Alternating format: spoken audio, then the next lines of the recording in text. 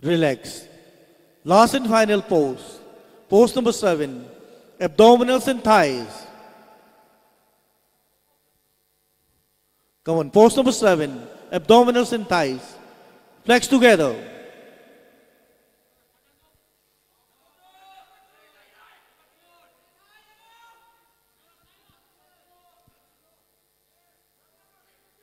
Relax.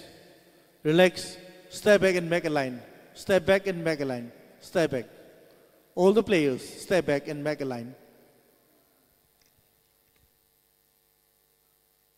60 kg category ki junior 60 kg category ready tawduna leibiro stage marshal na 60 kg category du stage na puthok pirakna bagi damakta ready leibina ba nolukchari.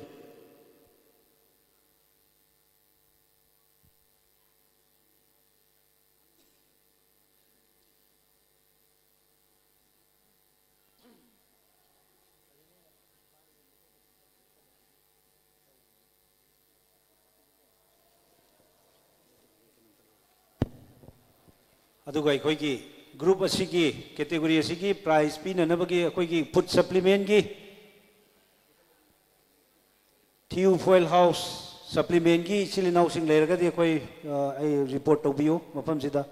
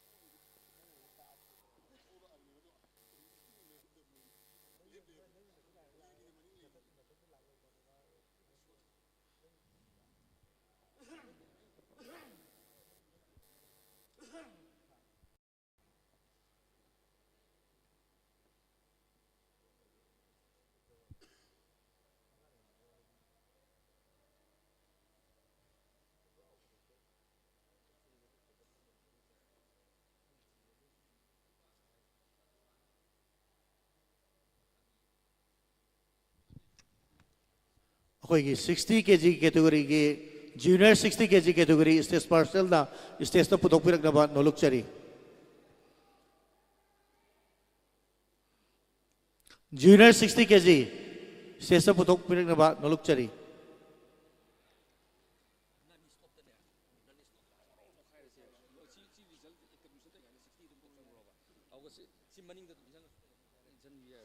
Stage marshal na 60 kg category stage na puthok pirakna ba nolukchari.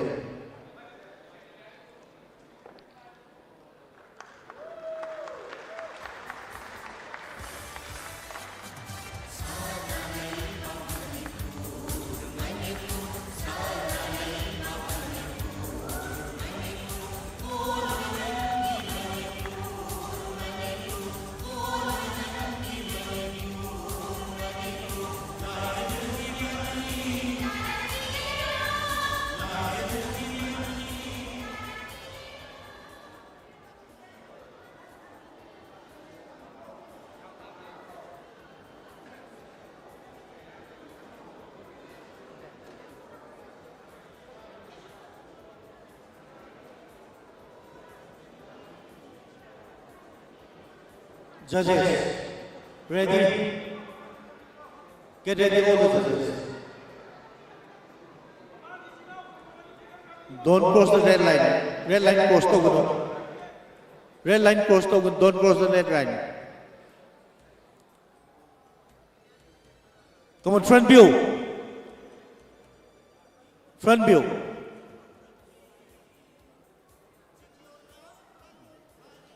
Top 5 ranking. Top 5 ranking. 1 to 5 ranking judges. About turn and back view.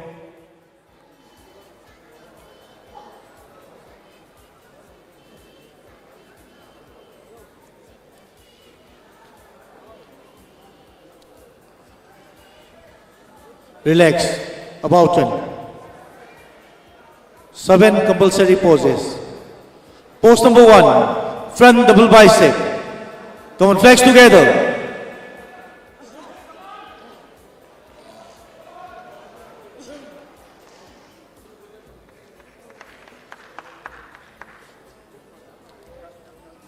Relax.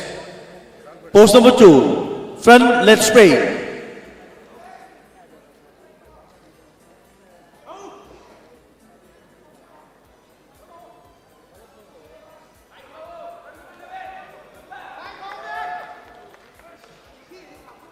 Relax. Pose number 3. Side chest, thighs and calf. Any side. Come on, flex together.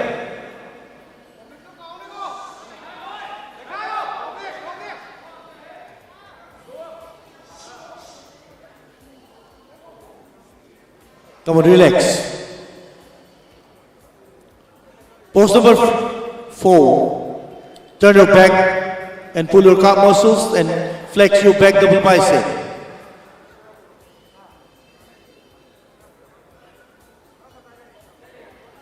Come on, flex together.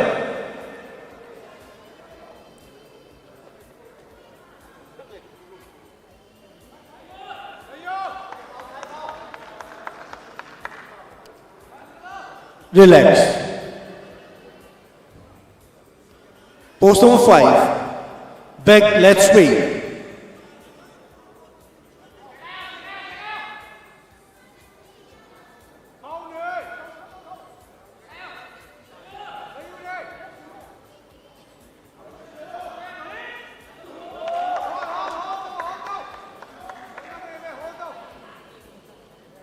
Relax. Pose number 6. Side tricep, thighs and calf. Any side.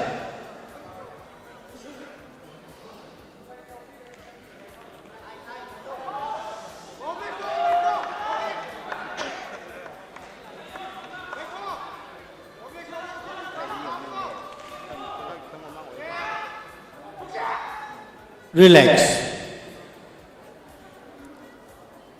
Pose number 6. Pose number 7. Abdominals and thighs. Last and final pose.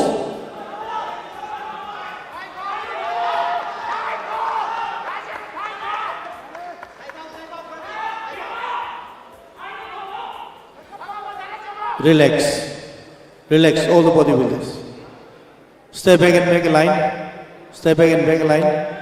Aduga 55 kg mamang da kagat pirak na ba galuk chari.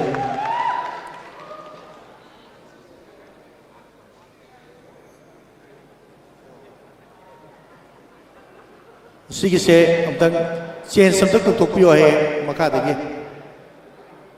Interchange. Interchange.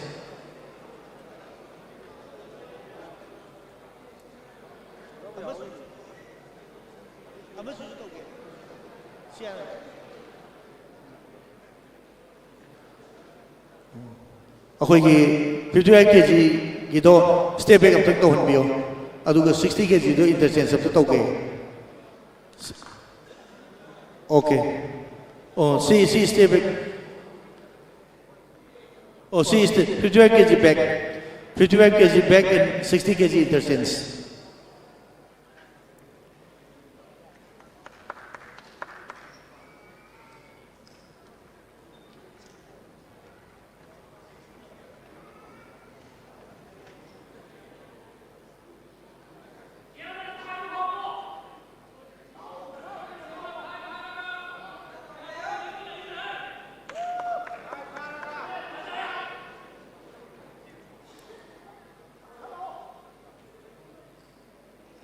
Get ready for compulsory poses. Only 4 compulsory poses. Come on. Front double bicep. Pose number 1. Front double bicep.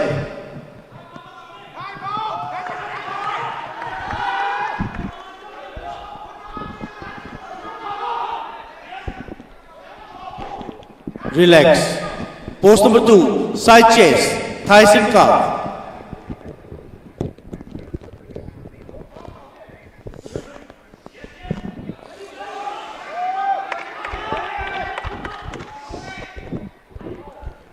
Relax. Pose number 3. Turn back and pull your calf muscles and flex your back double bicep.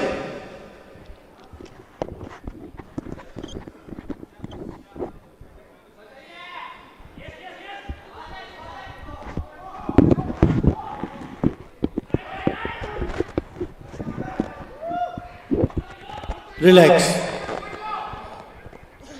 Last and final pose down. Abdominals and thighs. Pose number 4.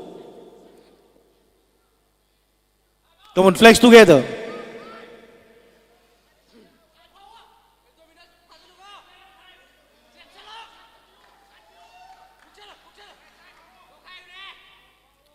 Relax. Relax. Come on, step back and make a line. 55 kg. Please come forward.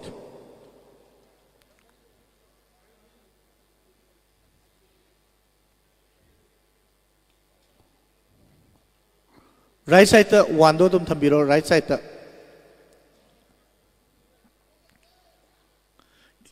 Kitang step back to bigo. Kitang ka handa bigo. Kitang ka handa biro.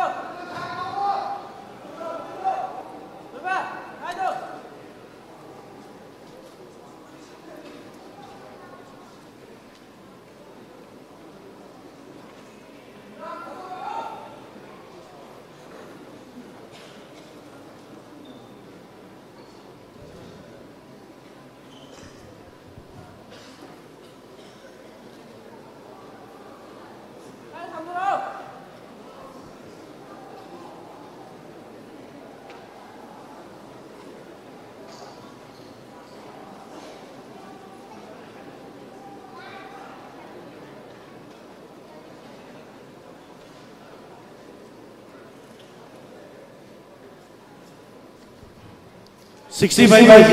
Is partial na. Ready to ulit ang biro. Ako stage sa pusat birak na ba? Same sa biro. 65 kg category. Is partial na 65 kg category. Ready to ulit ang biro.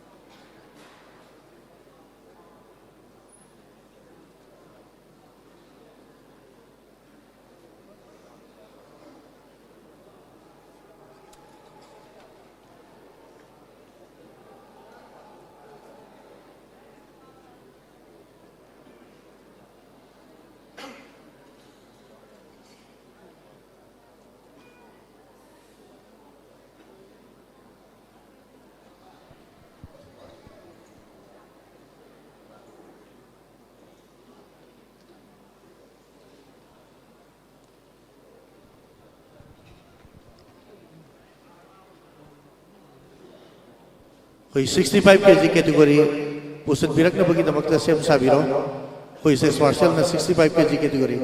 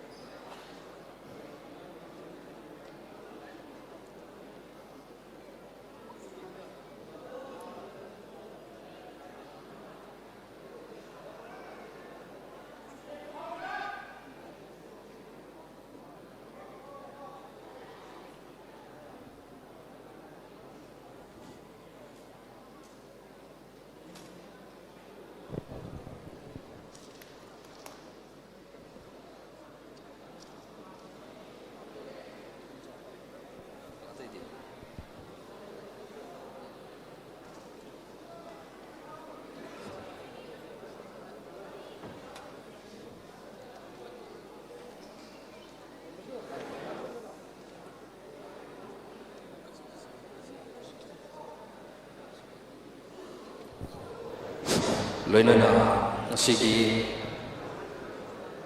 55 kg junior asigi prizes sing asi Kaksing District Bodybuilders Association ki koi ki President Secretary amati thauko basing koi stage ma thak ka ka piram na lona ni sinjari Kaksing District Bodybuilders Association ki President ni thauko biba oja han ibungo godadar adudagi secretary su oja godadar amadi aikoigi marup oja chauba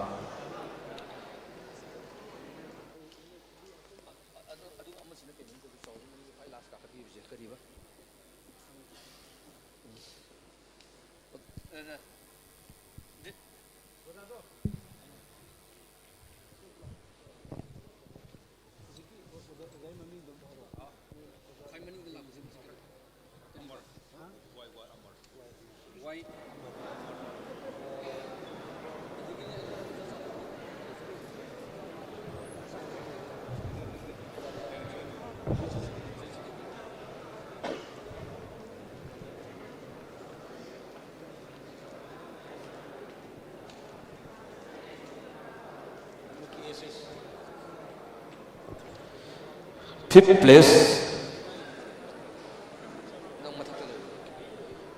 aikoigi fifth place ki trunk number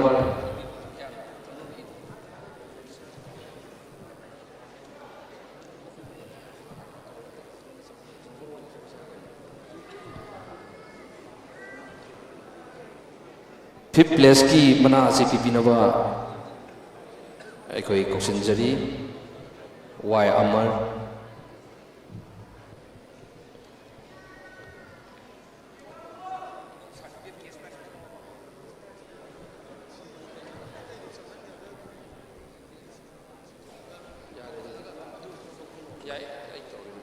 aikoigi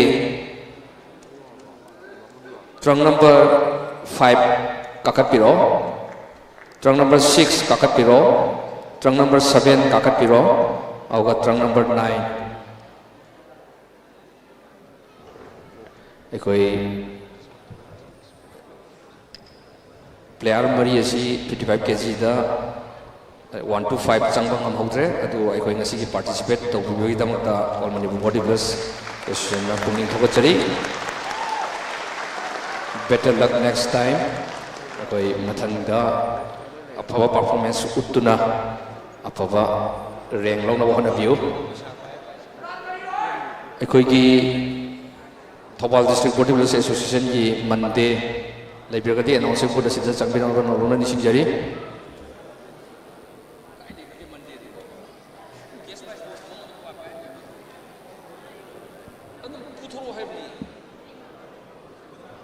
aikoigi Bikram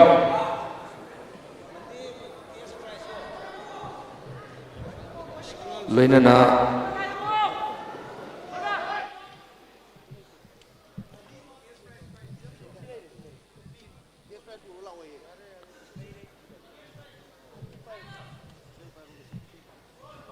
fifth place ki mana ase pibinaba aikoigi y amar topirang naval leng topirang naval nonglo ni singjari fifth place goes to trunk number 3 MD Imran Khan Wild Gym Hapta Minito asi group asi ki fifth tagre akoi certificate amadi cash prize pibina wan nonglo ni singjari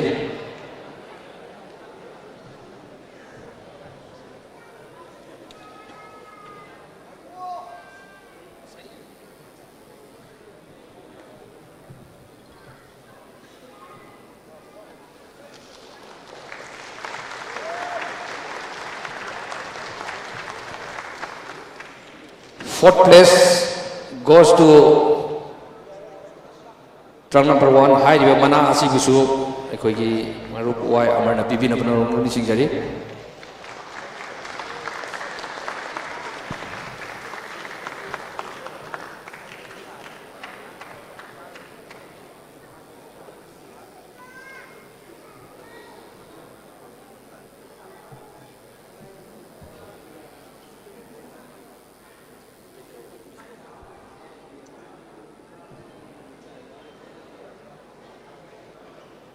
aikoigi supplement di ko na tamna tawjarage hana certificate ka cash prize ka do hana pibiro aikoigi organization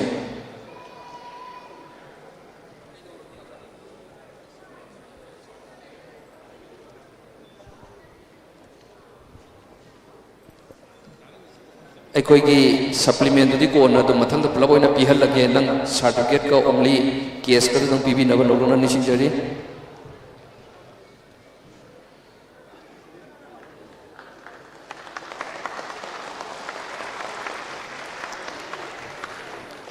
third place की मना से पीबीनब कौशनजरी अखोगी यंखोम चौब joint secretary Kakching district body builders association third की मना पीबीगनी थर्ड प्लेस गोes to ट्रम नंबर 8 राजकुमार अथोइब सिंह YBBGM बिशुमथोंग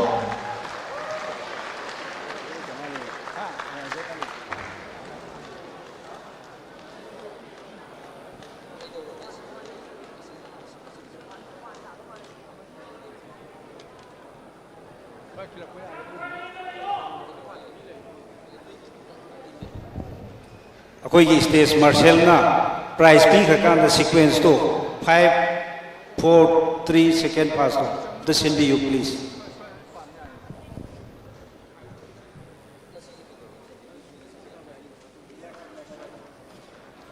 कोई मेडल सर्टिफिकेट अमदी केस पीबीगनी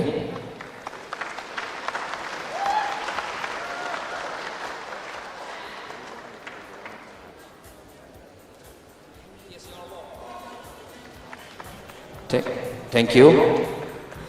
Second prize की मना सी पीबी नबा कौशनजरी Kakching district body builders association की सेक्रेटरी की थौ पुबी बाय ताव M कोडाटर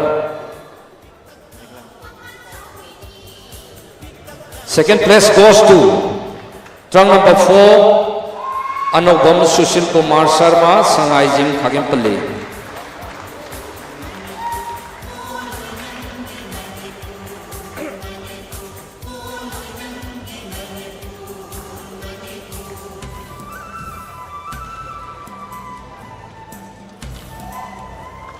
Group. Thank you. Group asiki fast ki mana se bibi nabo kौशनजरी Kachin District Association ki President ki thau pubi ba oza ikai khumai ba matik cha ba KSS Gonador ekoi oza Gonador na fast ki mana se bibi bani first place goes to trunk number 2 Thaunaujam Ajay Chana Matai Humanity Plus Fitness Center Uripo अखोई की certificate अमदी अखोई medal पीबीगनी लोइनना अखोई food supplement सिंग अदु group असिकी 5432 पीबीनबा group असिकी cash prize दी winner असिकी friend overall अखोई पीजगनी लोइनना अखोई की ngasi की supplement food supplement की donor oibiriba iginau Rimas Maibam proprietor Tiu Fuel House New Sekona madi yairi pokta laiba dukan ani asigi proprietor ni akoi inau bu kौशनजरी Rimas Maibam aduga akoi asip nasu mateng pangbina banoluna nisingjari group asigi 5432 phoba fast to the PP the number of singing fast to na equivalent of all the PP Nova Equi in our Sina Puchel sound, Sigumlava, Mr. Manipur, Humpuni Toira Suba, Mr. Manipura Sida Equi in our Asip Su Adum Sangpiro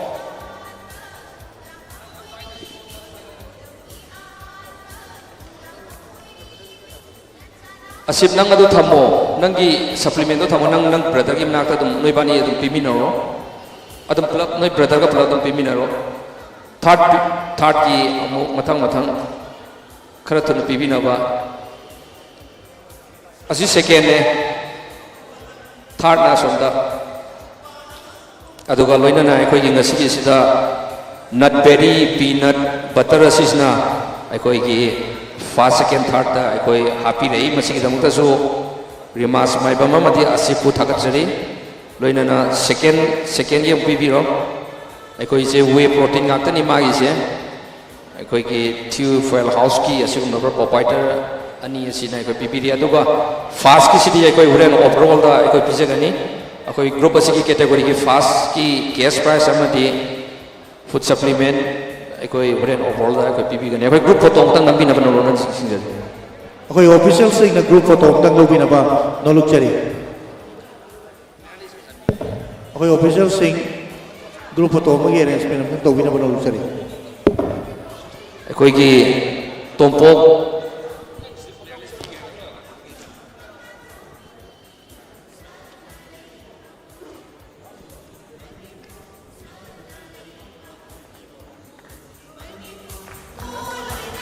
Thank you very much. All the officials and all the contestants. Thank you very much. 65 kg category. Ako'y State Marshal na State na Pusan Birag na manulog sari. 65 kg category State Marshal na State na Pusan Birag na manulog sari. Aduga 60 kg ki se trunk number 14 please come forward and trunk number 16 please come forward for comparison. All the judges comparison first 1 2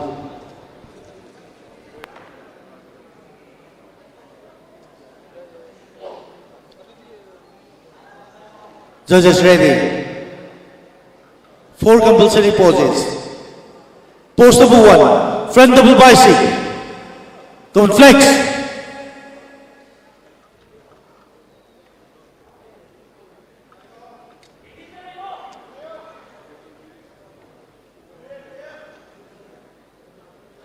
Relax. Pose number 2, side chest, thighs and calf.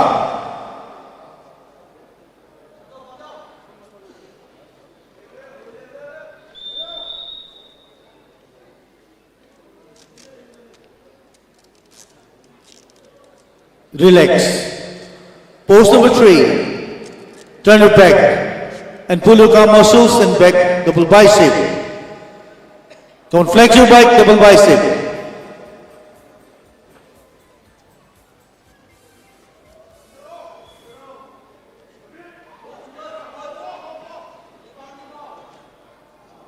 Relax. Last and final pose. Abdominals and thighs.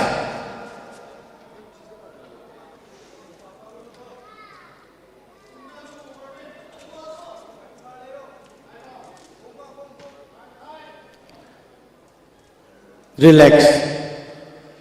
Step back and join a line. Step back and join a line.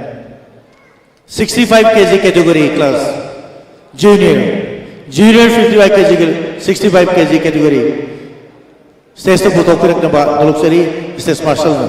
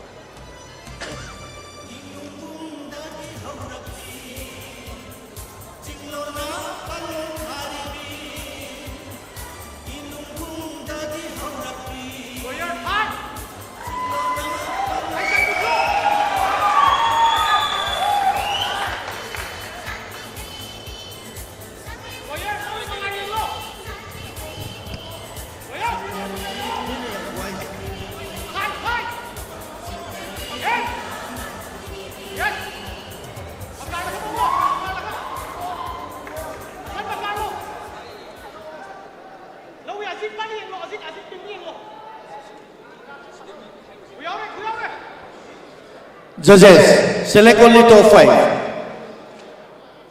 Judges, select only top 5. Don't cross the red line. Red line cross to guno. Red line to cross to guno hai ba.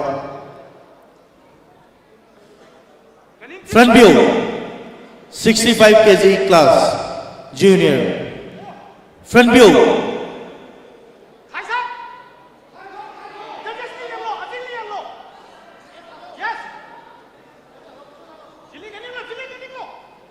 About turn and back view. About turn and back view. Only top 5. Yes.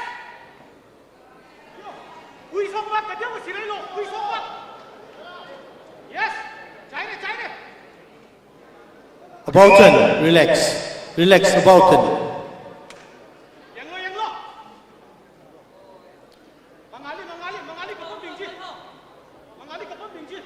Four compulsory poses. Only four compulsory poses.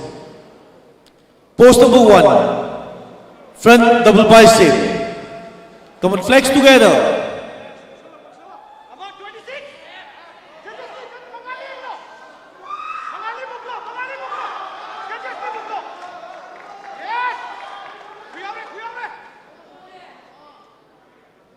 Relax. Pose number two. Side chest. Thighs and calf. Any side.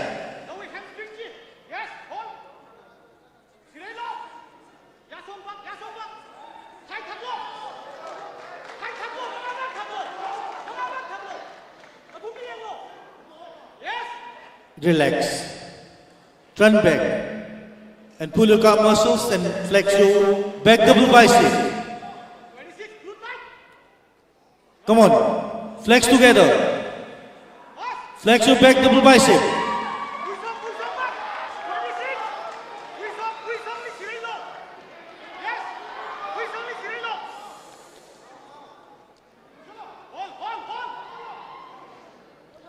Relax. Last and final pose. Pose number four. Abdominals and thighs. Come on, flex together.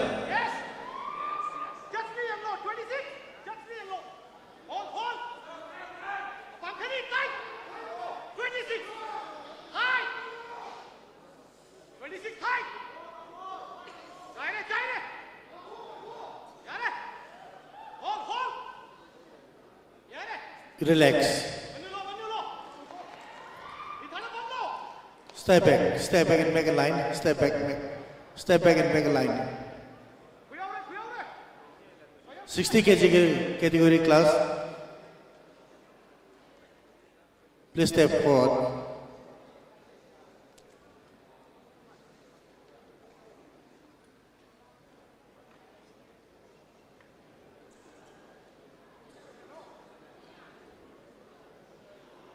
Okay, sequence of the thambio.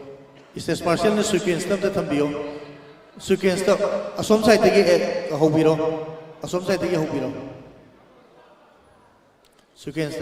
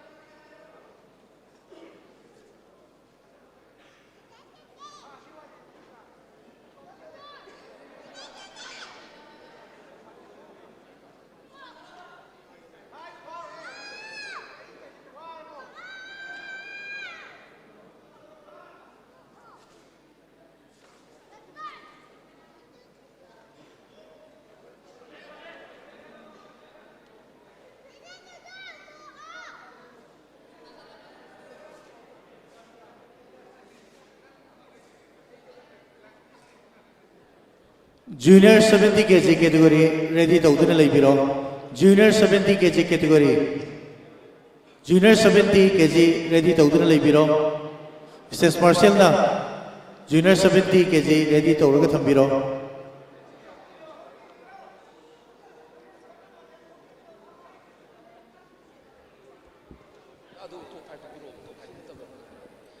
Loina nana ekoi gi 65 kg na maning hanta biraga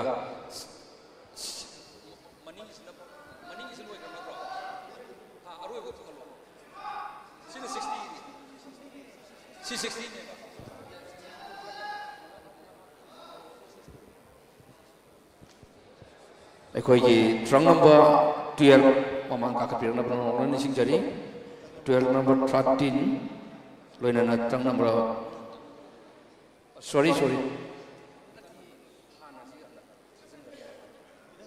Step back, step back.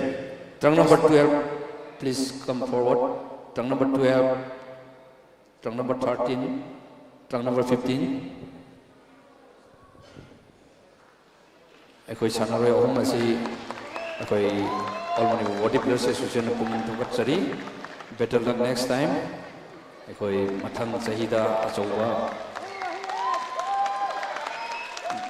performance pipiner ba one of you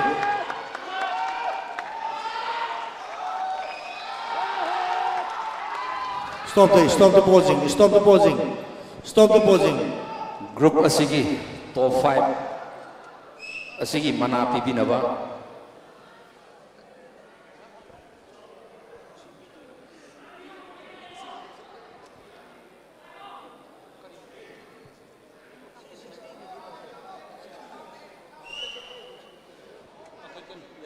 ekoi gi Imphal West District Body Builders Association ki thaukuba sing lergati group asigi mana pipi nabo kakat pirang nabo noroni singjari ekoi Imphal West District Body Builders Association ki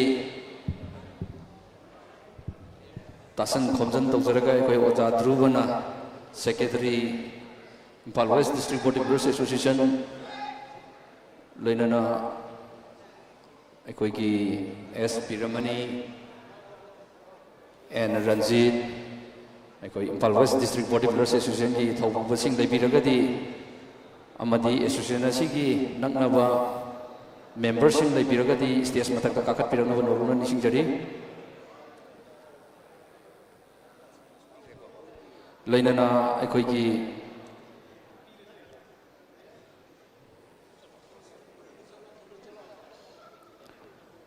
group asigi 5th amadi 4th place asi pipinaba ekoi gi lekchu Jameson ekoi gi nauna national judge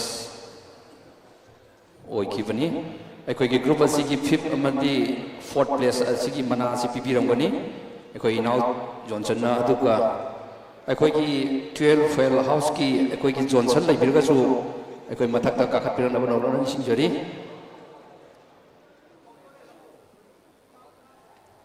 Luang Purel store ki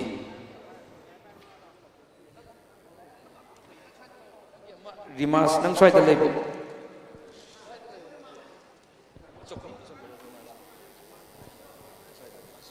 5th place goes to trunk number 14 Naurem Pravin Singh Sangai Fitness Center Kaksing ekoi gi certificate amadi case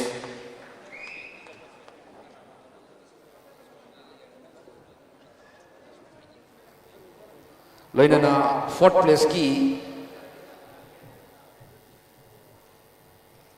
4th place goes to trunk number 14 Naurem Pravin Singh Sangai Fitness Center Kaksing sorry hujiki do kitang ai sida hujiki 5th place ina certificate kitang error le me 5th place ina trunk number 16 noi gadaba sorry for the correction trunk number 16 please come forward 16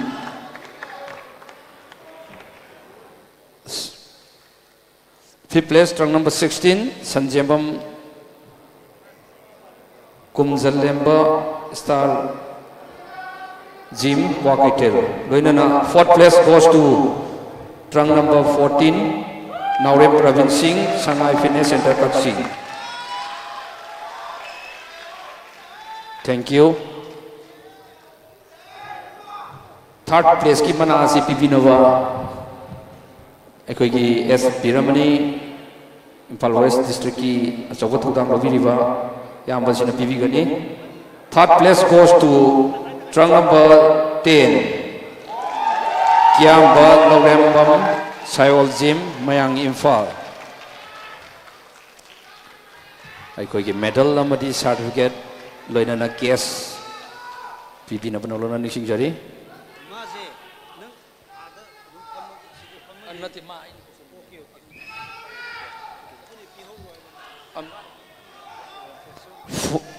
Loinana second place ki asi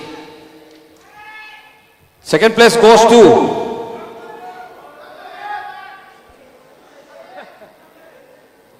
second place goes to trunk number 17 Rohit Sanjebam Perfect Fitness Center Kurai Ahongai. Asigi mana asi Pibinaba Koksinjari Sanga and Ranjit Singh Impal West District Bodybuilders Association ki Achobot Hudang Lobiba and Ranjit National Judge medal case amadi certificate Pibinaba Nolona Singjari.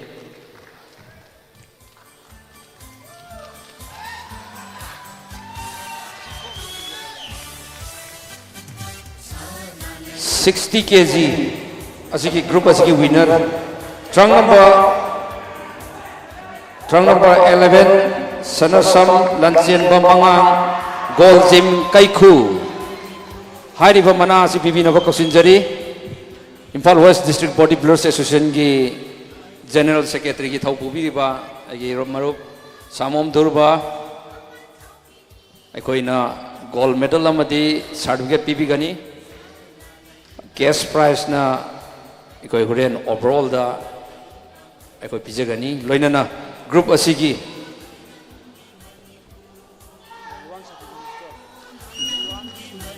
Luang supplement store ki Johnson na group asigi 5432 ki supplement pibini ikoi supplement sing adu khara thuna pulap bukhat pirap na norona ni singjari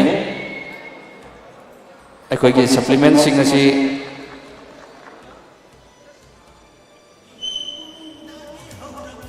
adum mari adum pibiro akoi gi now Johnson Luang supplement store ki proprietor now Johnson pibigani hairiba supplement sing asi Tew Fuel House New Sekola madi yari pokta leiba asigum laba akoi gi now Rimas Maibamgi lamjing makhada maki product mayam sing asi pibibani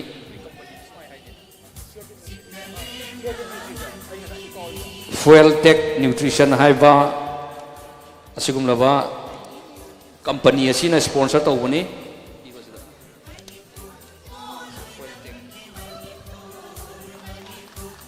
aikoi gi inau asina asuk chawraba 62nd Mr. Manipur ki every wet category khuding maki top 5 the loin pi bani loinana top 1 2 3 dana aikoi gi nut berry peanut butter su akoi pibiri hapiri masiki damangta su agi now Rimas Maibambu su haininga lekatna thagatsari akoi gi ngasi gi product myam asi Sure Tech Nutrition gi product ngaktani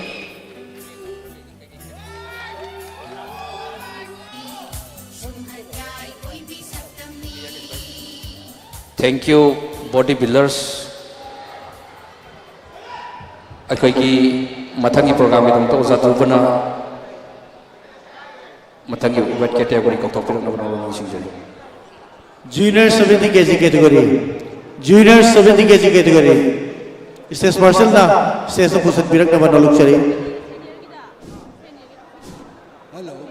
stage marshal na junior 70 kg category ki Sanroy Singh adu stage pusat birak na bana luksari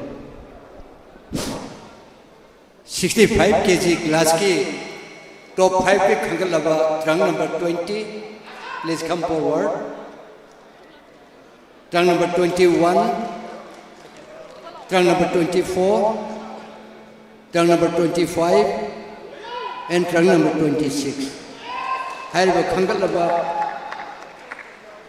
top 5 si koi ranking to binaba draw badai amuk silizari. These are the top 5 finalists. Others, mamang da kagat piro. Ako ikinasip do. Others to mamang da kagat piro. Salot mamang da.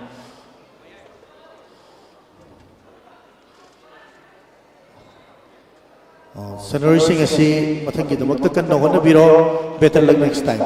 Thank you very much.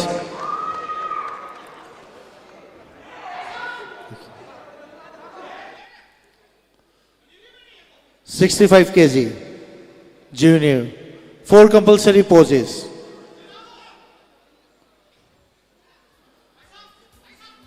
Pose number 1, front double bicep.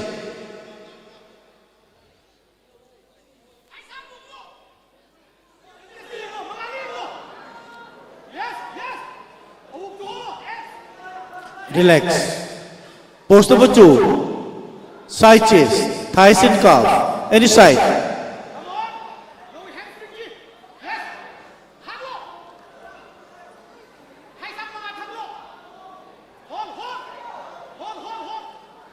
Relax.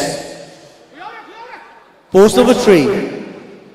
Turn your back and pull your calf muscles and flex your back double bicep. Come on, flex together.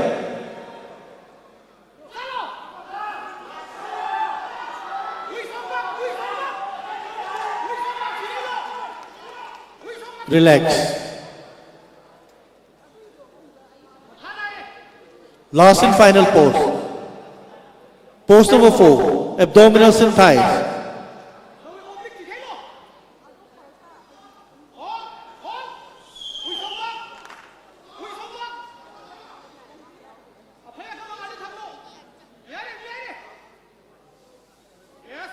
Relax. Relax. Koi interchange to sira interchange or koi judges sing degi interchange of the to bina ba look chari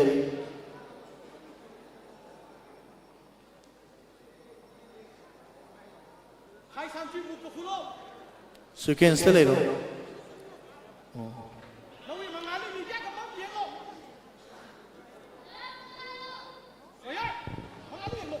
aduga koi gi program compare to biri bo jana program conduct to biri ba waza druba every weight ki interchange to biyo aduga final khangala kan da di dakar le kan da haijera ke dakar le tragati adu jani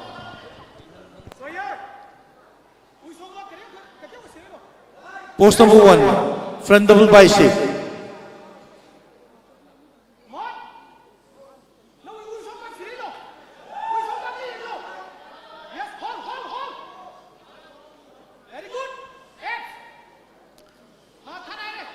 Relax. Pose number 2, side chest, thighs and calf.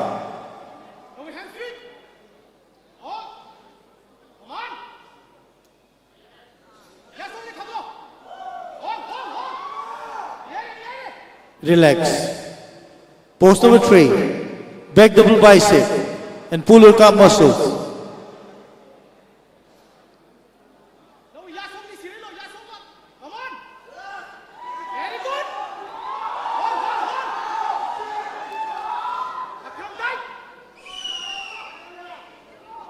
Relax.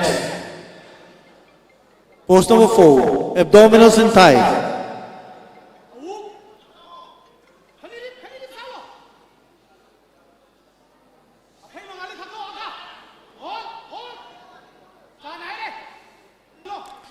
Legs, step back and back in line. 70 kg category. Mamang the kakat pilak na berlalu cari. 70.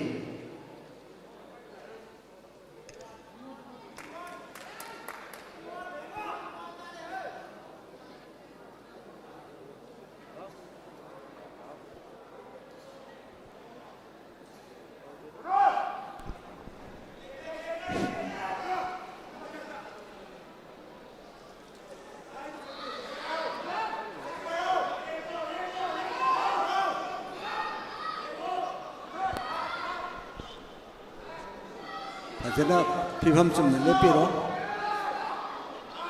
Come on, front view. Front view. All the contestants, front view.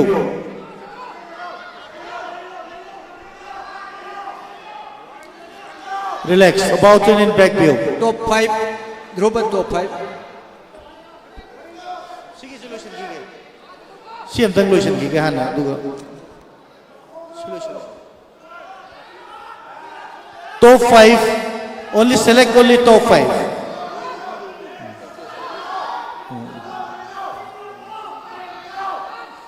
Select only top 5. Oh, ranking. Ako judges sing na top 5 से 1 to 5 ranking तो भी ना बा. About turn.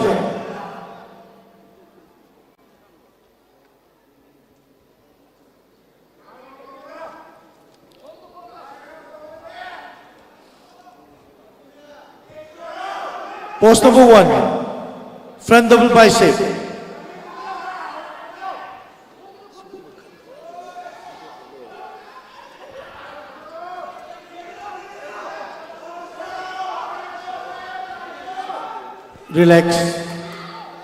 Relax.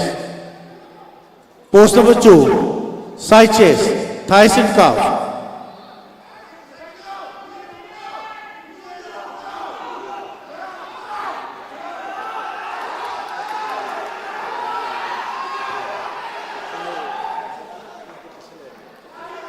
Relax. Post number 3. Back double bicep and pull or calf muscles.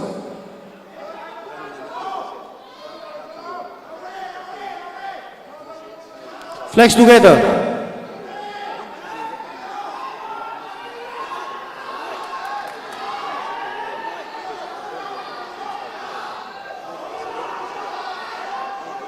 Relax.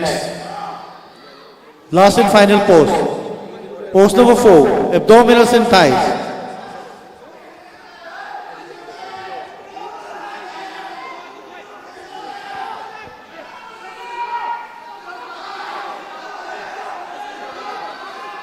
Relax. Mrs. Marshall na sanaroi sing ase interchange to bina ba noluk chari interchange something to biyo sanaroi sing ase.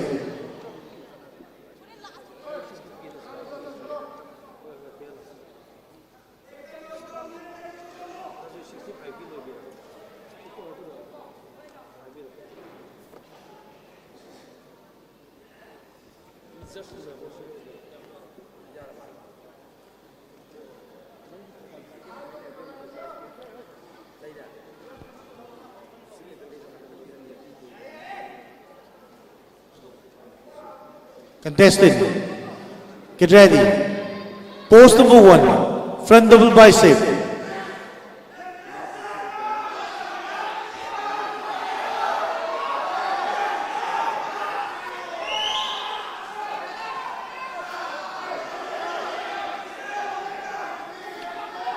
Relax. Pose number 2, side chest, thighs and calf. Any side.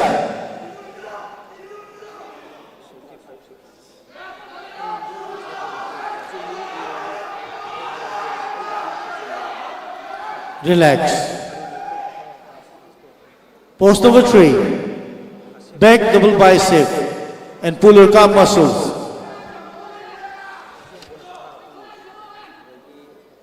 Go and flex together.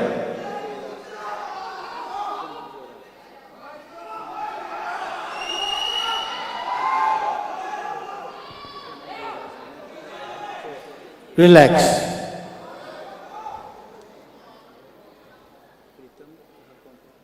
Pose number 4. Abdominals and thighs.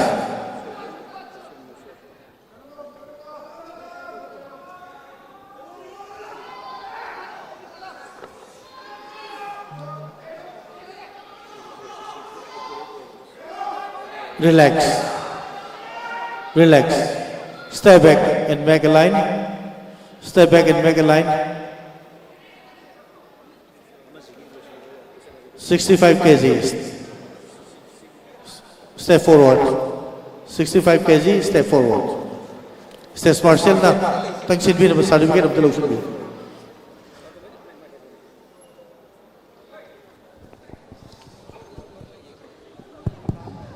ꯑꯩꯈꯣꯏꯒꯤ group ꯑꯁꯤꯒꯤ ꯄ꯭ꯔꯥꯏꯖꯁꯤꯡ ꯑꯁꯤ ꯄꯤꯕꯤꯅꯕ Thoubal district body building ꯑꯦꯁꯣꯁꯤꯌꯦꯁꯟꯒꯤ ꯊꯧꯄꯨꯕꯁꯤꯡ ꯑꯩꯈꯣꯏ stage ꯃꯊꯛꯇ ꯀꯥꯈꯠꯄꯤꯔꯛꯅꯕ ꯅꯧꯔꯛꯅ ꯅꯤꯡꯁꯤꯡꯖꯔꯤ ꯊꯧꯕꯥꯜ ꯗꯤꯁꯇ꯭ꯔꯤꯛ ꯕꯣꯗꯤ ꯕꯤꯜꯗꯔꯁ ꯑꯦꯁꯣꯁꯤꯌꯦꯁꯟꯒꯤ ꯖꯃꯨꯅꯥ ꯑꯩꯈꯣꯏ ꯎꯃꯥꯀꯥꯟꯇ ꯏꯅꯥꯎ ꯎꯃꯥꯀꯥꯟꯇ ꯖꯦꯅꯔꯦꯜ ꯁꯦꯀ꯭ꯔꯦꯇꯔꯤ ꯂꯣꯏꯅꯅ ꯄ꯭ꯔꯁꯤꯗꯦꯟ ꯑꯩꯈꯣꯏ ꯕꯤꯀ꯭ꯔꯝ इनाउ Vikram president Thoubal district body builders association secretary Umakanta अमदी अखोई ट्रेजरर मंदे लोइनना अखोई इचल सरिता अमदी जमुना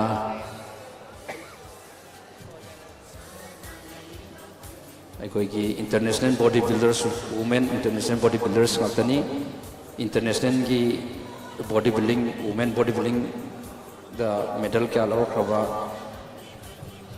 थौबल डिस्ट्रिक्ट की सानरुसिंगनी बेदना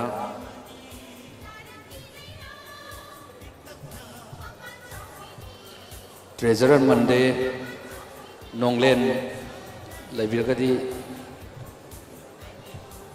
लोइनना डिस्ट्रिक्ट एसोसिएशन की प्रेसिडेंट की थौ पूरीबा इनाउ विक्रम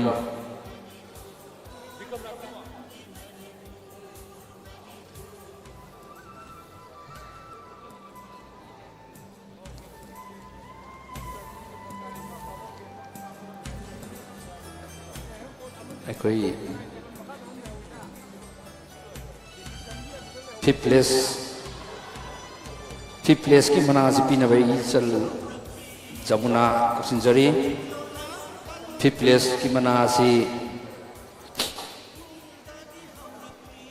पीबीनबा सर्टिफिकेट अमदी केस लोइनना अखोई की ट्यूफेल हाउस की 2.0 की प्रोपाइटर अरिपसु स्टेज मथक काकत पिरनबा नरोना निसिंजरी fifth place goes to trunk number 26 सोयार कसोंगोसी रॉयल जिम्नाजियम उखरुल अखोई की सर्टिफिकेट अमदी केस अखोई इंटरनेशनल बॉडी बिल्डर्स चलसिन पीबीरी हजी अखोई थौबल डिस्ट्रिक्ट एसोसिएशन की अचौब थौदांग लौरिबा चलनी प्लेयर ओइना अदुम एसोसिएशन की थौपुबा हौरक्लबी चलनी मथंगदा अखोई सरिता कौसिंजरी सरिता न फोर्थ प्लेस की मना से पीबी नबन रोना निसिंजरी fourth place goes to trunk number 24 Pukhrambam Joyraj Singh body perfect fitness पातसोई अखोई केस अमदी सर्टिफिकेट पीबी गनी थैंक यू थर्ड प्लेस की मना से पीबी नबा अखोई थौबल डिस्ट्रिक्ट की ट्रेजरर नोंगलेन अखोई चंगबिरनबा नरोना निसिंजरी थर्ड प्लेस की मेडल सर्टिफिकेट अमदी केस पीबी नबा कौसिंजरी third place goes to trunk number 21 ngasekpam bonus Singh oriental gym यारीपो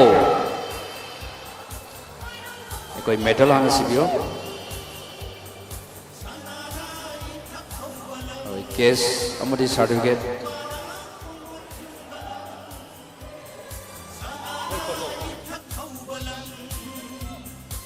अखोई नोंगले नंग फोटो अंतंग नम होगे असिदा होजिकी दो अंतंग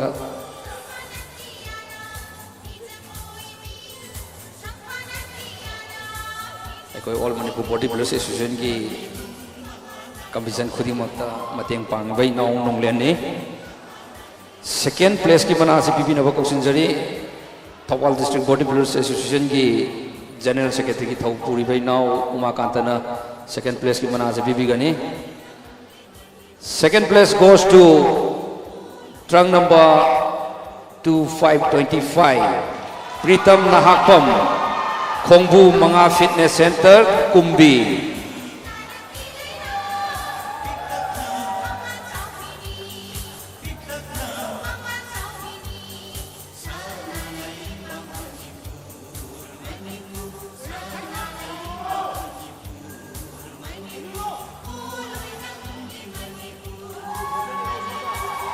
Umakanta. Thank you. Loina na group asigi winner ki mana pipi na bako sunjari Thawal District Association ki president ki Thawpuri ba now Bikram. First place goes to trunk number 20 Phandom Arun Maitai OGT Gym New Chekon. Ekoi ki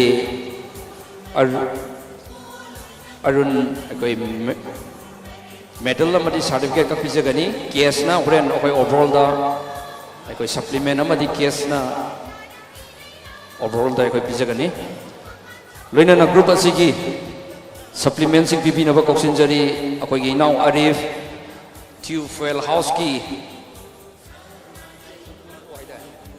2.0 ki proprietor ai now Arif koksin jari hai riba supplement sing asi Sure Tech Nutrition ki supplement sing ni ekoi matang adum loina na ekoi na pizari ba Sure Tech Nutrition ki ekoi gi gainer amadi wave ga mathakta first second third ta ba sing dana ekoi na nut berry peanut butter momom chokoi hapsabani masi ahian ba nut berry peanut butter happy rakpabusu akoi now Rimas Maibam proprietor Fuel House busu ekoi ikai kono uchari ekoi group photo tang nambi na banolo na sing jari ekoi official single loina na group photo tang nambi na ba cut close makata ba program kita makta ekoi Ozat Juba National Jers ta ekoi sinajari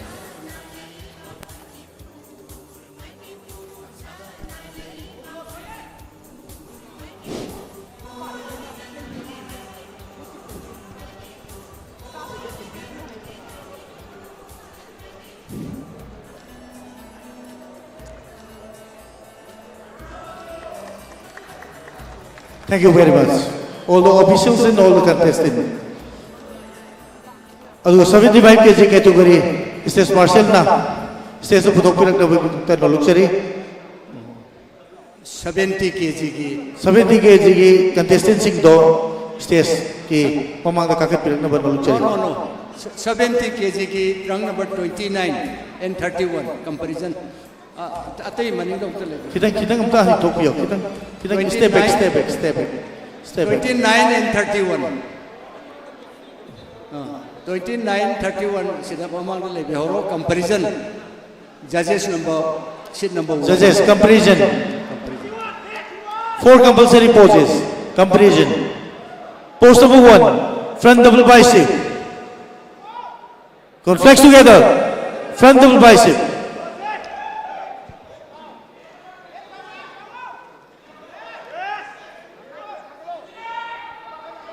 Relax. Pose number 2. Side chase. Thighs and calf.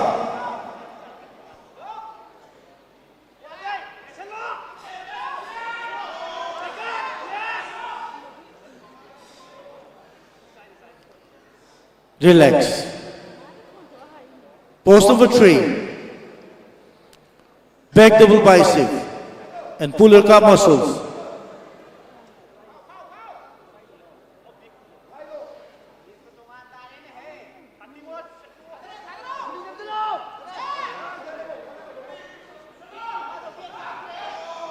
Relax. Last and final pose. Abdominals and thighs.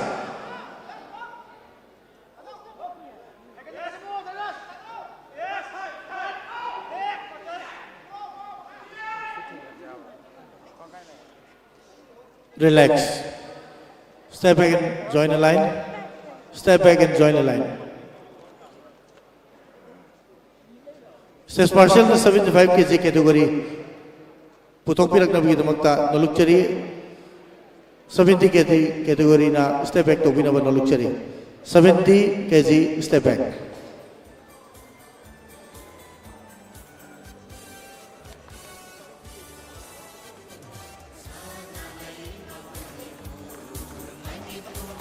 ꯃꯌꯥꯝꯅ ꯑꯍꯧꯕ ꯈꯨꯕꯥꯛ ꯈꯨꯕꯤꯗꯨꯅ ꯄꯨꯛꯅꯤꯡ ꯊꯧꯒꯠꯄꯤꯅꯕ ꯅꯣꯜꯂꯛꯆꯔꯤ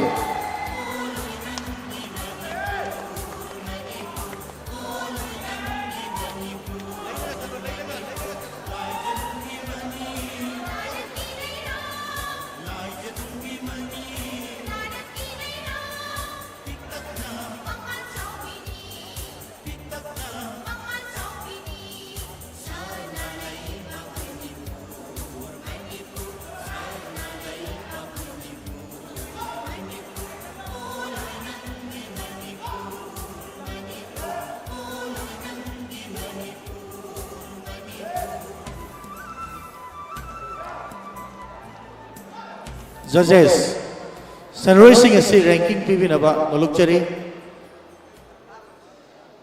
75 kg ranking 1 to 5 ranking. Get ready.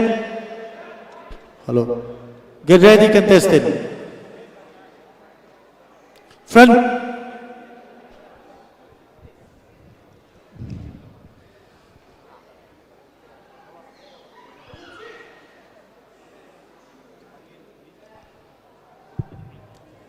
About turn in back view.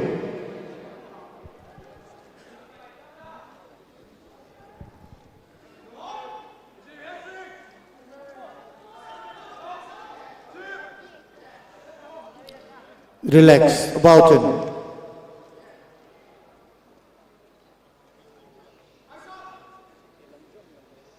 Four compulsory poses. Pose number 1. Front double bicep. Come on, flex together.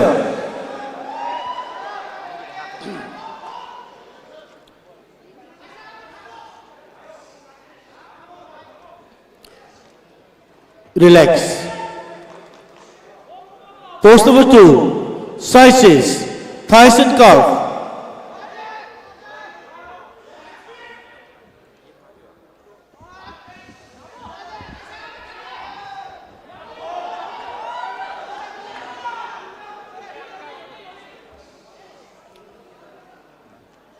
Relax. Pose number 3. Back double bicep. And pull your calf muscles. Come on, flex together.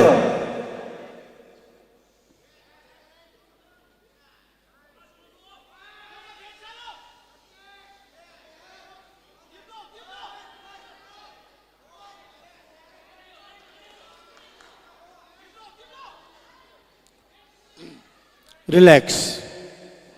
Relax. Pose number 4. Abdominals and thighs.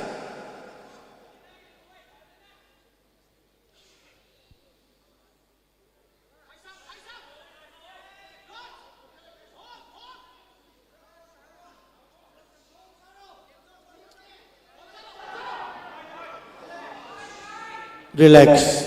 Ako stage martial na interchange something tawbi na ba nalukchari. Stage martial na interchange something loy na tawbiyo.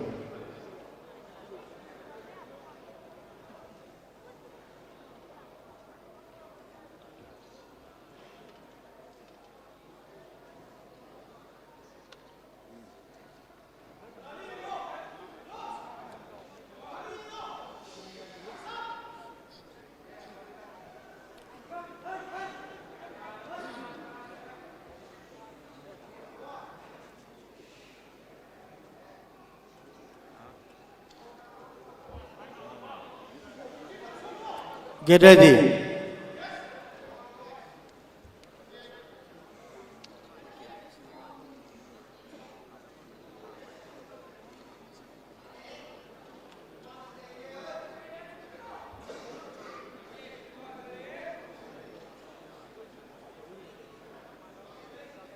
Akoi makhagi akoi gi VIP sitsing da lengsin biriba singna akoi gi lauba khongba comment pipi ningba leiragadi mathakki thamjariba akoi gi balcony da oina kakat piyo adu sidagi di makon thokpirakna ba nolukchari sinjalangjari organizing committee gi maigi digi nolukchari karigumba laubi ningba khongbi ningba leiragadi mathakta oina kakat piraga laubiyo adu makha sida phammaga lauba khongba dudi tawbigero haina request tawjari Post number 1, front double bicep. Come on, flex together.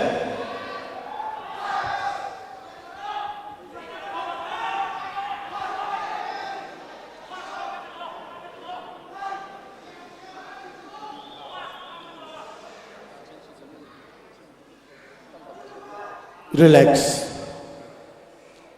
Pose number 2, side chest, thighs and calf. Come on, any side.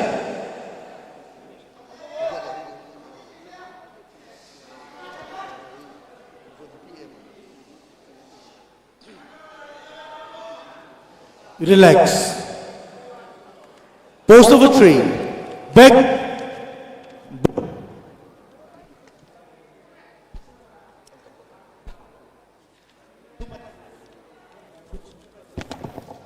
Hello. Hello. Back double bicep. Pull your calf muscles and flex your back double bicep. Come on, flex together.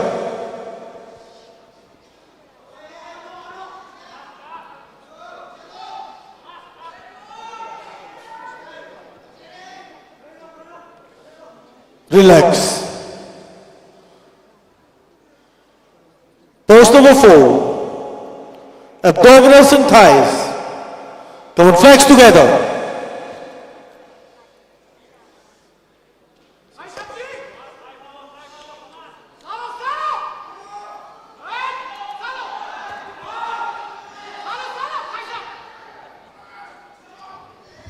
Relax. Relax. All the contestant. Step back and make a line. Step back and make a line. Pura maning dahi de biro. Aduga 70 kg. Kitang kakat piro. Pura di kakat taba half kakat piro lay biro. Kitang kakat piro. Kitang kakat piro.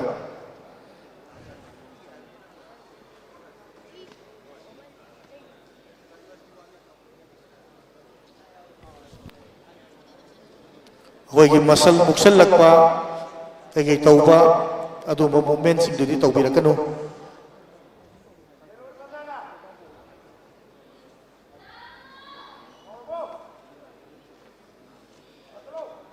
अखोई anatomical post लेबा कैसु कायदे अतई action तौदबिदा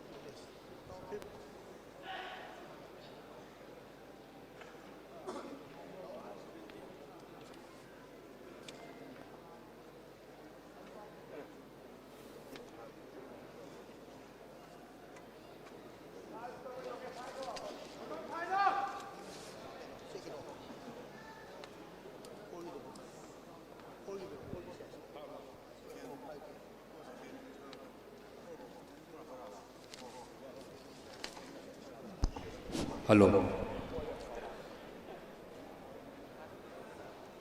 70 kg की category दु ममांग दा काखत पिरंग बन रोना निसिंग जरी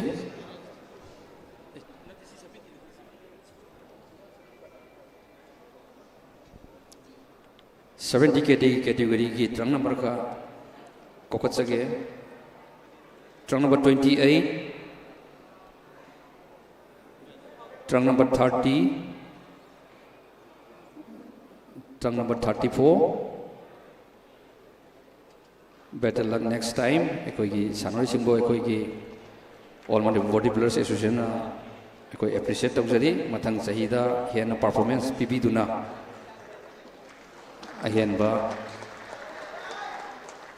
mayam da kan honna bina bana non singjari ekoi group asigi prize pinawa Imphal East District Bodybuilders Association gi thaupu sing ekoi stage mathak da kakat pirang na bana non singjari लोइना Imphal east district association की अचौब थौदांग लौबीरिबा अखोई sir doctor S Ibomsa commandant first MR बुसु अखोई stage मथक्ता काखतपिरकनब नौलोना निसिंगजरी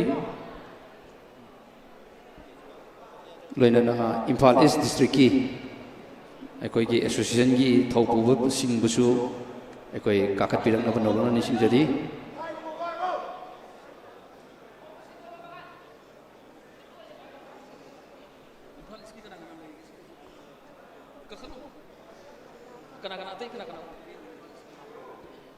लोइना अखोई इम्फाल ईस्ट डिस्ट्रिक्ट की मेंबर्स सिंग एसोसिएशन की इनके खेलन याम पे इनके खेलन बुसु काका पिरन नौलोना सिंगजरी अखोई की डिस्ट्रिक्ट एसोसिएशन सिंग ना थमजबा अखोई पिहन जबा मनासी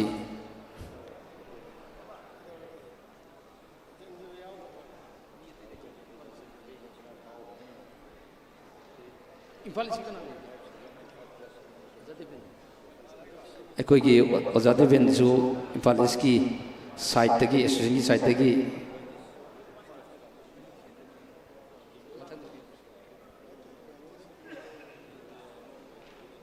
अखोई ओजामा जिबुर बुसु काखपिर बनौरोना निसिंगजरी अखोई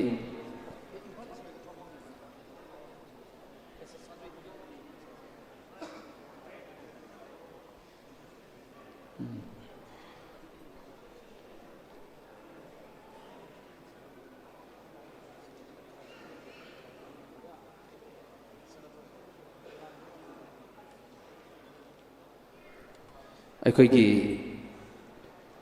ग्रुप असिगी 5th प्लेस की मना पिबिनबा याबा खेलेन कौसनजरी अखोई इम्फाल ईस्ट डिस्ट्रिक्ट की एसोसिएशन की अचौवा दुम मतेंग पांगिबा यामबनी 5th place goes to trunk number 2727 Sanathoi Nongthongbam Royal Gym Ningom Thong अखोई केस अमदी सर्टिफिकेट पिबिगनी लोइना ग्रुप असिगी फूड सप्लीमेंट की पीबी नव कौशनजरी इनाव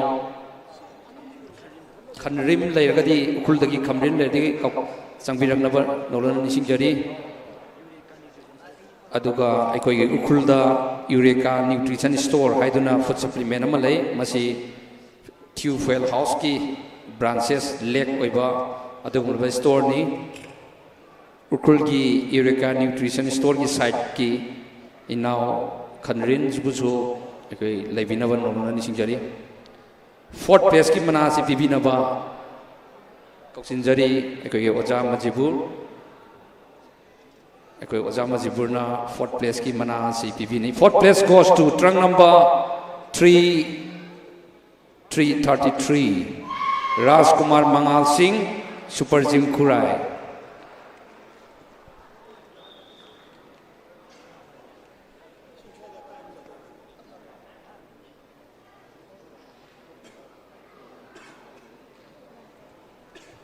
Thank you.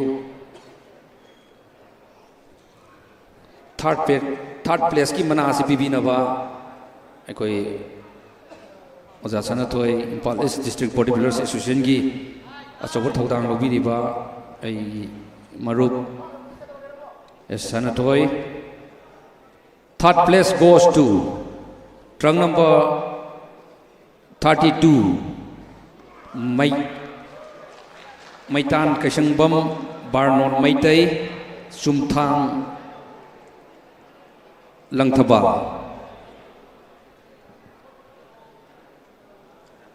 ꯑꯩꯈꯣꯏꯒꯤ ꯀꯦꯁ ꯑꯃꯗꯤ ꯁꯥꯔꯇꯤꯐꯤꯀꯦꯠꯅꯤ. Thank you. ꯁꯦꯀꯦꯟ ꯄ꯭ꯂꯦꯁꯀꯤ ꯃꯅꯥ ꯑꯁꯤ ꯄꯤꯕꯤꯅꯕ ꯀꯧꯁꯤꯟꯖꯔꯤ. ꯏꯀꯥꯏ ꯈꯨꯝꯅ ꯃꯇꯤꯛ ꯆꯥꯔꯕ ꯑꯩꯈꯣꯏ ꯑꯣꯜ ꯃꯅꯤꯄꯨꯔ ꯕꯣꯗꯤ ꯕꯤꯜꯗꯔꯁ ꯑꯦꯁꯣꯁꯤꯌꯦꯁꯟꯒꯤ ꯑꯦꯗꯚꯥꯏꯖꯔꯒꯤ ꯐꯝ ꯄꯨꯕꯗ ꯅꯠꯇꯅ ꯉꯁꯤꯒꯤ ꯖꯖꯦꯁ ꯀꯃꯤꯇꯤꯒꯤꯁꯨ ꯆꯤꯌꯔꯃꯦꯟ ꯑꯣꯏꯕꯤꯔꯤꯕ ꯏꯀꯥꯏ ꯈꯨꯝꯅꯕ ꯃꯇꯤꯛ ꯆꯥꯔꯤꯕ ꯑꯣꯖꯥ ꯑꯦꯝ ꯗꯦꯕꯦꯟ. ꯑꯩꯈꯣꯏ ꯑꯣꯖꯥ ꯗꯦꯕꯦꯟ ꯑꯁꯤ ꯏꯝꯐꯥꯜ ꯏꯁ ꯗꯤꯁꯇ꯭ꯔꯤꯛ ꯕꯣꯗꯤ ꯕꯤꯜꯗꯔꯁ ꯑꯦꯁꯣꯁꯤꯌꯦꯁꯟꯒꯤ ꯑꯆꯧꯕ ꯊꯧꯗꯥꯡ ꯂꯧꯕꯤꯔꯤꯕ ꯑꯩꯈꯣꯏꯒꯤ ꯑꯍꯟ इबुंगोनी. Second place goes to trunk number 2929 Sanasam Lobi Kumar Singh Wild Jim Hapta.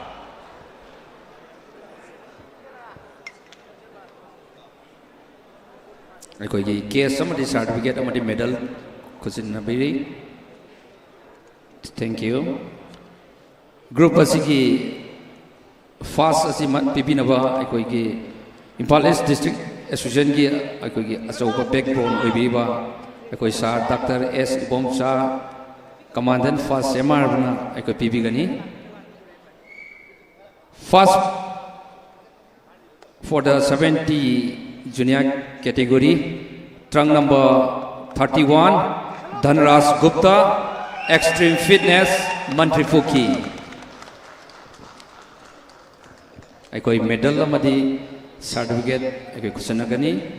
ꯑꯗꯨꯒ ꯀꯦꯁ ꯑꯃꯗꯤ ꯐꯨꯗ ꯁꯄ꯭ꯂꯤꯃꯦꯟꯗꯤ ꯍꯣꯔꯦꯟ ꯑꯩꯈꯣꯏ ꯑꯣꯚꯔꯑꯣꯜꯗ ꯑꯩꯈꯣꯏ ꯄꯤꯖꯒꯅꯤ. Thank you sir. Group photo amtang lobinanaba. ꯑꯩꯈꯣꯏꯒꯤ ꯁꯄ꯭ꯂꯤꯃꯦꯟ ꯄꯤꯒꯗꯧꯔꯤ. ꯑꯩꯈꯣꯏ ꯉꯥꯛꯇꯪ ꯁꯦꯀꯦꯟ ꯈꯛꯇꯪ ꯑꯩꯈꯣꯏꯒꯤ ꯁꯄ꯭ꯂꯤꯃꯦꯟ ꯄꯤꯕꯤꯅꯕ ꯑꯩꯈꯣꯏ ꯀꯧꯁꯤꯟꯖꯔꯤ. ꯏꯅꯥꯎ ꯈꯟꯔꯤꯟꯅ Eureka Nutrition Store Ukrulgi site-dagi ꯑꯩꯈꯣꯏ ꯃꯊꯪ ꯃꯅꯥꯎ ꯅꯥꯏꯅ 5 4 3 ꯑꯩꯈꯣꯏ 3 ꯗꯨꯅ ꯑꯃꯗ ꯄꯤꯒꯗꯕꯅꯤ. ꯉꯥꯏꯈꯣ ꯖꯧꯅ ꯃꯥꯒꯤ ꯔꯦꯡꯀꯤ ꯃꯇꯨꯡ ꯏꯟꯅ ꯄꯤꯒꯗꯕꯅꯤ. ꯑꯗꯨ ꯑꯩꯈꯣꯏ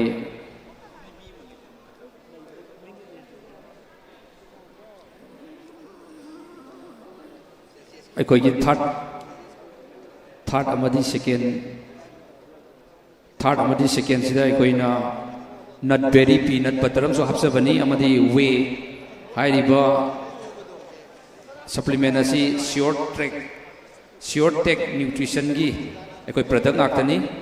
ꯑꯁꯤꯒꯨꯝꯂꯕ ꯇ꯭ꯌꯨꯐꯦꯜ ꯍꯥꯎꯁꯀꯤ ꯃꯈꯥꯗ ꯍꯥꯡꯕ ꯏꯎꯔꯦꯀꯥ ꯅ꯭ꯌꯨꯇ꯭ꯔꯤꯁꯟ ꯁ꯭ꯇꯣꯔ ꯎꯈ꯭ꯔꯨꯜꯒꯤ ꯁꯥꯏꯠꯇꯒꯤ ꯑꯩꯈꯣꯏ ꯄꯤꯕꯤꯕꯅꯤ. Thank you. ꯑꯩꯈꯣꯏ ꯒ꯭ꯔꯨꯞ ꯐꯣꯇꯣ ꯑꯃ ꯅꯝꯃꯤꯟꯅꯅꯕ ꯅꯣꯡꯂꯣꯛꯅ ꯅꯤꯡꯁꯤꯡꯖꯔꯤ. ꯑꯩꯈꯣꯏ ꯒ꯭ꯔꯨꯞ ꯑꯁꯤꯒꯤ ꯋꯤꯅꯔꯒꯤꯗꯃꯛꯇꯗꯤ ꯑꯣꯚꯔꯑꯣꯜꯗ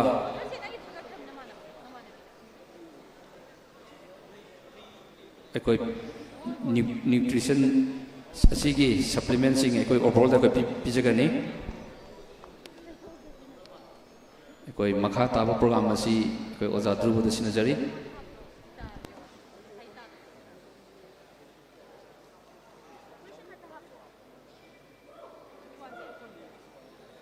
Thank you very much, all the judges and officials.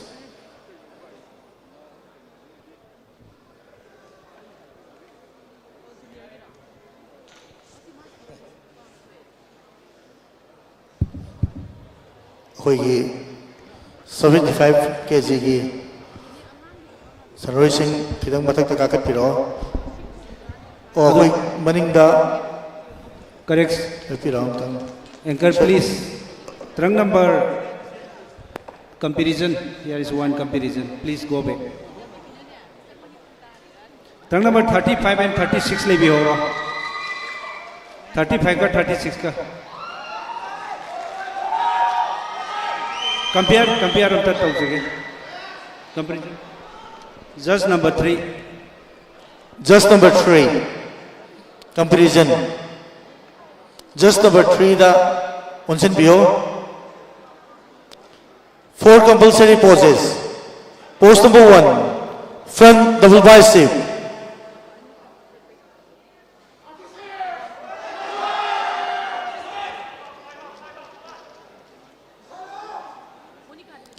Relax. Pose number 2, side chest, thighs in curve.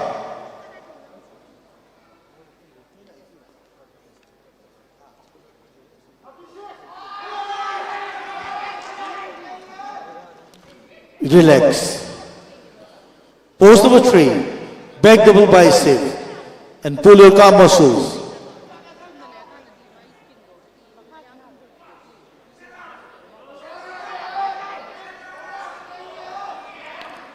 Relax. Last pose, abdominals and thighs.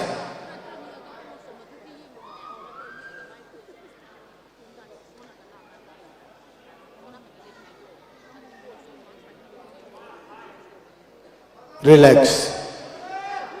Step back and join the line. Aduga akoi 75 plus ki sanroi sing ado mamang da kakat pirak na ba noluk chari atai sing ado step back to bino. 75 plus mamang da kakat piro. Koi stage martial na makoi ki tang number sing do sequence so eri pram taging bio.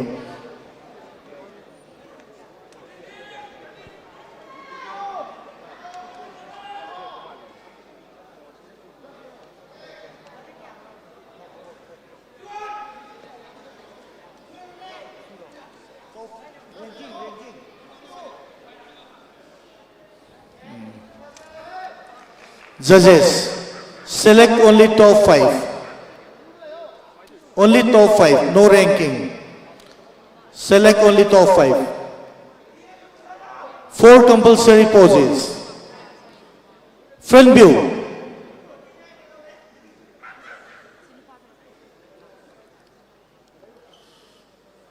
Relax. About turn and back view. About turn and back view.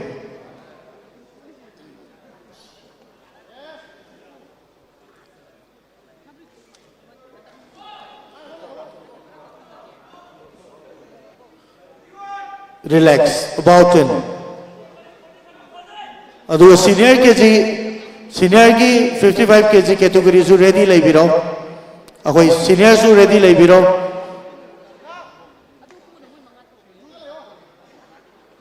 Pose number 1, front double bicep. Come on, flex together.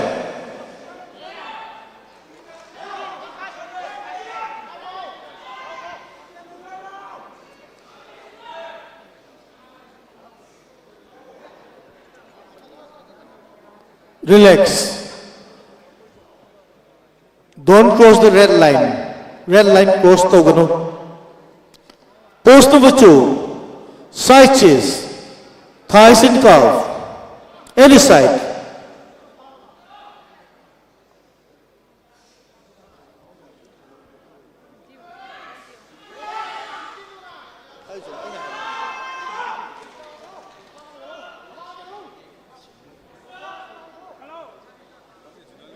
Relax. Pose number 3, back double bicep and pull your calf muscles.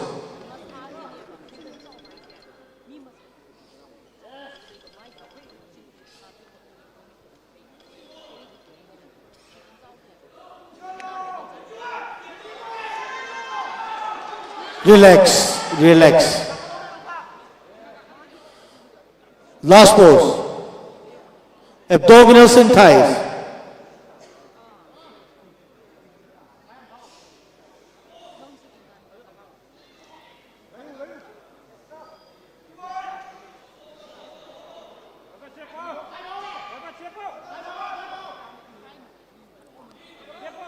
Relax. Akoi ki stage martial na interchange samtang tawbina ba noluk chari sanroi sing si interchange samtang tokpiyo.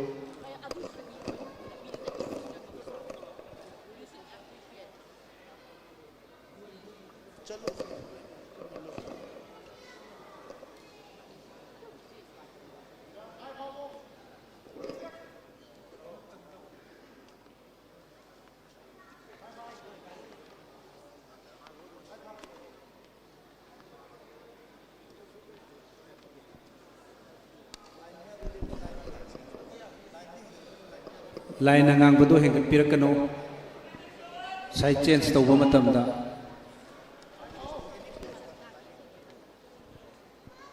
Ready. Post number 1, front double bicep.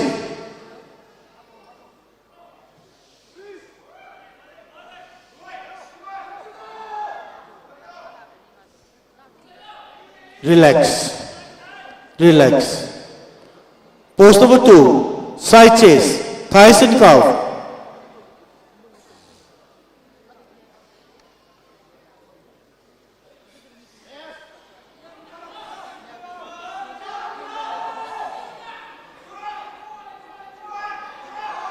Relax.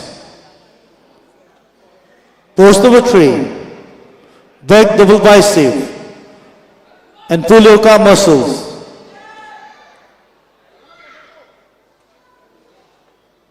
Flex your back double bicep. Flex together.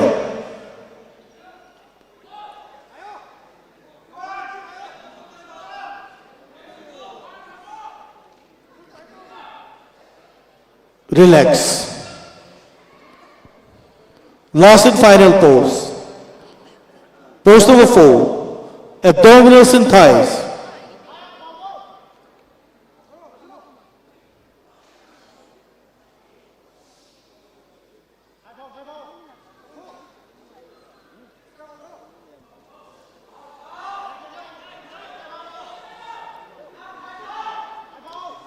Relax.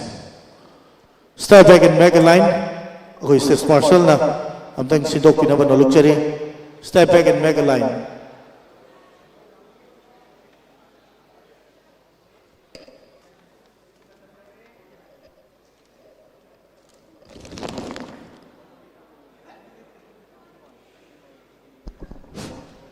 ꯑꯩꯈꯣꯏꯒꯤ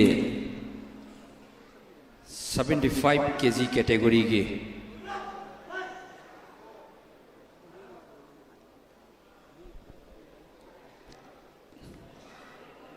tongue number 39, 40, 41, amadi 43. Please come forward. 39, 40, 41, and 43.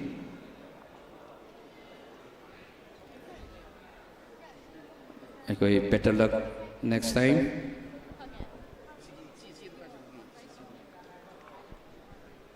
ꯑꯩꯈꯣꯏꯒꯤ ꯂꯦꯝꯍꯧꯔꯤꯕꯁꯤ ꯑꯩꯈꯣꯏ top 5 ꯅꯤ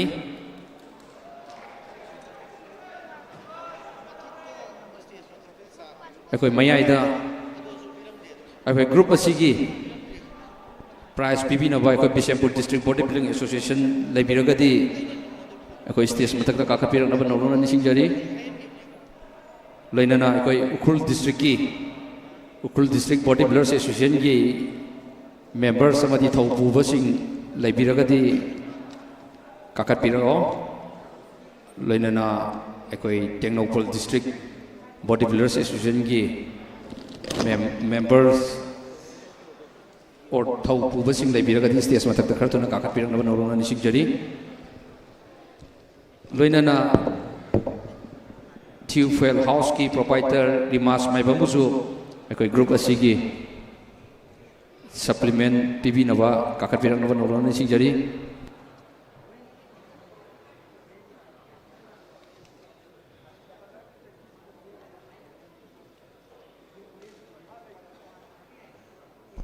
अकोई उखुल district की representative लेबिरगती अकोई काकत पिरक नवा नौरान निसिंग जरी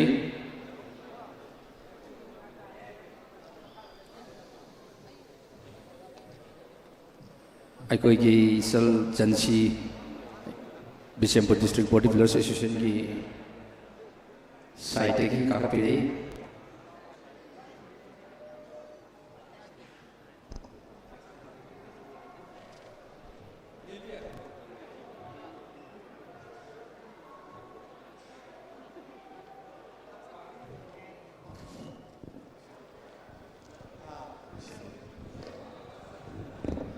अखोई Bishnupur district की official सिंह लेबिरगदी amtang stage mathakta kakatirnaba ingsingjari koi sauthoi leibiragadi kakatiro stage mathakta sauthoi leibiba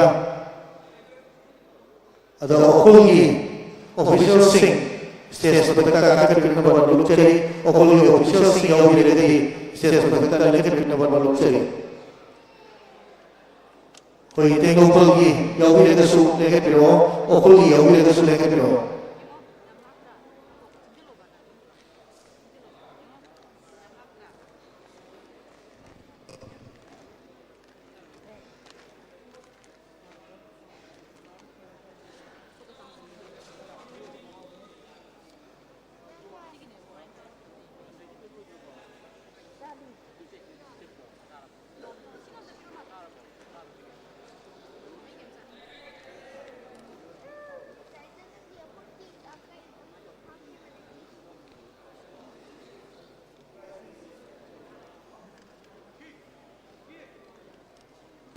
ꯑꯩꯈꯣꯏꯒꯤ ꯑꯣꯖꯥ ꯖꯣꯟ ꯎꯈ꯭ꯔꯨꯜ ꯗꯤꯁꯇ꯭ꯔꯤꯛꯇꯒꯤ ꯑꯩꯈꯣꯏ ꯀꯥꯈꯠꯄꯤꯔꯛꯏ ꯃꯁꯤꯕꯨꯁꯨ ꯑꯩꯈꯣꯏ ꯁꯤꯟꯖ ꯂꯥꯡꯖꯔꯕ ꯏꯀꯥꯏ ꯈꯨꯝꯅꯕ ꯎꯠꯆꯔꯤ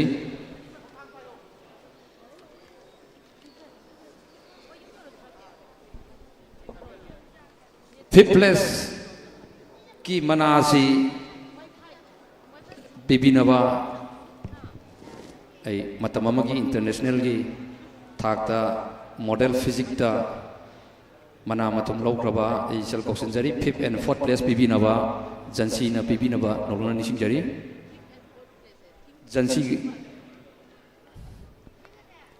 5th place goes to trunk number 42 Khumuksam Pathau Singh DJ Gym Fitness Center Kaksing certificate amadi case pibinaba noluna nisingjari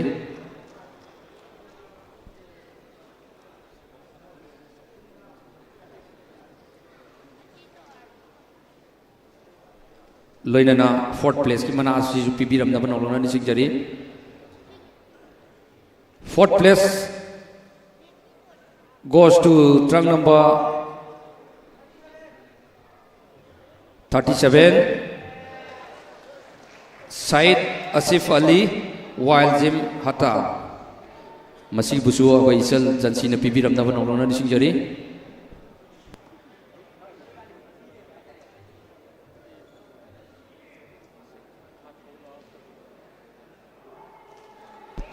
Thank you. Ekoi sel Bishampur district represent wi bani loina na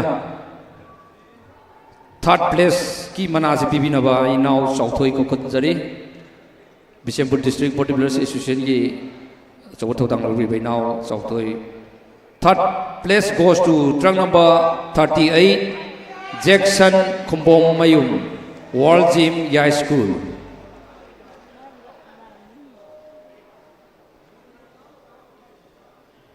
Ekoi medal certificate amadi case pibigani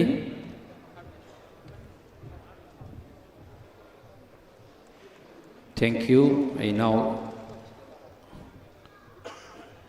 mathangi second place ki mana asibuju pibi na ba koksinjari now jinot Bishampur district bodybuilders association gi achawa thodang lobi bai now ni second place goes to Trunk number 3636 Yumnam Thomas City Gym Uripo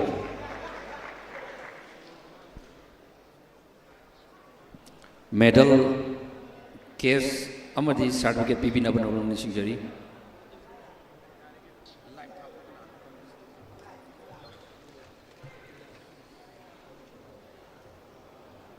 thank you loinana group asigi winner asigi prize pibinaba akoi ki respected sir John akoi sir John akoi mayai da lengchan birak na banolong ni singjari group asigi 75 kg junior ki winner trunk number 35 Thoksom Yaisana Maitai Royal Gym Ningomtong just akoina medal amadi certificate pibigani case amadi food supplement na ekoi horen overall da ekoi pijegani group asigi supplement sing PB Nava I now Rimas Maibam Coxinjari Tiu Foil House ki proprietor Rimas Maibam na achawa thodang lobi duna adaki humpu ni thoirak chukna chatajarpa Mr. Manipur asigi every category ki top 5 ki supplement sing ekoi PB supplement sing asi short tech nutrition gi supplement sing ni maki Tiu Foil House sekon namadi yari pokta asigumlaba supplement gi dukan ase hangbani loinana top 3 dana nutberry peanut butter mamamsu aiki now Rimas Maibam na sponsor tawdana pipiri akoi official sing mayai da lengsan piraktuna group photo man nambina banolona ni singjari makata ba program asi akoi oza drubada sinajari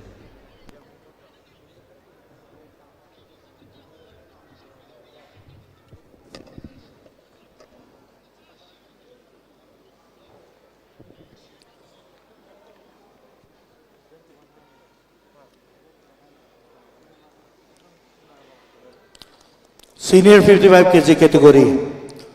Ako is Marshall na stage na putok pirak na bigdamag na ready to biro. Senior 55 kg category. Thank you all the officials and all the players.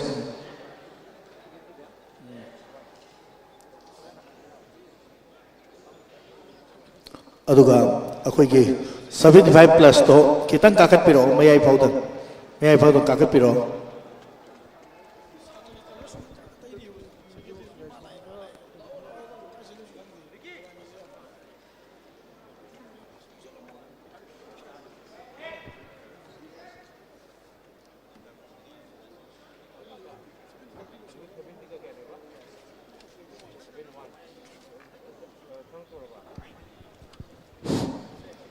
Judges ki ahong babta thamjage koi ki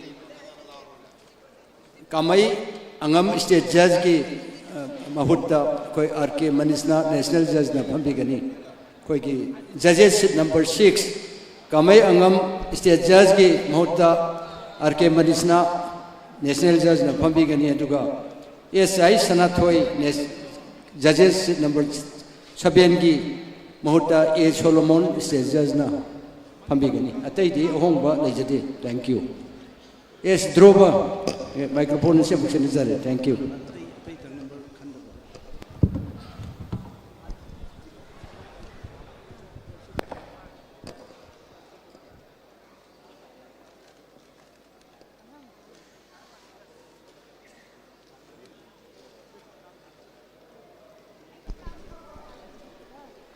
Trunk number 46, please go back. Trunk number 47, please go back. Trunk number 48, please go back. Trunk number 51, please go back. Trunk number 52, please go back.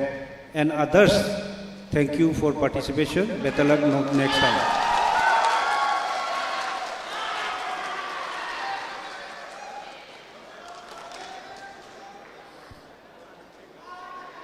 Top 5 finalists, please come forward.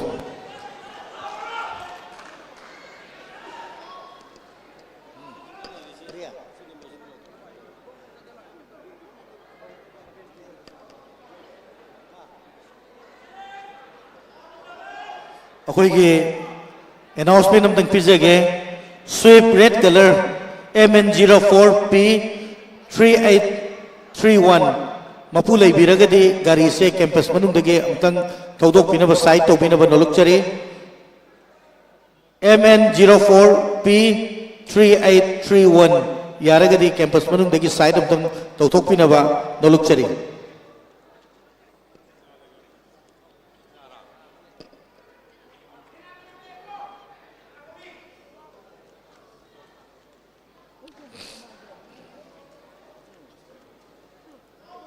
Judges ranking we never know luxury. Top 5 ranking, 1 to 5 ranking. Koi red line to cross to bigano. Kong do kinang handa bi red line cross to bigano. Tas to bigano. 4 compulsory poses. Pose number 1, front double bicep.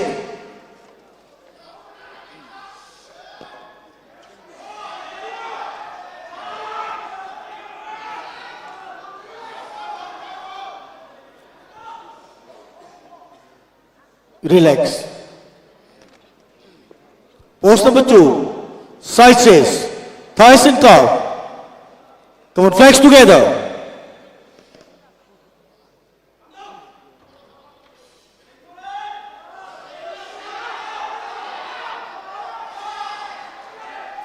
Relax. Pose number 3, back double bicep and pull your core muscles. Back double bicep and pull your calf muscles. Flex together.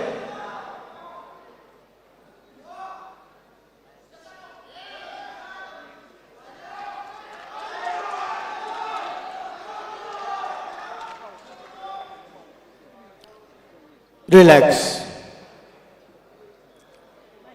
Pose number 4, abdominals and thighs.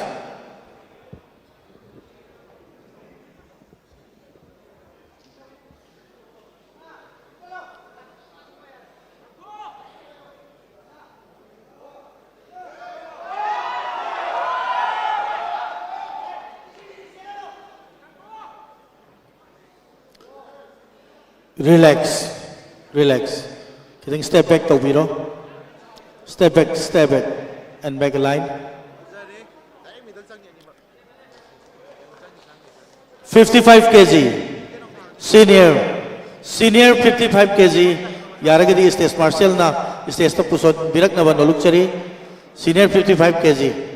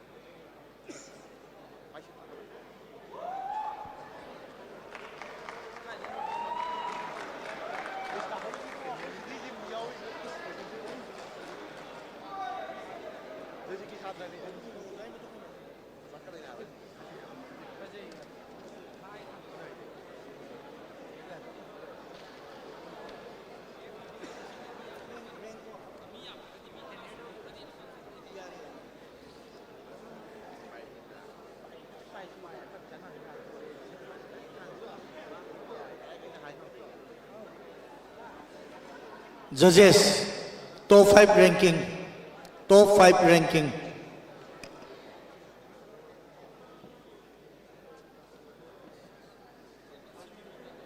Oh, judges ki ohong ba laijaragani akoy gi international judge akoy IBPIN gi mohta akoy gi MD Ben judges committee ki chairman na chair log binaban maluk chari.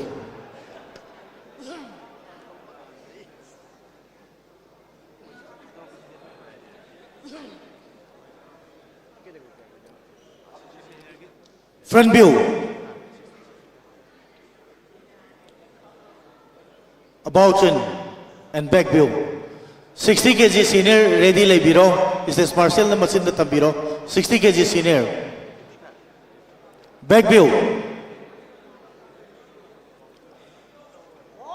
Relax. About chin. 4 compulsory poses. Pose number 1, front double bicep. Come on, flex.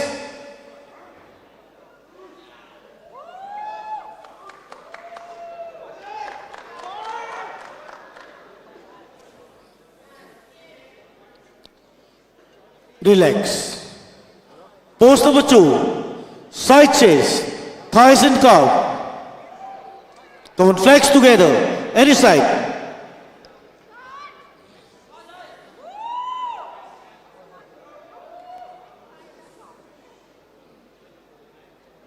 Relax. Pose number 3.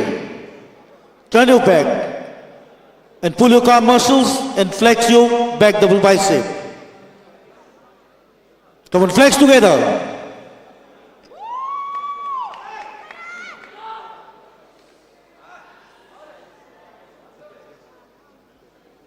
Relax. About in. And pose number 4. Abdominals and thighs.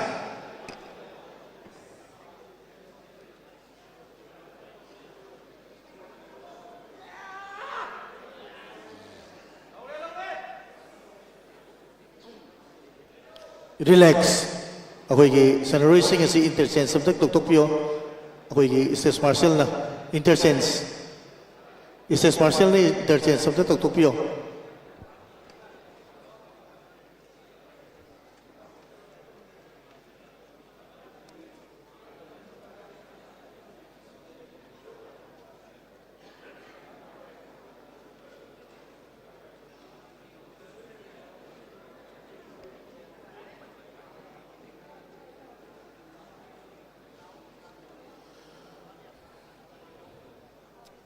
Get ready. Pose number 1. Front double bicep. Come on, flex together.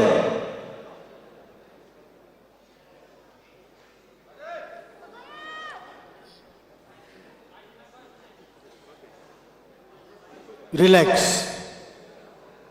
Pose number 2. Side chest, thighs and calf. Come on, flex together.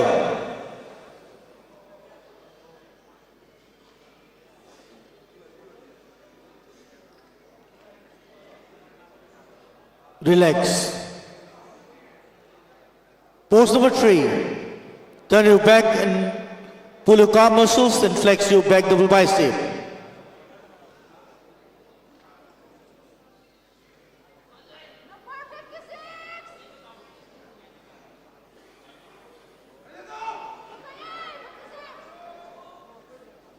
Relax. Relax. About in. Last and final pose. Abdominals and thighs. Abdominals and thighs.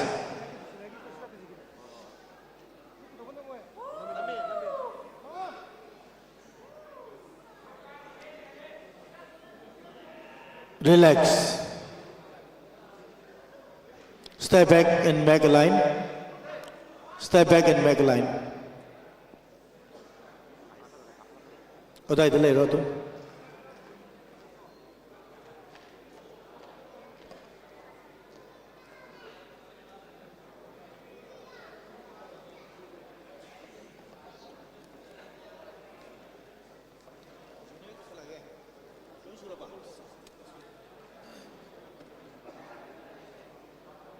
Junior 75 plus mamang da kakat piro aduga senior 55 maning dai de piro mamang da kakat piro ekoi group oh yare adu lay biro yare adu lay biro sum kakat karano kitang noi junior do kitang hande biro junior do kitang handero kitang maning da handero result lau thok torop ne doini ekoi gi group asigi mana matum sing pinaba ekoi gi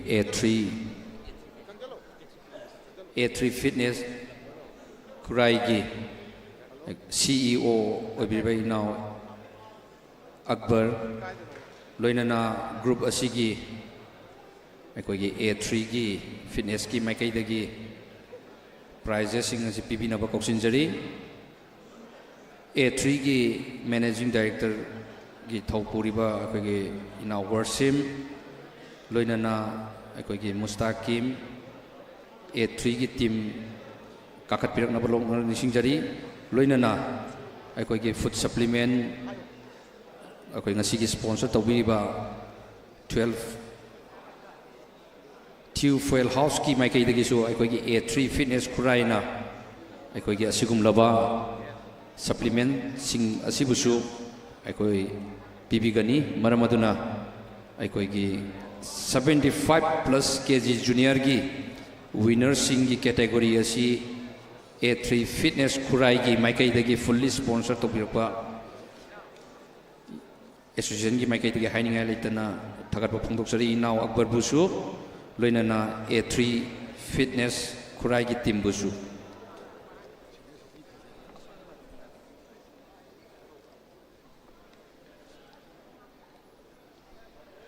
fifth place की मना से पीबीनबा कौशनजरी A3 team की now मुस्ताकिन चबीरनबा नोरन सिंजरी Fifth place goes to trunk number 51 Khoisnam Yai Khomba T Fit Gym Kongpal.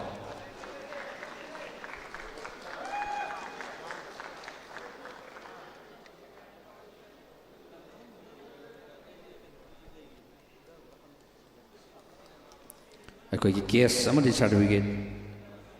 Thank you.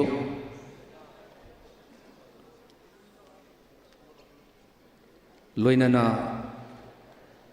Fourth place की मना से पीबीनबा कौशनजरी नाउ वर्शिप चेसम managing director A3 fitness Khurai बुसु कौशनजरी fourth place goes to trunk number 52 कोंगराई लाकपम Vidyanand Sharma body perfect fitness पाचोई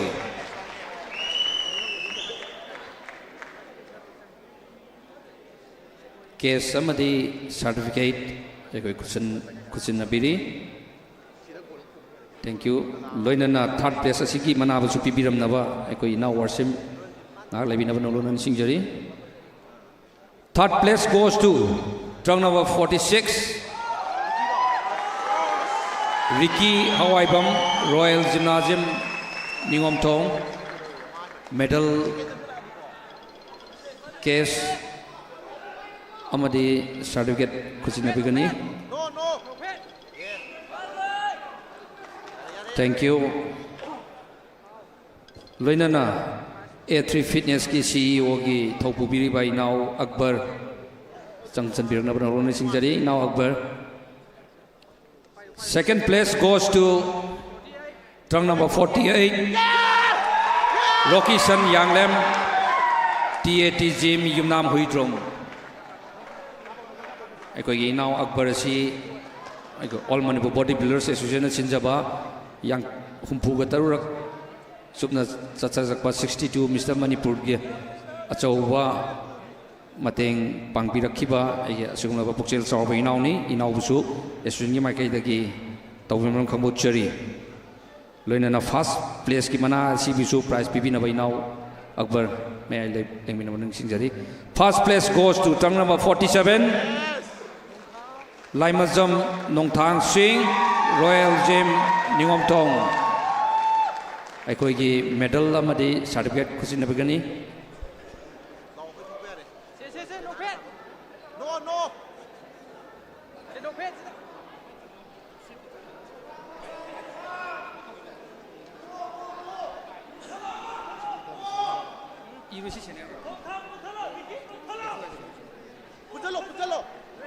अखोगी food supplement असिबुसु अखोगी A3 की अखोगी टीम न पीबी नबन लोन सिंजरी इनाव अकबर अमदी नाउ वर्शिप जेसम पुलब दम संगसन बिरो दम मथंग मथंग दम पीबी नबा अखोगी टीम न दम मुस्ताकिम जु याहलो दम मथंग मथंग मागी अदम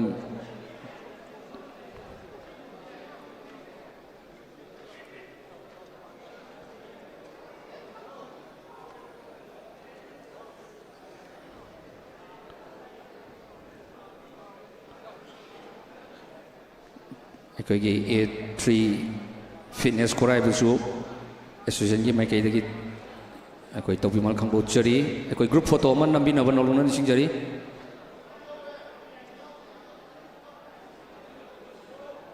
अखोई प्लेयर्स इन पेंडिंग पोस्ट तौबियो बेंडिंग पोस्ट कितंग पाक्थरगा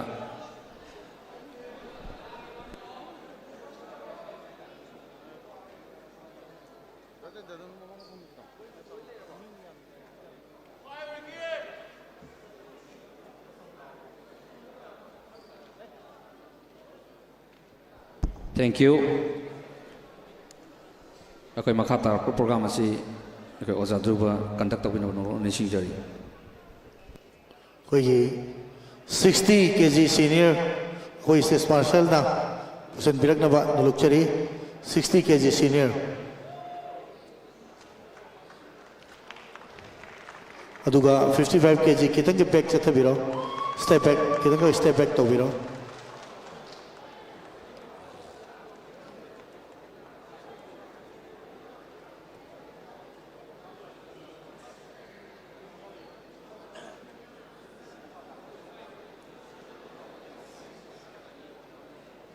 Second so Ibrahim tengo nang number do 69 usai kakalo 69 marak tengo kogi SS Marshall na 69 do kada ida hape age do tengo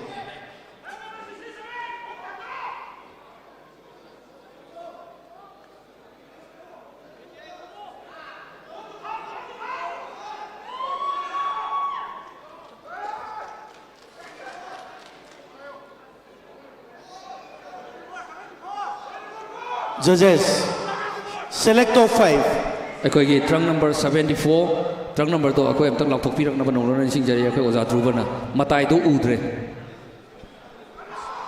71 D. 71 yaudre, 72, 73 yaudre, 74 lae, 81 aina lae. 81. 74 की मतुम से 81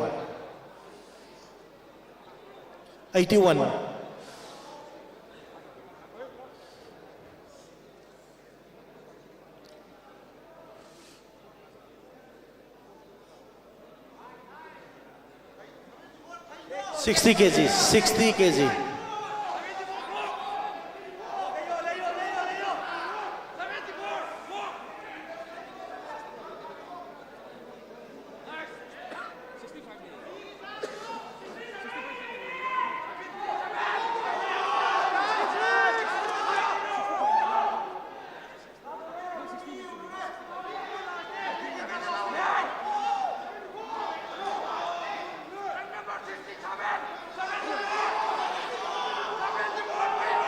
mayamta tubina laibina ban noluksari koi amtang langsin birakino akoi 65 kg ki sanaroema manung da sangchal ambane adura truck number 81 dagi 65 lakpane aduna 81 to 65 kg category ni aduna Judges sing na top 5 kan binaba no luxury.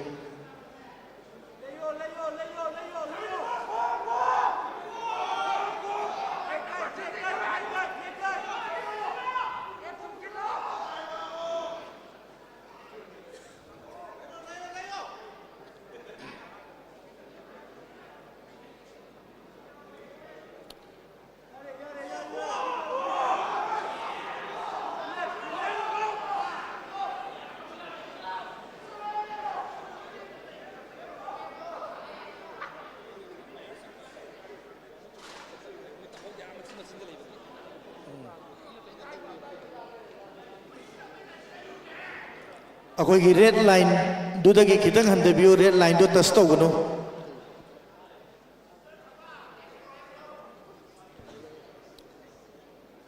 65 kg senior की सनरोई सिंह दो यारगदी अखोई state martial न लेरिबा जगह दो नक्सल लग labio यम लाप न लेग्रगदी अखोई कौबा Laub से तादे मरमदुना 65 kg 70 kg रेडी लेबिदो कर नक्सल न लेबिरो स्टेट का नकनबा जगह दा लेबिनबा स्टेट मार्शल का नकनबा नोलुक्चरी 4 compulsory poses. Pose number 1, front double bicep.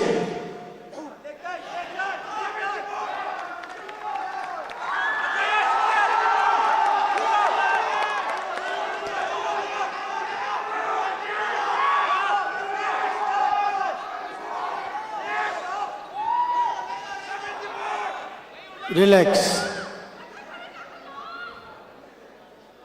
Pose number 2, side chase, thighs in the calf.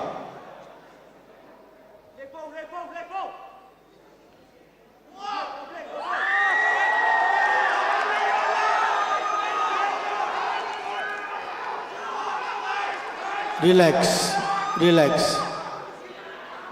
Pose number 3, back double bicep and pull your calf muscles.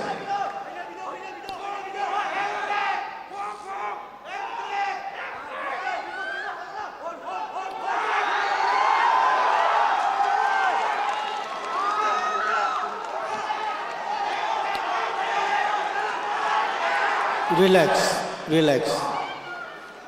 4 poses. Pose number 4, about in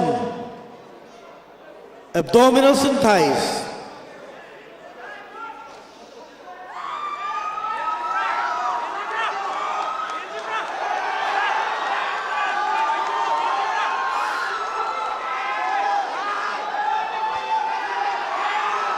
Relax, relax.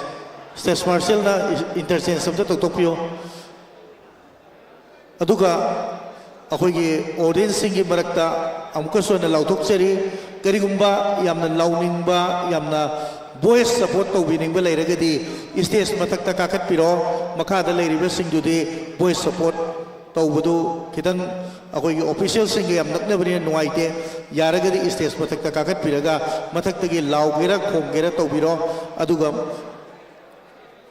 akoigi kaino matakta akoigi lairiba akoina higok ki thariba VIP seat singdogi toktok piraga akoi mathak ki gallery da balcony da kakat piro balcony da gi laubiro aduna akoi adum kai sukai roi maram maduna balcony da kakat pina ban lukchari mayam akoina chinjari ba mafam se education gi line da khwai da gi thak wang ba dugum laba India gi oina Central University ni aduna mafam sida sinbani na mayam kitang khanbiyo aduga aikoigi makha da aikoigi sit thari basida phambiri basingsina isa isa gi invite card jawbi dragadi adum aikoi ya mathak ta oina adum kabiraga phambiyo akoi sidi only invitees khaki thamjabani aduga aikoina silli ba mafam asi Manipur University, one of the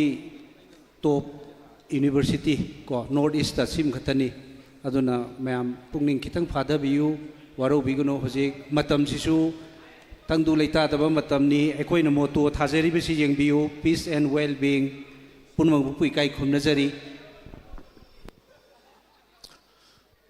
Get ready, all the players. Pose number 1, front double bicep, don't flex.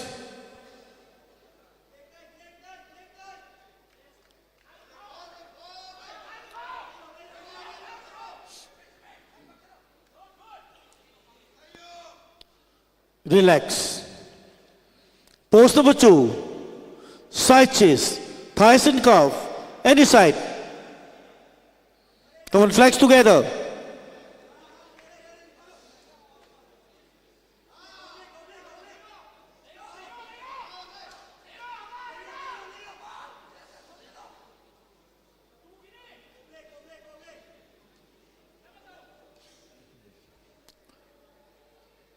Relax. Pose number 3, back double bicep and pull your calf muscles. Flex your back double bicep. Come on, flex together.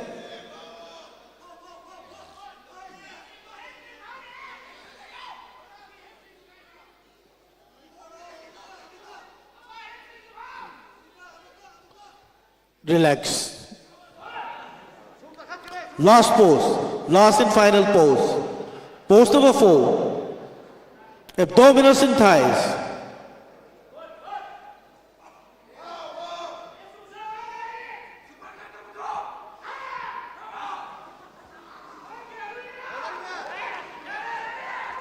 Relax. Relax. Step back and back a line. All the contestants step back and make a line. ꯑꯩꯈꯣꯏꯒꯤ 55 kg ꯑꯩꯈꯣꯏꯒꯤ state ꯃꯥꯔꯁꯦꯜꯅ ꯃꯃꯥꯡꯗ ꯄꯨꯈꯠꯄꯤꯔꯛꯅꯕ ꯅꯣꯂꯨꯛꯆꯔꯤ 55 kg class senior 55 kg senior की price पीबीनबा कौशनजरी अरामम खेता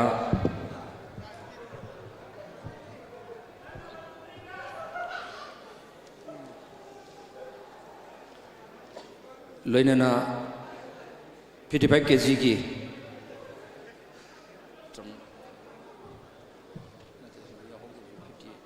truck number 58 please come forward. Truck number 60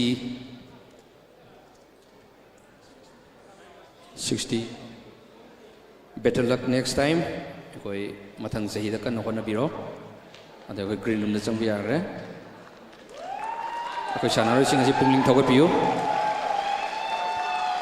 कोई की high Riba top 5 असि मना असि पीबी नबा कोक्सिन जरी मरुप रामबम खेदा कोई की all Manipur body builders association की मतम सुपदा कोई डोनर ओइदुना लेबिबा आई मरुप रामम खेदा का कटफिरन नबा नोलों नों सिंगजरी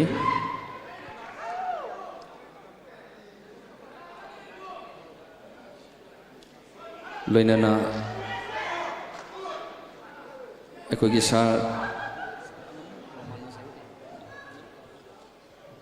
सार अंगम कामाई रोमानस पुसु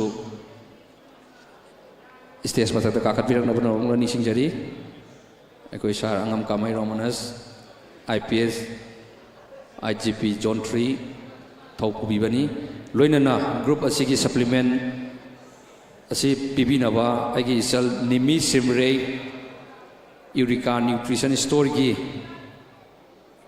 अखोई निमी सिमरे उखुलदगी अखोई स्टेज मथक काखत पिरंगनबा नौलुंगना निसिंगजरी 5th place अखोई 5th place की मना सी पीबीनेबा कौशनजरी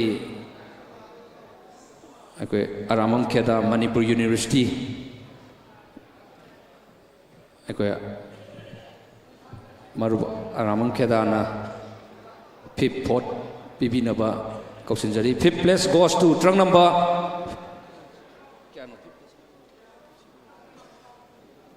59 MD Imran Khan Wild Jim Hatta certificate amadi case pibinaba noloni singjari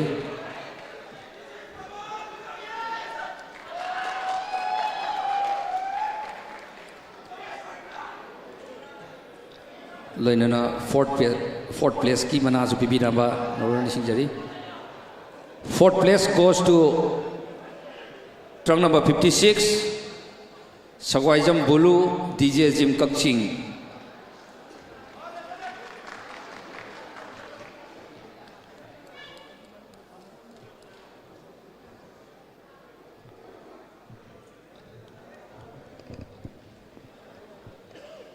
Thank you Mathangda Koksinjari Akaisal Nimi Simre na 3rd place की मना पीबी गनी अकोई निमी सिमरे असी उखुल डिस्ट्रिक्ट बॉडी बिल्डर्स एसोसिएशन की अचौब थौदांग सु लौबिरिबिनी 3rd place goes to truck number 61 Dimpu Khangujam Super Jim Crew Rai अकोई इसेलसी अकोई की now Robert की लोइने बिनी body building हाइबा मसाना सिदा अकोई हनबा लेतबा थौनाग लोइना अकोई सपोर्ट तौबिदुना Ukhrul district body building association अमदी Tengnoupal district body building association बु अकोई सेंगत पीबनी असिगी तमतसु थागत फोंदोक्सरी थैंक यू अदुगा सेकंड प्लेस अमदी फर्स्ट प्लेस की मना से पीबीनबा कौशनजरी सार अंगम कामाई रोमानस IGP John 3 Second place goes to truck number 57 Lungling Pau Kamai City Gym Uripo. Medal Amadi case. Thank you. Loinana Paski Chijupi Biram Navasarna. First place goes to trunk number 62, Anubam Sushil Kumar Sharma, Sangai Jim Kangibali.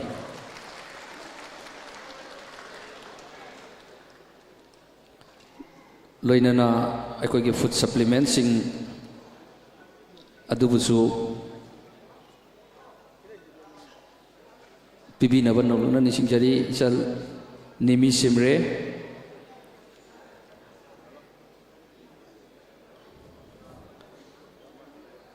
Eureka Nutrition Store Ukrulgi, Maikai Dagi, Nimri Simriana, Ekoiki group of Sigi supplements in a CPBiri. High river supplements in a sea Tiu Fuel House, Ki Makata, Hangdoksaba, Adugumaba, Dukan Singni. Supplements in a sea Short Tech Nutrition Gi. Supplements in me, that was second. Third, first, second, third, koina nutberry, peanut butter, mo so have seven. A group photo tang na mina ba. Okay, was a drew was them Yawin of an Nishinjari.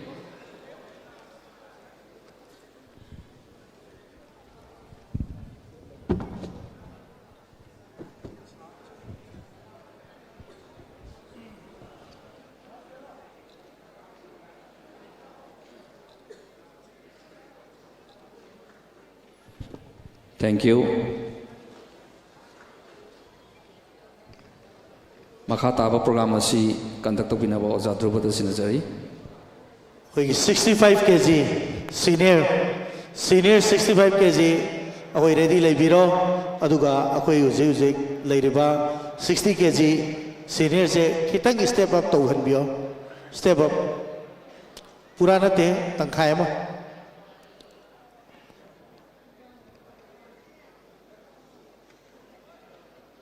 koi 65 kg do stage marshal manung do pusan biro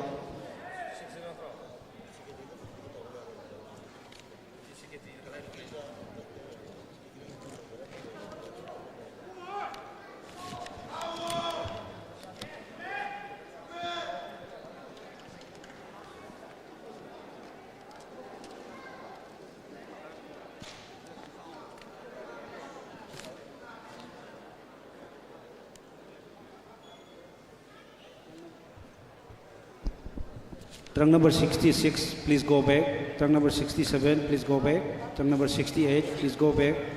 Trunk number 72, please go back. And trunk number 74, please go back. And others, thank you for participation. Better luck next time.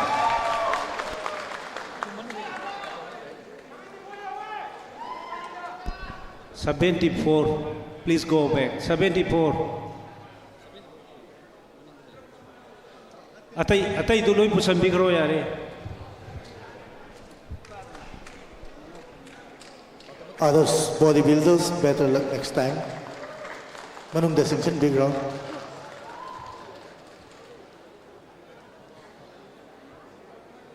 Okay, top 5 contestant mamang da kakit pirak na ba nuluk chari. Top 5 finalists. Okay, red line do thengano red line dagi step back to.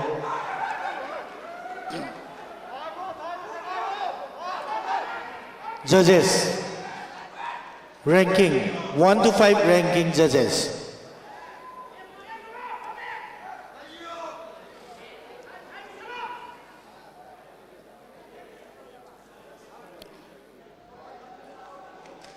Post number 1.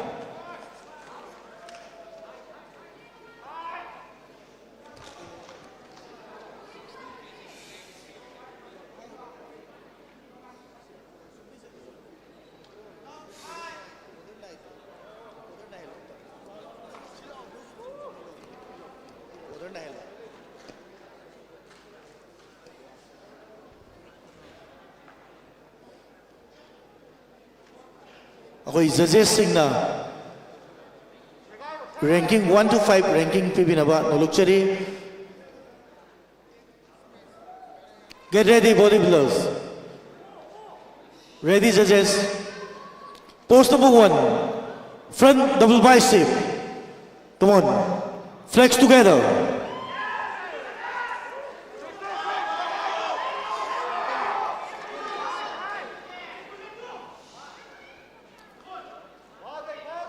Relax.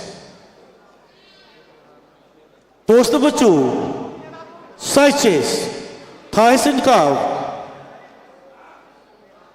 Any side, flex together.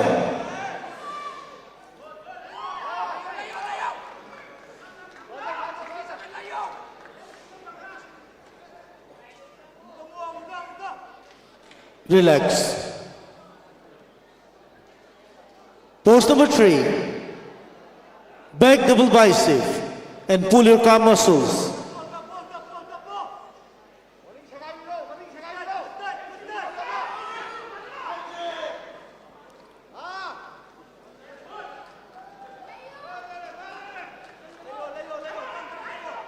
Relax.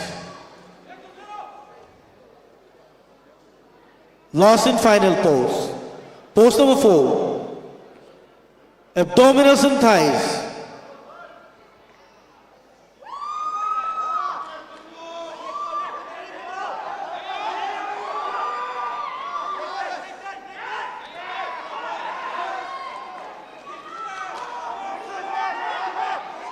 Relax. Relax. Step back and back in line. 65 kg category ki mamang kakat pirak na ba nalukchari. 65 kg category, please come forward.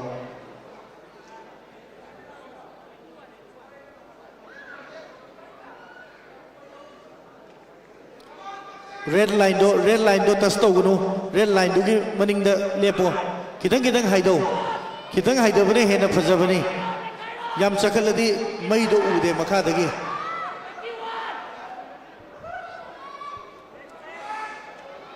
Judges, select top 5.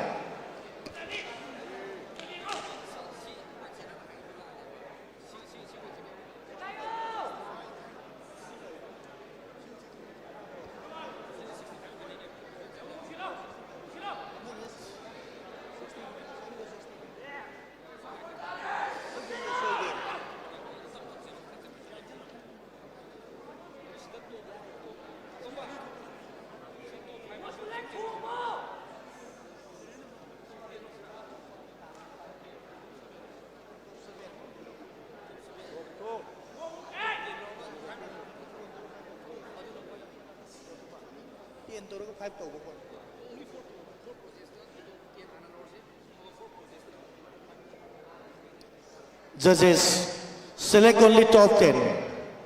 4 compulsory poses.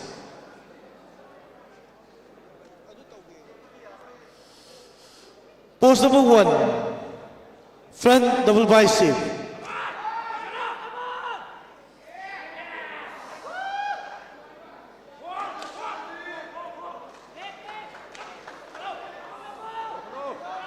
Relax. Pose number 2, side chest, thighs and calf.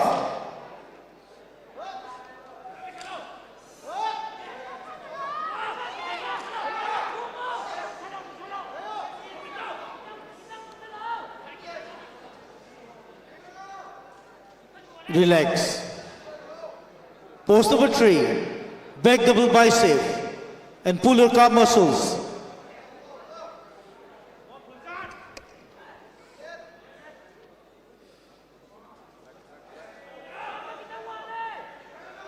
Relax. Relax. And about turn.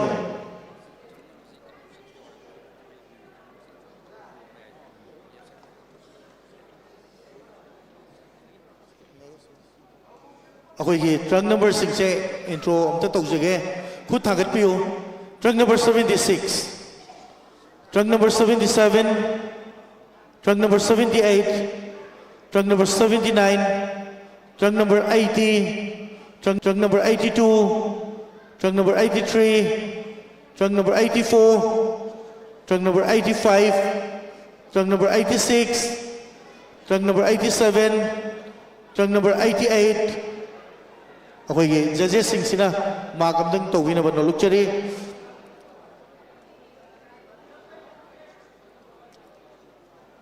Four poses. Pose number 4.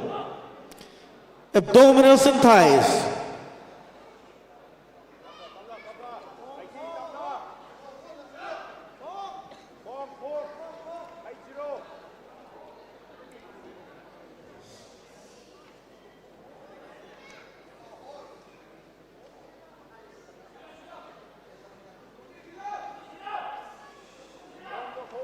Relax. Okay, interchange something tok piyo. Is Marshall na interchange something tok piyo.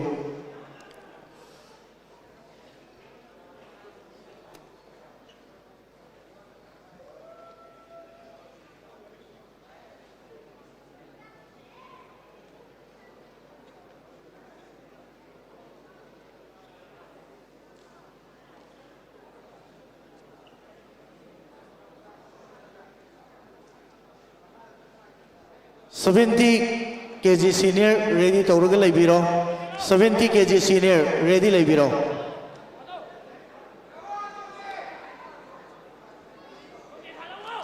Line cross tawgano. Yengo makagi line do.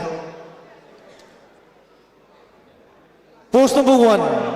Front double bicep. Double flex together.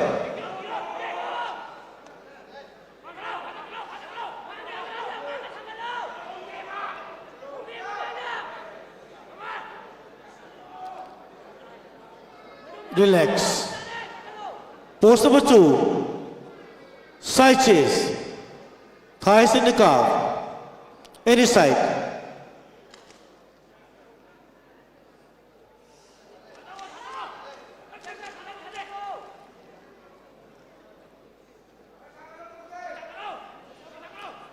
Relax.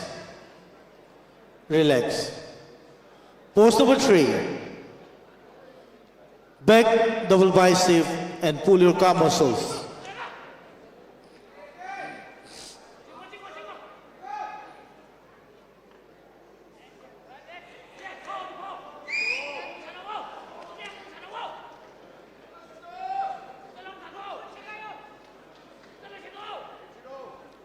Relax.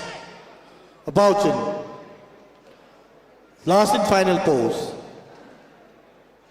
Pose number 4. Abdominals and thighs.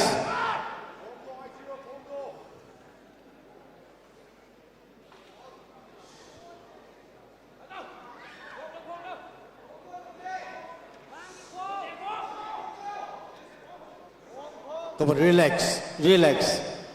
Step back and make a line. All the contestants, step back and make a line.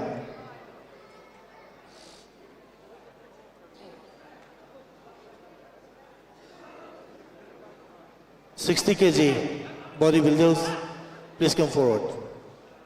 $60 kg bodybuilder, please come forward.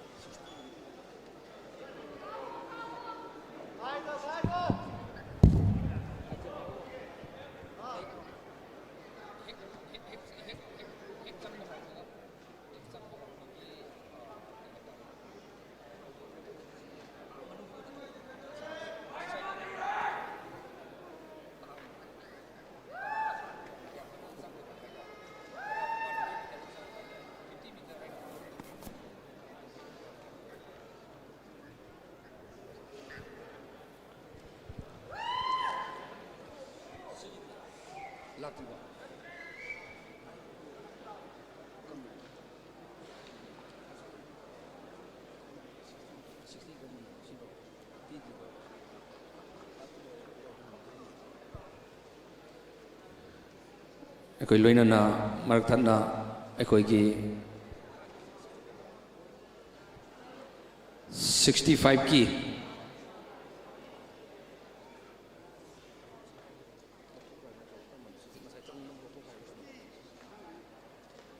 65 की trunk number ohum khatang lokat sage. Trunk number 77, please come forward. Trunk number 80 and trunk number 85. Better luck next time. Ekoi sanaroi ohum asi ekoi top 10 yawang ngamdre ado grade number jangbi na banolo ni singjari.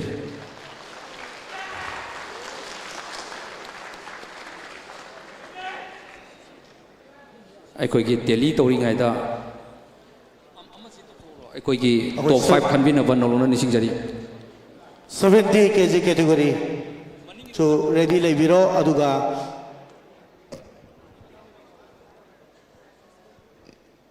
aduga 65 kg mamang dam tang kakat pirak na ba lukchari 65 kg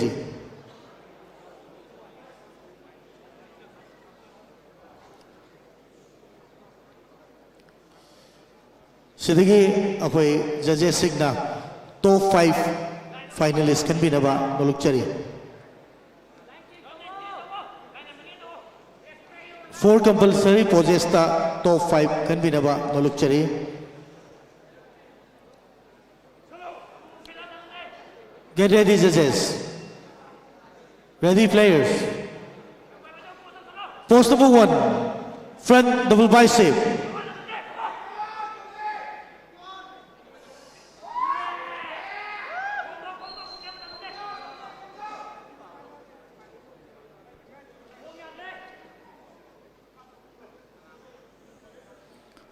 Relax. Relax. Post number 2, side chase, thighs in the calf, any side.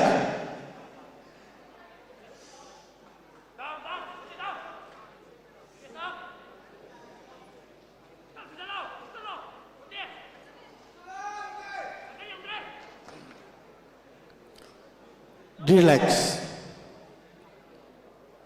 Post number 3, back double bicep. And pull your calf muscles. Flex your back double bicep. Flex together.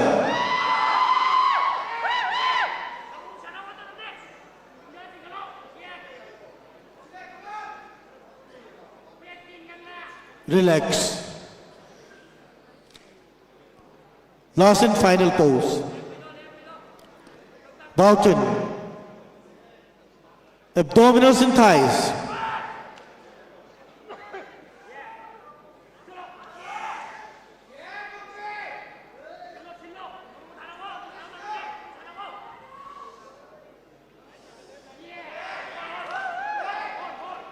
Relax. Relax.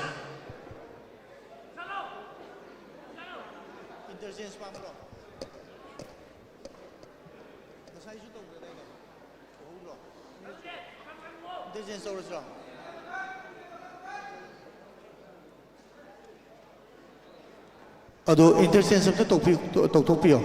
Is Marshall na interchange samtang tokpio.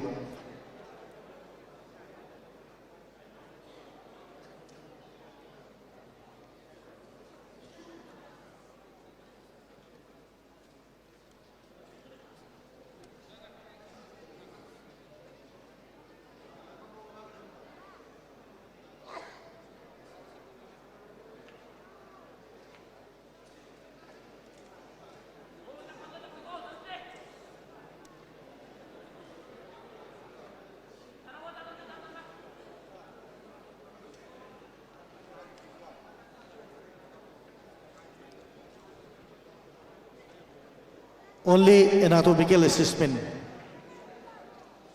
Front view.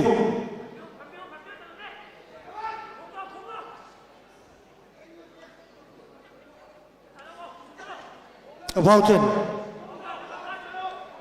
And back view.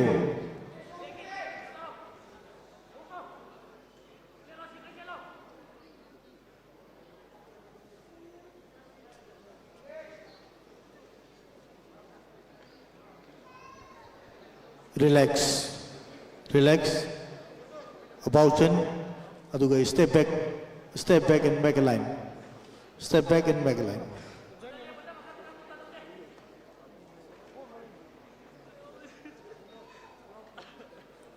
Akoi 60 kg kakat piro. 60 kg ki price pipi na bakok sinjari matamam ki Mr. India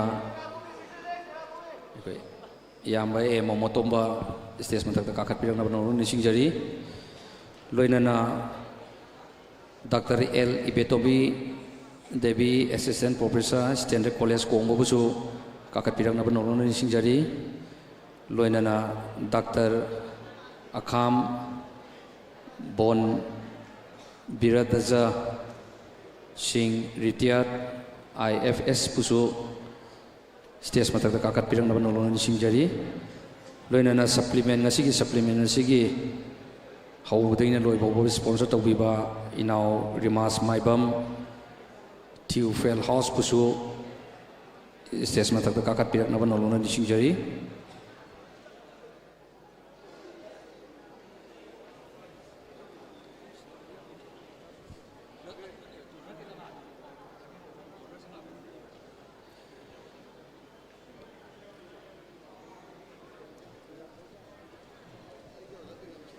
loina na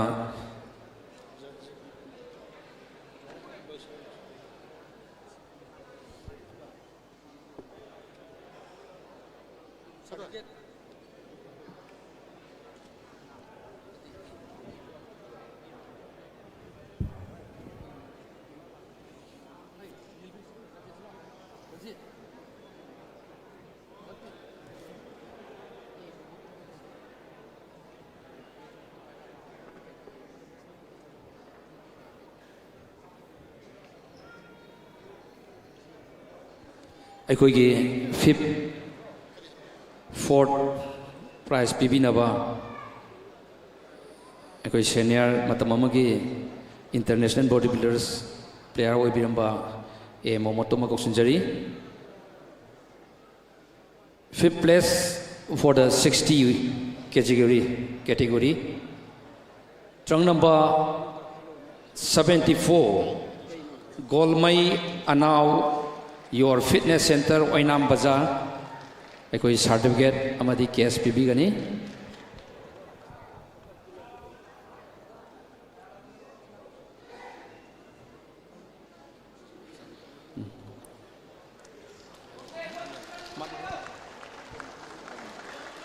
thank you loinana 4th place ki mana siru pibi naba yama motombana 4th place ki mana sibusu PB number nolong singjari 4th place goes to trunk number 72 Khumanthem Wanglemba Khumancha Manipur Fitness Gym Konung Mamang case amadi certificate thank you loinana 3rd place ki mana si PB number koksunjari Rimas Maibam na 3rd place ki mana asi pibi gani asigum labang asigi sponsor to biba Theophil House ki okay now Rimas Maibam 3rd place goes to trunk number 66 Nihal Chongtham Sanapung Langthaba medal certificate amadi case pibi gani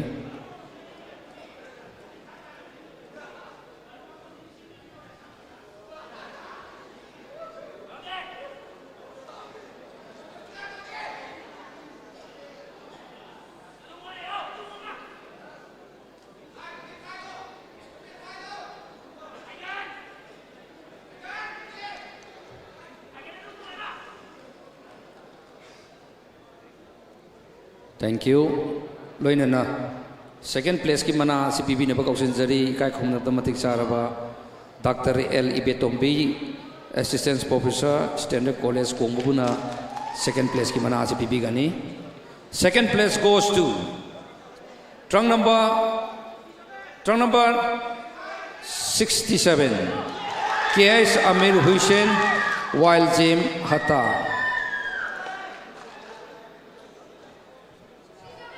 ꯑꯩꯈꯣꯏꯒꯤ medal cash ꯑꯃꯗꯤ certificate ꯄꯤꯕꯤꯒꯅꯤ ꯑꯩꯈꯣꯏꯒꯤ doctor ꯑꯣꯖꯥ L Ibetombi assistant professor standard college ꯀꯣꯡꯕꯅ ꯍꯟꯗꯛꯀꯤ ꯑꯃꯗꯤ ꯃꯃꯥꯡꯗ enter university ꯕꯦꯁ ꯐꯤꯖꯤꯛꯄꯨ ꯑꯩꯈꯣꯏ ꯃꯅꯤꯄꯨꯔꯒꯤ ꯑꯣꯏꯅ ꯇꯤꯝ ꯄꯨꯔꯒ ꯆꯠꯄꯤꯕ ꯑꯗꯨꯒꯨꯝꯂꯕ ꯃꯇꯝ ꯁꯥꯡꯅ ꯕꯣꯗꯤ ꯕꯤꯜꯗꯤꯡꯒ ꯃꯔꯤ ꯂꯩꯅꯔꯛꯄ ꯑꯣꯖꯥꯅꯤ ꯑꯣꯖꯥꯕꯨꯁꯨ ꯊꯥꯒꯠꯄ ꯐꯣꯡꯗꯣꯛꯆꯔꯤ ꯐꯥꯔꯁ ꯄ꯭लेस ꯑꯁꯤꯒꯤ ꯃꯅꯥꯁꯤ ꯄꯤꯕꯤꯅꯕ ꯀꯧꯁꯤꯟꯖꯔꯤ ꯗꯥꯛꯇꯔ ꯑꯈꯥꯝ ꯕꯣꯟ ꯕꯤꯔꯙꯖꯥ Singh retired Indian Forest Service goes to first place goes to trunk number 68 Laisam Naresh Singh Iron Addict Fitness Gym Ningthaukom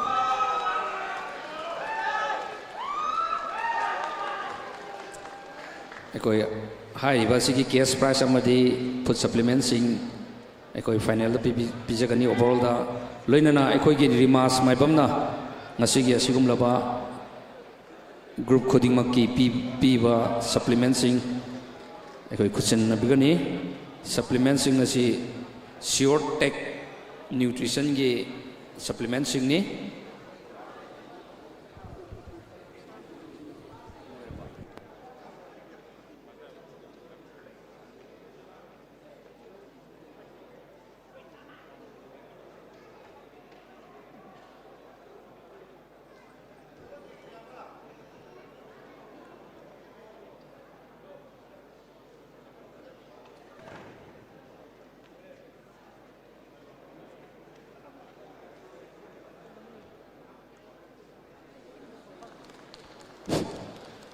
Thank you. Akoi group photo mana mina na ba nolong na nising jari.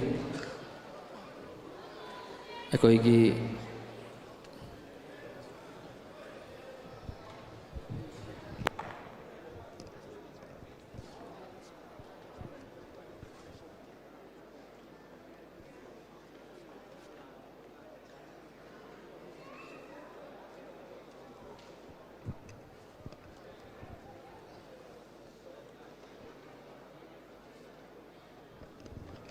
Thank you very much. Thagatsari, akoigi official sing amadi akoigi sanaroi singbu.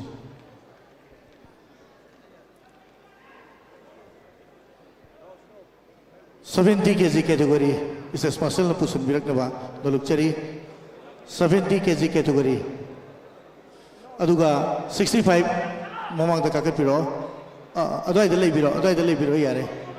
Adai da lebiro yam hengalano. Yam hingalano. Aduga akoigi kaino sing do counting 70 do maning lom do puthabiro ko.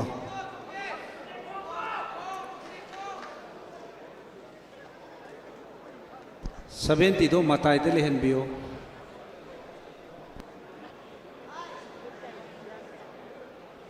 Kitang matai rom da 70 do thambio.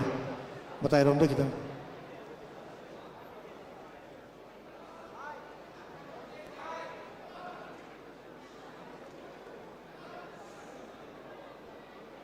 Stage Marcel 70 do sondo pukapiro maning da amala matai rom da thambio. matai da sondo pulo pupiro maning gido 70 gido dum maning da pupira ko ba no yan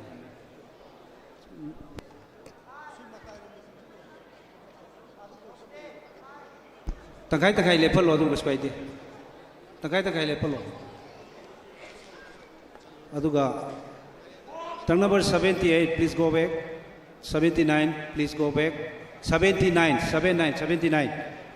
83 please go back 84 turn number 84 please go back turn number 87 please go back turn number 78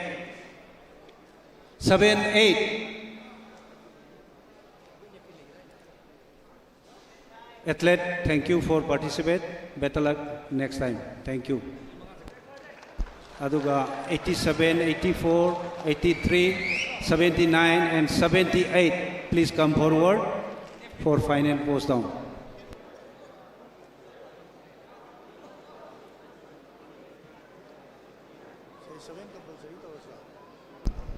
65 kg category asigi 62nd Mr. Manipur ki trunk number 87, trunk number 84, trunk number 83, trunk number 79 and trunk number 78 exchange.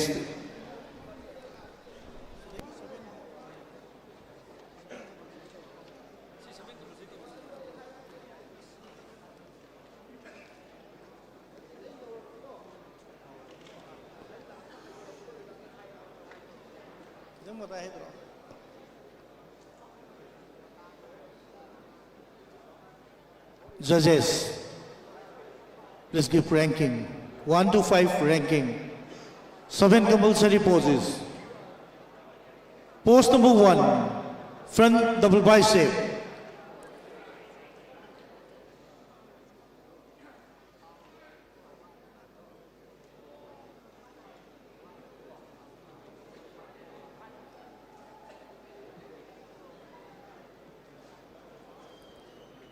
Relax.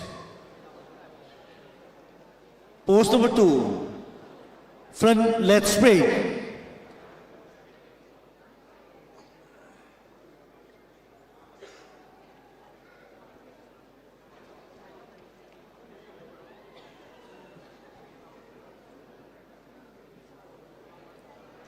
Relax. Pose number 3, side chest, thighs and calf, any side.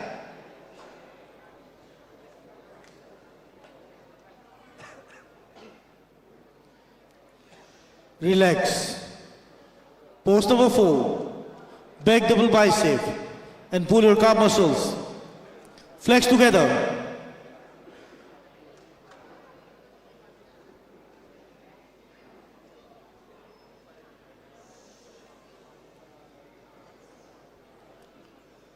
Relax. Pose number 4, 5. Back leg straight. Pose number 5. Back leg straight.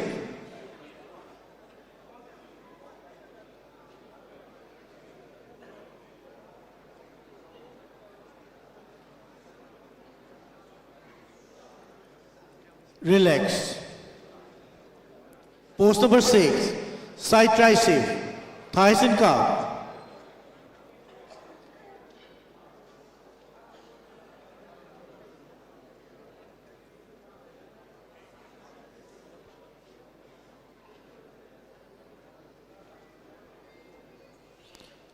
Relax. Last and final pose. Pose number 7. Abdominals and thighs.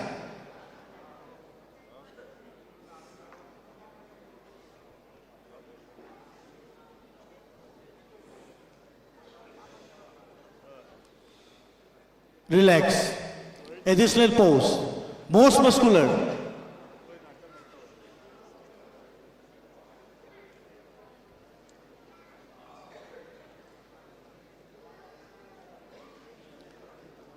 Relax. Relax. Step back and make a line. Sis Marshall, please manage. 70 kg category, please come forward.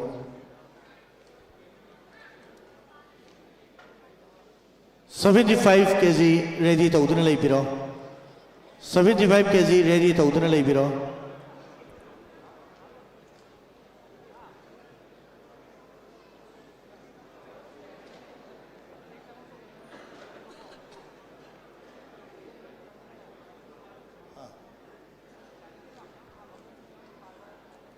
Ako stage martial na tangkai yen thok pina ba amta tawbiyo 50-50 amta 50-50 amta tawbiyo aduga select top 10 judges select top 10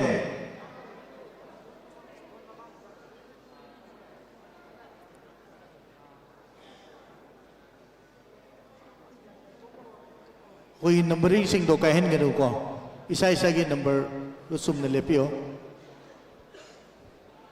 Judges only select top 10.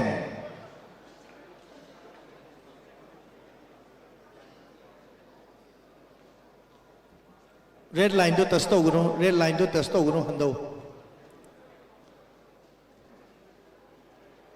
Only 4 poses, 4 compulsory poses. Ready? Pose number 1, front double bicep.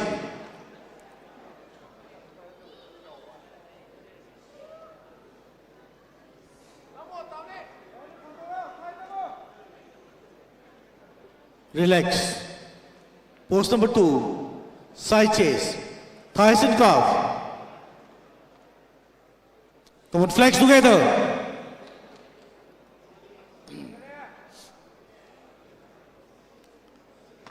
Relax.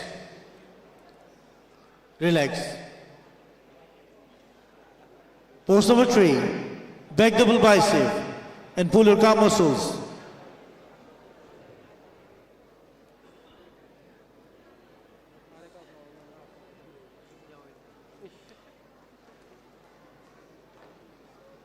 Relax. Relax.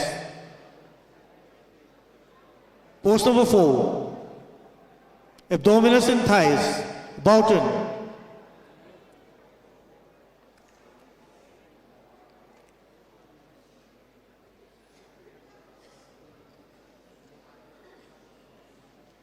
Relax. Relax. Step back and make a line. Aduga others step up.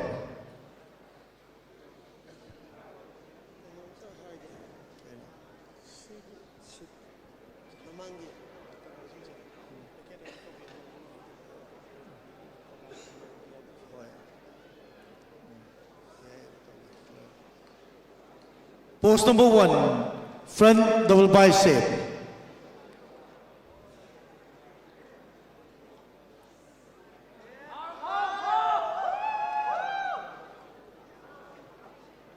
Relax. Pose number 2, side chest, thighs and calf, any side.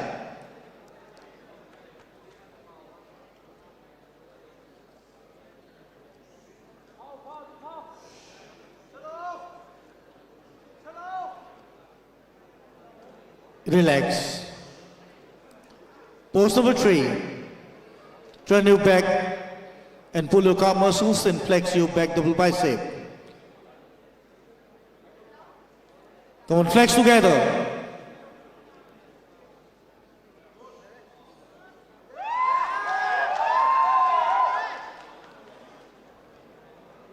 Relax. Last pose. About turn. Pose number 4, abdominals and thighs.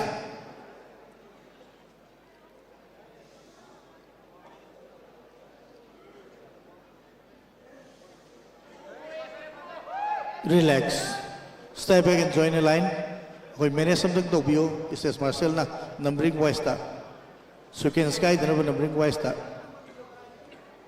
Aduga nising jaba mana ako'y na mamangda leijariba row ohum amadi ako'y gi set ki row ohum amadi ako'y VIP sing amadi ako'y gi invited sing gidamakta sem saraga thamjaba row ni maram maduna kitang mayam na maningda maninggi sitta lengthabinaba nolukchari maningda hangdana leiriba sit singduda manage tawbinaba nolukchari aduga mamang thangba ako'y row ohum amadi ako'yna ako'ygi VIP sing amadi ako'ygi invited sing gi damakta thamjaba row oibna warau biroi kitang maningda handabiraga leibinaba nolukchari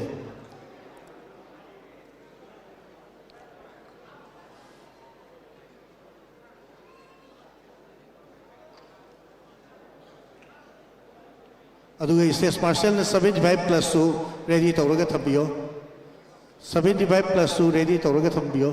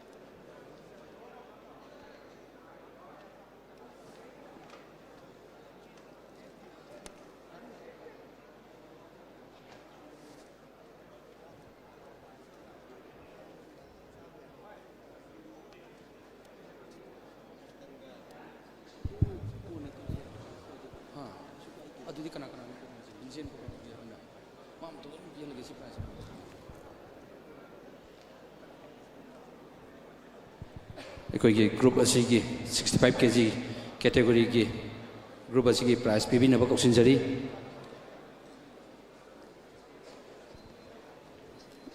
ꯑꯩꯈꯣꯏꯒꯤ ꯃꯇꯝ ꯁꯥꯡꯅ all Manipur body builders ꯑꯦꯁꯣꯁꯤꯌꯦꯁꯟꯒꯤ donor ꯑꯣꯏꯗꯨꯅ ꯂꯥꯛꯄꯤꯕ respected ꯚꯤꯟꯁꯦꯟ and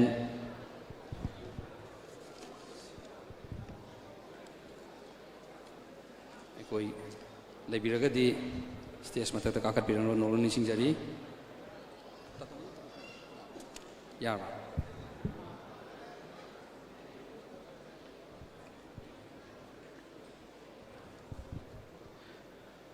ꯂꯣꯏꯅꯅ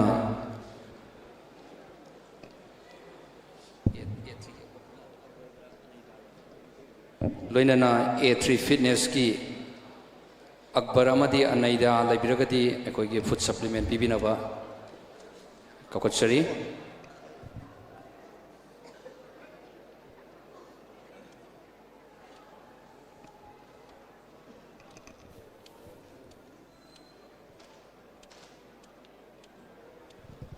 A3 ꯐꯤꯠꯅꯦꯁꯀꯤ Akbar ꯑꯃꯗꯤ ꯑꯅꯩꯗ ꯂꯩꯕꯤꯔꯒꯗꯤ ꯃꯊꯛꯇ ꯀꯥꯈꯠꯄꯤꯔꯛꯅꯕ ꯅꯣꯡꯃ ꯅꯤꯡꯁꯤꯡꯖꯔꯤ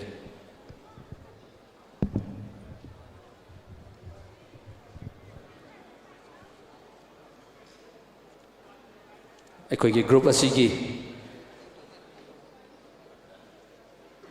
65 kg ꯀꯦꯇꯦꯒꯣꯔꯤ ꯁꯦꯅꯤꯌꯔ ꯒ꯭ꯔꯨꯞ ꯑꯁꯤꯒꯤ ꯄ꯭ꯔꯥꯏꯖꯁꯤꯡ ꯑꯁꯤ ꯑꯩꯈꯣꯏ ꯉꯁꯤꯒꯤ ꯒꯦꯁ ꯑꯣꯐ ꯑꯣꯅꯔꯒꯤ ꯐꯝꯐꯝ ꯂꯥꯡꯗꯁꯨ ꯐꯝꯕꯤꯒꯗꯧꯔꯤꯕ ꯏꯀꯥꯏ ꯈꯨꯝꯅꯕ ꯃꯇꯤꯛ ꯆꯥꯔꯤꯕ ꯚꯤꯟꯁꯦꯟꯅ ꯄꯤꯕꯤꯒꯅꯤ ꯗꯥꯏꯔꯦꯛꯇꯔ ꯕꯤꯟꯇꯦꯟ ꯏꯟꯐ꯭ꯔꯥ ꯀꯣꯝ ꯄ꯭ꯔꯥꯏꯚꯦꯠ ꯂꯤꯃꯤꯇꯦꯠ VIPLꯒꯤ ꯗꯥꯏꯔꯦꯛꯇꯔꯁꯨ ꯑꯣꯏꯕꯤꯔꯤꯕ ꯑꯩꯈꯣꯏ respected sir ꯚꯤꯟꯁꯦꯟꯅ ꯄꯤꯕꯤꯒꯅꯤ 5th place goes to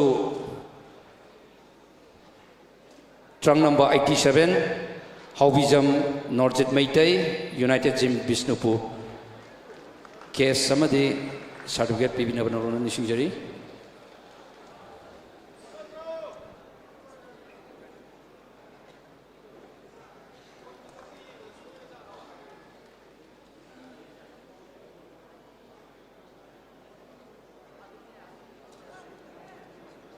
thank you aduga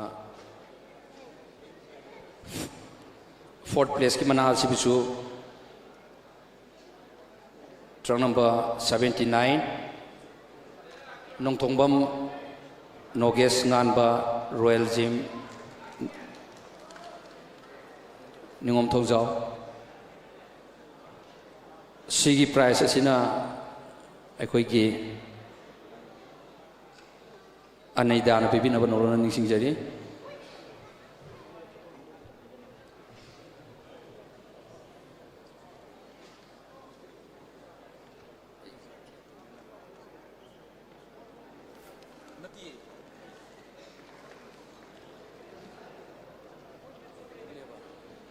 thank you aikoigi sabin sen dum stage me ada lengdana lebinaba norona nisingjari loina dum prize mathang pibinaba norona nisingjari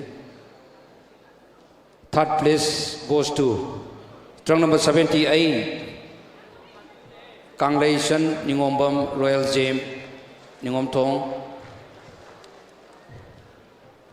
medal certificate case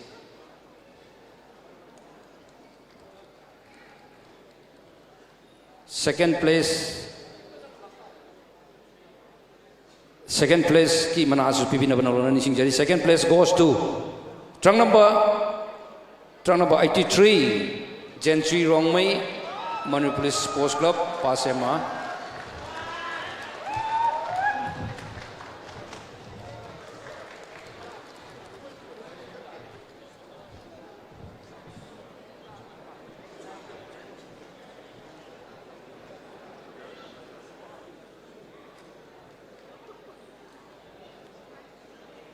thank you mathangi prize asibu pibiramnaba norona nisingjari 65 kg senior ki winner oikraba Trang number 84, Laisam Neta Singh, United Gym Manipur, Narim Thong.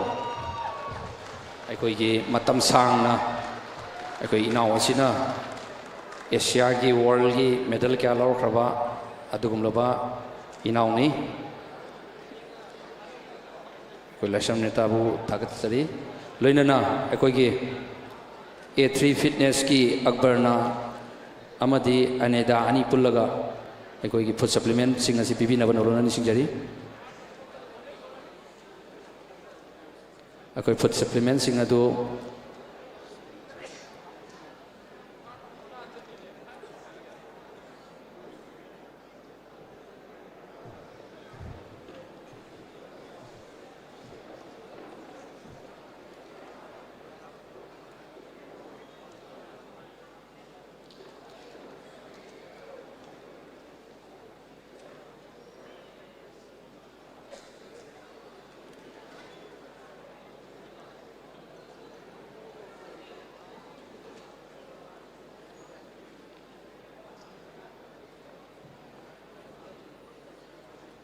aikoigi official sing club group photo mana mina na banolo na sing jari. Loina na aikoi weight asigi matang da player sing line up tawduna lai gibna maram oiraga aikoi 75 pautang lotion jaraga akoi formal function ado haujage aikoi player sing nga sa ayutagi sem saduna lai rubuna maram oiraga aikoi hujik thoi ba sigi weight sigi matang weight tu mutang tawjaraga aikoi formal function aikoi yam atoba matam da ko sinjarake masih dam da waro bidana ba nolona ni singjari. Thank you sir.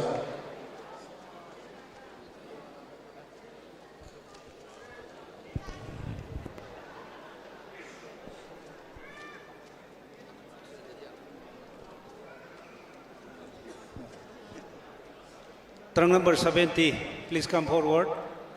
Trunk number 89, please come forward. Trunk number, sorry, 70 kg weight ki trunk number 89, please come forward.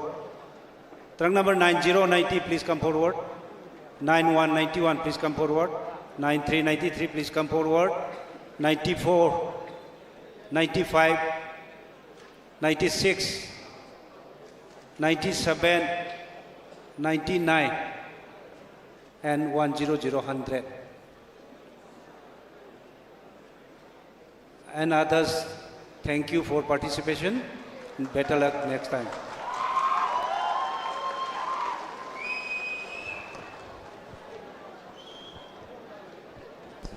Aduga mathangi weight mapanda line up tawra leiri du pusan biro 75 kg ki.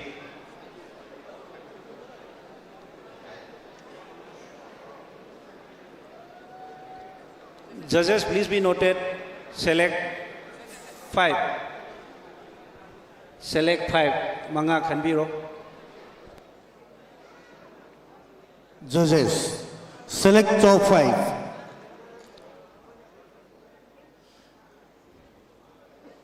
Four compulsory poses. Kitang kakit piro. Red line cross to guno. Red line cross to guno. Pose number 1. Front double bicep. Don't flex together.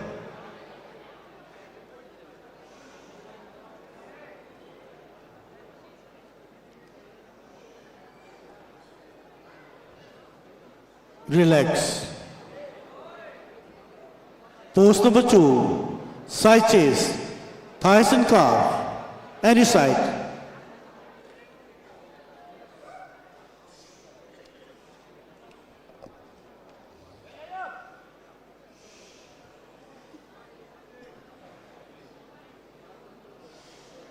Relax. Pose number 3. Back double bicep and pull your calf muscles. Come on, flex together.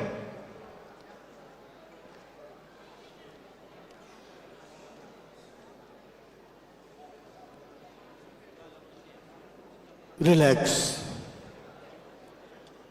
About turn. Post number 4, abdominals and thighs.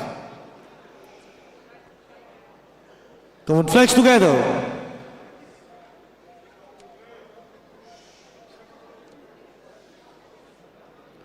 Relax. Ako interchange samsa tokpio is this partial na. Interchange samsa tokpio.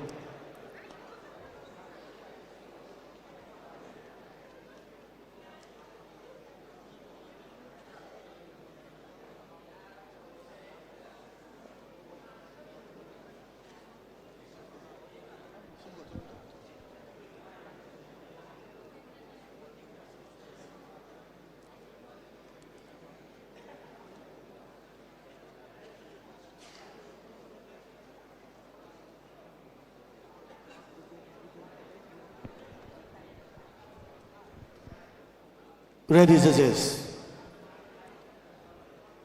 Post number 1, front double bicep.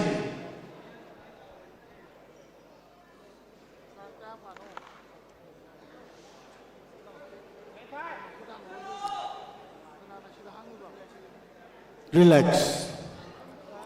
Post number 2, side chest, thigh and calf.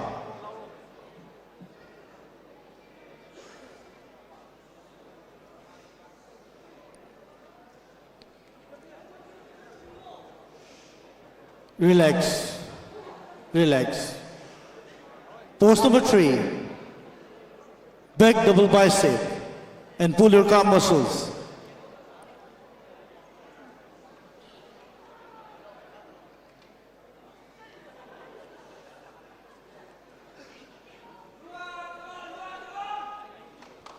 Relax.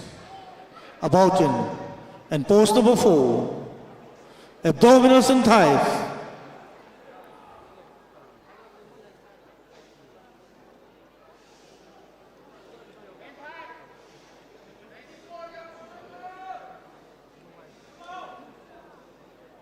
Relax. Relax. Step back. Step back. Aduga 75 ki sanaroi sing do matak takakat pirang na ba naluk chari.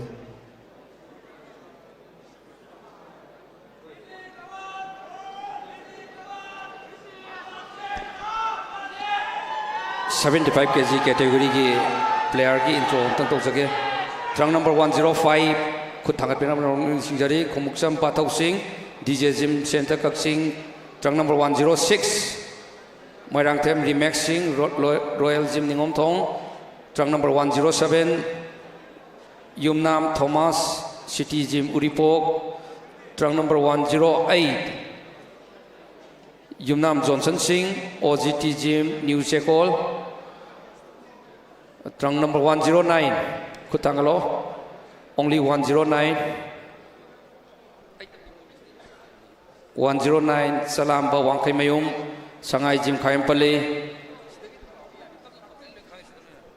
Trunk number 110 Soben Kumar Samurai Pam Sarma Icon Gym Odam Lairak Maning Trunk number 111 Rajkumar Betik Singh Icon Gym Hodam Lairak Maning Trunk number 112 Laiprakpam Bangkim Chandra Icon Gym Odam Lairak Maning Trunk number 113 Tinguzam Ritesh Singh Sangai Gym Khayempali Trunk number 114 Kaithelakpam Malenganba OGT Gym New Chekon Trunk number 115 Hemam Jackson Singh Sajen Sang Moirang Amadi Trunk number 116 Karam Birjit Singh United Gym Bishnupur Ekoigi Oza Druban Makatana Conduct of Winabanola Nising Jerry Select only top 5. Select only top 5. Post number 1, front double bicep. Come on, flex together.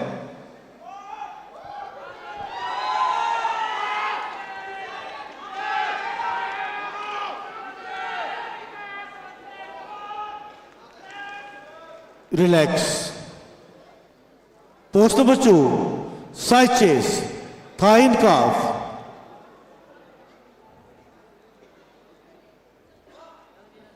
Come on, flex together.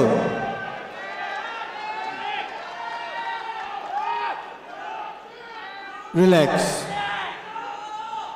Post number 3, back double bicep and pull your calf muscles.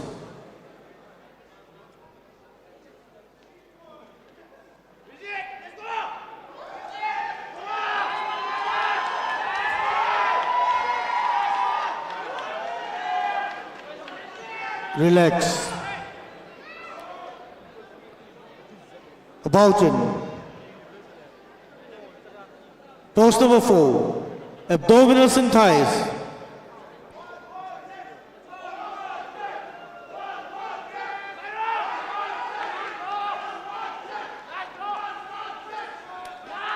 Relax. Okay, is martial na interchange sabda tok piyo. Is martial na interchange sabda tok piyo.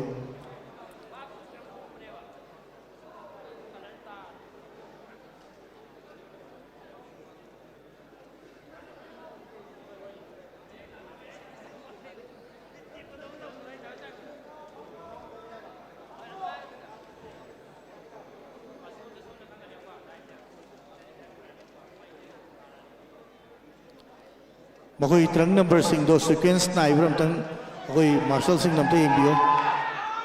Trang number do sequence na nila ibram namte imbiyo.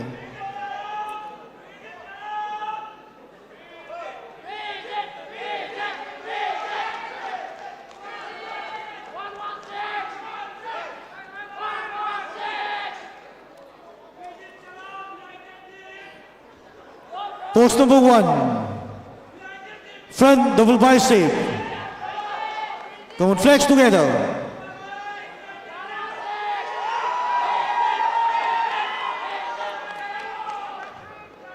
Relax. Post number 2, side chest, thighs and calf.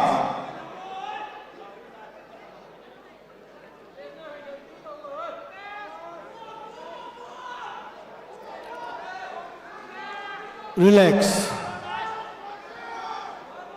Post number 3, back double bicep and pull your calf muscles.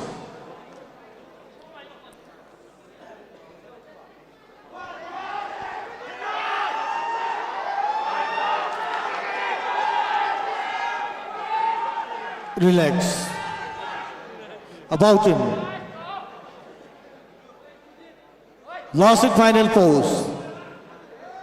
Pose number 4, abdominals and thighs.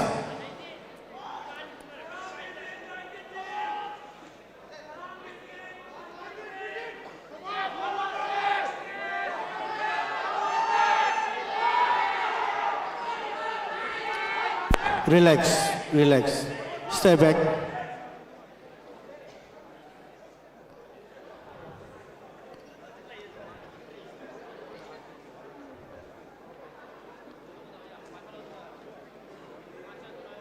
Maningda leiba keno do oi 70 kg category do mata ka karan biro.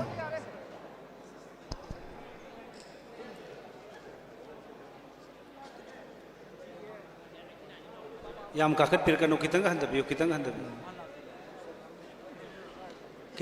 biyo.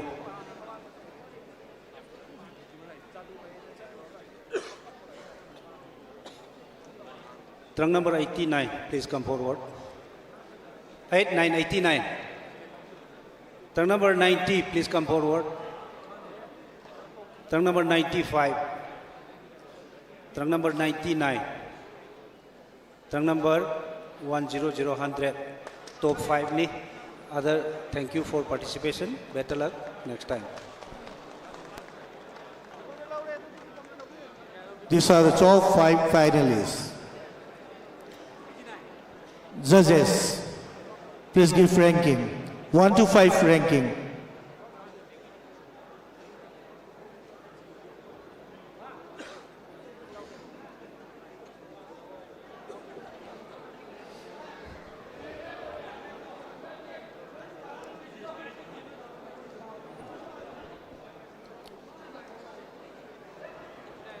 7 compulsory poses. Pose number 1, front double bicep.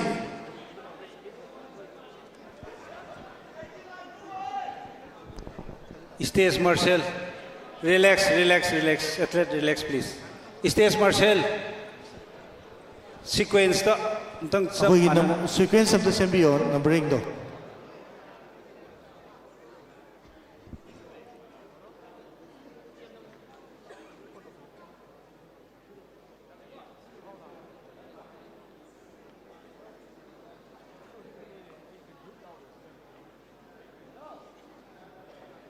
Ready, athletes?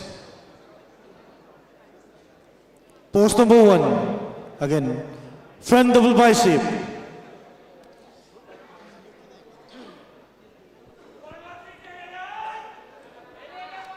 Relax. Pose number 2. Front leg straight.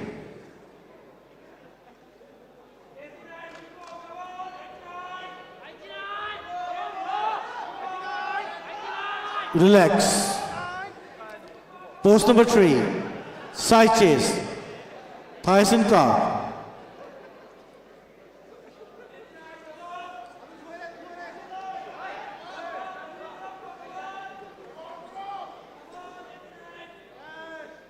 Relax. Pose number 4, back double bicep and pull your calf muscles.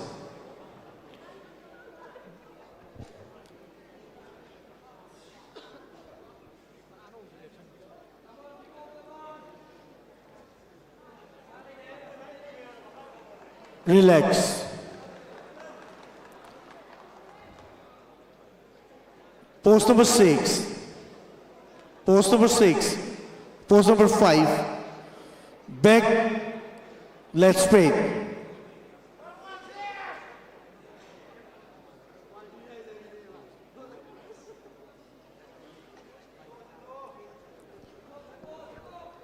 Relax. Pose number 6. Side tricep, thighs and calf.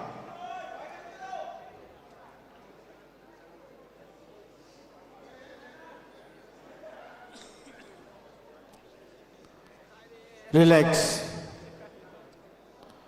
Pose number 7. Abdominals and thighs.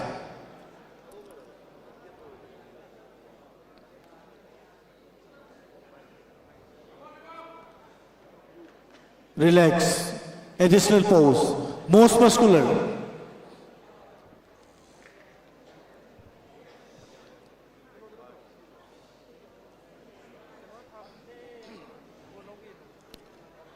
Relax. Relax. Step back. Step back and back line. Pura back handa bigro. Amaning tan.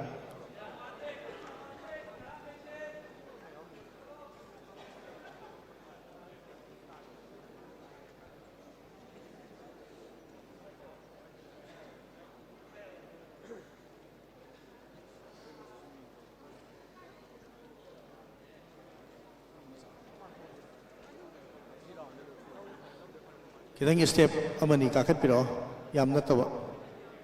Okay, yare stop. Hold.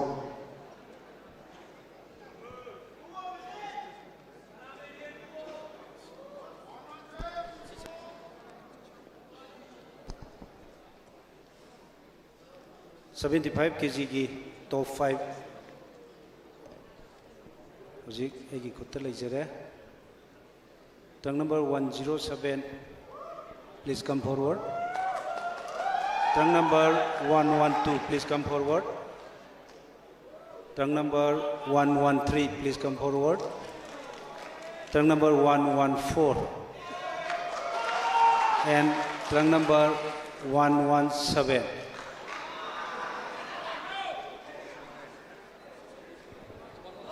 One 117.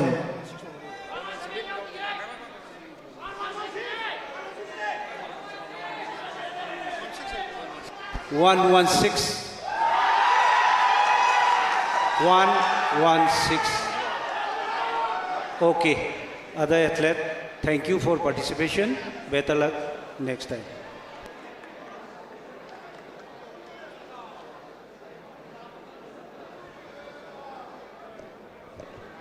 aduga 75 ke to finalist sing do maning da haide kinaba nalukchari step back oh continue to door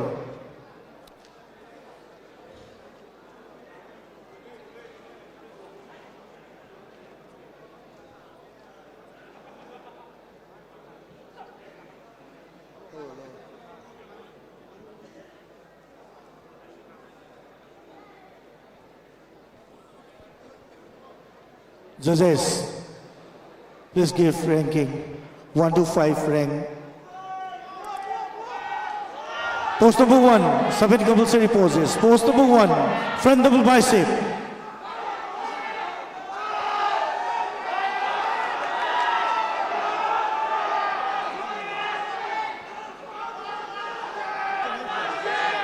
Relax. Post number 2. Front leg spray.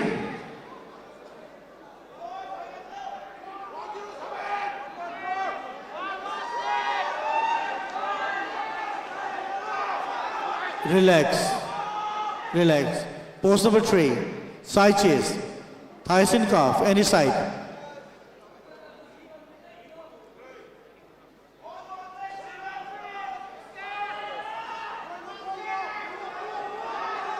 Relax. Pose number 4, back double bicep and pull your calf muscles. Pose number 4.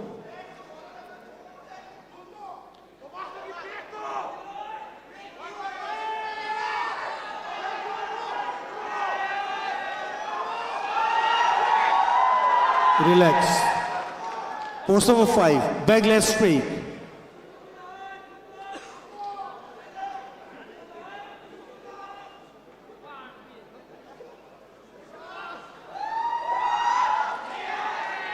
Pose number 6, relax. Pose number 6, side tricep, thighs and calf.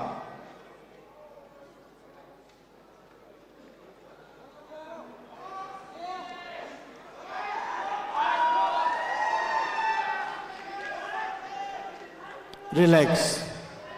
Pose number 7, abdominals and thighs.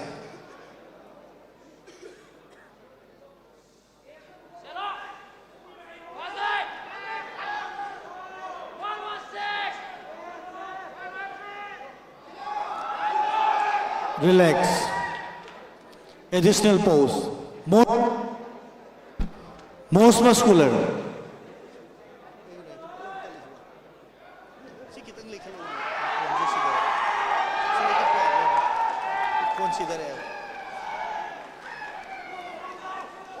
Relax.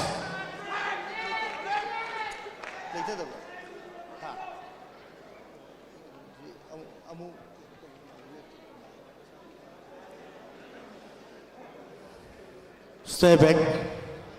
All the contestants step back and make a line.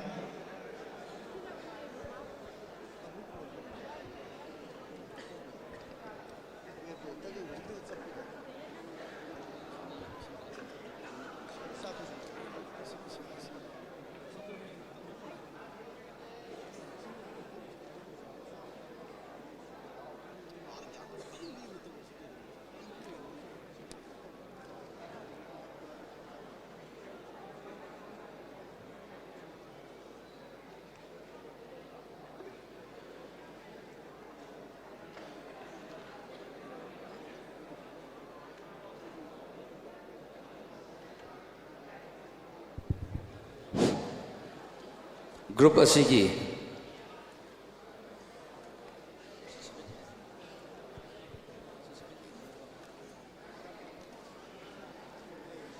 70 kg senior category gi prize pibinaba akoi ikai khong na matik charaba Manipur University Student Union gi president gi thaupu biraba Suraj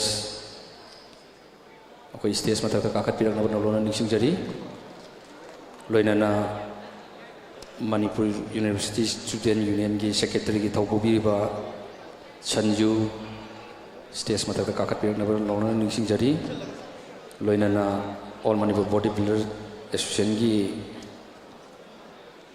ꯑꯆꯧꯕ ꯊꯧꯗꯥꯡ ꯂꯧꯕꯤꯔꯤꯕ ꯑꯍꯟ ꯏꯕꯨꯡꯉꯣ ꯑꯣꯖꯥ ꯚꯤꯝ stage ꯃꯊꯛꯇ ꯀꯥꯈꯠꯄꯤꯔꯛꯅꯕ ꯅꯧꯂꯣꯟꯅ ꯅꯤꯡꯁꯤꯡꯖꯔꯤ ꯂꯣꯏꯅꯅ ꯑꯩꯈꯣꯏ ꯉꯁꯥꯏ ꯏꯝꯐꯥꯜ ꯏꯁ ꯗꯤꯁꯇ꯭ꯔꯤꯛꯀꯤ ꯀꯧꯈꯠꯄꯗ ꯆꯤꯊꯍꯧꯕ ꯑꯣꯖꯥꯁꯤꯡꯅꯤ ꯑꯩꯈꯣꯏ ꯑꯣꯖꯥ ꯃꯣꯍꯤꯟꯗ꯭ꯔꯣ ꯁꯨꯄꯔ ꯖꯤꯝꯒꯤ ꯀꯣꯔꯁꯄꯨꯁꯨ ꯁ꯭ꯇꯦꯖ ꯃꯊꯛꯇ ꯀꯥꯈꯠꯄꯤꯔꯛꯅꯕ ꯅꯧꯂꯣꯟꯅ ꯅꯤꯡꯁꯤꯡꯖꯔꯤ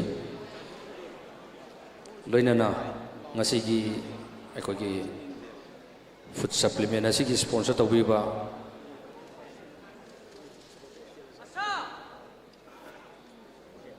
ꯑꯩꯈꯣꯏꯒꯤ ꯁ꯭ꯄꯣꯟꯁꯔ ꯑꯦꯊꯂꯦꯠ ꯑꯣꯏꯕꯤꯔꯤꯕ ꯋꯥꯔꯁꯤꯝ ꯆꯦꯁꯝꯕꯨꯁꯨ ꯑꯩꯈꯣꯏ ꯁ꯭ꯇꯦꯖ ꯃꯊꯛꯇ ꯀꯥꯈꯠꯄꯤꯔꯛꯅꯕ ꯅꯧꯂꯣꯟꯅ ꯅꯤꯡꯁꯤꯡꯖꯔꯤ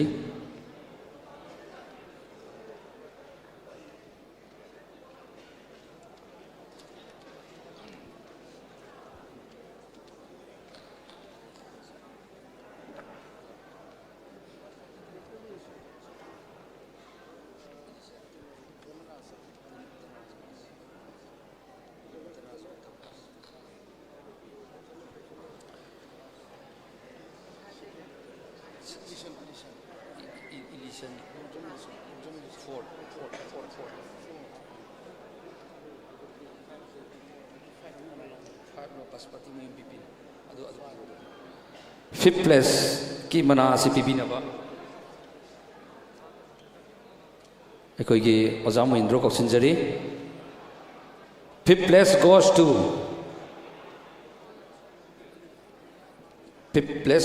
trunk number 100 Baspati Mayum Bipin Sharma Icon Gym Hodam Ler Maning अखोई केस अमदी सर्टिफिकेट पीबी नव नलुना निसिंगजरी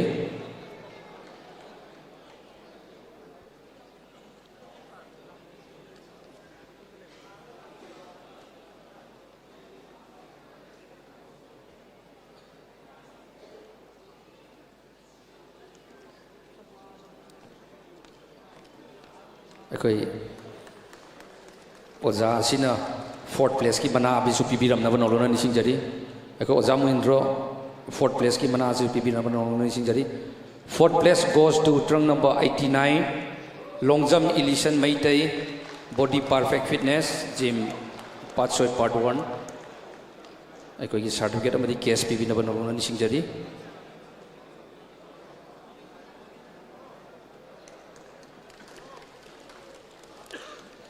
thank you अखोई की third place की मना से पीबी नंबर कौशिनजरी हनिबुंगो ओजा भीम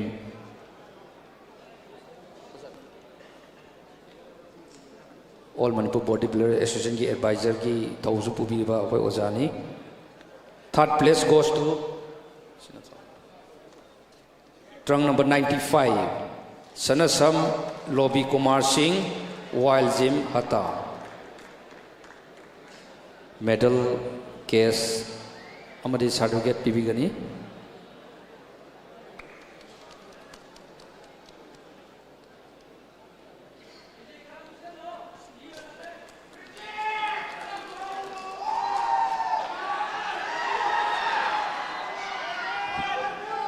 Second place की मना से पीबी नव कौशिनजरी काय खमद मतिक सारेबा मणिपुर यूनिवर्सिटी स्टूडेंट यूनियन की सेक्रेटरी की थौ पुबीबा संजू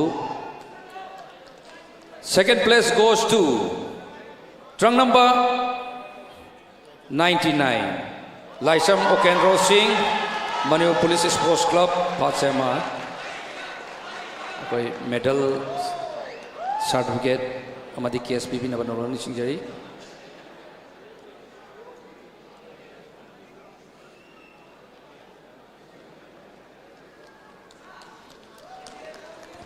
Senior 70 की thank you Senior 70 kg की winner ओइरबा trunk number 90 Dhanraj Gupta Extreme Fitness prize asi pipi naba कौशिनजरी Manipur University Student Union की president की थौ पुबीबा ओजा सूरज ꯑꯩꯈꯣꯏꯒꯤ medal amadi certificate pibigani group asigi cash amadi food supplement na ekoi overall da ekoi pijagani thank you aduga ekoi gi food supplement adu ekoi gi now worship session na pibina banol na nisingjari Sure Tech Nutrition gi sponsor athlete oibiriba ekoi now worship session maje Sure Tech Nutrition gi sponsored athlete oina laibibani moalna company asigi Sure Tech company asigi maikai dagi pibiri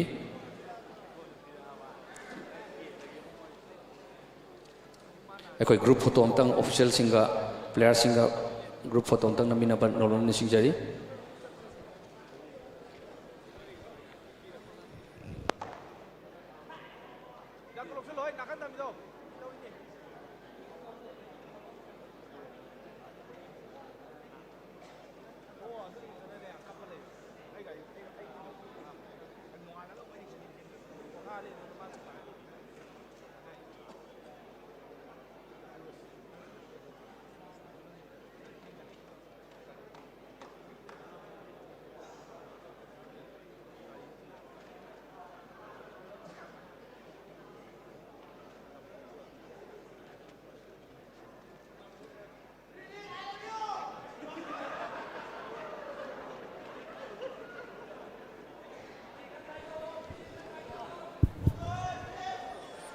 ekoi huzik 75 kg category ki ekoi huzik result haidok sarakani masi hek loi ki baga ekoi formal function ekoi haujargani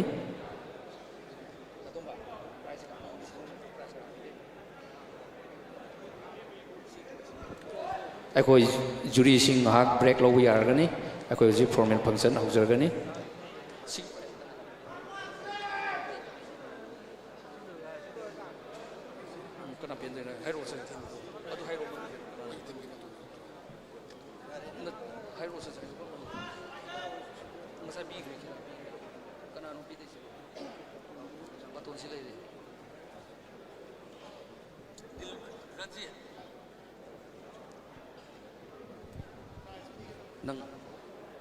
ꯑꯩꯈꯣꯏꯒꯤ group ꯑꯁꯤꯒꯤ supplement sponsor ꯇꯧꯕꯤꯔꯛꯄ ꯊ꯭ꯌꯨ fuel ꯍꯥꯎꯁꯀꯤ ꯔꯤꯃꯥꯁ ꯃꯥꯏꯕꯝ stage ꯃꯊꯛꯇ ꯀꯥꯈꯠꯄꯤꯔꯛꯅꯕ ꯅꯣꯔꯣꯟ ꯅꯤꯡꯁꯤꯡꯖꯔꯤ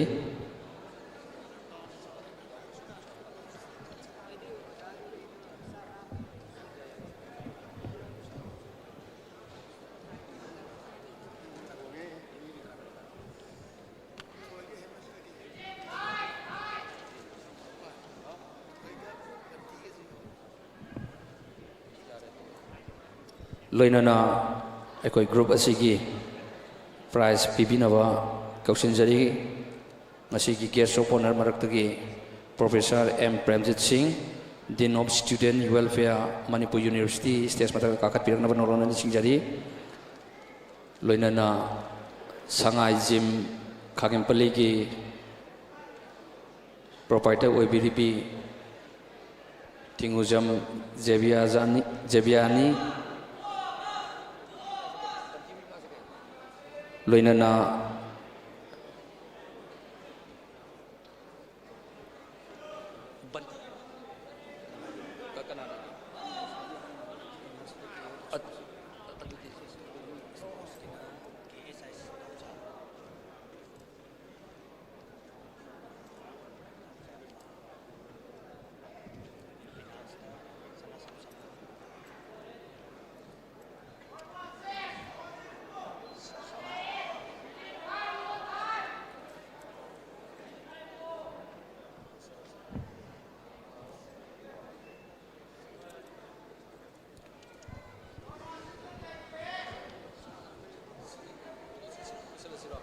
loinana koksinjari Manipur University Student Union ki finance ki thopu biriba S Saman loinana Manipur University Sport Student Union ki sports KSS naungsa busu kakapirang naban norona ni singjari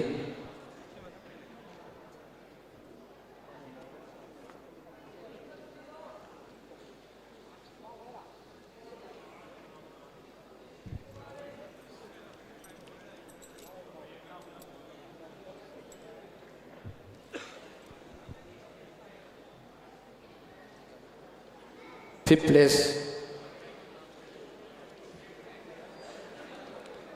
Fifth place की मना सी पीवी नबा मुसुगी sports secretary KSS नाउसा कोक्सिंजरी. Fifth place goes to trunk number 116 Karam Birjit Singh, United Gym Bisnupur.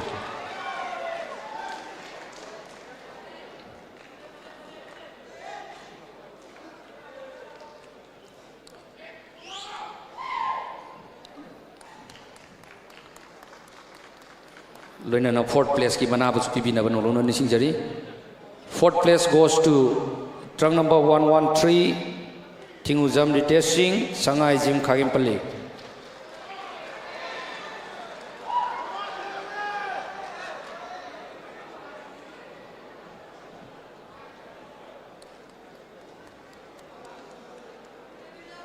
Thank you. Koksanjari mo Manipur University Student Union की Finance Secretary S. Samam. Third place goes to trunk number 112 Laiprakpam Bankim Chandra Singh, Icon Gym, Khodam Lermani.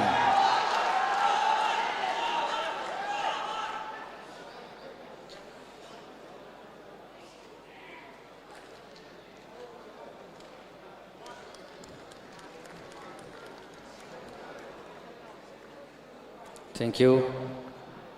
Loinana Koksinjari ngasi ki guest shop owner ki phomam lang talensin bigatoriba Professor M. Premjit Singh, Dean of Student Welfare, Manipur University. Second place goes to trunk number 107 Yumnam Thomas, City Gym Uripo.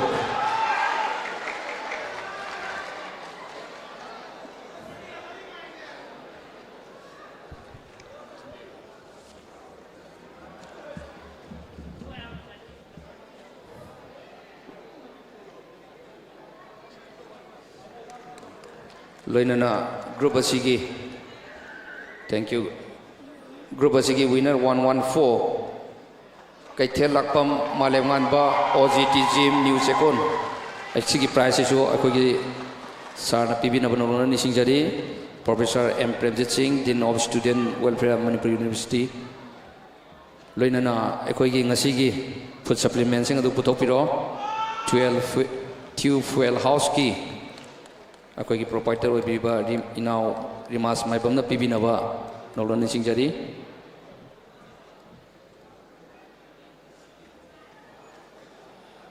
अकोई हाइरिबा ngasiगी championship असिगी हेक हौरपदगिना अकोई category खुदिंगमकी top 5 ता food supplement sponsor तौबिरकपा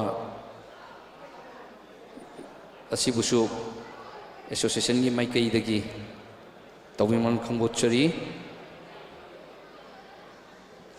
अखोई winner ओइग्रबसिदी अखोई होरेन ओवरऑल दा अखोई पिजगनी लोइनना टॉप 3 दा अखोई नट बेरी पीनट बटर की अदुगमल प्रोडक्ट अमाउंट हापचरी अखोई ग्रुप फोटो तक नमिननबा नौलोना निसिंगजरी अखोई हुजिक फॉर्मल फंक्शन अखोई अथुबा मतमदा अखोई हौजरगनी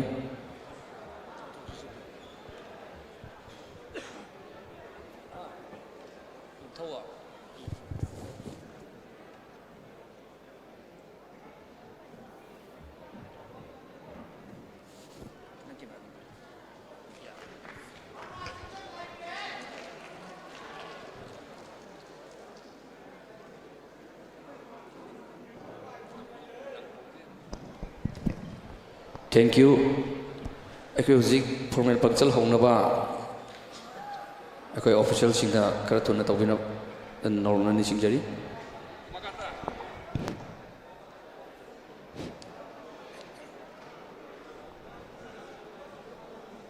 अखोईगे ngasiगी 62 सुबा मिस्टर मणिपुर कंटेस्ट 2024 से अखोईगी रेस्पेक्टेड जजेस अखोई पुनमक सिना बॉडी बिल्डर सिंह की कोई स्किन येंगे स्किन दा स्केबेज तो वा स्किन दा नुआई तब यावर दी कोई ना यामुन ना खाना जरगा जुरी ना अदु कोई ना कितंग मार्क्स ये कोई ना हंथन पी मरा मदुना बॉडी बिल्डर सिंह ना स्किन फजना बहुत ना बियो स्किन फजना बहुत ना बदा यामना लू नान बा कोई की पर्सनल हाइजीन यामना फजना तो बियो मरा मदुना चाहिए मगी हेक लापा मिस्टर कंपटीशन थोप मतमदा स्किन दु फजद्रगदी कोइना जजेस ना मदुगी कोई रिमार्क कलमदा कोइना सोइबा अदम कोई पी मसिगी नमकता कोई बॉडी बिल्डर सिंगना यामना फजना पर्सनल हाइजीन से तोबियो हाई वफम से अंबागी जजेस कमिटी की माइकई की पार्टिसिपेंट सुनमता मसिमा कोकता नोट टोक्सन बियो है ना हाइजरी thank you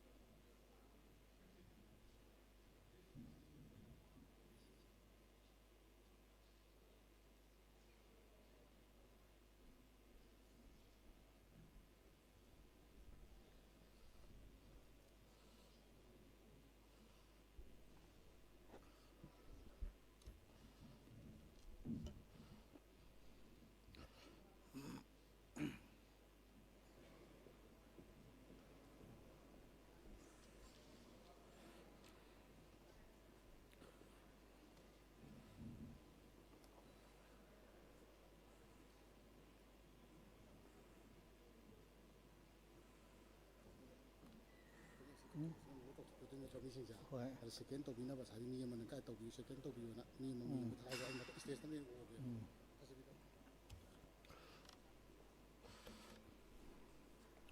All Manipur Body Builders Association Amba amadi Manipur University Student Union Musu anina khusam na duna sinjaba Mr. Manipur 62nd Mr. Manipur asiga mari lainana pangtok chariba formal function asigi damakta chief guest oibinabagi damakta haijaruba matamda harau kya birakpa mingoina hangat charabada KS Ibomcha Honorable MLA Lamlai SC Chairman Manipur Handloom and Handicraft Development Corporation Limited Chairman Library Committee Manipur Legislative Assembly bu Chief Guest ki from Langdalingsin binabagi damakta kausanjari aduga khoi ga official singna second tawinaba nolukchari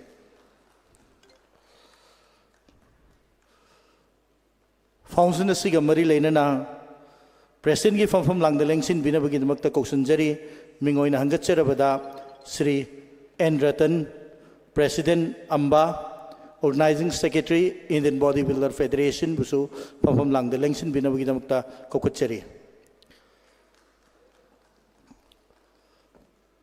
amadi guest of honors ki from Langda Langsin binabagi damakta kokachari mingoina hangatcharabada Ngangom Utam Director Social Welfare Department Government of Manipur busu ngasi guest of honors ki from Langda Langsin binaba kokachari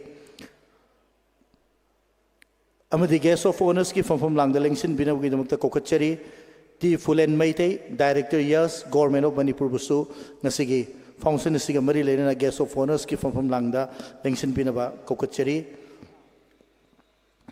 guest of honors ki from Langda Langsin binaba kokachari Professor M Premjit Din Student Welfare Manipur University busu from Langda Langsin binaba kokachari guest of honors ki from Langda Langsin binaba kokachari mingoina hangatcharabada Sri Amrambam Bobby 8 times Mr. World Presidential Gold Award World Bodybuilding and Physics Sports Federation ki busu from Langda Langsin binaba kokachari guest of honors ki from Langda Langsin binaba kokachari KSS Bhakta Kumar Maitei 10 times Mr. India Pride of Nation awardees amadi Chief Advisor Rashtriya Sarvapari Sangathan National Fast New Delhi ki advisor oibiriba bisu from Langda Langsin binaba kokachari amadi guest of honors ki from Langda Langsin binaba kokachari T.S. Sanjeeva Retired Assistant Commandant CRPF busu lengkat binaba nolukchari amadi guest of honors ki from Langda Langsin binaba kokachari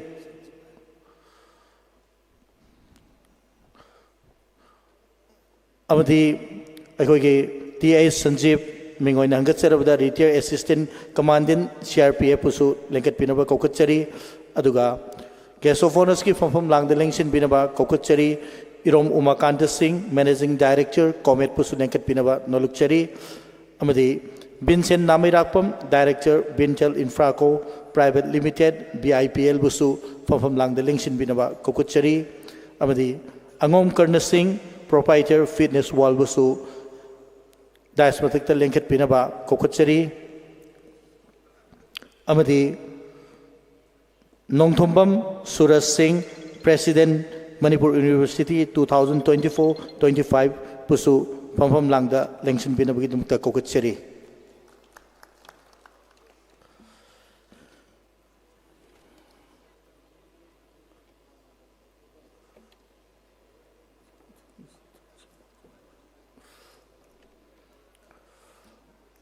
Daista dignitary singna Langsin bikragwi matungda aikoigi organizing committee ki maigai dagi akoigi presentation and basis to winabagi damakta organizing committee ki volunteer singna masisin bilang binaba nolukchari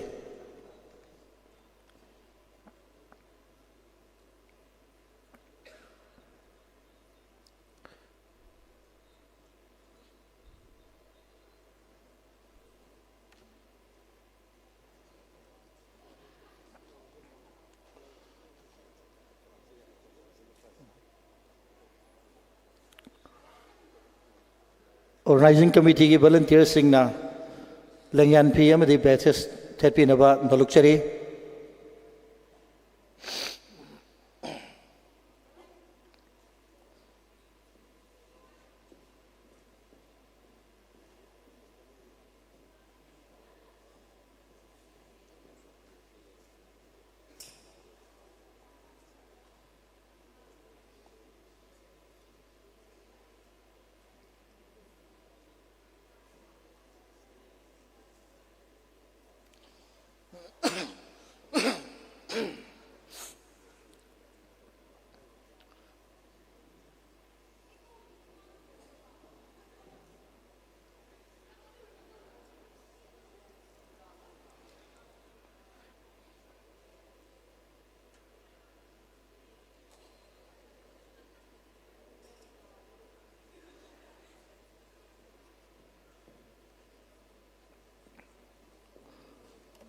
अखोई chief guest लंगयान फी कुपीनबा अखोई all Manipur body builders association की joint secretary अखोई मरुप रंजित की माइगेदगी हुपीनबा नोलुक्चरी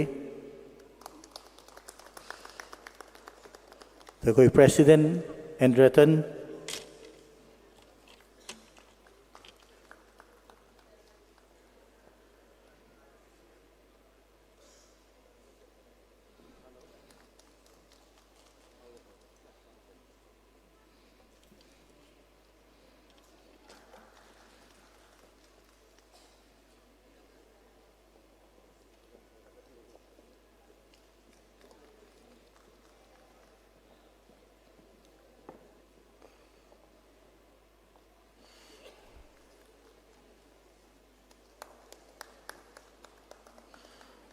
नसीगी foundation असीगा मरी लेना ऑल मणिपुर बॉडी बिल्डर्स अमदी मुसु अनि नसिंजा लांगजदुना पांगथोकचरिबा फॉर्मल फाउंडेशन असिदा हराव हरावना लेंबिरकलिबा chief guest president guest of honours पुनमकपु पुंगनिंग थौगतपिबो ओइना मियामना अहुबो कुबा कुबिबगा लोइना पुंगनिंग थौगतपिनबा नोलुक्चरी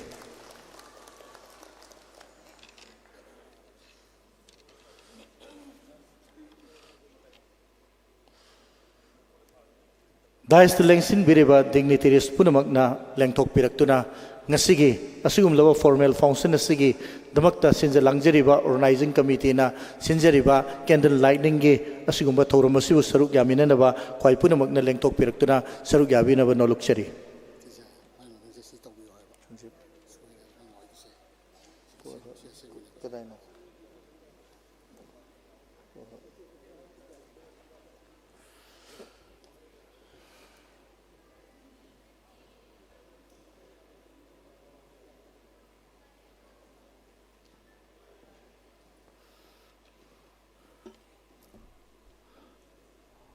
ngasi foundation asibu mai pak na bagi damakta all manipur bodybuilders association amba amadi manipur university student union ani na kusam naduna pangtok chariba 62nd mr manipur hariba championship asi soida ngam dana bagi damakta isorgi mafam da thagon naraga aikoi ngasi sukat chariba candle lighting asibu matam sangna All Manipur Bodybuilders Association amadi musuna lehobo oirasanu amadi matam sangna miyam gi damakta yaifana bagi damakta pangthok chariba championship amadi student organization sina satra gi damakta tawriba kudimak mai pakpa oirasanu haibagi wakalonda sinjaba championship asibu miyamna saruk yabiduna ngasi candle lighting tawbiduna akoi ngasi gi soida ngamdanaba akoina mai sukat chariba sibu miyamna pungning thogot pibo ina ahubo kuba amtang kubinaba noluk chari miyamdagi kubakin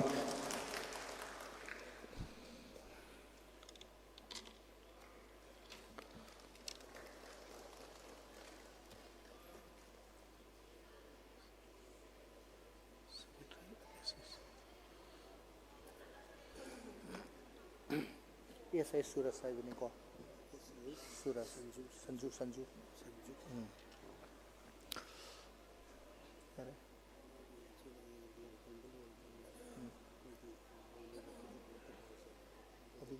Kena tu je, hana wan ini tahu lagi.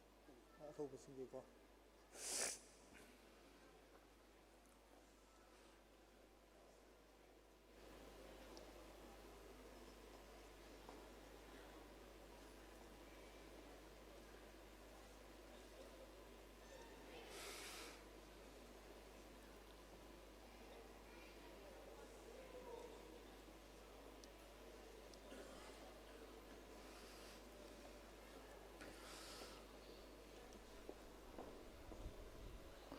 तंगदू लेताना लेजरम्बा मणिपुर असि इखंग खंगौदना यामना साथीबा इरांग अमना मरम ओइरगा इरैबाग इरमदमगी दमक्ता थवाइना पोंथा पीख्रबा अथौबसिंगी मफमदा इकाई खुमनबो उच्चबो ओइना मियाम पुनमकना लेपकत पिरगा minute अनि खतंग तुमितना लैबगी अदुगुम्बा तंजादो लौजगे मियाम पुनमकना हाइरिबा theorem असिबु सरुक याबिनबगी दमक्ता सिंजलांगजरिबा organising committee की माइगेदगी नोलुकचरी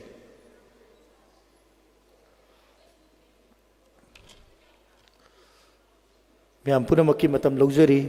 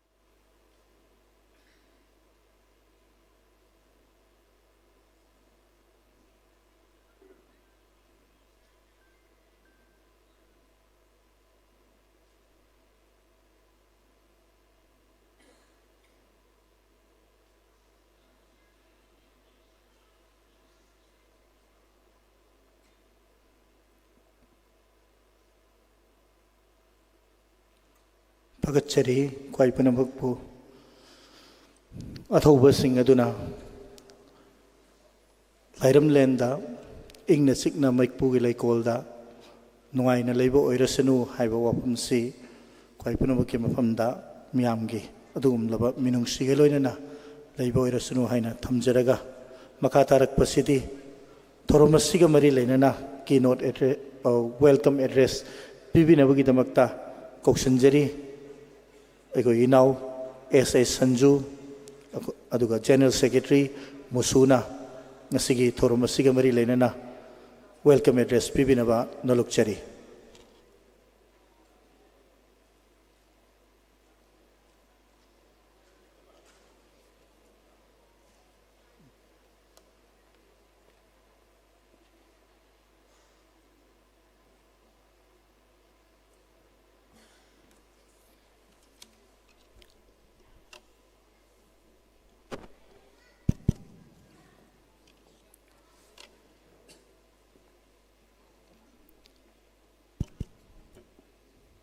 ngasi December ki tarik tara ka mga yaifarawa nongmaijing numit asida All Manipur Bodybuilder Association amba amadi Manipur University Student Union musuga kusamna duna pangtok chariba 62nd suba Mr. Manipur 2024 ki championship asida saruk yaba lakpiriba amadi thorom masibu mapung phan biriba Athoiba mitungenda phambiriba ikai khumdaba matik charaba mingoina hangatcharabada KH Ibomcha Honorable MLA Lamlai Eshi asigi chief guest ki phamham lang da lengsin biriba ojabu ikai khumnabu chari loina na ngasigi president ki phamham lang da lengsin biriba mingoina hangatcharabada oja N Ratan president ambabusu ikai khumnabu chari Makha Chathajarakpada Nasigi Guest of Honor Gi Phampham Lang the Lengsin Biriba Mingoina Hangatcharabada Ngangom Utam Director Social Welfare Department Government of Manipur Busu Ikai Kumnabu Uchari Makha Chathajarakpada Mingoina Hangatcharabada Ikai Kumnajaraba T. Fulen Maite Director Youth Affairs and Sport Government of Manipur Busu Ikai Kumnabu Uchari Mathangda Mingoina Hangatcharabada Professor M. Premjit Singh, Dean, Student Welfare, Manipur University, Ojabusu Ikai Khumnabu Chari. Loina na Mingon Hangatcharabada Arambam Bobby 8 times Mr. World Presidential Gold Order WBPF Yambabusu Ikai Kumnabuchari Loina Loinana Mingon Hangatcharabada KSI's Bhakta Kumar Maitai 10 times Mr. India Pride of the Nation Award Chief Advisor Hariba Ozasibusu Ikai Kumnabuchari Loina Loinana TH Sanjeev Retired Assistant Commandant CRPF Ozabusu Ikai Kumnabuchari Makata Sadarakpada Irom Umakanta Singh Managing Director Comet Ozabusu Ikai Kumnabuchari Mathangda Vincent Namarakpam Director Binten Infracom Private Limited BIPL Ozabusu Ikai Kumnabuchari Loina Loinana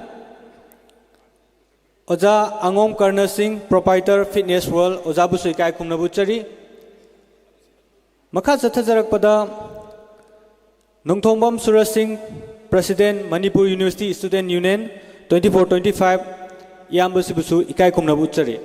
Loina Loinana Ngasigi, Tangdu Laita Dravalamda Masida, Manipur Haibase Powerhouse of Sport Haiba Koigi, Sanabana Lamda Masimu Masak Tak Iba Masanama Oibana. University ki Student Union amadi Bodybuilder ki Association ambaga kusam naduna ngasi Manipur University ki Auditorium Hall sida pangthok chariba championship asida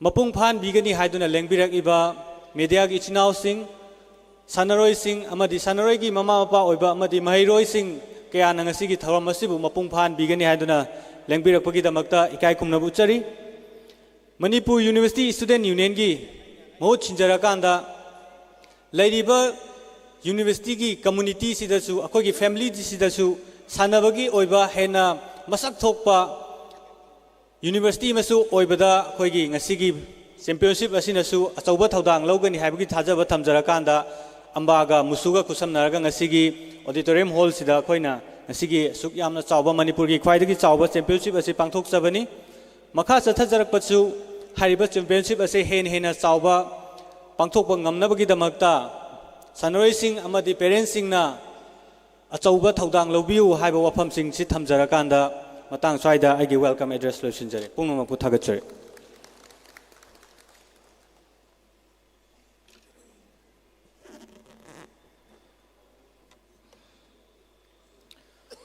function asiga mari leinana ngasigi function asigi famfam langda lengsin biriba Mingoina Hangatcharabada Nasigi Chief Guest Oibiriba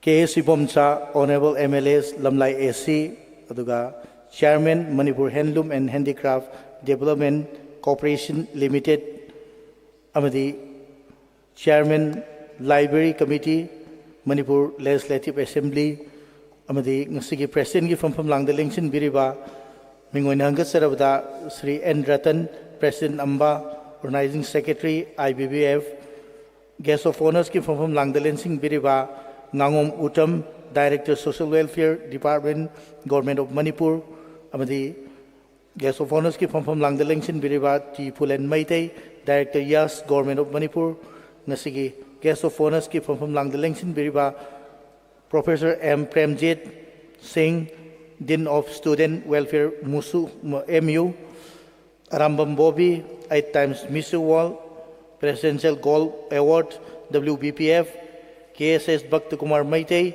10 times Mr. India Pride of the Nation Award, Chief Advisor Rashtriya Sarvapari Sangadan National Fast, New Delhi, Yanghom Sanjeev, Retired Assistant Commandant CRPF, Guest of Honors ki from Langdalengsin Biriba, Irom Umakanta Singh, Managing Director, Comet, Vincent Namarakpam, Director Bintel, Infrago Private Limited, BIPL, Angom Karna Singh, Proprietor Fitness World, Nongthombam Suraj Singh, President Musu 2024-25 MU.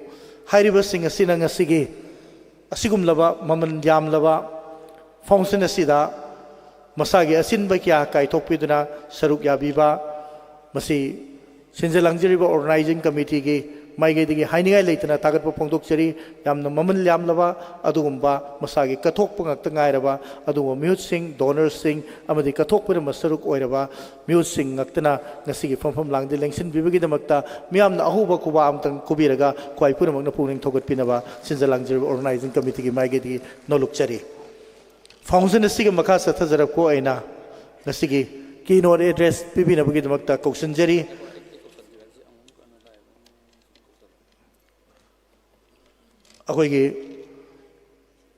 अखोई ओजा अंगुम कर्ण सिंह अखोई proprietor fitness वालसु लेंबिरेना ताए अमद यारगदी अमतंग dice लेंखत पिनबा नोलुकचरी अदुगा foundation असिगा मरी लेना keynote address पिबिनबगी दमक्ता कौशनजरी general secretary all Manipur body builders association अंबा वाई सुनंता यारगदी कीनोट एड्रेस पिबिनबगी दमक्ता नोलुकचरी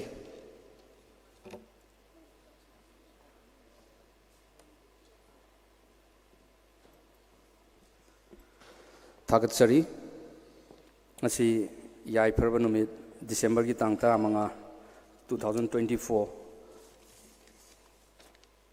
All Manipur Bodybuilders Association na sahi lisang sitna sathajarakpa humpu gani thoirak suba Mr. Manipur 1950 dagi hauduna ngasi phauba thengkhang kaya da awan nungai mayok naduna sathajarakpa ngasidi mapung marai pharaba humpu gani thoirak suba yamna historic oiba event ama All Manipur Bodybuilders Association amadi Manipur University Student Union ga khutsam naraga ngasidi MU gi auditorium hall da akoi pangthok sabangam jare ngasigi asugumlaba function asigi chief guest ki phamam langda lengchen biriba Honorable MLA Lamlai AC, respected Sir KH Ibomcha Singh, Chairman Manipur Handloom and Handicraft Development Corporation Limited, Chairman Library Committee, Manipur Legislative Assembly Bu, Ahanba Maktada, Ikai Kumnabutchari, Achinba Tabakaya, Laibaki issue, Mayamna Pik Thalaba, Mikup Amaphoba, Kaitopangam Matamasida, Aikoina Hajarubuda, Hazau Harau.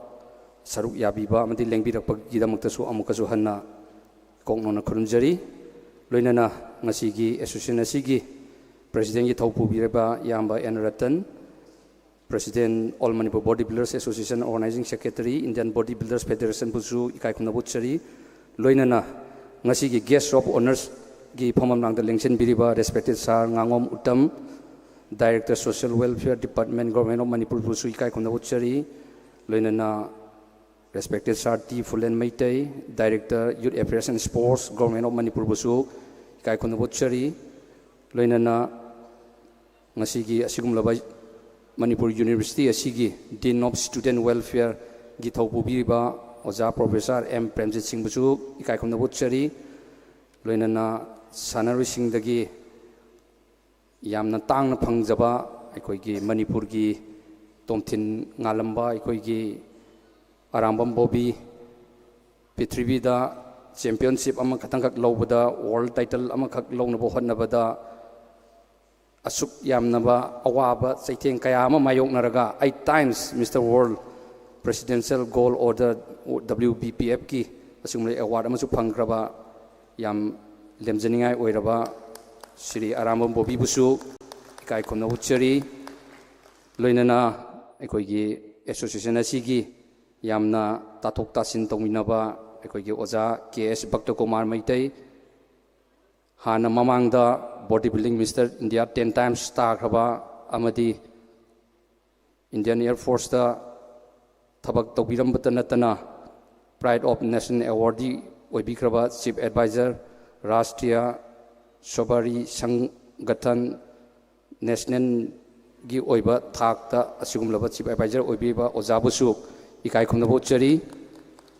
Loinana Masigi Guest of Honor Marakta retired Assistant Commandant CRPF Yankom Sanjeev Ikai Kunabutchari Ekoigi Loinana Ekoigi Matam Supada Ekoigi Donor Oibiriba Irom Umakanta Singh Ozabusuk Ikai Kunabutchari Managing Director Comet Loinana Director Binten Infracom Private Limited ki thaupubiba respected sir Vincent nangmai rakpambusu kaikuna butchari loinana proprietor Fitness World oja angom karna singbusu kaikuna butchari loinana ngasigi aikoina Manipur University asigi aikoigi phida ama phangjariba aikoigi musugi ga loinana ambaga chaminariba aikoi thौदांग yam लौबिरिबा अखोगी president अखोई सार नोंथोंबम सूरज सिंह बुसु इकाई खुमनबो चरी अखोगी hall असि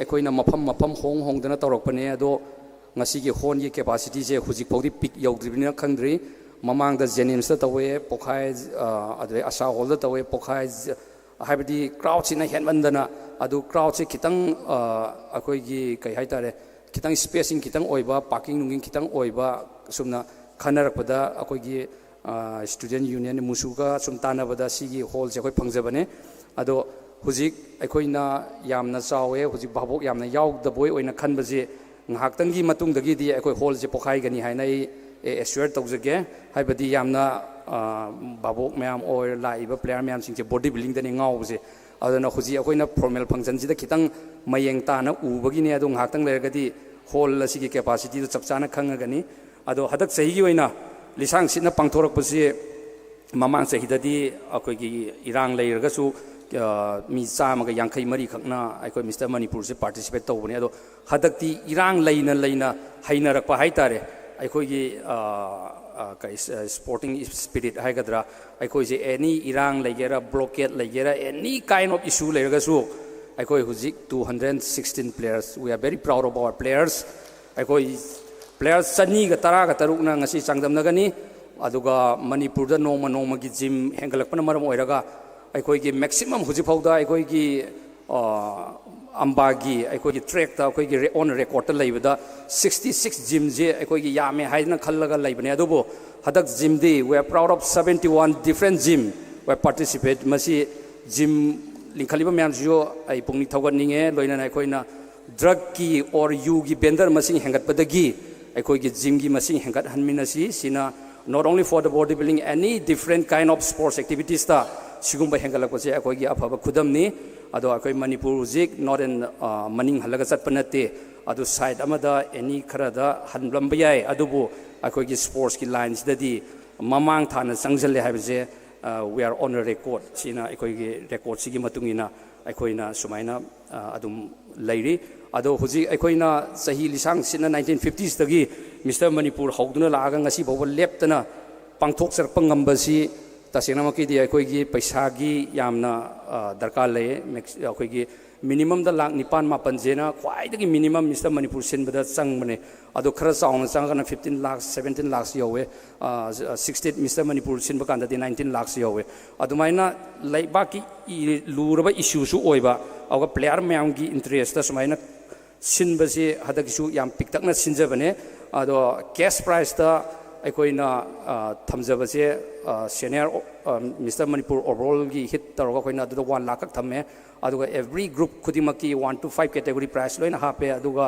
atei akoina base course aduga atei khara hapaga pulapna akoina 5,51,000 sina only cash price kakine sigi mathakta medal trophy certificate aduga atei magi food supplement mayam singje piba kan round about lakh 7 and 7.5 lakhs kumbadi benefit mogi akoigi player sing da akoina direct player sing benefit oina challe aduga akoina light sound stage akoigi musuga tanaraga yamna minimum akoigi expenditure ja minimum higher gal pa lakh ama makhai sina adjust toroga sumaina sinjabani ado akoina lairiba siliba singse akoigi donor yaudana ngambanate ado aina lebak miam da aina appeal masam tawjage atei sports ki su lerangani ado akoigi khara donor achauba yauba aikoigi chai khuding leptana sigumba sanaro singda pungning thawai happy ba aikoigi donor singdadi atopa atei organization atei singna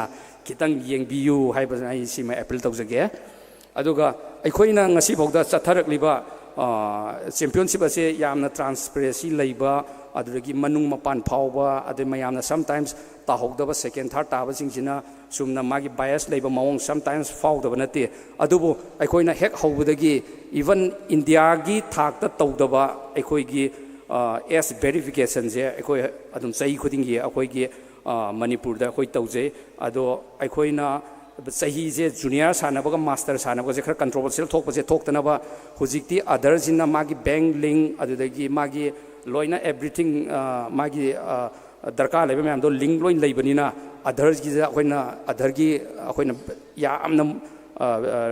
ꯌꯥꯝꯅ ꯃꯅꯨꯡ ꯍꯨꯠꯅ verification ꯇꯧꯋꯦ ꯑꯗꯣ ꯑꯗꯔꯒꯤ ꯚꯦꯔꯤꯐꯤꯀꯦꯁꯟꯁꯦ ꯑꯩꯈꯣꯏꯅ ꯆꯍꯤ ꯈꯨꯗꯤꯡꯒꯤ MS ꯎꯅꯤꯡꯊꯧ other enrolment centre ꯁꯪꯒꯣꯝꯕꯜ ꯇꯦꯔꯥꯗ ꯂꯩꯕꯅꯦ ꯃꯥꯒꯤ team ꯑꯃ ꯂꯥꯛꯑꯒ ꯑꯩꯈꯣꯏꯅ ꯆꯍꯤ ꯃꯥꯅ ꯑꯙꯔꯁꯦ ꯀꯌꯥꯔꯛ ꯁꯦꯝꯗꯣꯛꯏ ꯃꯥꯒꯤ ꯗꯦꯠ ꯑꯣꯐ ꯕꯥꯔꯠ ꯀꯌꯥꯔꯛ ꯁꯦꯝꯗꯣꯛꯏ ꯍꯥꯏꯕꯁꯦ ꯌꯥꯝ ꯂꯥꯏꯅ ꯈꯪꯕ ꯑꯗꯣ ꯃꯣꯏꯅ ꯑꯙꯔꯁꯦ ꯑꯩꯈꯣꯏꯅ QR ꯀꯣꯗꯁꯦ ꯌꯥꯗꯕ ꯑꯣꯡꯂꯤ ꯐꯣꯟꯗ QR ꯇꯧꯕꯁꯤꯗꯤ QR ꯀꯣꯗꯁꯤꯗꯤ ꯃꯣꯏꯅ ꯐꯦꯛꯀꯤ ꯑꯣꯏꯕ ꯑꯗꯣ ꯃꯣꯏꯅ ꯍꯧꯖꯤꯛꯀꯤ ꯒꯣꯚꯔꯟꯃꯦꯟꯠꯅ ꯄꯤꯕ ꯃꯣꯏꯒꯤ ꯑꯩꯈꯣꯏꯗ ꯑꯙꯔꯒꯤ ꯆꯦꯛ ꯇꯧꯕꯒꯤ ꯚꯦꯔꯤꯐꯤꯀꯦꯁꯟꯁꯦ ꯌꯥꯝꯅ ꯑꯣꯊꯦꯟꯇꯤꯀꯦꯁꯟ ꯌꯥꯝꯅ ꯃꯌꯦꯛ ꯁꯦꯡꯅ ꯎꯕ ꯍꯥꯏꯇꯥꯔꯦ ꯑꯗꯨ ꯃꯣꯏꯗ ꯑꯩꯈꯣꯏꯅ ꯄꯥꯔꯃꯤꯁꯟ ꯂꯧꯔꯒ ꯃꯤ ꯑꯃꯒꯤ ꯑꯙꯔꯁꯦ ꯄ꯭ꯔꯥꯏꯚꯦꯁꯤꯅꯦ ꯀꯅꯥꯝꯇꯅ ꯌꯦꯡꯕ ꯌꯥꯗꯦ ꯑꯗꯨ ꯇꯧꯗꯕ ꯑꯩꯈꯣꯏꯅ ꯁ꯭ꯄꯣꯔꯠꯁꯀꯤ ꯁꯤꯗ ꯊꯥꯔꯒ ꯆꯍꯤ ꯑꯃ ꯃꯣꯏꯒꯤ ꯀꯅꯥꯝꯇ ꯆꯤꯡꯊꯣꯛ ꯆꯤꯡꯁꯤꯟ ꯇꯧꯍꯟꯕ ꯌꯥꯗꯕ ꯁꯤ ꯑꯩꯒꯤ ꯅꯨꯡꯁꯤꯖꯔꯕ ꯄ꯭ꯂꯦꯌꯥꯔ ꯃꯌꯥꯝꯁꯤꯡꯗꯁꯨ ꯑꯦꯁꯣꯁꯤꯌꯦꯁꯟꯒꯤ ꯁꯥꯏꯠꯇꯒꯤ ꯋꯥꯍꯩ ꯑꯃ ꯁꯦꯡꯗꯣꯛꯆꯒꯦ ꯃꯌꯥꯝꯅ ꯂꯥꯟꯅ ꯂꯧꯕꯤꯒꯅꯨ ꯏꯁꯥꯒꯤ ꯄ꯭ꯂꯦꯌꯥꯔꯁꯤꯡ ꯑꯩꯈꯣꯏꯅ ꯄ꯭ꯂꯦꯌꯥꯔ ꯈꯔ ꯑꯩꯈꯣꯏꯅ ꯆꯍꯤꯅ ꯌꯥꯗꯗꯅ ꯁꯦꯅꯤꯌꯔꯗ ꯀꯥꯍꯟꯈꯤꯕ ꯑꯣꯔ ꯃꯥꯁꯇꯔ ꯊꯣꯛꯄꯗ ꯌꯥꯗꯕ ꯁꯨꯃꯥꯏꯅ ꯇꯧꯕꯗ ꯅꯨꯡꯉꯥꯏꯇꯕ ꯐꯥꯎꯕꯁꯤꯡꯗꯣ ꯄ꯭ꯂꯦꯌꯥꯔ ꯃꯌꯥꯝꯁꯤꯡꯅ ꯑꯃꯗꯤ ꯀꯣꯆꯦꯁꯁꯤꯡꯅ ꯑꯦꯁꯣꯁꯤꯌꯦꯁꯟꯕꯨ ꯃꯌꯥꯝꯒꯤ ꯊꯕꯛꯅꯤ ꯈꯜꯂꯒ ꯉꯥꯛꯄꯤꯅꯕ ꯑꯃꯨꯛ ꯍꯟꯅ ꯑꯦꯄꯤꯜ ꯇꯧꯖꯔꯤ ꯂꯣꯏꯅꯅ ꯑꯩꯈꯣꯏꯒꯤ ꯍꯧꯖꯤꯛꯀꯤ ꯆꯠꯊꯔꯛꯂꯤꯕ ꯀꯝꯄꯤꯇꯤꯁꯟꯁꯦ ꯃꯌꯥꯝꯅꯗꯤ ꯃꯁꯥꯗꯤ ꯐꯔꯒ ꯀꯔꯤꯒꯨꯝꯕ ꯈꯔ ꯇꯥꯕ ꯉꯝꯗꯕꯒꯤ ꯃꯑꯣꯡꯒꯨꯝꯕ ꯈꯤꯇꯪ ꯁ꯭ꯂꯥꯏꯠꯂꯤ ꯈꯤꯇꯪ ꯊꯦꯡꯅꯕ ꯌꯥꯎꯔꯝꯒꯅꯤ ꯑꯗꯨ ꯂꯩꯔꯤꯕ ꯑꯩꯈꯣꯏꯒꯤ ꯖꯨꯔꯤꯁꯤꯡꯁꯦ ꯑꯩꯈꯣꯏꯅ ꯖꯁ ꯀ꯭ꯂꯤꯅꯤꯛ ꯑꯗꯨꯗꯒꯤ ꯑꯦꯅꯤ ngasi nong khatang judge myam unarga tawbunate for the last say tha amagi mamangdagi mayam je study tawraga judges myam singje karamba kamain tawsige haiduna changakpagi step sida ekoina hujikti thaina di ekoina drug haise only ekoina number 4 gumba drug kumba khatane khanarambase hujikti sports players singsida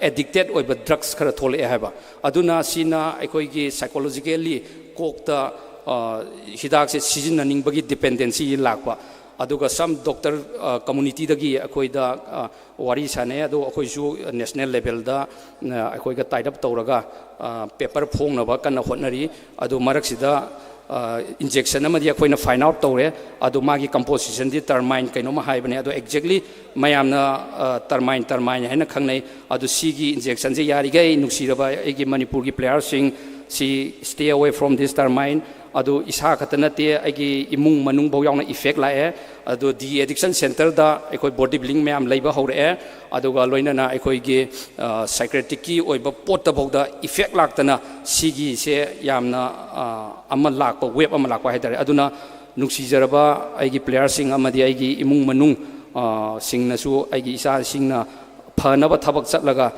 addicted oiba drug ta sangbase si ma khitang ka aware oibiu aduga si su khitang laptakna leina bai appeal tawjari akoina sumna lisang sina chatharakpa competition sing mapung hena phana bagi damakta sumaina haijabani aduga loisalakpada ngasigi asigumlaba asuk chawraba championship asi haubadagina loibawa aikoige food supplement asi Tufel House na PBM asisu aikoigi Mr. Manipur asigi backbone oina laibibagi damakta rimas maibambusu thagatsari ado loisalakpada aikoigi Manipur University gi authority sing oza sing amadi MU gi musu gi timbusu association gi maikai dagi ikai khumnaba utsabag loina ai matang sida igi keynote address lusenjagi thank you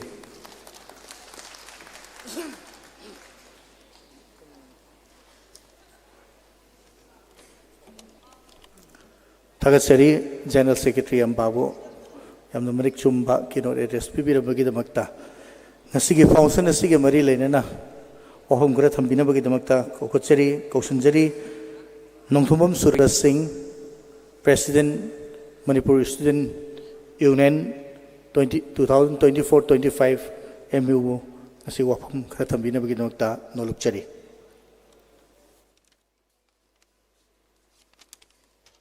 सिगी काच अचुंबने से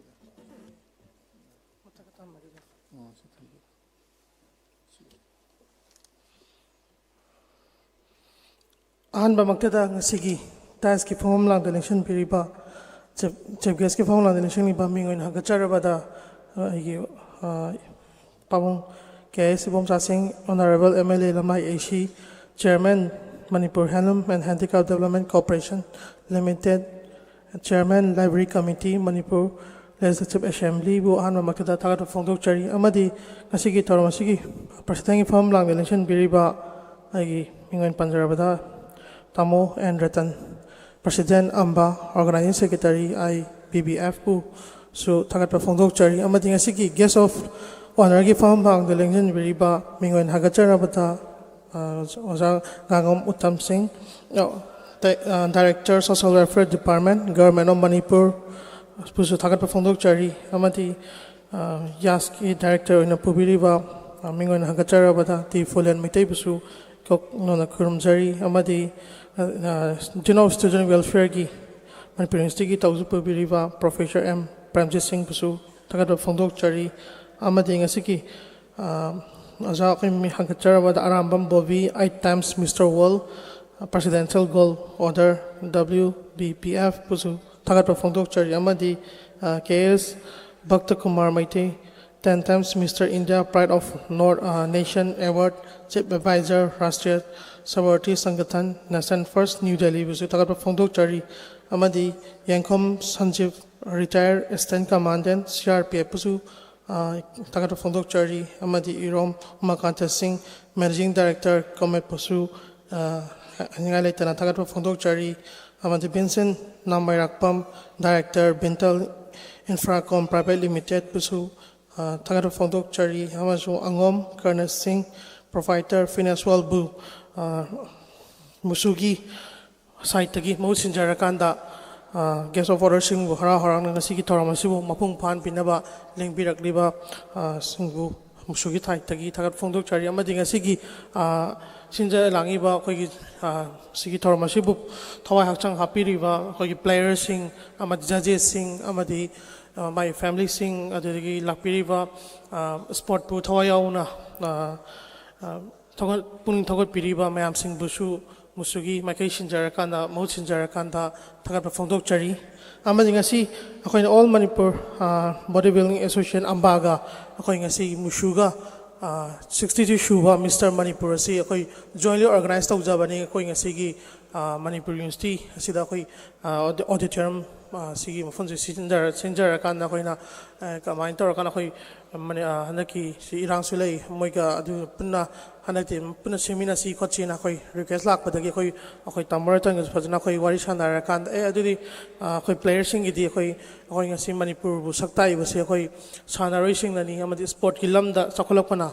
akoi gi nanda sibu amuke hen ba tungi yumbi afaba yumbi me am puthok pangangoni habi wakalon da khanjarakanda as a youth ama oina adu wakalon da khanjarakanda akoi punna seminar si akoi ngasi ajiglai ba session si akoi kan torakanda akoi si hall se fajana akoi punna chathaminarakanda akoi seminar se harakanda sinjagi bani adu mayamna smaina support to bidana adagi de players sing na mayam to bidana di ngasi dengbirak tana mayam tormasi mo pung phan bidamakta haninga le tana amuka hanna thagat phongdokchari amadi matungda shu amayana sidagi chawba khoigi bodybuilding gi smaina tawba Mr. Manipur amakena chawna mathangda shu pangthok pangam bo oibi haibase ishwar gi famda I thongni jage amadi mathangda shu tarakpa matamda akhoi side tagi musugi side tagi so angam badum koi mateng tawjage adu punna koi chaminarakanda afaba sanaru myam ma puthok pangam na ba koi punna honamina sai wafam de thamjarakanda ai takna matang si tension jage ai ngasi se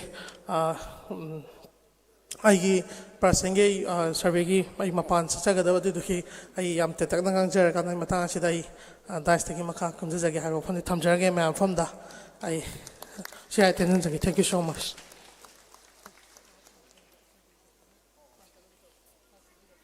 ꯑꯩꯈꯣꯏꯒꯤ ꯃꯨꯁꯨꯒꯤ Presidency ꯇꯁꯦꯡꯅ ꯍꯥꯏꯔꯒꯗꯤ ꯌꯥꯝꯅ ꯑꯆꯤꯟꯕ ꯑꯃ ꯂꯩꯕꯅ ꯃꯔꯝ ꯑꯣꯏꯔꯒ ꯗꯦꯜꯂꯤꯗ ꯆꯠꯈꯤꯗꯧꯕ ꯍꯧꯖꯤꯛꯁꯦ ꯁꯤꯅ ꯃꯔꯝ ꯑꯣꯏꯔꯒ ꯃꯍꯥꯛꯀꯤ ꯋꯥꯍꯩ ꯈꯔ ꯊꯝꯕꯤꯔꯝꯕ ꯌꯥꯝꯅ ꯂꯥꯏꯕꯛ ꯐꯩ ꯑꯃꯗꯤ ꯑꯩꯈꯣꯏꯒꯤ ꯑꯣꯜ ꯃꯅꯤꯄꯨꯔ ꯕꯣꯗꯤ ꯕꯤꯜꯗꯔ ꯑꯦꯁꯣꯁꯤꯌꯦꯁꯟꯒꯤ ꯖꯦꯅꯔꯦꯜ ꯁꯦꯀ꯭ꯔꯦꯇꯔꯤꯅ ꯑꯩꯈꯣꯏꯅ ꯉꯁꯤ ꯁꯤꯟꯖ ꯂꯥꯡꯖꯔꯤꯕ ꯑꯣꯔꯒꯅꯥꯏꯖꯤꯡ ꯀꯃꯤꯇꯤꯒꯤ ꯃꯥꯏꯀꯩꯗꯒꯤ ꯀꯦꯞ ꯑꯃꯈꯛꯇꯪ ꯎꯞꯄꯤꯅꯕ ꯅꯣꯜꯂꯨꯛꯆꯔꯤ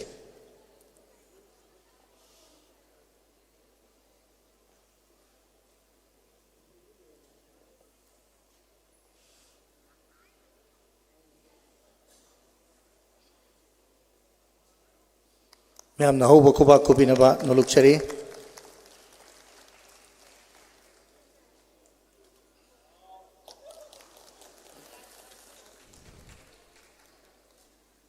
ꯉꯁꯤꯒꯤ ꯑꯁꯤꯒꯨꯝꯂꯕ ꯐꯥꯎꯟꯁꯟ ꯑꯁꯤꯒꯤ ꯈꯨꯗꯣꯡꯆꯥꯕ ꯂꯧꯖꯔꯒ ꯉꯁꯤꯒꯤ ꯆꯤꯐ ꯒꯦꯁ ꯄ꯭ꯔꯦꯁꯤꯗꯦꯟ ꯑꯩꯈꯣꯏ ꯗꯥꯏꯁꯇ ꯐꯝꯕꯤꯔꯤꯕ ꯁꯤꯡꯒꯤ ꯑꯌꯥꯕ ꯂꯧꯖꯔꯒ ꯐꯥꯎꯟꯁꯟ ꯑꯁꯤꯗ ꯑꯩꯈꯣꯏ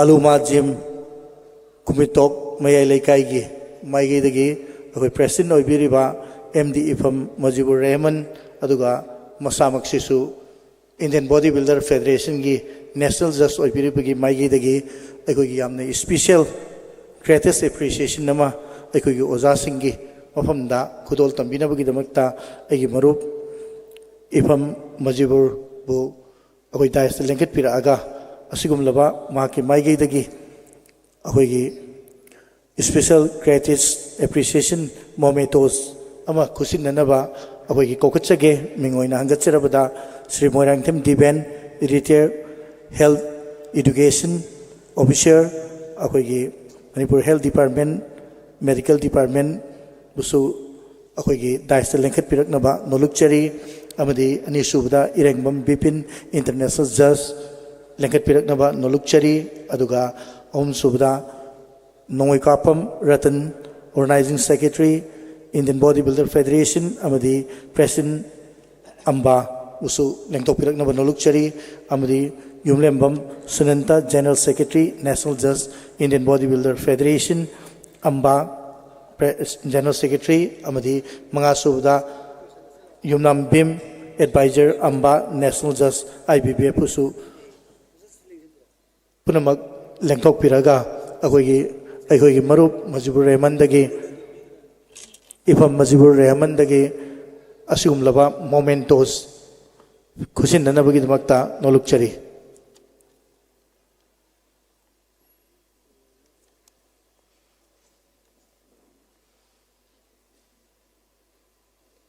hoi somda ye thangbai stage ki site loinamak akoigi oja guru singh lengchen binaba nolukchari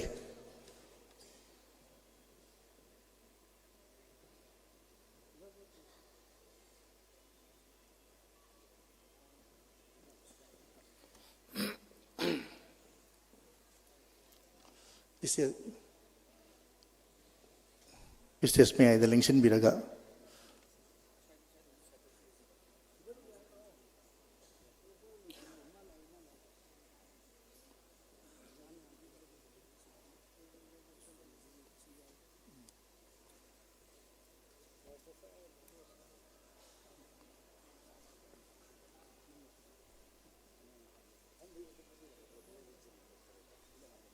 मैं हम ना हो बखुबा कुबी दुना अखोगी असुगुम लबा अंबागी ऑफिशियल सिंग अमदी एडवाइजर अमदी असोब थौदांग क्या अंबागी दमकता लौबीबा ओजा गुरु ngakतनी मखोगी दमकता अखोगी ओजा इफम मजिबुरगी माइगेदगी खुदोल पोरसे खुशी नबी बनी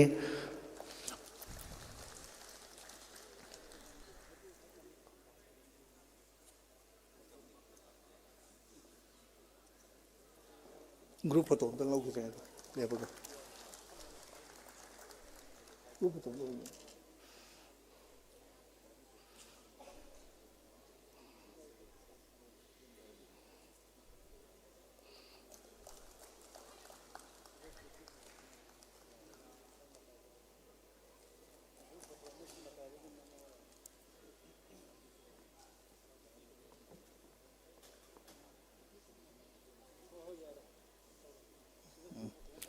अखोई ओजा गुरु सिंह सिगल लोइना ग्रुप फोटो अमतंग अखोई अंबागी ऑफिशियल सिंगना नंबीनबा नोलुकचरी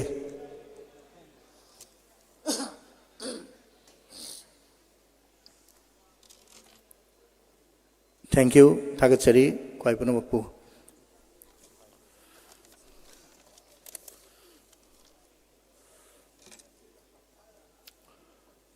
Akhoi dais ta lengsin biriba dignitaries punamakna akhoi gi nasigi function nasi tasengna akhoi gi body building haiwa masana si pamdana legbirakpa miam punamakna body building asida yenge nasi competition se kamaina tawbage haibadugi matangda kanana champion oigedage haibadugi matangda mayam se pungning wakhalda khorang ngaidana leibaduna maram moiraga nasi gi dais ta lengsin biriba kwai punamakna akhoi gi ngasi gi chief guest amadi akhoi ngasi gi president khaktagi oiba speech thamjaraga akhoi function asi tension nanabagi damakta lawbiba yamna thagachari asigumba puksel chawba sing akhoi gi dais lengsin biriba dignitaries purumakpu thagachaba phongdok charaga ngasi gi chief guest ki phomphom langda lengsin biriba mingoina hangat charabada KS Ibomcha honorable MLA Lamlai SC chairman Manipur Handloom and Handicraft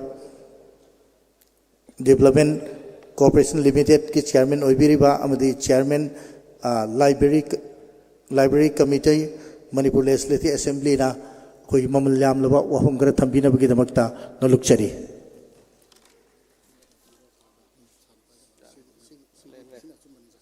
sina si latest ni hai sume sanjip yawuse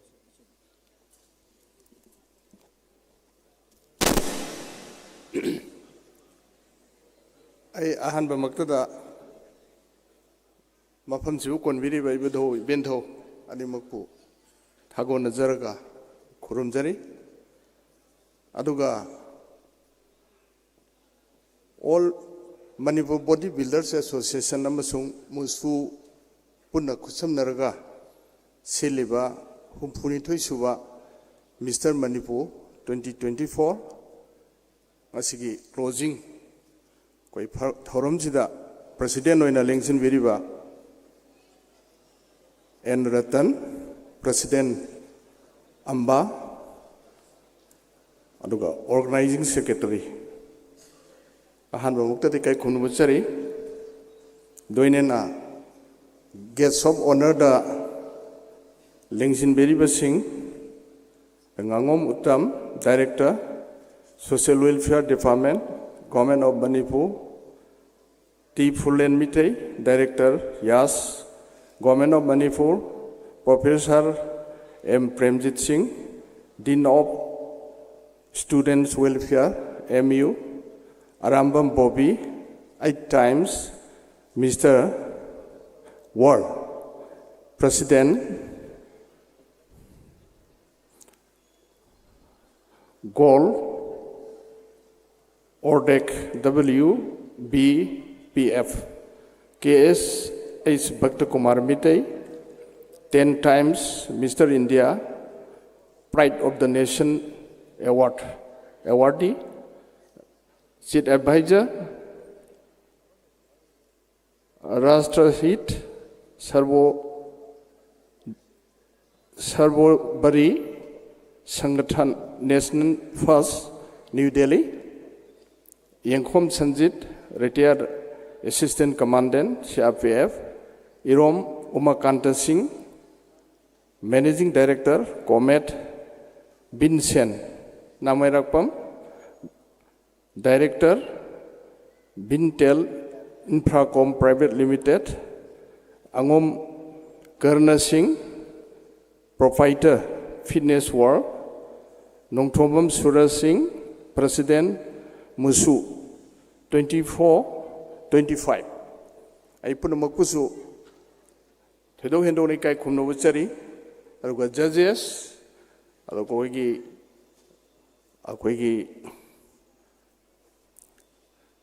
koi Manipur Body Builder Association ki koi official sing, office bearer sing. Are Musu ki koi office bearer sing.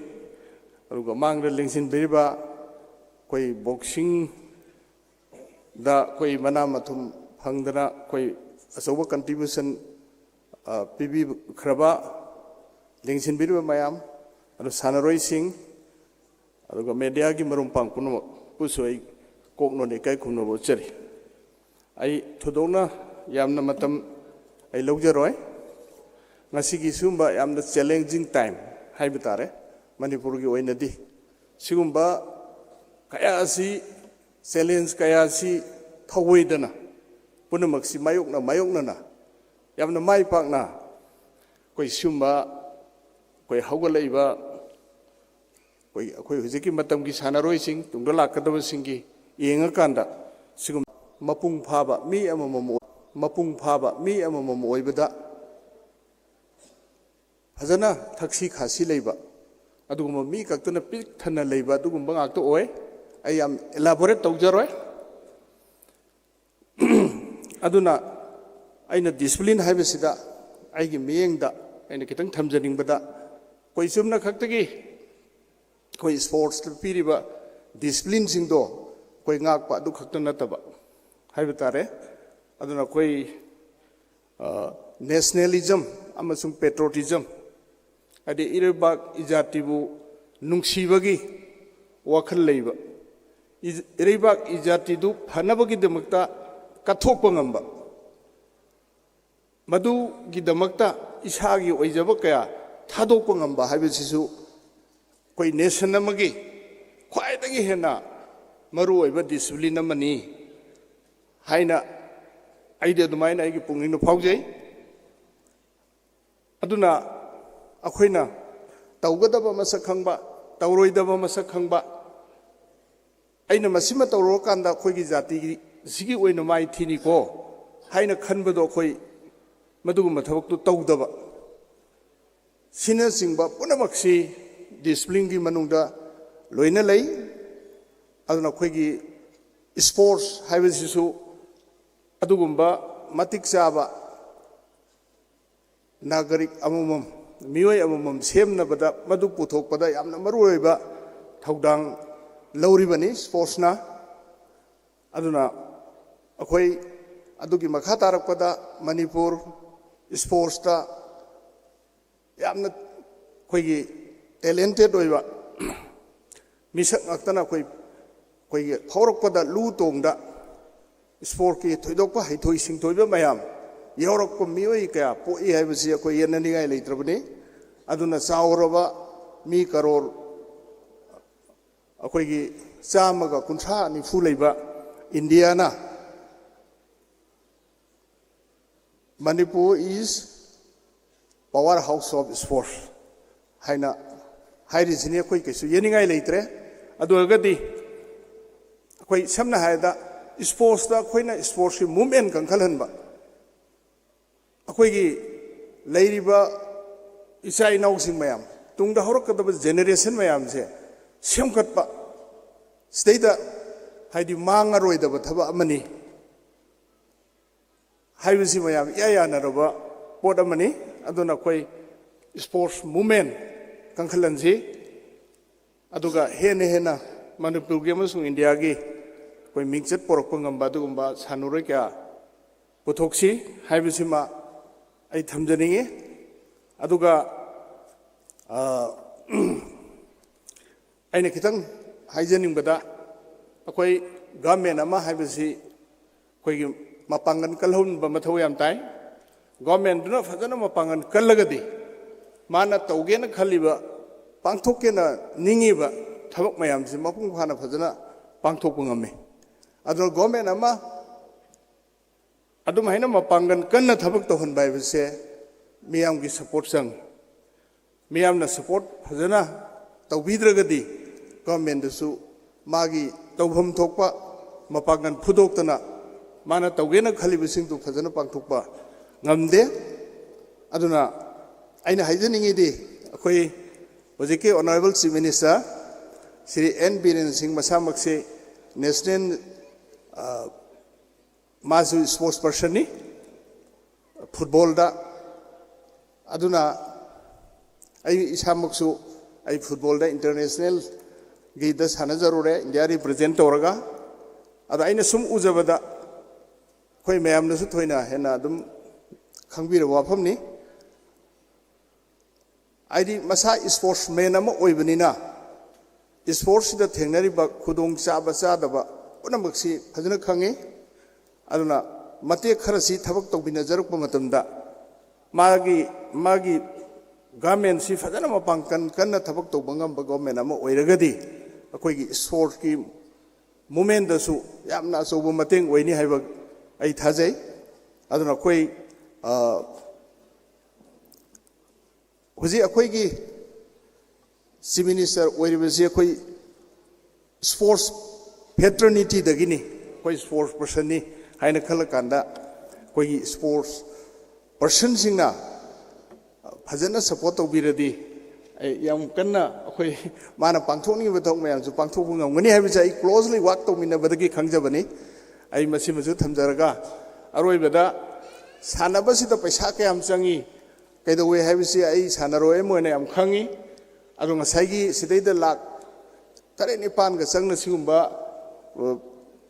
championship ama akhoi sigumba Mr. Manipur gain pangthoise masida sinbi langi bi singthina thengna biram gadabasi matam mangam gani aruga masagi paisa yam tingam gani aruga ako madana mi myamna jairaga loisandrin masi phajaiga phajage tawduna adugumba punamak tu thado kanda koi boxing gi da leibiriba official sing adai judges sing kai sing mayam sina phajana madugumba mayam du gi manungda thengna jarga su mapanda kaimta uthokta bida thengna bi bise masi ishorna akoi gi ambana khaliba adai sagi musu gi president na haibiramba mathangda di hena chawba akoi sinnaba tawsi ga na haibiramba do ngamba ishorna बिने बिबो ओइसनो हाइबसिमगा थमजगे अदुना लोइसलकपदा पैसा याम चंगे जि खंगगा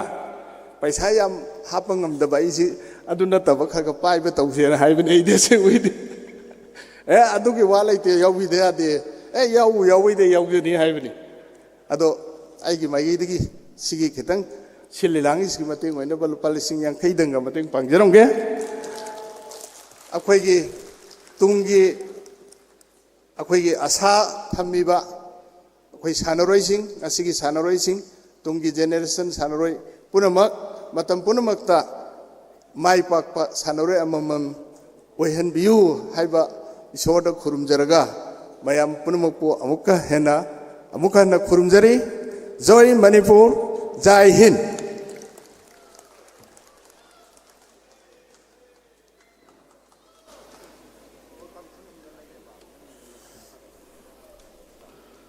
ngasigi chief guest ki mai ge dagi yamna marik chumba adugum laba sportsman haiba posi yamna discipline leiba adugum ba amani amadi di sportsman haiba posina ireiba iramdam sibo masak taiba adugum amakhakni aduna sportsman haiba si yamna maru oi india gi mafam dasu aikoi gi adugum laba manipur se power house of sports har khangnaribani haibana singba adu mayam do ningsing bidra sanroi sing asibu pungning thogat piba amadi organizing committee na wajariba songjariba akoina Mr. Manipur sin nanabagi damakta wajariba mayam adu bu khangbiduna akoi pungning thogat piba ina sel oina su lupa listing yang khai mateng pangbiba sinjalangjariba organizing committee gi mai ge dagi haninga leitna thagat pa pongdok chari mayam pum namna su ahuba kuba kubiduna ngasi chief guest asibu pungning thogat pinaba noluk chari aduga akoi 75 kg plus ke sanroi sing adusu wamik tobiro akoi atu matamda akoi presidential speech people loiraba matungda akoi competition se continue tawjagadabani maramaduna akoi ge official sing akoi state marshal sing na ready tawraga leibinaba noluk chari aduga ngasigi akoi ge president gi phampham langda lengsin biriba akoi bingoin hangat charabada noi kapam ratan singh President Amba amadi organizing secretary IBBF Indian Bodybuilder Federation gi bai ge dagi wahum ghara presidential speech tambina bagi damakta noluk chari thagat chari druba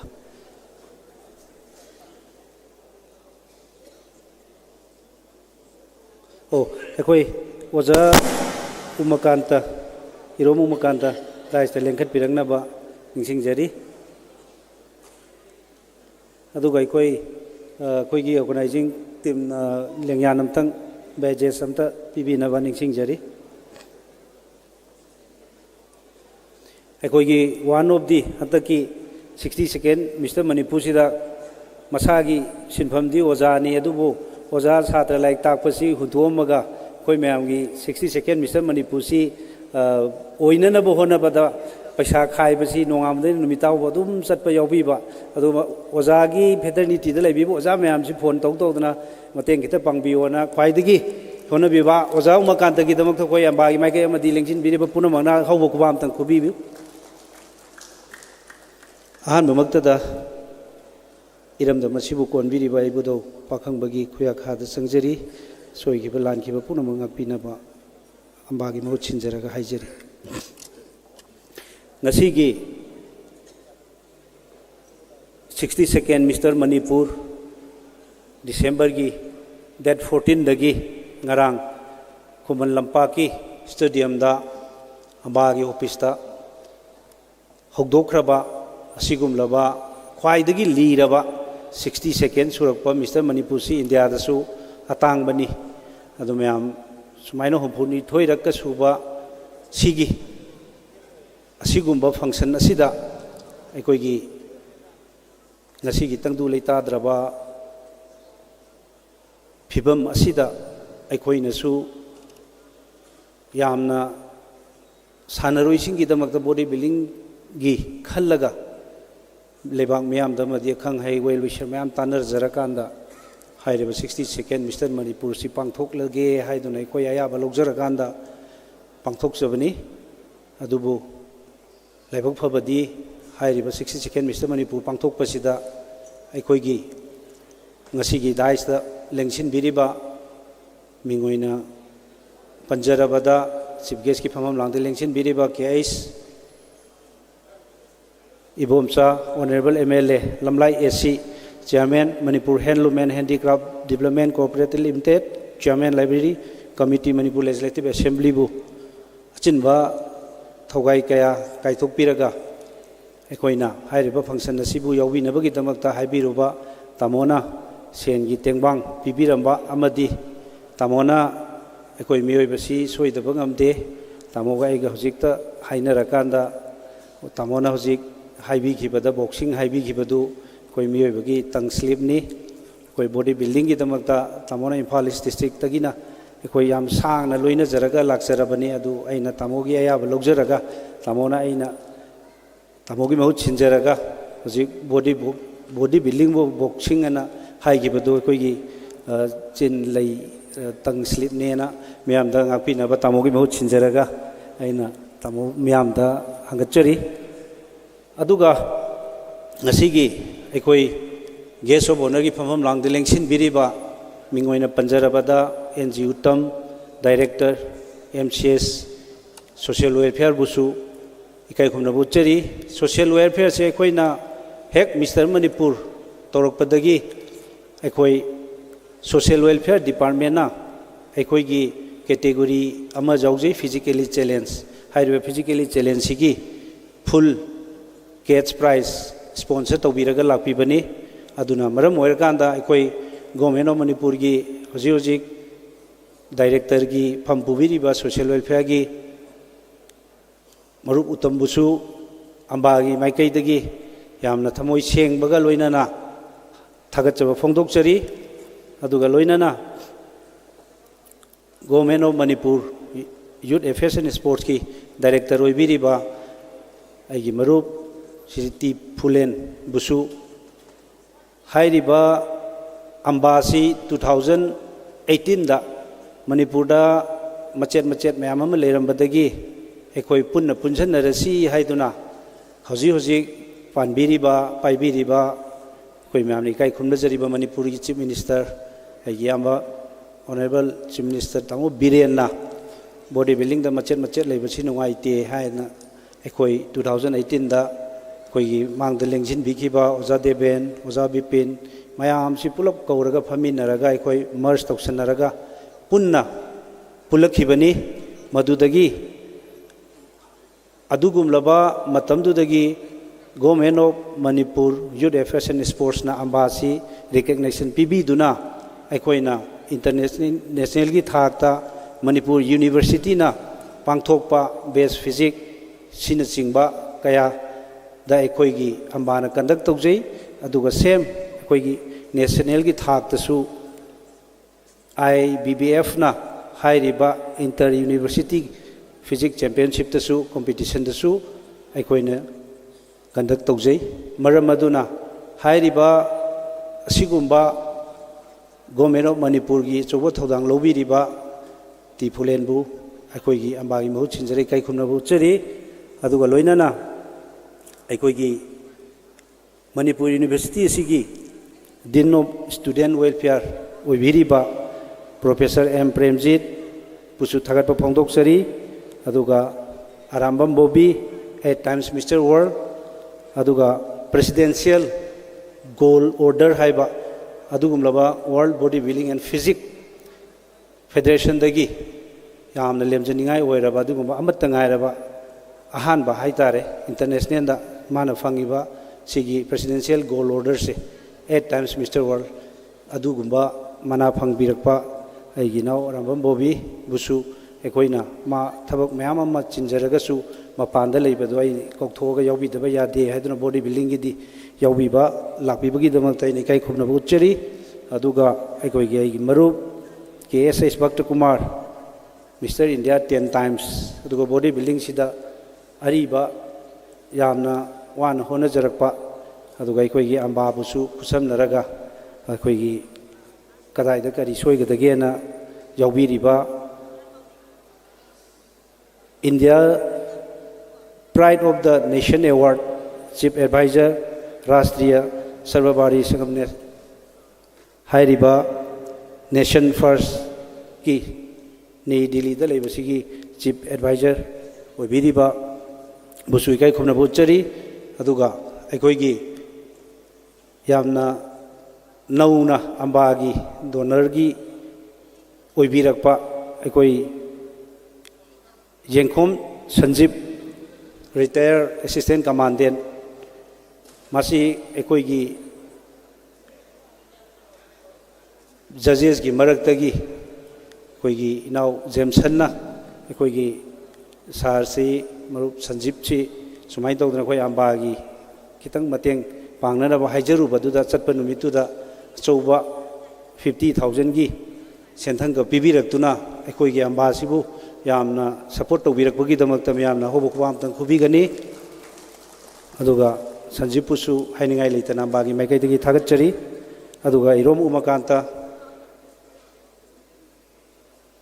magi maramda ekoi hadaki 62nd Mr. Manipur City sigi ekoina donation chatpada masigi credit simadi aingo aina ekoigi ambagi mahu chinjaragai oja umakanta da pijare maramdi oja umakanta tawkhiba effort tu madugi damakta I chelu tawjari kai khumna uchari sumaina ojana matam pumbada lepi gani na ningjai aduga Vincent Namairakpam sahi khudinge khoigi donor oibiba 50,000 busu maki achinba mapanda leibadu aina jawbidaba yade hedun kokthokchaba thokpirakpagi damakta aina thagatpa phangdokchari aduga ngom karna sisoi khoigi ambagi donor ni sahi khudingi senpham chauna dum putokpiba amadi hojik ekoigi mafam sida phambiramba nongthombam Suraj Singh Musugi President oina thopubibana hairiba maki achinba madagi chatkraba aduna smai todra masigi mangdelengsin biriba bodybuilding bu nuksibiba well wisher amadi aigi Manipur Bodybuilders Association gi Judges Singh halaman punumakpu hairiba ngasigi 62nd Mr. Manipur si mapung phana bu honabada ngai nongan mapung tare makai nifan dagi wabirakpa aigi collection busu aina han kai khumna buchari adu loina na mangdelengsin biriba koi mingoina panjarabada ekoigi hoji Manipur Police ta IGP oina pham pubiriba koi marup kamai angam Romanus IGP busu asai pung tarit makai nifan dagi laktuna hairiba 62nd Mr. Manipur sigi judges gi team da yawbi duna judging tawbibagi damakta aina marup su thagatchari aduga loina na ekoigi Dr. S Ibomsa busu thagatchari aduga Dr. Ibomsa gi nakanda phamliba aigi inau ajai nongthongbam busu thagatchari bodybuilding da aduga hojikta su ekoi Mr. India takraba aigi marup Bhakta Kumar Momotomba amadi koigi Barun Yumnam busu aina mayam au bada ming pan bada sitha wa yaw ga suwaro biroi aduna maram oiraga punamak sigi presidential speech tadi punamak si thagat pagi wahai si hai daba ya dabani na print and media amade koi mapan da gathering to budai koi ngasi ngak to isu aram khorang ba ko han biri ba punamak pu subsan jaraga ngasi gi live thabi ri ba punamak pu su ai koi gi ambagi ma ge gi thagat chari loina na masida sitha wa ai koi gi donor mayam pisa pangbi ba punamak amade manipur university gi maru oina asuk chawba mapan gi association natraga federation na waibada pidaba sigumba hall sida mathang tarak bada su sidagi hena chawba competition pangthoksi haina haibiramba aduga manipur university gi vc duga din hairiba hall asigi mapu oibiriba committee gi chairman amade koi gi manipur university gi sports department ads punamak subsin jaraga amadi mangdanga saidagi imphal west ki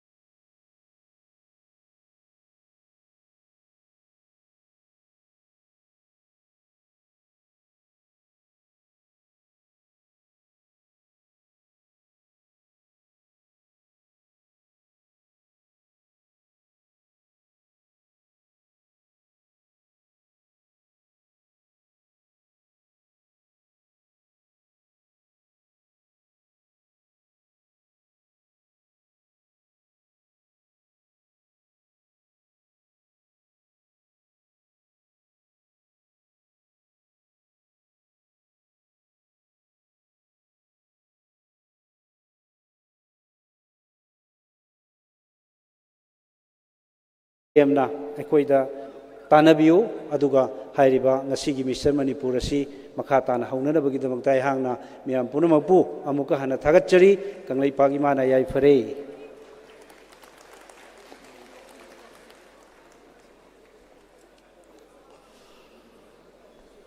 Tais the Lengsin Biriba dignitaries punamakpu thagat po phongdok chari amadi akoi sinjalang jariba organizing committee maigi dagi akoi judges sing akoi judges ki phampham lang the Lengsin binaba noluk chari amadi akoi tais ta laibiriba singna akoi gi makhada lengtha biraga akoi ngasigi pangthok kadoriba 62nd Mr. Manipur asibu mieng tabina bagi damakta khwai punamak ku gi aya balujaraga amukhanna kurum jari akoi gi judges ki setelengchen biri nabagi damakta akoi judges panel da laibiriba singna akoi gi official sing yoina phampham langjariba jaga du da lengchen biraga akoi gi nasigi dais lengchen biriba dignitaries singna kumtharakpa matamda makoina maham chana phamnaribgi damakta senbina ba nolukchari aduga akoi gi ngasigi 62nd Mr. Manipur 2024 asigi senior gi 80 kg gi category da saruk yabi ge da sanaroi sing ready tawduna thambiro akoi state marshal na state sa puthorok na bagi damakta sem sana bagi damakta ready tawbiro haiduna koi pano ke pham da khangan jari akoi ngasigi function asi matang sida tension jari aduga ngasigi championship asibu miang tabina bagi damakta miang punamakta amuk hanna no lukchari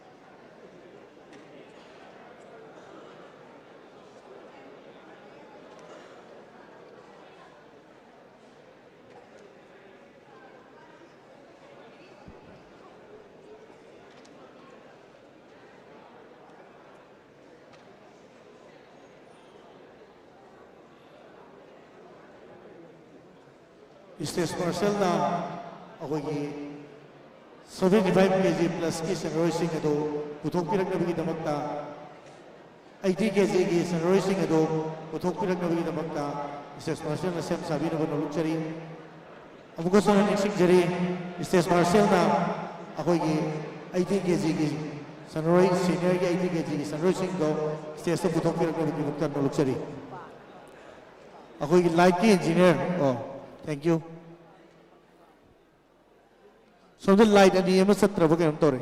So light ani yaudri matak ki. Oh.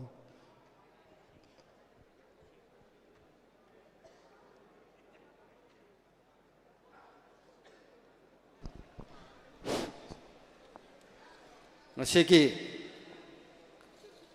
humunitoy raksuba Mr. Manpu contest for all categories asigi manung channa koi ki judges ki parikha tha ge haibiramba koi ki Jhansi Devi aduga Santosh Singh ani si judges ki parikha tha ga da bage sida koi chokri tharaga leijare masida lengsan biraga phambina baina norukna judges committee ki maike gi nixing jari Jhansi Devi aduga Santosh Singh ani si asigi judges ki parikha si IT KG class ki sida phambiro aduna khoina masiki masang mathum loina khoi pithok saragani aduga sigumba hojik tawgadori basi IT KG class senior ki sigi judges ki sitta phambina ba I Bipin Singh international judges seat number 1 da denghen biro judges seat number 2 KI Pradeep Kumar Singh national judge degi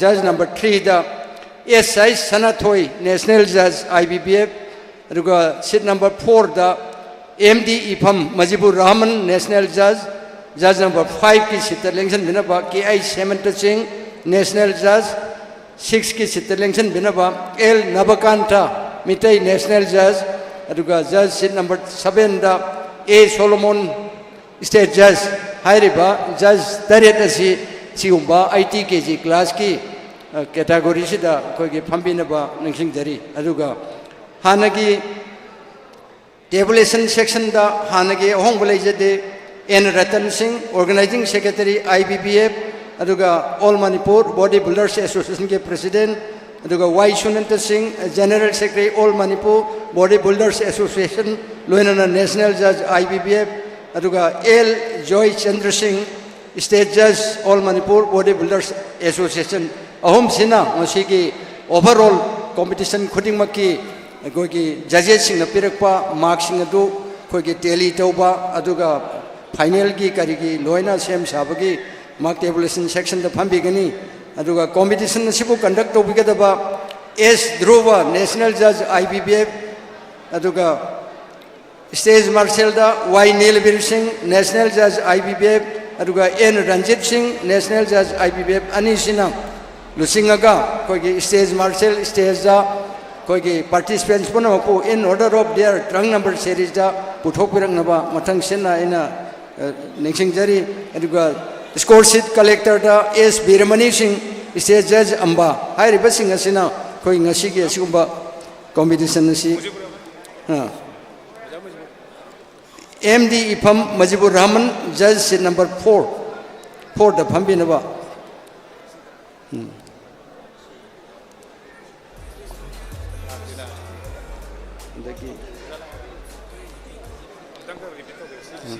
Amukan I repeat together. I Bipin Singh, International Judge, Judge seat number 1, seat number 2 the Maya de Pambire, Koigi International Judge, Maya de Koina, seat number 1, Tamjare, K.I. Pradikumar Singh, National Judge, Judge number 2, da, Aduga, Judge number 3, da, S.I. Sanatoy Singh, National Judge, Aduga, Judge number 4, M.D. Ipam Majibur Rahman, National Judge, Judge number 5 is Sita, K.I. Semanto Singh, National Judge, Judge number 6, da, L. Nabakanta Mitay, National Judge, Judge number 7, da, A. Solomon Singh, State Judge.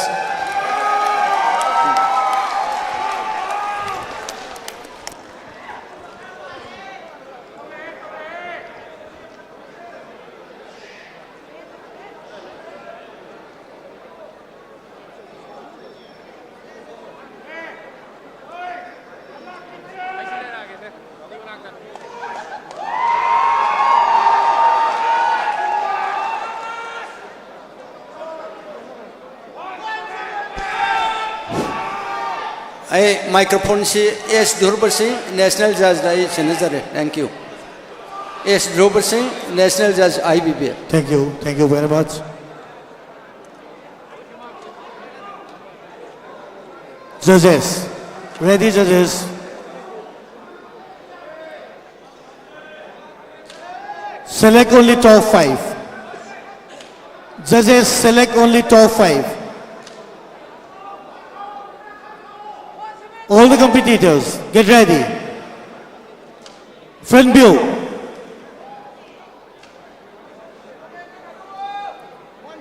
$80 kg category. Front view.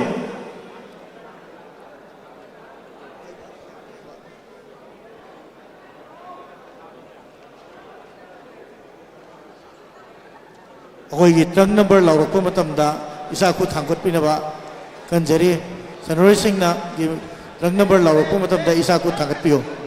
Aikoigi 80 kg senior aikoi hujik senior Mr. Manipur Naksal nina weight asoba sing asi mayam nang khawrang ngai duna leibani trunk number sing among jury mayam sing na note tobiyo trunk number 117 khudam da thangkat piyo trunk number 118 trunk number 119 trunk number 120 trunk number 121 is missing oire trunk number 122 trunk number 123 trunk number 124 trunk number 125 trunk number 126 and trunk number 127.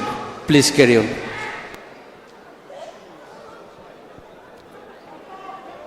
Come on, front view.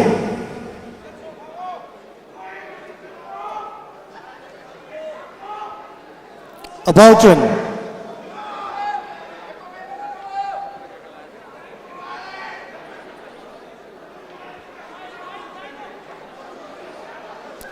Back view.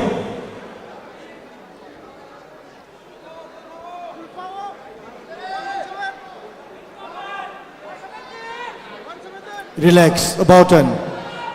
About turn.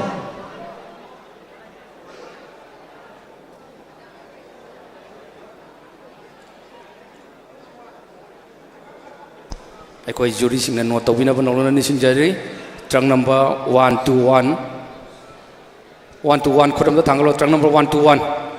Okay, carry on.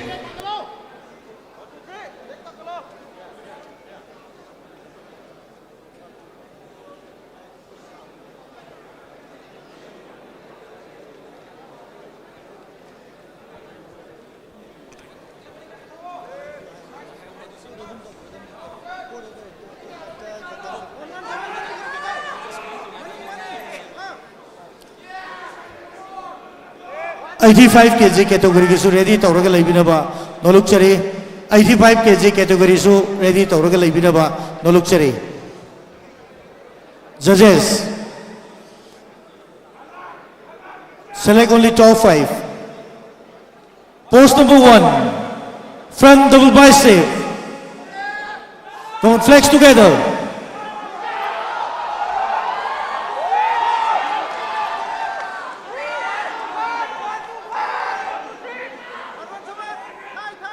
relax. Post number 2, side chase, thighs and calf.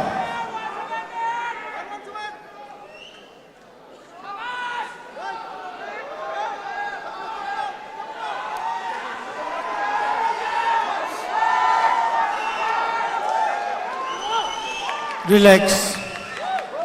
Post number 3. Turn your back and pull your calf muscles and flex your back double bicep. Come on, back double bicep. Come on, flex together.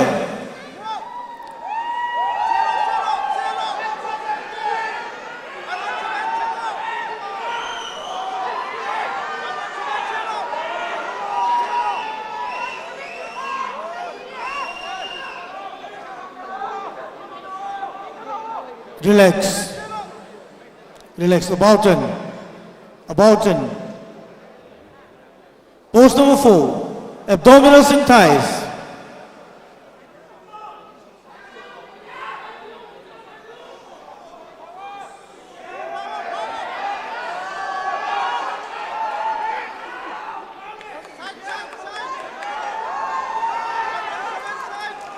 Relax. Okay, official sing na interchange. Tawin na ba? Dolog chari.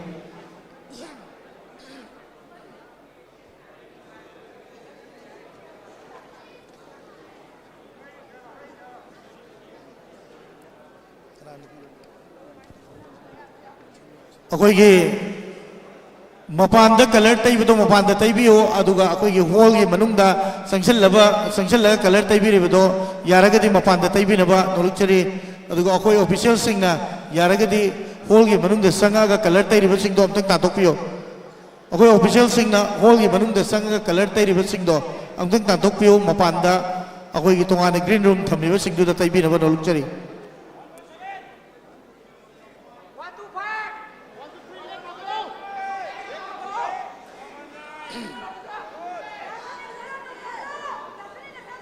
Post number 1, front double bicep. Come on, flex together.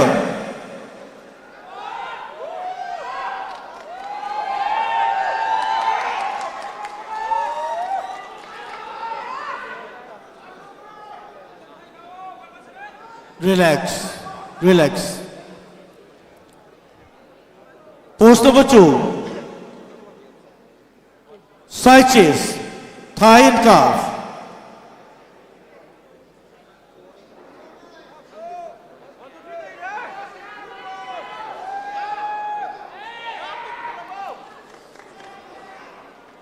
Relax. Post number 3, back double bicep and pull your calf muscles.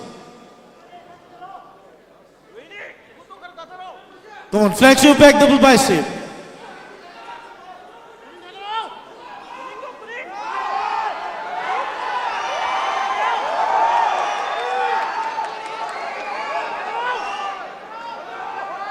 Relax, relax. About turn.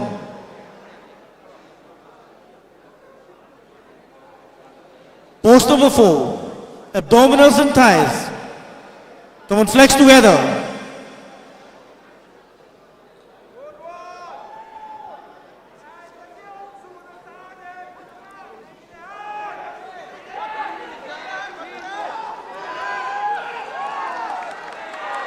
Relax, relax. Step back and back a line. All the contestants, step back and back a line. अकोई की stage marshal ना 85 kg की sunrose Singh दो stage तो पुसन बिरक ना बनो लुक्सरी stage marshal ना 85 kg की sunrose Singh दो मनुंग तो पुसन बिरक ना बनो लुक्सरी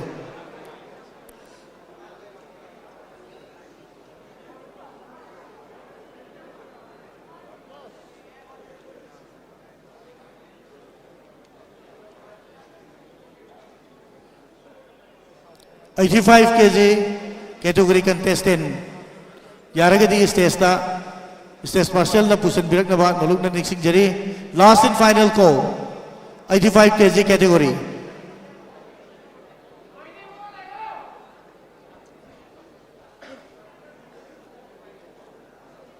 yare asuman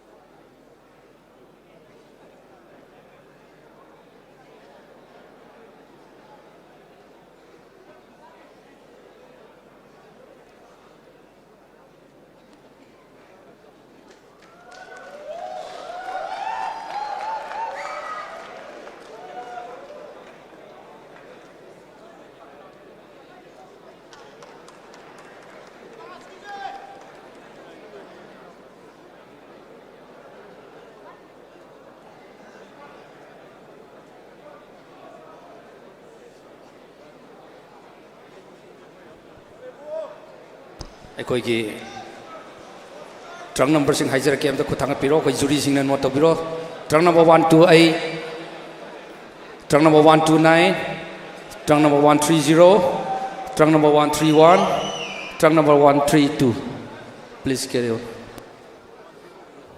85 kg category akoi judges singna makam to tosin biro kitang kakat biro red line maya do yona red line di cross to gano red line di kitang handa biro red line di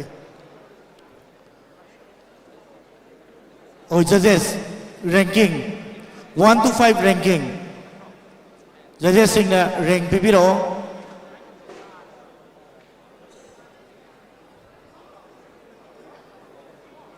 front view all the contestant front view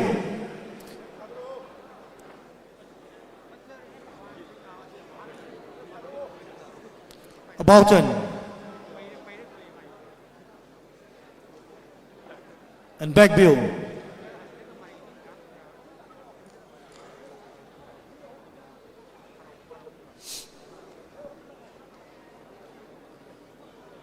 relax about turn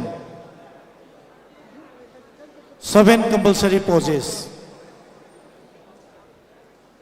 Pose number 1, front double bicep. Come on, flex together.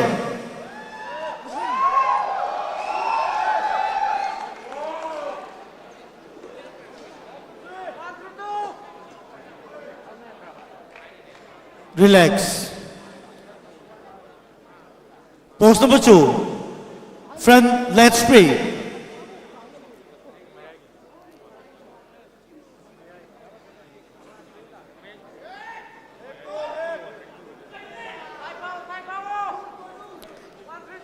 Relax. Pose number 3, side chest, thighs and calf, any side.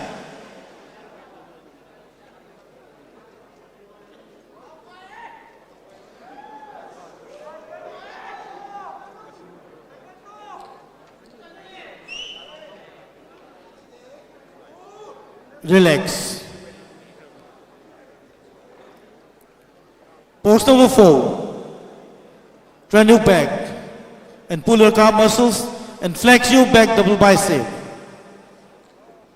Come on, flex your back double bicep. Flex together.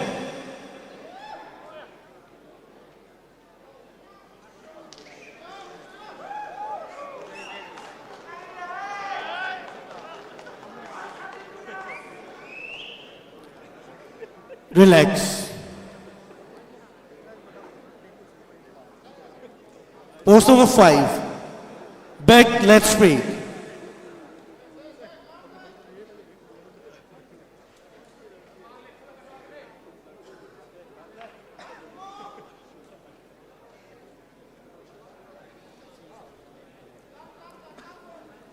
Relax. Pose number 6, side tricep, thighs and calf, any side.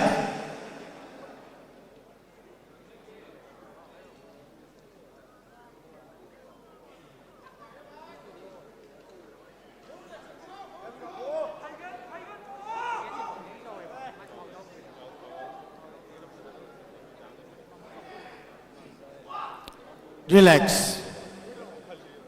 Post number 7, abdominals and thighs.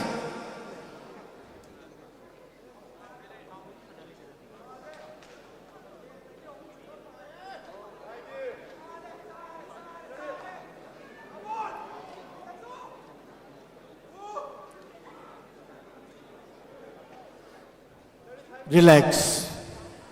Last pose, additional pose, most muscular.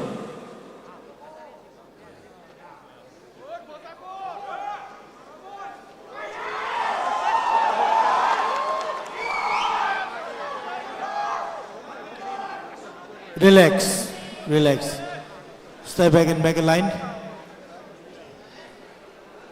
85 kg, step back and back line. Full back, full back. 80 kg ki mamang da kagat piro.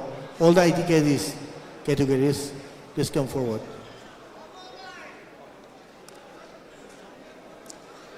Senior 80 kg. The judges selected 5 players, top 5 players. Step back, step back. Kara handan biro.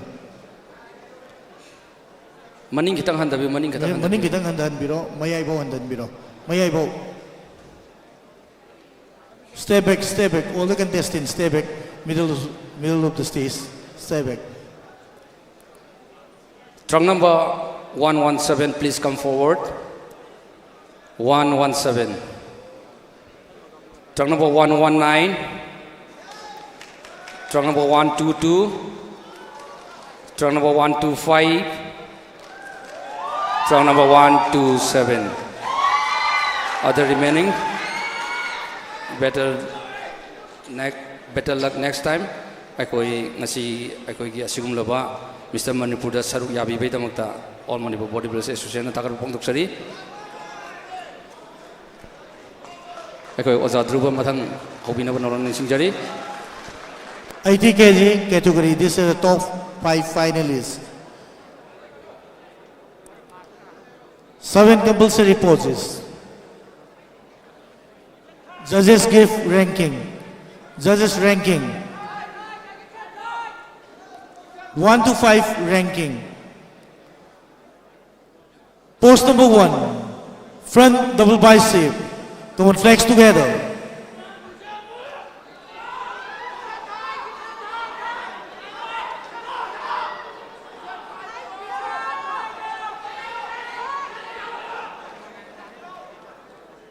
Relax. Pose number 2. Front lat spray. Latissimus dorsi. Lat spray.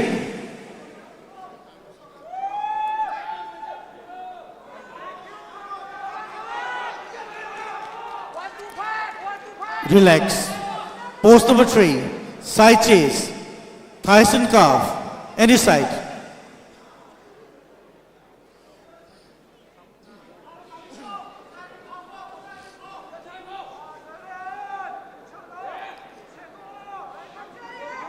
Relax. Pose number 4. Turn your back and pull your calf muscles and flex your back double bicep. Come on, flex together.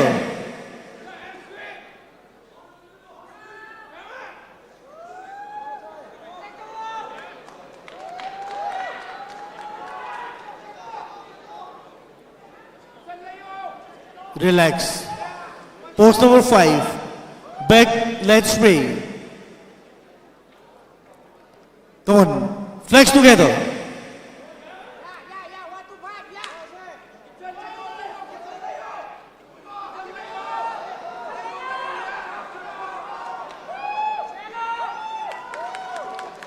Relax.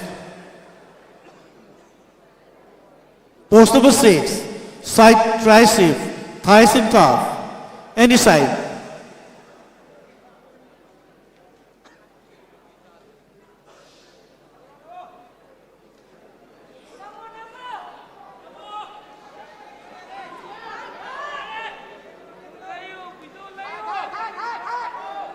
Relax. Pose number 7. Abdominals and thighs.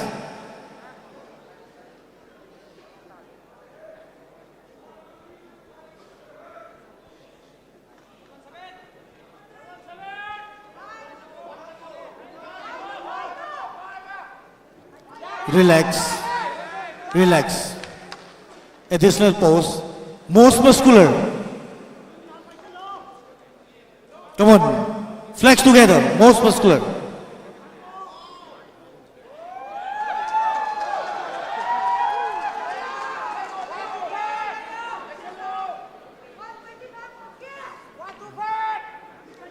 Relax. Ako'y hall ki manungda color tay riba singdo minute mangagi manungda thok taba taragadi high riba players singado ambagi organizing committee ki maigi digi disqualify to jaragani high riba singdo contest thok pa yabagi ya pizara roi maram maduna atu matamda hall ki manungdagi thok pi raga green room da color tay binaba noluk chari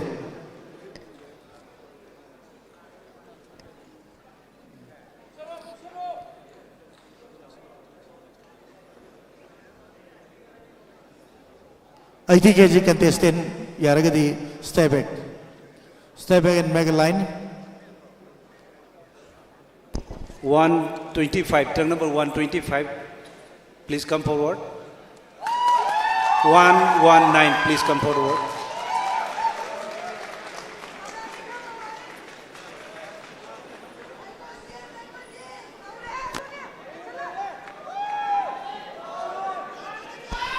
Judges number 1 की comparison please.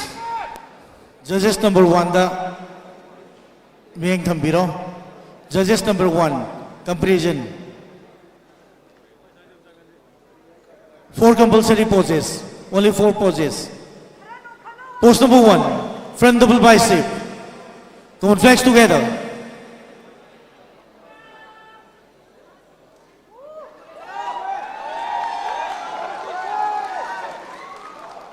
Relax.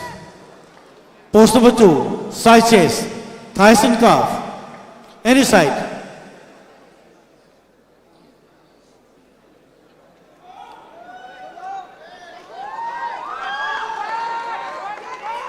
Relax. Relax. Pose number 3, back double bicep and pull your calf muscles.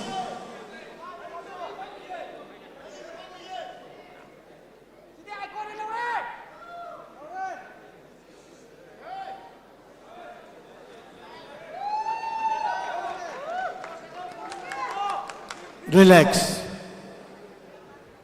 About in.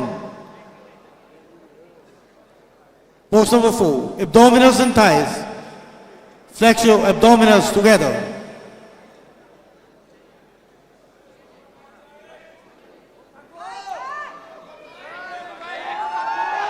Relax, relax.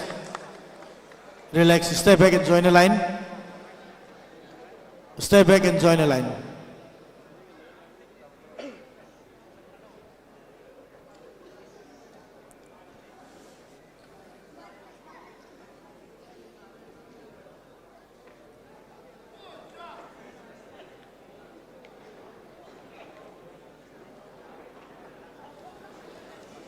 $90 kg की अखोई सनरोई Singh ready तौरगा थम्बिरो ꯑꯩꯈꯣꯏꯒꯤ 85 kg ꯗꯣ ꯃꯃꯥꯡꯗ ꯈꯤꯇꯪ ꯀꯥꯈꯠꯄꯤꯔꯣ 80 ꯗꯨꯅ ꯃꯅꯤꯡꯗ ꯈꯔ ꯑꯃꯨꯛ ꯍꯟꯊꯕꯤꯅꯕ ꯅꯔꯣꯟꯅ ꯅꯤꯡꯁꯤꯡꯖꯔꯤ 85 kg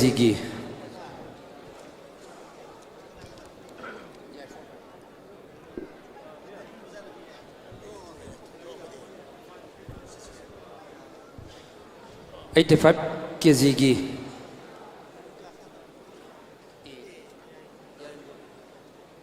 prize sing pibinaba ngasigi chief guest ki famam lang dalin sin bi kai khumna to matik saraba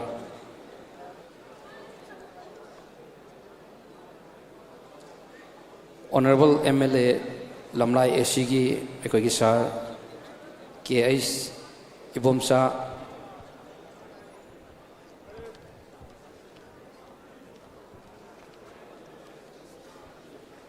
ekoi gi score to winaba volunteer singna nolona nising jadi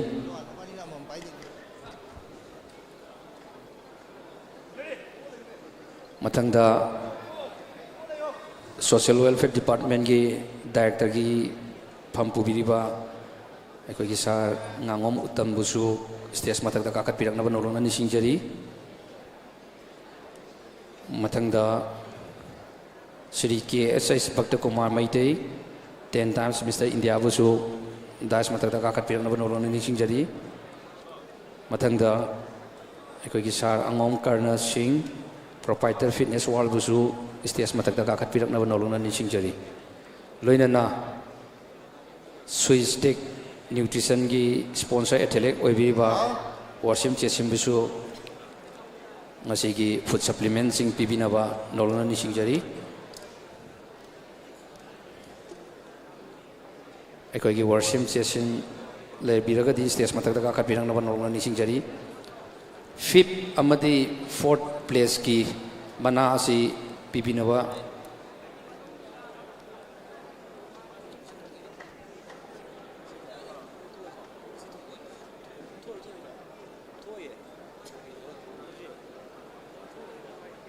अखोगी sir करना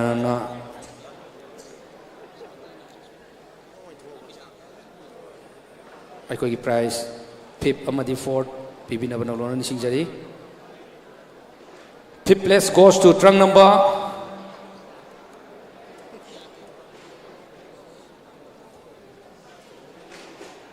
128 yumnam ningthau washing sangai jim khagim pali अखोगी साकर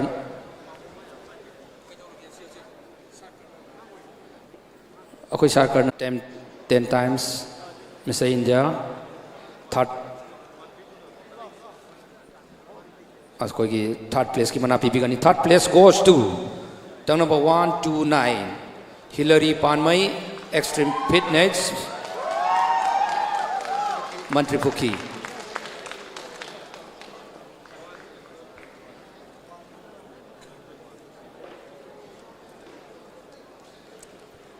certificate amadi case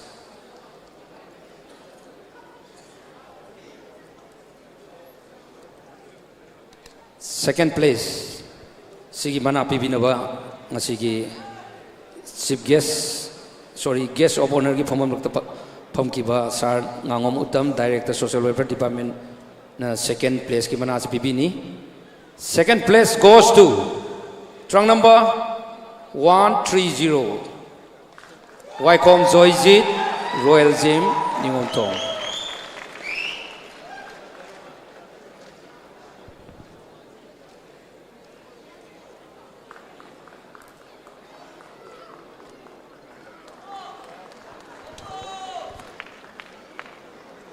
Thank you sir अखोगी ngasi group asigi champion asigi mana pibinaba kausinjari kai khomna da matik saraba Sri KS Ibom Sa Singh Honorable MLA Lamla AC. First place goes to trunk number 132, Wang Khairakpam Priyo Bertrasing, Len Chuang Kamai Foundation, Naikalong Tangiban. Aikoi group asiki case samadi supplementing. Lain na akoi ki asipna. Aikoi ki food supplement asi pibinaba nolona nising jari. अखोगी असिप लेबीरगदी खर थुना लेंथोक पिरक्तुना tube fuel house की माइकईदगी अखोगी मकोक मतम ताक्रबसिंगी सप्लीमेंटसिंग पिबिरी group असिगी सप्लीमेंटी होरेन overall दा अखोई पिजगनी कोई high supplement Sure-Tech nutrition की supplement नी लोइना first second third तना नट berry peanut butter अमसु अखोई इनाव रिमास माइबम की साइड तगी पीबीरे अखोई ऑफिशियल सिंगल लोइना प्लेयर सिंग फोटो अंतंग नबीनवा नौलोना निसिंगजरी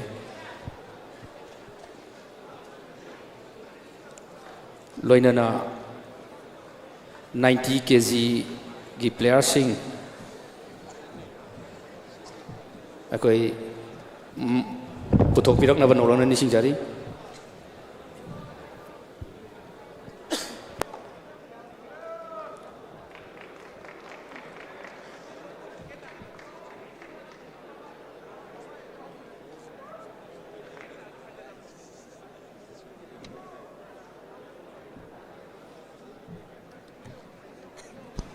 अखोई 90 kg की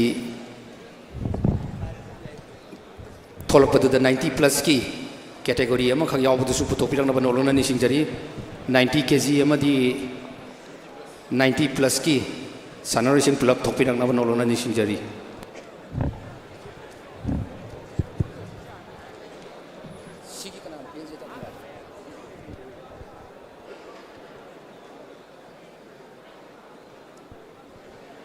अखोई ओजा ध्रुवना मखा ताबा प्रोग्राम कंडक्ट तौबिनबा नोलोना निसिंगजरी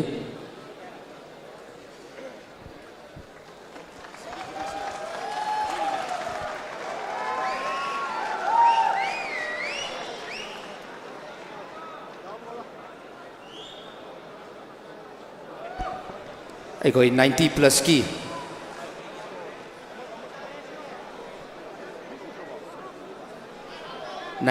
की अखोई अमा यावदुसु प्लेयर अमा यावदुसु पुथोपिरंगनबा नोलोना निसिंगजरी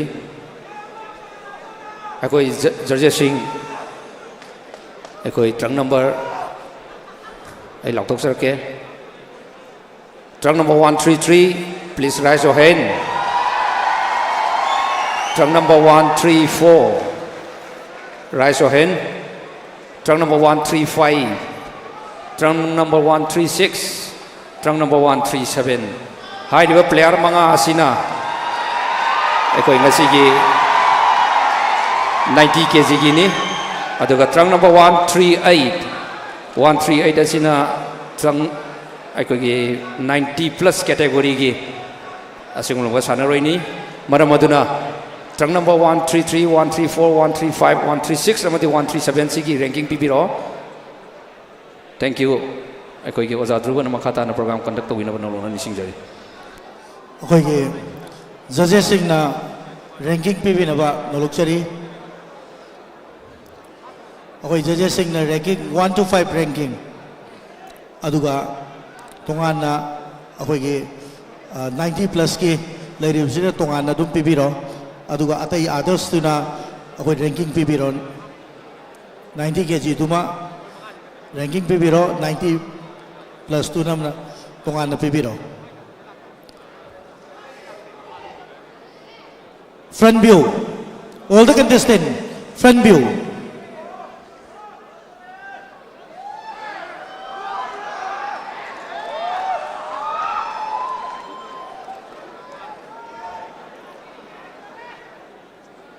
relax about turn and back view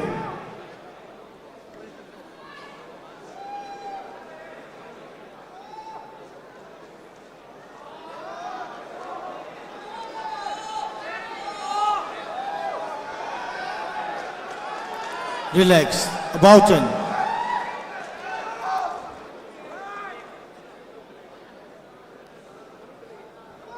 seven compulsory poses. Pose number 1, front double bicep, come on, flex together.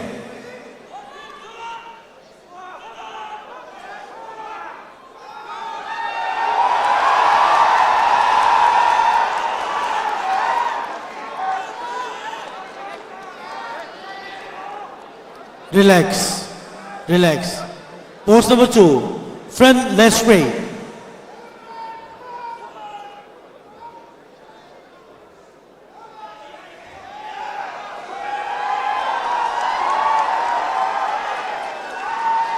अखोई मरक थना अखोई की मखादा फम्बा कांगू खै लावदे मथक गैलरी मथक काखत पिरंगनबा नोलोना निसिंगजरी अखोई कना गुंबा मता मखादा फम्बा अखोई सानारोई सिंगी पुंग थगत बिबा सिंग लेबिरगदि अखोई गैलरी मथक काखत पिरंगनबा नोलोना निसिंगजरी अमुकाना निसिंगजगे मयामना सपोर्ट तौनिंगबा लाउनिंगबा लेरगदि अखोई गैलरी मथक काखत पिरंगनबा नोलोना निसिंगजरी मखादा लेरगा अखोई लाउसनबदो अदु लाउसन बिरक्तनबा अमुकाना निसिंगजरी thank you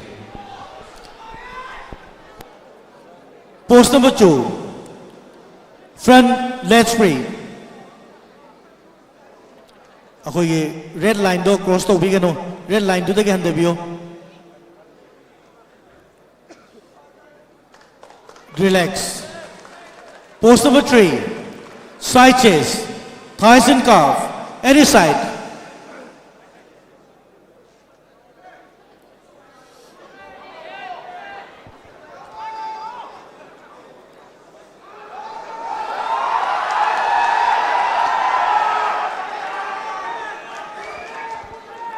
Relax. Relax. Post number 4. Back double bicep. Don't flex together. Back double bicep. And pull your calf muscles.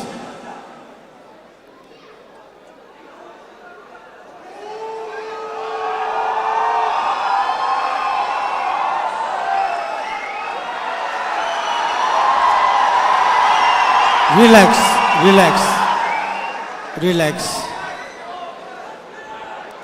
Post number 5. Back leg break. Back leg break.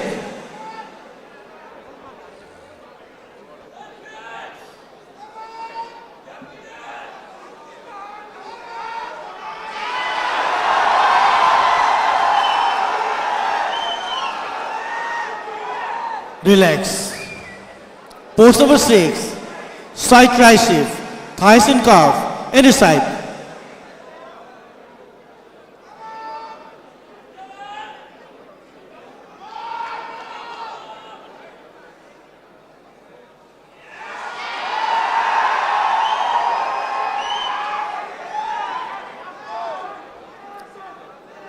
Relax, relax. Post number 7, abdominals and thighs. Don't flex together.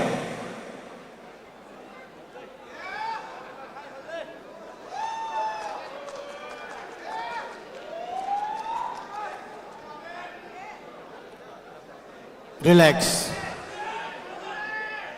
Last pose, additional pose. Most muscular.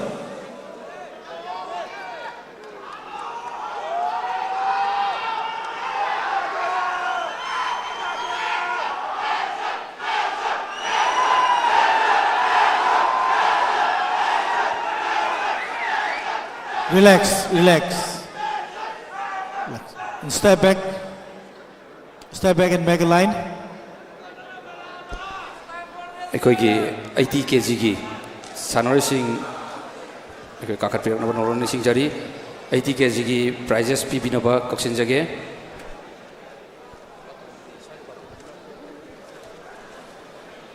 ꯉꯁꯤꯒꯤ guest of ꯑꯣꯅꯔꯒꯤ ꯐꯝꯐꯝ ꯂꯥꯡꯗ ꯂꯦꯡꯁꯤꯟꯕꯤꯈꯤꯕ ꯑꯩꯈꯣꯏꯒꯤ 8 times Mr. World की title लौख्रबा श्री आरामम बोबी अखोई stage मथक काकत पिरनब नौलोन सिंजरी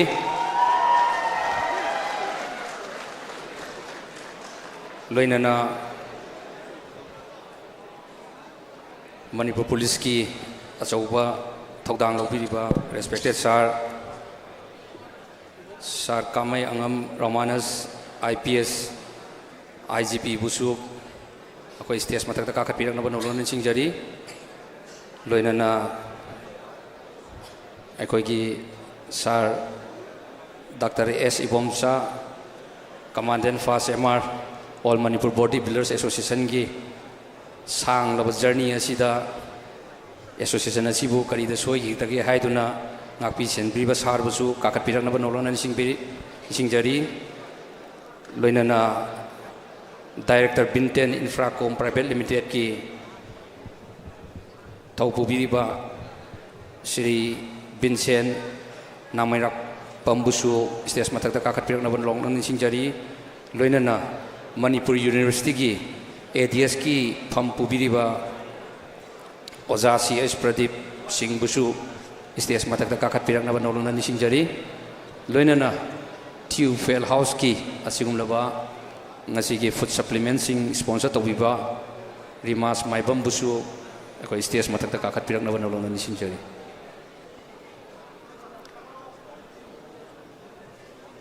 senior 80 kg fifth place goes to fifth place ki manasi akoi gi oza CS Pradeep Singh ADS Manipur University na pibina banolong ni sinjari sa Pradeep akoi mayaida Lengsen bina banolong ni sinjari. Fifth place goes to trunk number 117. Sagol Sen Gibson, Three Brothers Jim Kongpal.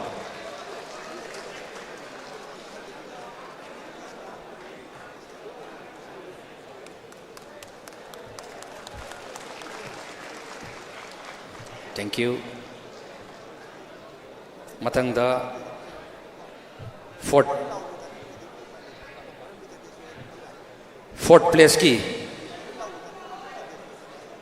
ki mana asi ju koi sa ATS na PB na banoron singjari. Fourth place goes to trunk number 127 White Wangkem Boisa Singh Friend Fitness Gym Songol Bantera.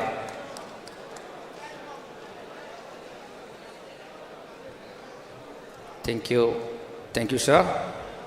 Third place ki mana se PB na ba ai koi ngasi ki guest of honor marak te ko sinjare respected sir Vincent Nangmairakpam Director Bintel Infracom Private Limited na third place ki mana PB gani. Third place goes to trunk number 122 Rajkumar Sanatoy Maitai Sangai Gym Kangimpally.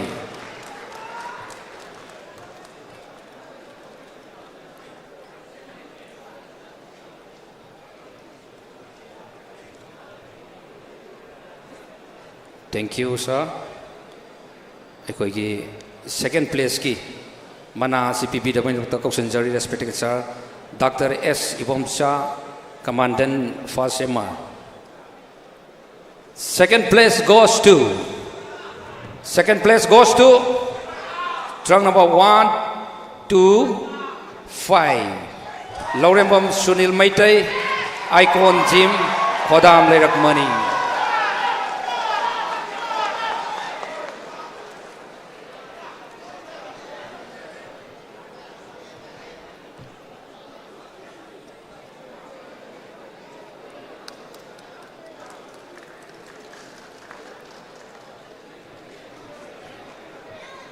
Senior 80 kg category ki winner oiraba prize PB no ba kausinjari aikoi ki sar Kamayangam Romanus IPS uji IGP ki pham pubiriba sar PB gani. Winner of the senior 80 kg trunk number 119 Khumuksam Warren Singh Royal Gym Ningom Thong.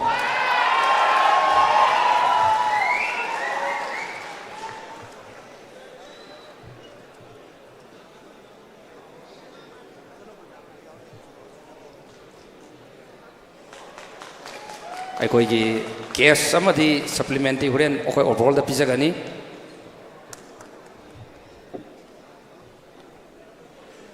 Loinana aikoi ki 90 plus ki ama khatangka yaurpa aikoi ki 90 plus ki fast so koi passenger ge 90 plus ki aikoi ki trunk number 138 Melsam Nongmai Kapam aikoi ki stage matak tale kapir mamang tale kapir na banorang na singjari prize asi PB na ba koksinjari aikoi ki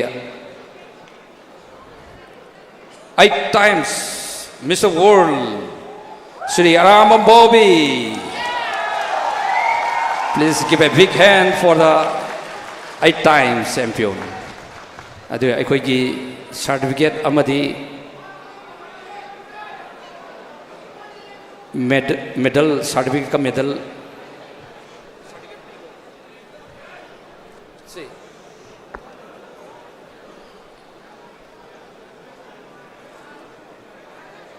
aikoi ki group ki winner oikraba aikoi Melsal Nongmai Kapam aikoi group photo tang club VIP singan naminaba nolan singjari fast ani do mayai da dum lebiro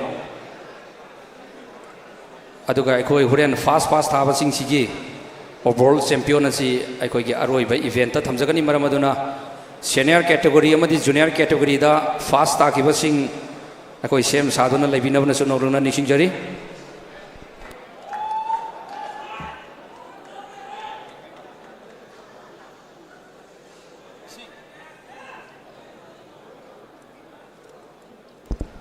Thank you. Sorry, aikoi ki asum mayam lebio man dum mamang da adum pihal ase sar hoi adum haktang mamang da lepiro aikoi ki food supplement ama akoi pi gadabne adu aikoi ki fifth place, fourth place adum pibiro adum.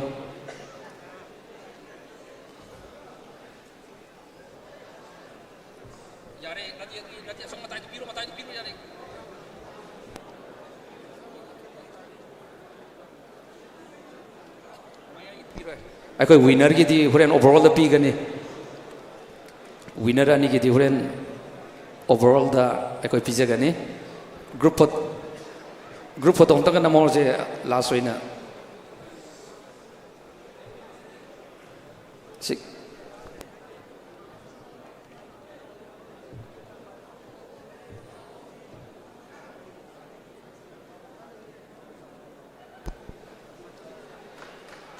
Thank you for your cooperation.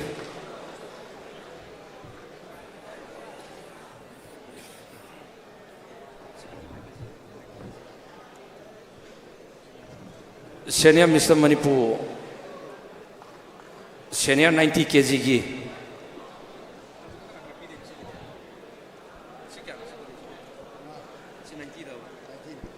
$90 kg gi ekoi atu wong tan price pitok saragani maramaduna ekoi hai diba category asigi mathangda thokadaba player sing sem saduna lebina wasu nolona ni singjari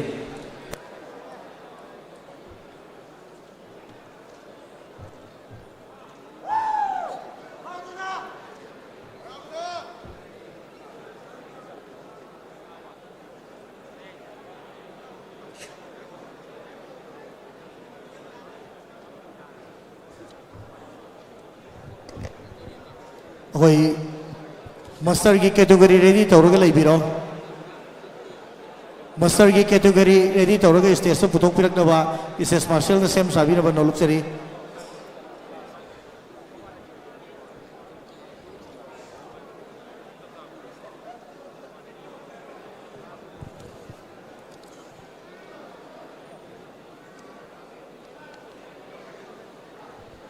stage marshal ना master की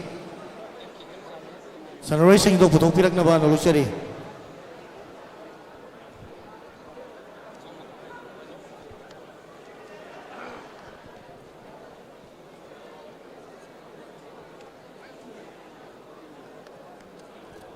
Aduga men's sports physics ki Sunrise Singh jo ready tawraga laibiro.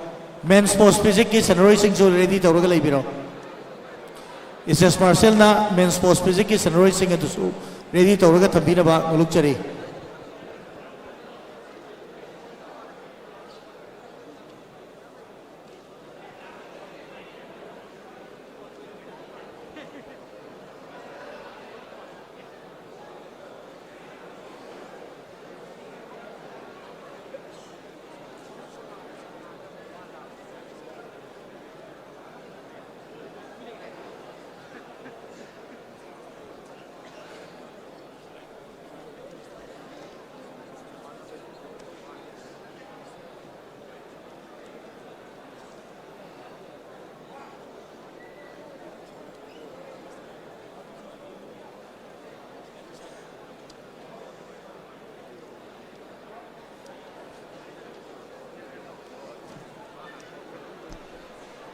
$90 kg की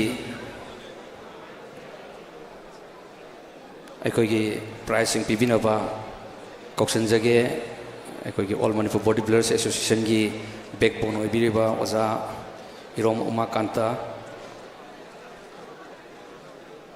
managing director Comets अखोई stage मतक काखत बिरंगनबा नोलन सिंजरी लोइनना अखोगी अंबा की डोनर ओइबिरिबा NK Hemsan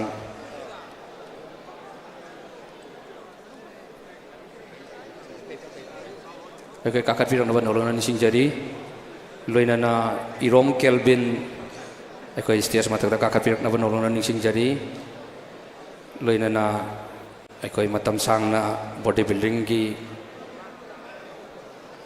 player obiram ta natana CRPF ki hujik shu asawa thodang lobiba emaru Borun busu stage matak kakat pirang naban nolona ni singjari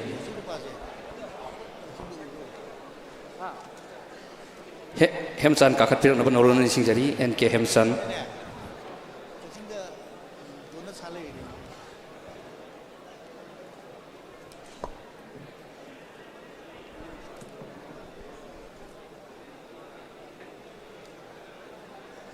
ꯑꯩꯈꯣꯏꯒꯤ ꯃꯤꯁꯇꯔ ꯏꯟꯗꯤꯌꯥ ꯑꯃꯗꯤ ꯏꯟꯇꯔꯅꯦꯁꯅꯦꯜ ꯕꯣꯗꯤ ꯕꯤꯜꯗꯔꯁ ꯑꯩꯈꯣꯏꯒꯤ ꯌꯨꯝꯅꯥꯝ ꯕꯔꯨꯟ ꯌꯨꯝꯅꯥꯝꯕꯁꯨ ꯑꯩꯈꯣꯏ ꯂꯩꯔꯦ. For the 90 kg, fifth place goes to fifth place amadi fourth place ki mana pibinaba Barun Yumnam Koksinjari. Fifth place goes to trunk number 135 Asem Pibarel Meitei YBB Jimpishum.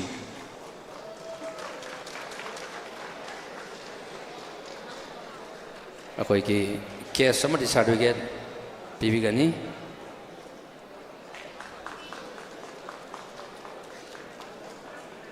Thank you. Fourth place ki mana asisu pibi naba nolona nisingjari aikogi oza baruna. Fourth place goes to trunk number 136 Kaiten Lakpam Kishan Singh RCC Bodybuilding Kumalampa.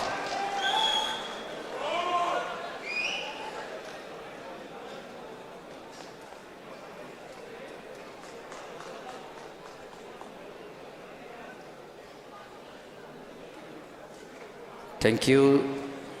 Aikogi third place ki mana si PB Naba Koksinjari Irom Kelvin. Third place goes to trunk number 137 Kongrai Lakpam Vidyananda Sharma Body Perfect Fitness Patsoy. Aikoi medal certificate amadi case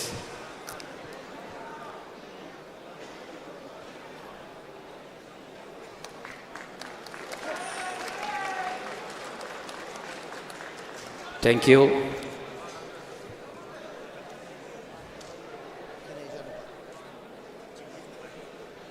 Loinana aikogi food supplement asi pipinaba Koksinjari Singri Kapai Eureka Nutrition Store ukhulgi aikogi isan Singri Kapai busu stage mathakta kakhat pirang na banarong ni singjari loinana group asigi winner second gi mana pibi na bedam ta Koksinjari akogi ambagi donor NK Hemsan akoi NK Hemsan pibi gani. Second place goes to trunk number 133 Rajkumar Moses Singh Sangai Jim Khaimpale.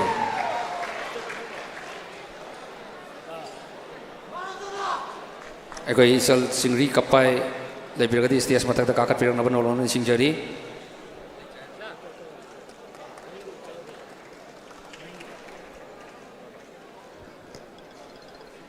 loinana group asigi champion senior 90 kg gi winner oikraba trunk number 134 Maradona Katri Mayum prize asi PB na Koksinjari aikoi gi yanglen saru oiriba oja Umakanta Irom Umakanta Managing Director Comet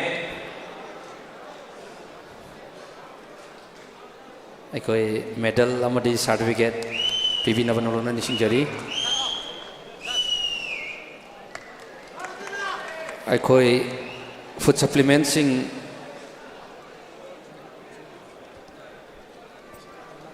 aikoi Singri Kapai leibiragadi stage ta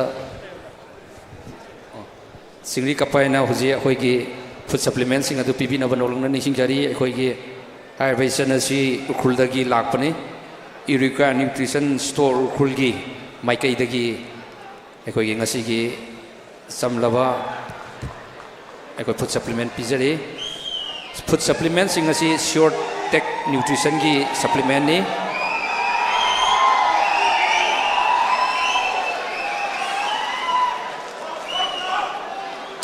Tiu Fuel House na asigum lobang asigi 62 Mr. Manipur asigi haubutagi na loiba pauba food supplement akoi sponsor tobi babu All Manipur Body Builders Association gi maikai dagi specially Rimas Maibambu thagat pongdok sari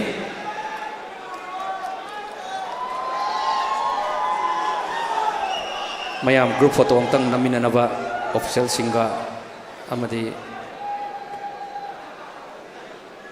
ꯑꯩꯈꯣꯏ ꯄ꯭ꯂꯦꯌꯔꯁꯤꯡꯒ ꯅꯤꯡꯁꯤꯡꯖꯔꯤ ꯃꯈꯥ ꯇꯥꯕ programme ꯑꯩꯈꯣꯏ ꯑꯣꯖꯥ ꯙ꯭ꯔꯨꯕꯗ ꯁꯤꯟꯅꯖꯔꯤ ꯑꯩꯈꯣꯏꯒꯤ ꯃꯁꯇꯔꯒꯤ ꯀꯦꯇꯦꯒꯣꯔꯤꯁꯤꯡꯗꯣ state ꯃꯥꯔꯁꯦꯜꯅ ꯁ꯭ꯇꯦꯖꯇ ꯄꯨꯁꯤꯟꯕꯤꯔꯛꯅꯕ ꯅꯣꯜꯂꯨꯛꯆꯔꯤ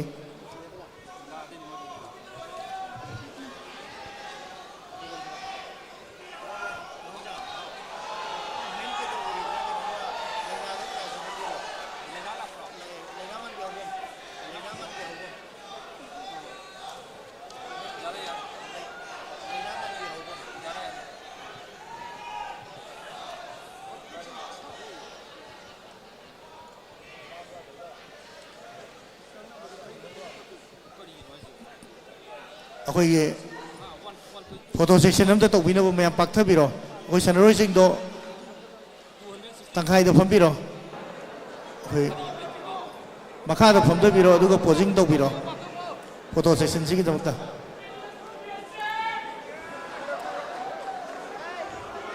ꯑꯩꯈꯣꯏ ꯑꯣꯐꯤꯁꯤꯌꯦꯜꯁꯤꯡꯒꯤ ꯃꯥꯏꯀꯩꯗꯒꯤ photo ꯑꯃꯇ ꯂꯧꯕꯤꯅꯕ ꯍꯣꯠꯅꯖꯔꯤ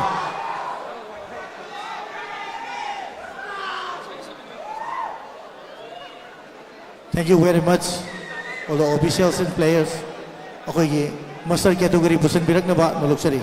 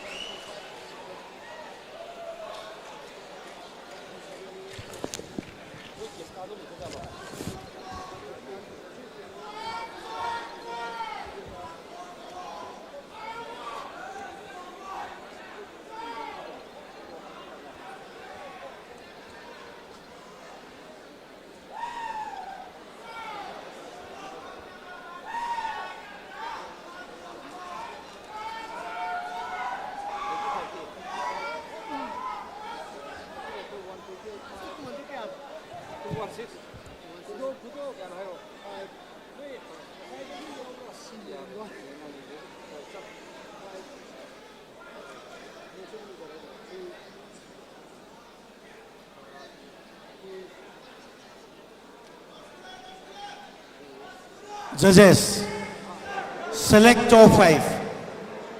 Judges, select top 5.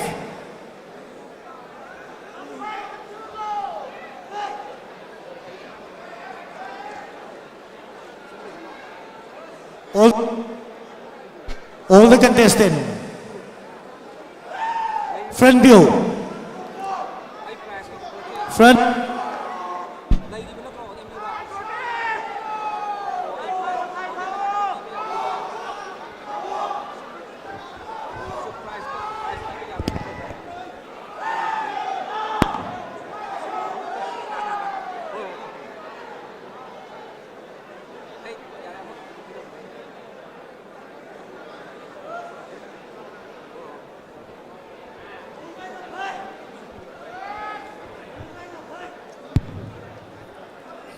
About turn and back view.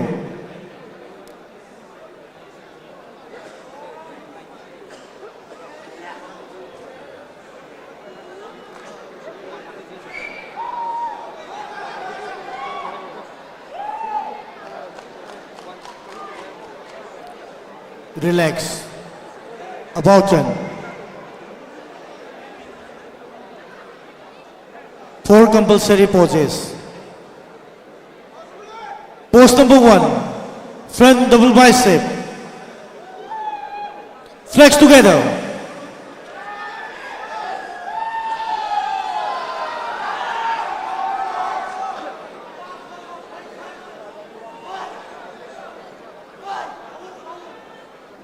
Relax, relax.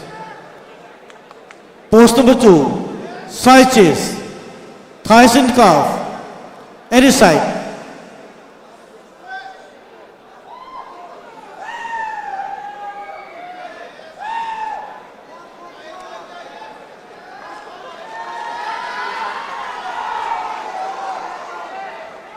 Relax, relax.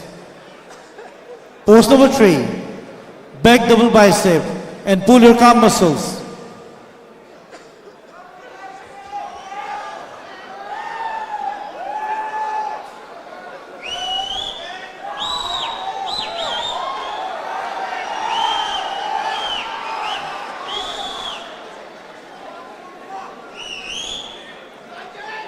Relax. Post number 4. Abdominals and thighs. About turn.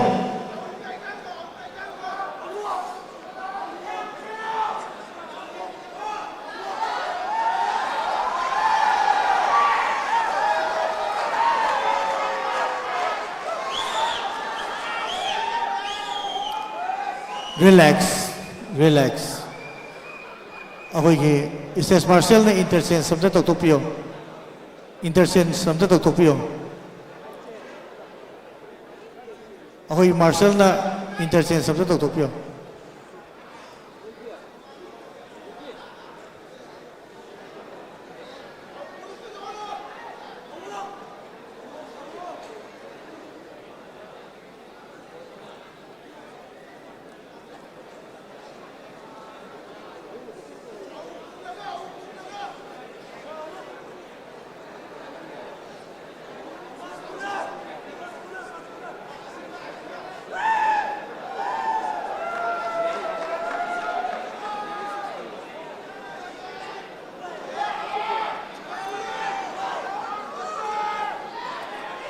Pose number 1. Front double bicep.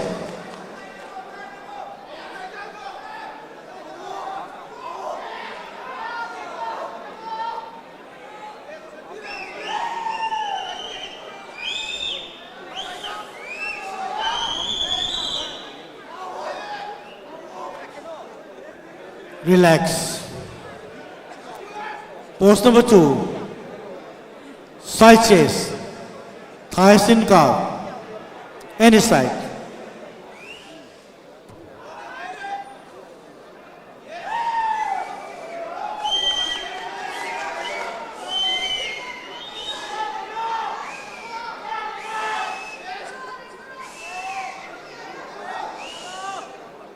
Relax. Relax. Pose number 3. Back double bicep. And pull your calf muscles.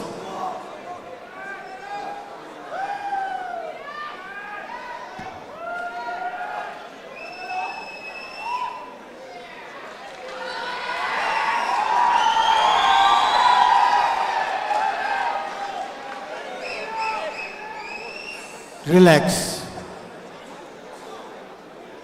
About turn.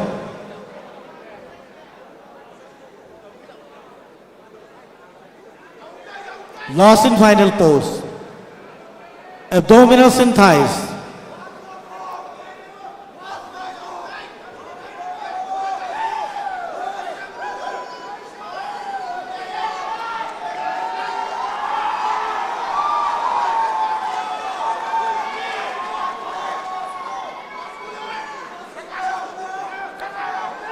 Relax. Relax. Step back and make a line. अदुगा मथंगी अखोई master की category 50 to 60 की दो पुसन बिरकनबा नलुकचरी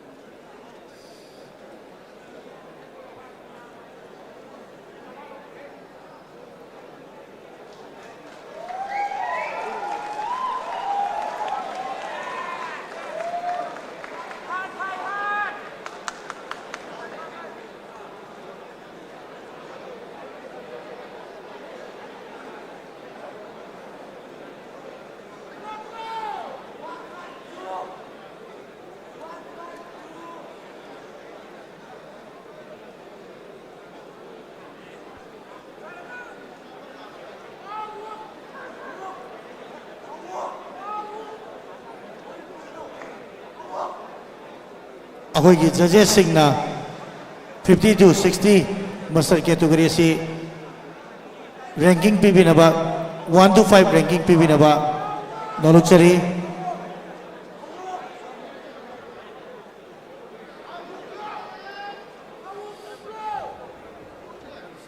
front view all the contestants front view anatomical assessment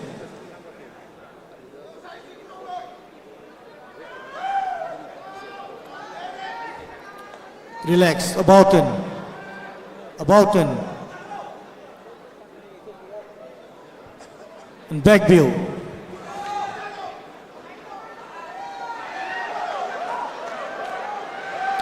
Relax. About turn.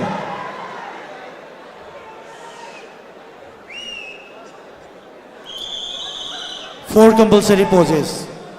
Pose number 1.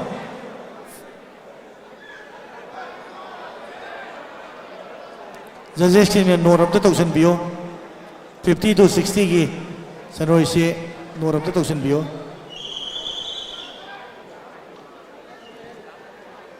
Pose number 1. Front double bicep. Come on, flex together.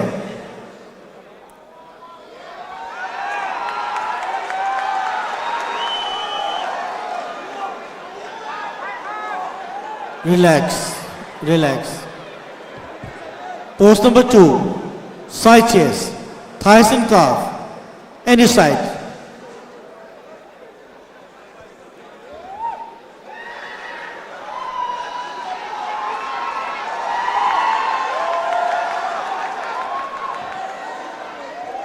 Relax. Pose number 3. Back double bicep and pull your calf muscles. Flex your back double bicep.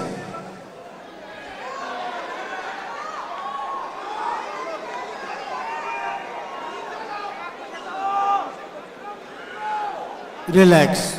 About turn. Pose number 4. Abdominals and thighs.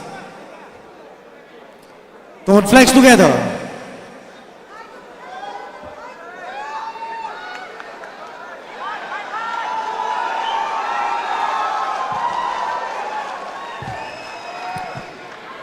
Relax. Relax. Step back and make a line. Aduga akoi 40 to 50 matak ta kagat pirak na nalukchari. 40 to 50 matak ta kagat pirak na nalukchari.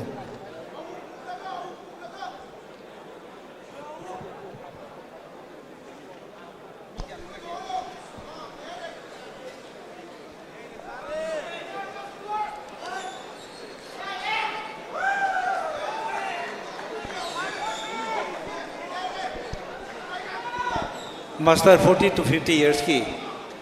Trunk number 140, please come forward. Trunk number 140, please come forward. Trunk number 143, please come forward. Trunk number 146, please come forward. 148 and 149, please come forward. And others, thank you for participation. Better luck next time.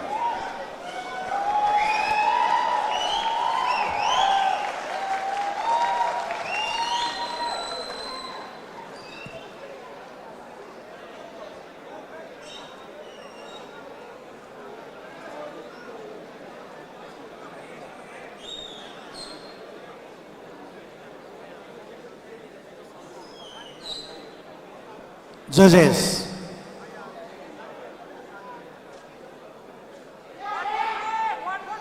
$40 to $50. Master. Please give ranking. Pose number 1. Front double bicep. Come on, flex together.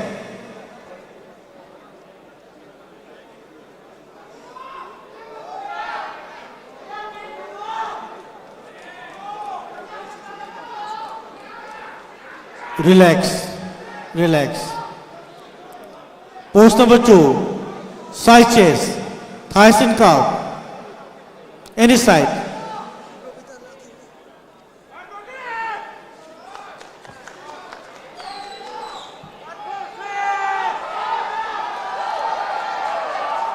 Relax, relax.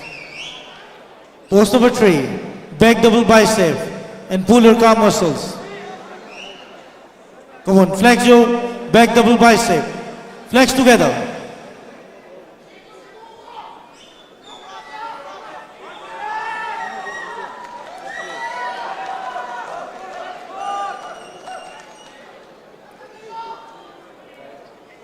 Relax.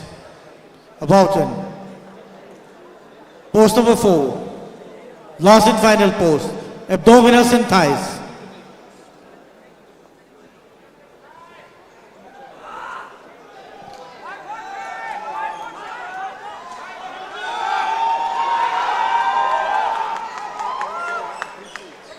Relax. Relax. Step back and make a line. 50 to 60. Mamang da kakat piro. Atay do pura full back to biro. Yare full kakat pirano. Full kakat pirano. Kitang handera ke le piro. Atay do di 40 to 50 do pura full back to biro.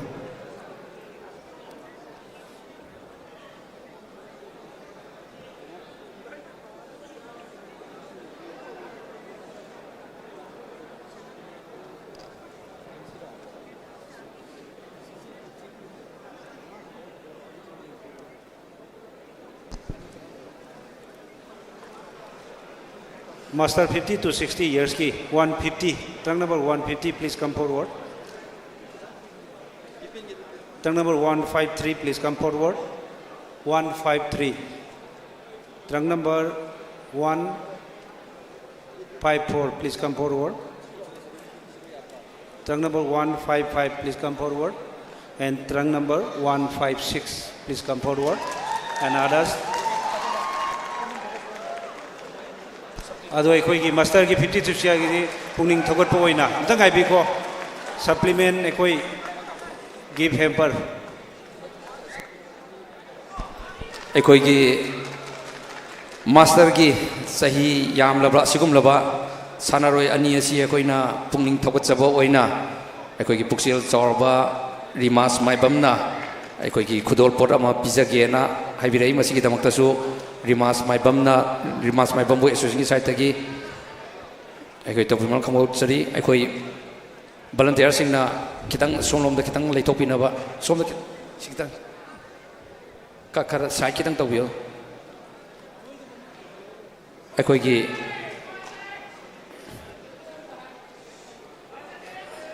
player ani asibu ekoi gi tiu fail house ki mai kai dagi Kotobo pilih kai kono cari mayan punging thogot pina bono non sing jari trunk number 152 asi MV Francis Royal Jimur Kuldagi ni thagat cari amadi 157 asi Lai Mayum Krishna Kumar Singh LS Sansing Mayum begini thank you ekoi oza drubana program makha conduct bina bana lona ni singjari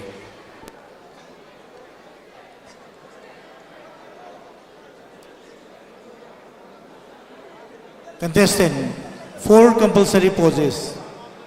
Pose number 1, front double bicep. Come on, flex together.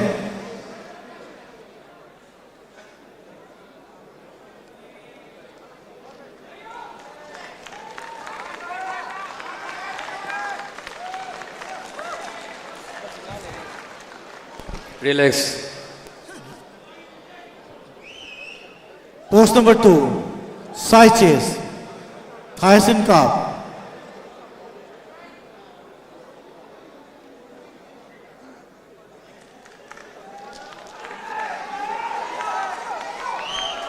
Relax. Pose number 3, back double bicep and pull your calf muscles.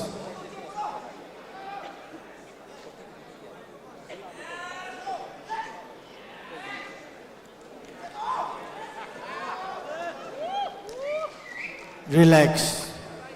About turn.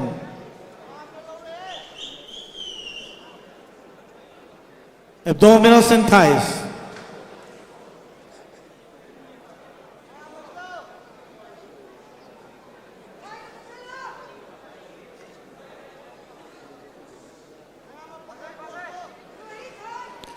Relax. Relax. Step back and make a line. 40 to 50, Mama Kakat Piro.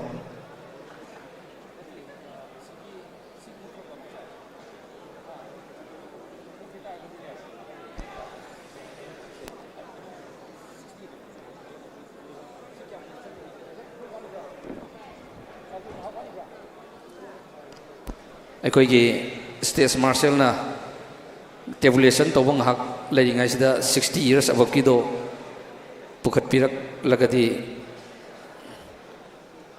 Competition ꯑꯗꯨꯝ ꯃꯈꯥ ꯆꯠꯊꯅꯕ ꯅꯣꯂꯣꯟ ꯅꯤꯡꯁꯤꯡꯖꯔꯤ ꯑꯩꯈꯣꯏꯒꯤ state ꯃꯥꯔꯁꯦꯜꯅ 60 years above-ꯀꯤ competitor ꯄꯨꯈꯠꯄꯤꯔꯛꯅꯕ ꯅꯣꯂꯣꯟ ꯅꯤꯡꯁꯤꯡꯖꯔꯤ ꯂꯣꯏꯅꯅ ꯅꯤꯡꯁꯤꯡꯖꯕ ꯑꯃ ꯑꯩꯈꯣꯏꯅ ꯆꯍꯤ ꯈꯨꯗꯤꯡꯒꯤ ꯑꯁꯤꯒꯨꯝꯂꯕ ꯃꯤꯁꯇꯔꯁꯤꯡꯗ ꯃ꯭ꯌꯨꯖꯤꯛ ꯋꯤꯠ ꯃ꯭ꯌꯨꯖꯤꯛ ꯑꯩꯈꯣꯏ ꯇꯧꯖꯕꯅꯤ ꯑꯗꯨꯕꯨ ꯑꯩꯈꯣꯏꯒꯤ ꯂꯩꯕꯥꯛꯁꯤꯒꯤ ꯁꯤꯆꯨꯋꯦꯁꯟꯁꯤ ꯌꯦꯡꯉꯒ ꯑꯩꯈꯣꯏꯅ ꯃꯃꯥꯡ ꯆꯍꯤꯗꯒꯤ ꯑꯩꯈꯣꯏꯒꯤ ꯃ꯭ꯌꯨꯖꯤꯛꯀꯤ ꯑꯗꯨꯒꯨꯝꯂꯕ ꯃ꯭ꯌꯨꯖꯤꯛ ꯊꯥꯔꯒ ꯑꯩꯈꯣꯏ ꯃꯁꯜ ꯗꯤꯁꯄ꯭ꯂꯦ ꯇꯧꯕꯗꯨ ꯑꯩꯈꯣꯏ ꯀꯦꯟꯁꯦꯜ ꯇꯧꯖꯕꯅꯤ ꯃꯁꯤꯕꯨꯁꯨ ꯄ꯭ꯂꯦꯌꯔꯁꯤꯡꯅ ꯑꯩꯈꯣꯏ ꯑꯦꯁꯣꯁꯤꯌꯦꯁꯟ ꯑꯁꯤꯕꯨ ꯉꯥꯛꯄꯤꯅꯕ ꯑꯃꯨꯛꯀ ꯍꯟꯅ ꯍꯥꯏꯖꯔꯤ ꯑꯩꯈꯣꯏ ꯊꯣꯛꯂꯛꯂꯤꯕ ꯁꯥꯟꯅꯔꯣꯏꯁꯤꯡ ꯑꯁꯤ ꯃꯁꯥꯒꯤ ꯆꯍꯤ 60ꯒꯤ ꯃꯊꯛꯇ ꯂꯩꯕ 60 ꯁꯨꯕ ꯑꯃꯗꯤ 80 ꯁꯨꯕ ꯑꯩꯈꯣꯏ ꯁꯥꯟꯅꯔꯣꯏꯁꯤꯡꯅꯤ ꯃꯈꯣꯏꯁꯤꯡ ꯑꯁꯤꯕꯨꯁꯨ ꯑꯩꯈꯣꯏ ꯂꯦꯡꯕꯤꯔꯛꯂꯤꯕ ꯈ꯭ꯋꯥꯏ ꯈꯤꯕꯤꯛꯅ ꯄꯨꯛꯅꯤꯡ ꯊꯧꯒꯠꯄꯤꯗꯨꯅ ꯈꯨꯕꯥꯛ ꯑꯍꯧꯕ ꯈꯨꯗꯨꯅ ꯄꯨꯛꯅꯤꯡ ꯊꯧꯒꯠꯄꯤꯅꯕ ꯅꯣꯂꯣꯟꯅ ꯅꯤꯡꯁꯤꯡꯖꯔꯤ ꯑꯩꯈꯣꯏ ꯑꯣꯖꯥ ꯙ꯭ꯔꯨꯕꯅ ꯃꯈꯥ ꯆꯠꯊꯕꯤꯅꯕ ꯅꯣꯂꯣꯟ ꯅꯤꯡꯁꯤꯡꯖꯔꯤ Master 60 above category asigi hoigi judges singna ranking pibinaba nolukchari top 5 ranking pibinaba nolukchari 4 compulsory poses. Pose number 1, front double bicep. Come on, flex together.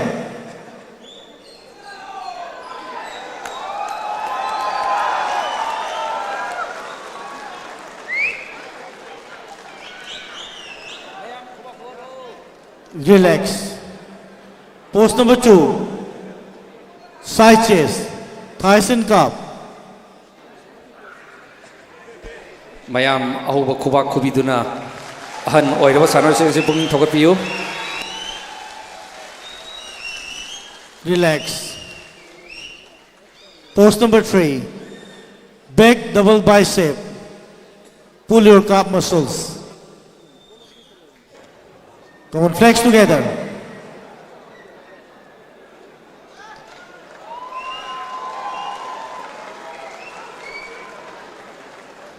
Relax. About turn. Pose number 4, abdominals and thighs.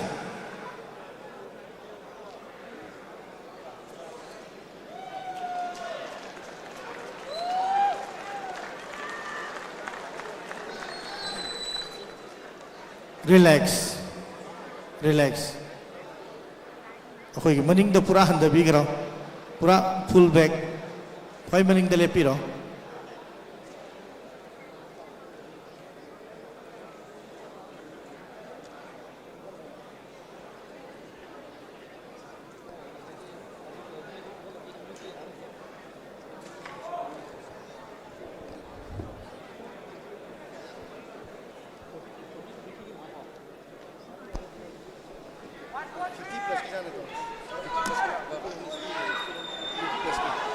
ꯑꯩꯈꯣꯏꯒꯤ 50 years to 60 duna kitang mamang kakapirang nolon nisingjari akoi price yenthokchahoroge tabulation 40 to 50 gi se kitang wale maramaduna 50 years to 60 years to mamang da kakapirang nolon nisingjari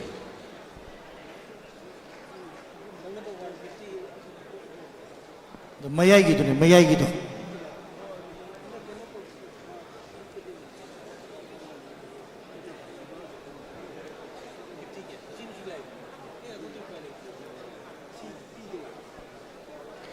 ꯑꯩꯈꯣꯏ 50 to 60 years ahan oirba 50 to 60 years ki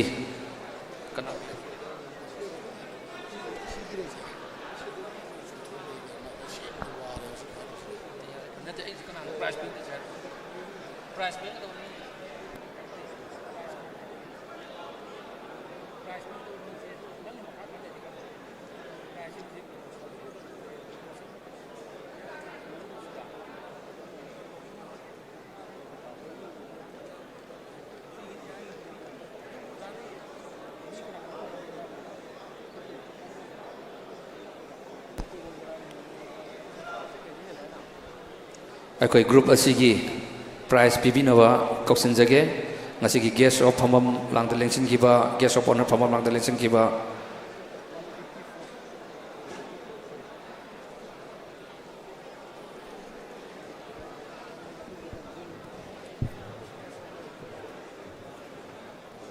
Manipur University gi Dean of Student Welfare gi thok pubiriba oza Professor M Premjit Singh akoi stage matak da kakhat pirak na banolong na nising jari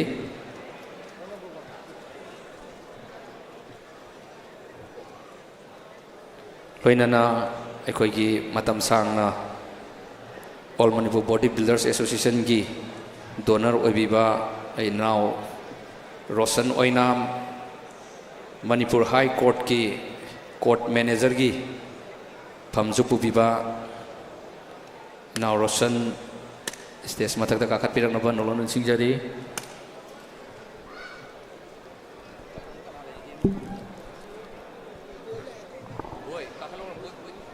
लोइनाना अखोई की नाव boy सामोम donor Amba अखोई stage मथक दा काखत पिरक नबा Nolan निसिंगजरी लोइनाना अखोई की नाव रिमास माइ बंबुसु ट्यू fuel house की माइकई दगी supplement पिबिनबा अखोई कौसनजरी अखोई की All Manipur Bodybuilders Association की मतम सांग में लोइना दुना लाकलबा बॉडी बिल्डर सानरोय अखोई की जिम सांग नाइना चचबा अखोई नाव बॉय सामोम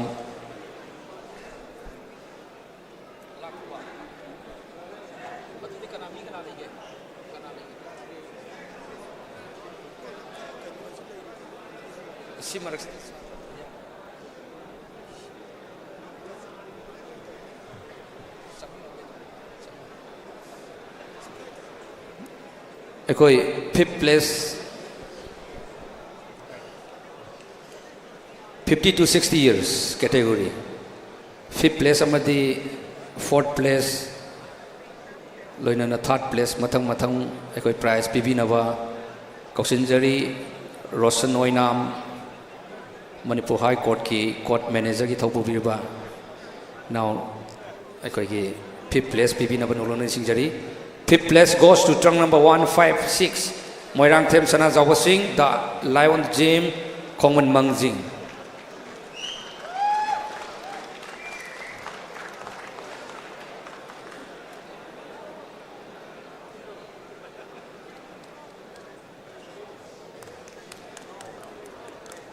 Lainana अखोई की 4th place is pibinaba nolon singjari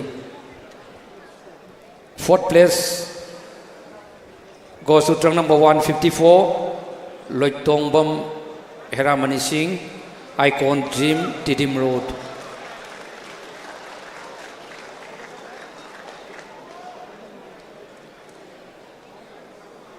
koi inaw sibu thagat chali alga 3rd place is tak pibiram na banolona singjari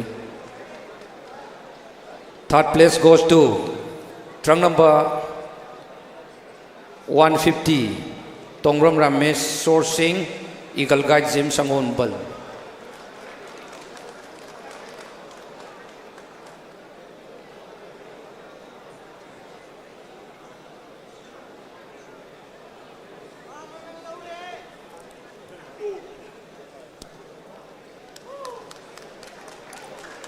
Thank you sir mathang da kausinjari Oza Professor M Premjit Singh Dean of Student Welfare Manipur University 2nd place goes to trunk number 153 Sanasam Ranjan Singh ex Phineas Wangkai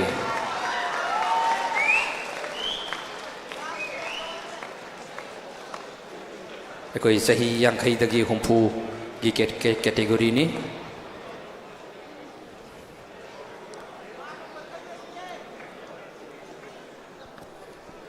लोइनाना group असिगी first असिबुसु prize पिबिना बनोलोन निसिंजारी group असिगी first trunk number 155 Longjam Ratan Singh icon gym Tiddim road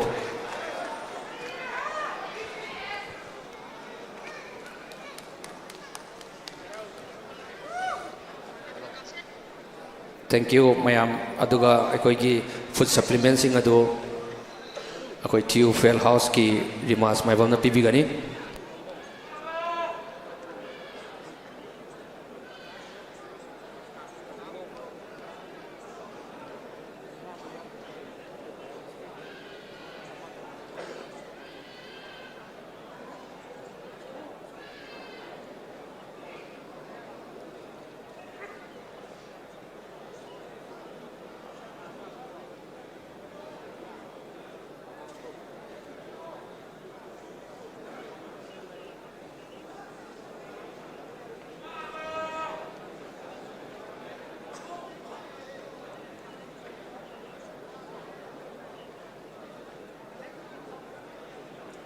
Akoi group photo tang namin naban oluna nising jari.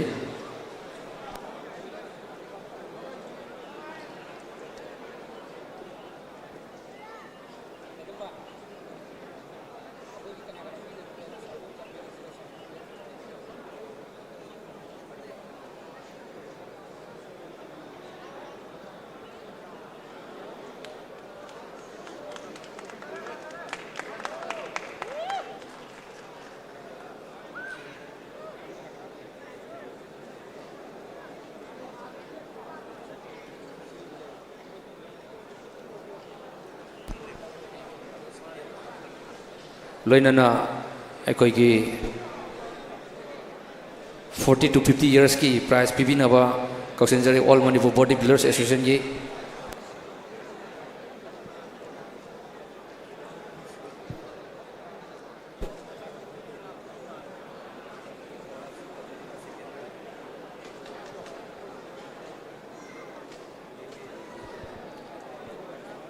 men's sports physics akoi ready tawraga leibiro akoi men's sports physics ki sanroi sing ready tawraga akoi sis martial na machin da thambiro akoigi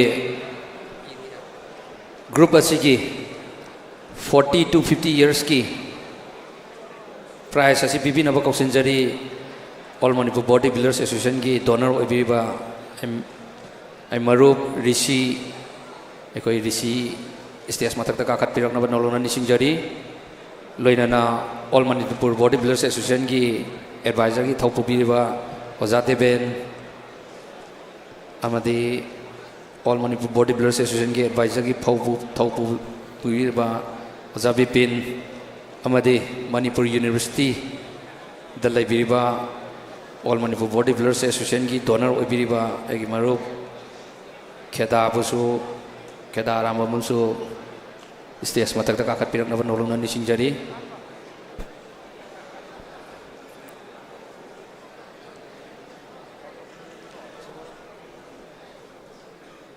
fifth place loinana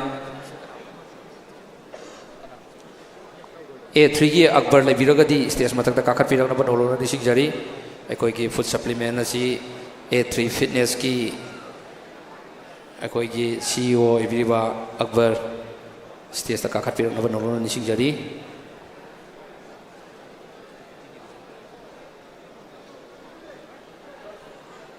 40 to 50 years ki category ki fifth place amati fourth place ki mana pibinaba aramum kheda fifth amati fourth place pibinaba nolona nising jari fifth place goes to trunk number 148 Longjam Ashok Kumar Singh TAT Gym Yumnam Huidrom akoi ki case amati certificate pibinaba akoi khedana Manipur University ki maikai dagi nolona nising jari thank you mathang ki fourth place ki su pibiram na nolona nising jari fourth place goes to trunk number 149 Rajesh Soibam Ikigai Fitness Hub Akampat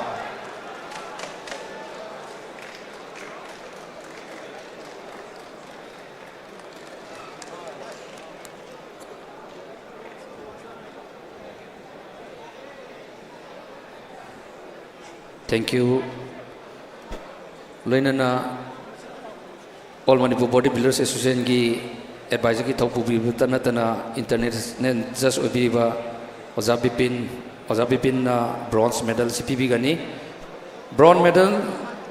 bronze medal goes to trunk number 146 long jump Boinao Singh NPC Nambol.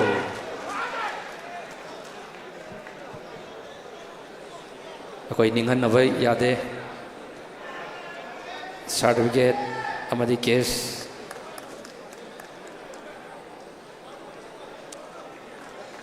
thank you sir. Matangda second place ki mana se bibina ba kausinjari All Manipur Bodybuilders Association ki advisor ki thok bibir ba Oza Deben M Deben ngasi gi judges committee ki chairman ki thok jupu bibir ba Oza Deben matam sang na All Manipur Bodybuilders Association bu kari da soi ki da ki haiduna yengsen duna ta la ba Oza Deben ni. Second place goes to trunk number 143 Laurembam Sunil Maitai Icon Gym Tidim Road.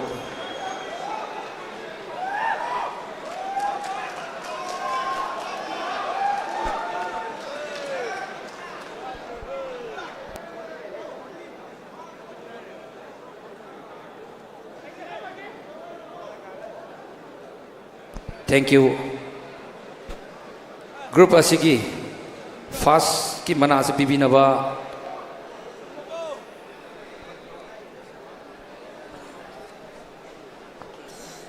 koigi marup ke rishi amba ke donor obirba ke rishi na group asigi winner ki prize bibini. First for the category 40 years to 50 years trunk number 140 Laisam Okendro Singh MPSC.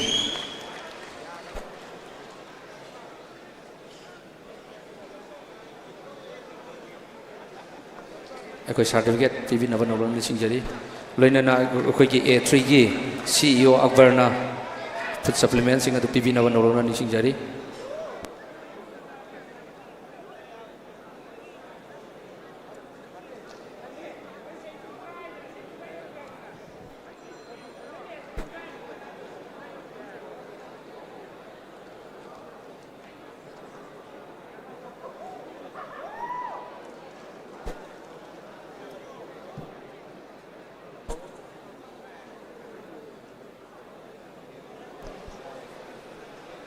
Akoi khara thuna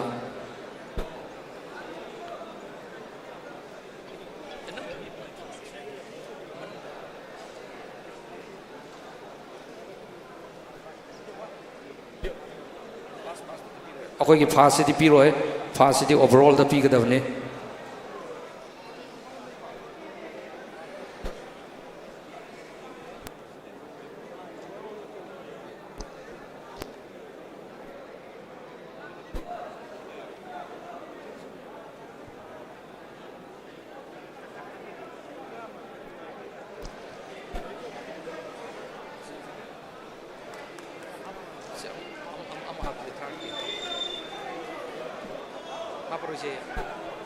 Akoi group photo am tan namina nawa nolona ni singjari.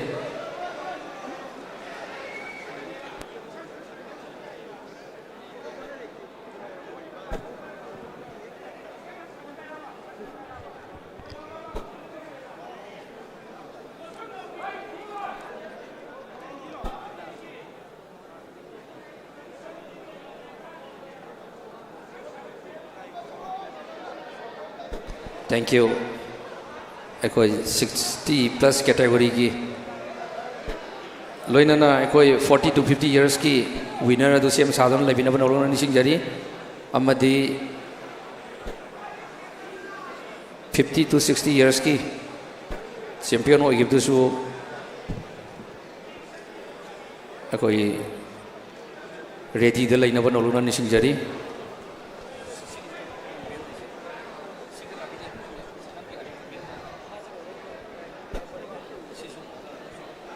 Akoi ki Akbar do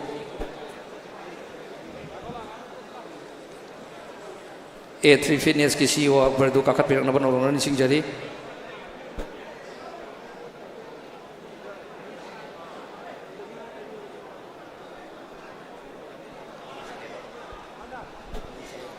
Akoi ki RK Arun matamam ki Mr. Manipur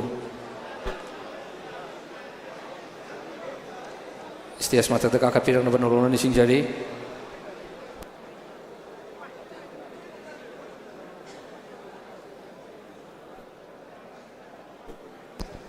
loinana ekoi All Manipur Bodybuilders Association gi advisor gi thaupu biriba ekoi Oja Bhim busu stage mathakta kakapirang na banolona ni singjari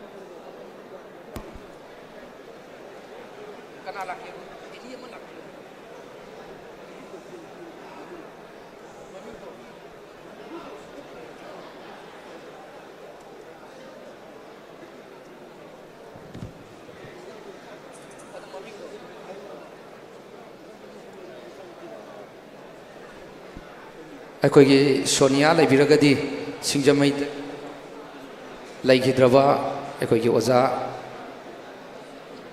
ꯕꯦꯅꯣ ꯀꯨꯃꯥꯔꯤꯒꯤ ꯃꯆꯥꯅꯨꯄꯤ Sonia ꯂꯩꯕꯤꯔꯒꯗꯤ stage ꯃꯊꯛꯇ ꯀꯥꯈꯠꯄꯤꯔꯛꯅꯕ ꯅꯧꯔꯣꯟꯅ ꯆꯤꯡꯖꯔꯤ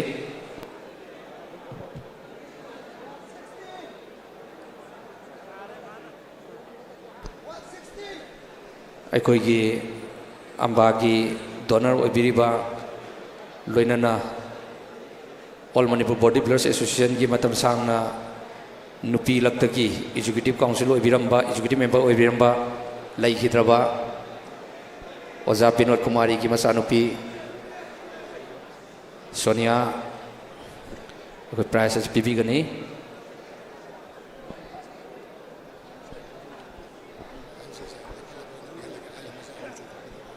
ya अखोई की 5th place 4th place की मना असी यमोंग RK Arun मतमम की mister Manipur पीपी नबन ओरना निसिंजरी 60 years अब की 5th place trunk number 159 RK Joy Kumar Singh master athletics gym वांगkai थांगजम लेकाई अगर 5th place की मना असी यमोंग अरुण पीपी नबा ओरना निसिंजरी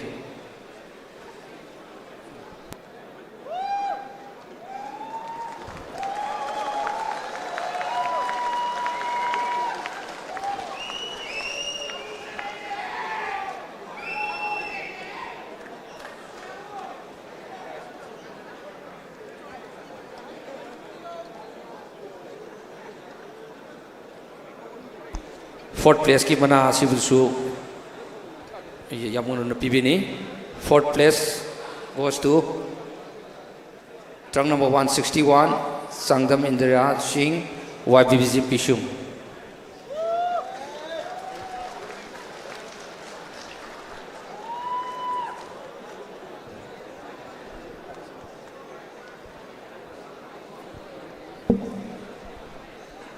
loinana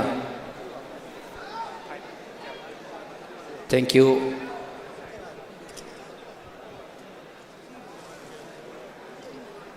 Third place की मना असी पीबी नवा कौशिनजरी अखोगी ओजा Bhim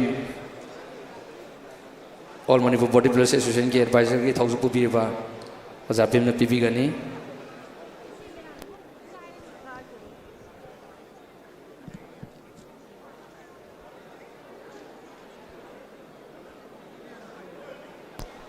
Third place goes to trunk number 162, Naurem Manisana Singh, World Jimmy High School.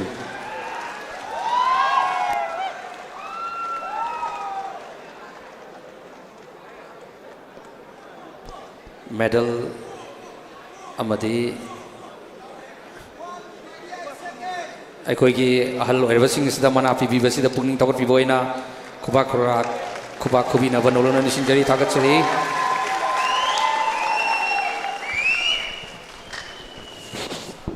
ꯑꯩꯈꯣꯏꯒꯤ ꯕꯣꯗꯤ ꯕꯤꯜꯗꯤꯡꯕꯨ ꯅꯨꯡꯁꯤꯕꯤꯕ ꯑꯩꯈꯣꯏꯒꯤ ꯁꯥꯟꯅꯔꯣꯏꯁꯤꯡꯒꯤ ꯄꯨꯛꯅꯤꯡ ꯊꯧꯒꯠꯄꯤꯕ ꯂꯥꯛꯄ ꯑꯩꯈꯣꯏꯒꯤ ꯁꯦꯅꯤꯌꯔꯒꯤ ꯑꯃꯗꯤ ꯖꯨꯅꯤꯌꯔꯒꯤꯗꯗꯤ ꯌꯥꯝ ꯍꯧꯅ ꯑꯍꯧꯕ ꯈꯨꯕꯥꯛꯀ ꯂꯣꯏꯅꯅ ꯇꯧꯕꯤ ꯑꯗꯨꯕꯨ ꯉꯁꯤ ꯆꯍꯤ 70-80 ꯁꯨꯔꯕ ꯑꯍꯜꯁꯤꯡꯁꯤꯅ ꯄ꯭ꯔꯥꯏꯖ ꯂꯧꯕꯗꯗꯤ ꯃꯌꯥꯝꯁꯤ ꯑꯍꯧꯕ ꯈꯨꯕꯥꯛꯁꯤ ꯈꯨꯕꯤꯗꯦ ꯃꯔꯝ ꯑꯗꯨꯅ ꯍꯥꯏꯔꯤꯕ ꯁꯥꯟꯅꯔꯣꯏ ꯍꯧꯖꯤꯛ ꯍꯧꯔꯛꯏꯁꯤꯁꯨ ꯃꯥꯡꯗ ꯂꯦꯡꯊꯣꯛꯄꯤꯔꯤꯕ ꯑꯍꯜꯁꯤꯡꯁꯤꯒꯤ ꯆꯍꯤ ꯃꯇꯝ ꯐꯥꯎꯕ ꯁꯥꯟꯅꯕ ꯉꯝꯕ ꯑꯣꯏꯖꯅꯕꯒꯤꯗꯃꯛꯇ ꯈꯨꯕꯥꯛ ꯑꯍꯧꯕ ꯈꯨꯕꯤꯗꯨꯅ ꯑꯍꯜꯁꯤꯡꯁꯤꯕꯨ ꯈꯨꯔꯨꯝꯖꯍꯧꯕꯒꯤ ꯇꯥꯟꯖꯥꯗꯨ ꯂꯧꯕꯤꯌꯨ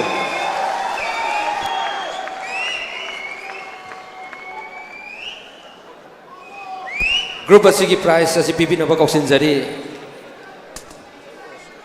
ꯑꯩꯈꯣꯏꯒꯤ ꯁꯣꯅꯤꯌꯥꯅ ꯄ꯭ꯔꯥꯏꯖ ꯑꯁꯤ ꯄꯤꯕꯤꯒꯅꯤ ꯍꯥꯏꯔꯤꯕ ꯑꯩꯈꯣꯏꯒꯤ ꯂꯩꯈꯤꯗ꯭ꯔꯕ ꯏꯃꯥ ꯏꯕꯦꯝꯃ ꯕꯤꯅꯣꯗ ꯀꯨꯃꯥꯔꯤꯒꯤ ꯃꯤꯡꯗ ꯂꯨꯄꯥ 5,000 ꯀꯠꯄꯤꯔꯛꯄꯅꯤ ꯑꯗꯨꯕꯨ ꯄ꯭ꯔꯥꯏꯖ ꯑꯁꯤ ꯑꯩꯈꯣꯏꯅ ꯆꯥꯏꯊꯣꯛꯑ ꯄꯤꯖꯕꯅꯤ ꯁꯦꯀꯦꯟ ꯑꯃꯗꯤ ꯐꯥꯔꯁ ꯄꯤꯕꯤꯒꯅꯤ ꯁꯦꯀꯦꯟ place goes to trunk number 158 ꯉꯥꯛꯁꯦꯞꯐꯝ ꯇꯤꯀꯦꯟ ꯁꯤꯡ master athletic gym Wangkhei Thangjam लेकाय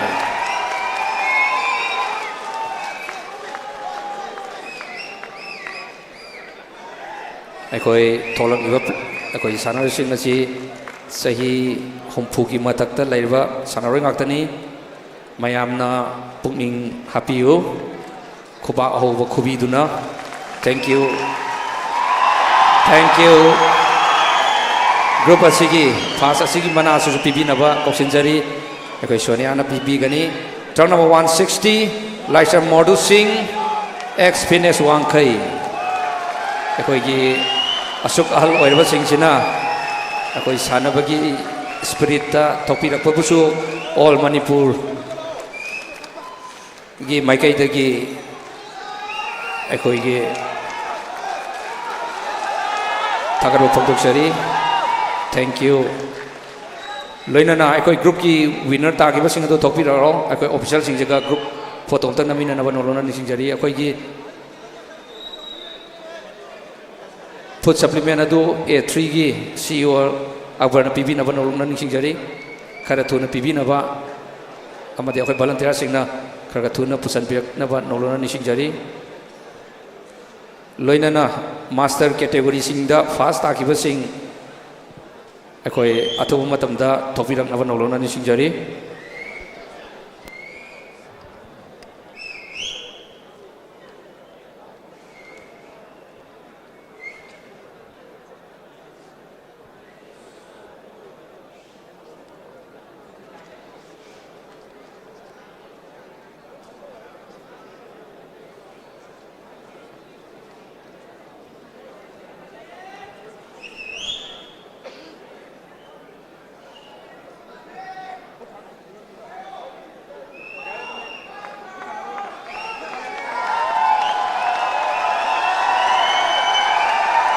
Ladies and gentlemen, a big hand, please.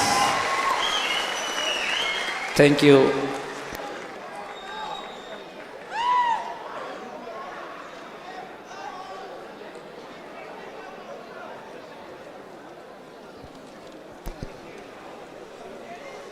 Aku Azad Ruba. Aku senior master ke overall tu tok pina pernah ni singjari.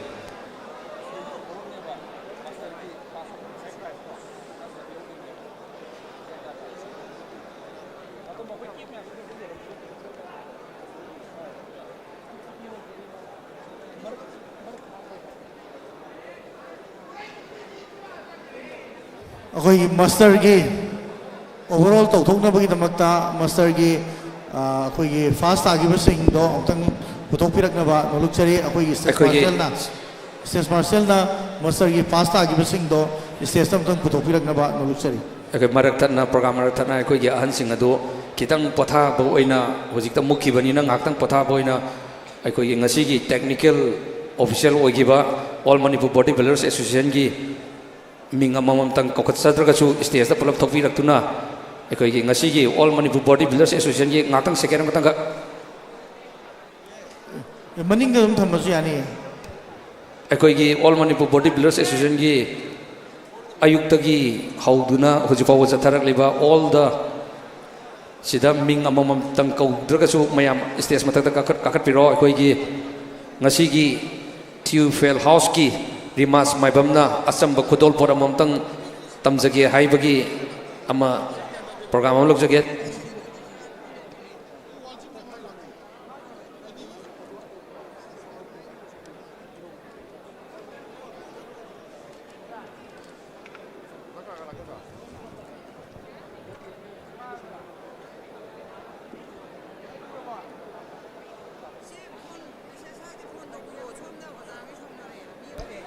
loinana ngasi gi guest of honor amadi loina guest of honor ki famam lang dalen khiwa mingamam tang kaudra so ekoi respected sir sing leibiragadi stage mathaktam tang kakhat pinaraga photo ama katang sun namja hoge timing asi thengjalakpana ekoi gi asigum lava Theophil House ki maikai dagi asamba tupi amam tang aikoi tamjage haijai marik sigi tamuta su akoi ki lakfirba miyam na warau biroi akoi adum mathang adum tv na banolong na ningsing jari tupi do dum san biro ngak tang ge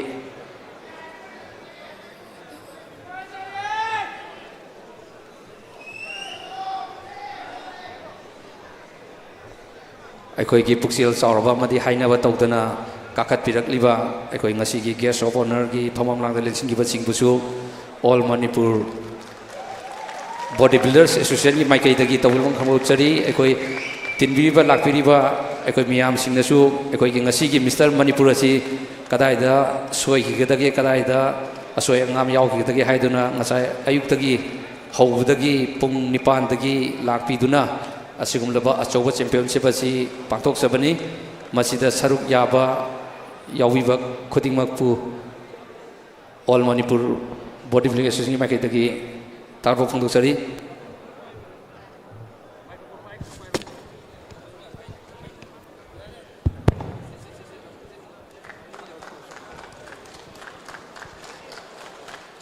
tagat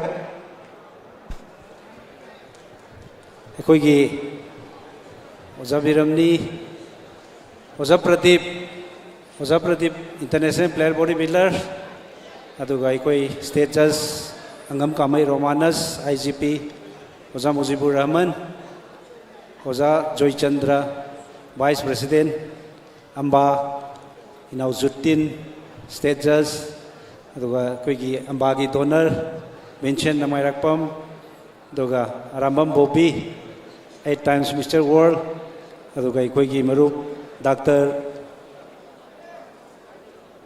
Sizagi Dr. Oibiba koigi marup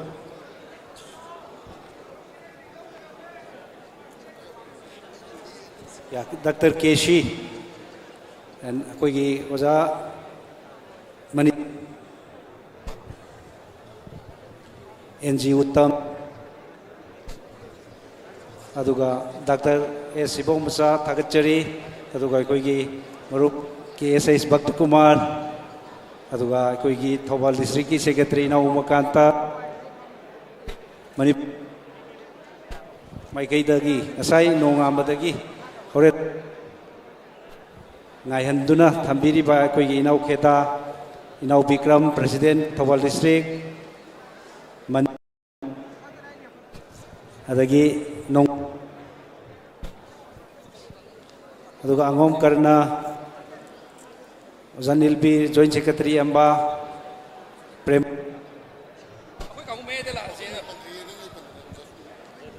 Zaranjit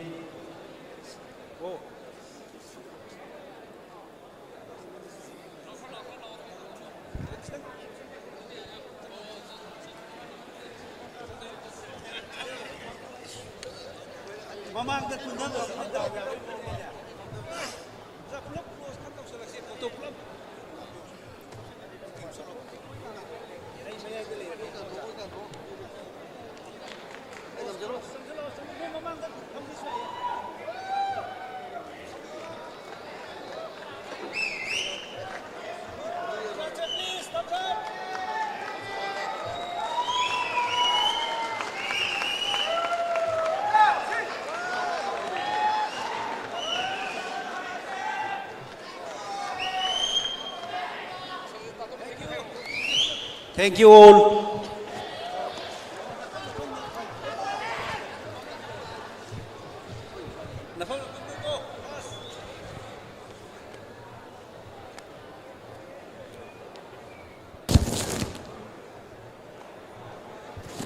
Okay, Marcel na overall master kita win apa nolong sing jari.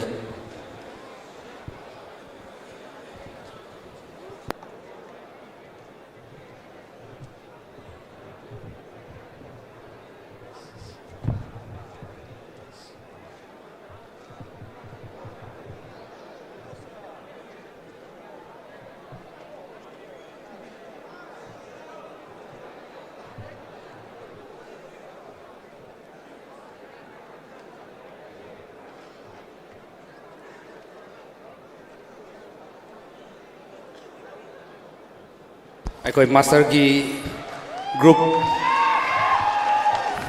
ahong ki champion akoi overall asi yam thuna loi krani maram aduna masi ki maning da leiba category men's sports physics lineup toroga leibina banolona ni singjari men's sports physics open category da yaugada sing ready lerga thamina banolona ni singjari aikoi oza drubuna program asi conduct tawina banolona ni singjari.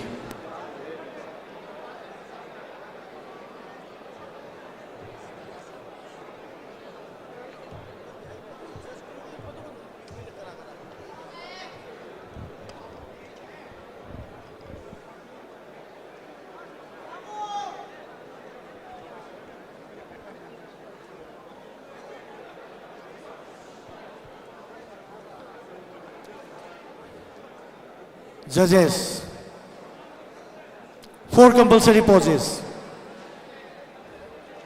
Pose number 1, front double bicep.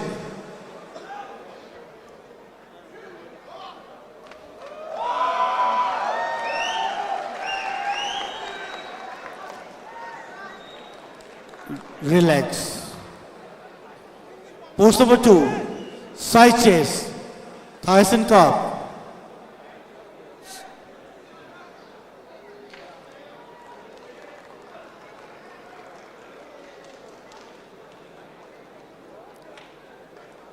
Relax. Pose number 3, back double bicep and pull your calf muscles.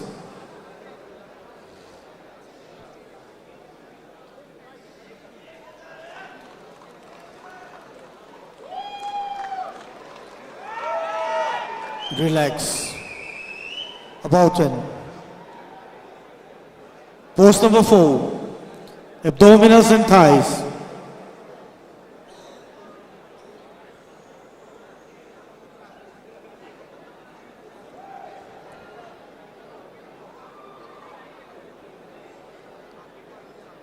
Relax.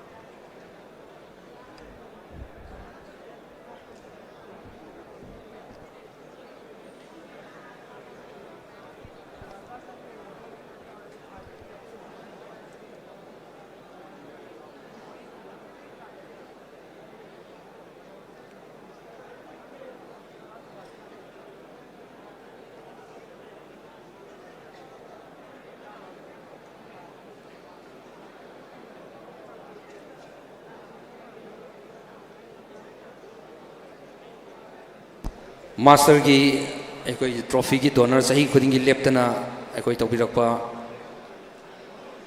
ekoi ge lei hidrabo Azad Dilip ki loinabi kangjam ongbi prabhabu natraga imong manung sing ekoi trophy asi kusanna bigina bai damta ekoi stage matakta kokatsari ekoi ge khagempali dagi sahi khuding ki leptana master ki championship asi donate tawduna lakpi bani ꯑꯩꯈꯣꯏ ꯀꯥꯈꯠꯄꯤꯔꯛꯅꯕ ꯅꯧꯂꯣꯟꯅ ꯅꯤꯡꯁꯤꯡꯖꯔꯤ ꯑꯇꯩꯗꯤ ꯇꯅꯨ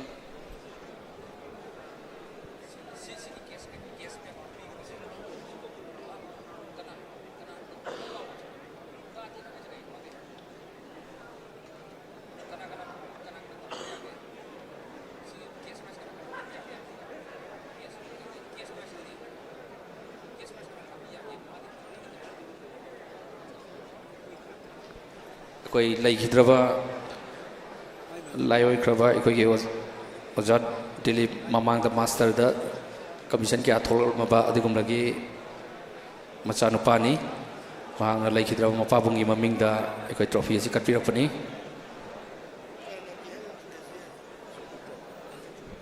ꯑꯩꯈꯣꯏꯒꯤ ꯀꯥꯡꯖꯪ Jupiter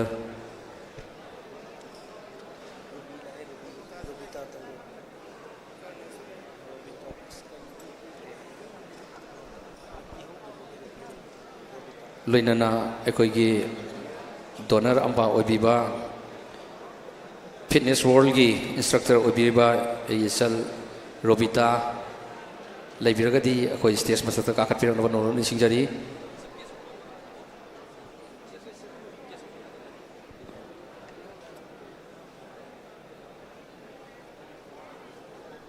ꯑꯩꯈꯣꯏꯒꯤ fitness ꯋꯥꯔꯜꯒꯤ ꯑꯩꯈꯣꯏꯒꯤ proprietor ꯑꯣꯏꯔꯤꯕ ꯑꯉꯣꯝ ꯀꯔꯅ ꯑꯝꯕꯥꯒꯤ donor ꯑꯣꯏꯕꯤꯔꯤꯕ ꯍꯧꯖꯤꯛ ꯀꯥꯈꯠꯄꯤꯔꯛꯅꯕ ꯅꯧꯂꯣꯟꯅ ꯅꯤꯡꯁꯤꯡꯖꯔꯤ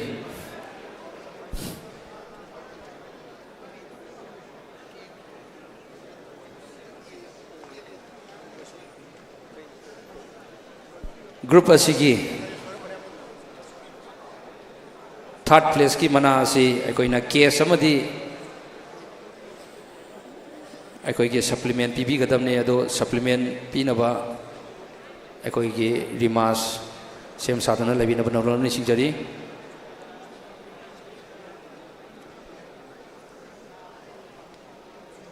group ꯑꯁꯤꯒꯤ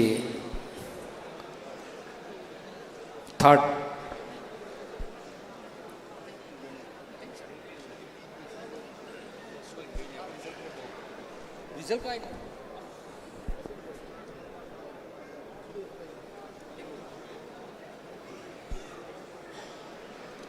थर्ड असिगी मना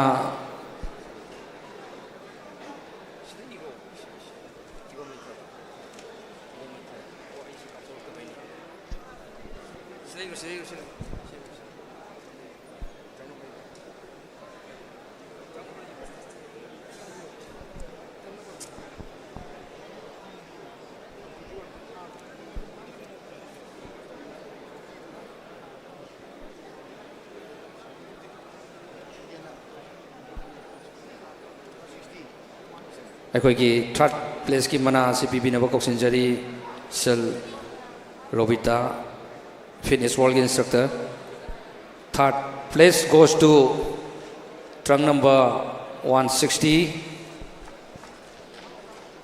लाशर मोडू सिंह सही हुमफू की मथक्ता विनर ओकिपा एक्सपीरियंस वांखै केस अखोई केस पीबी गनी लोइना ना अखोई सप्लीमेंट दुसु अखोई रिमास ना पीबीनब नोलोना निसिंगजरी अखोई की केस ओइना अखोइना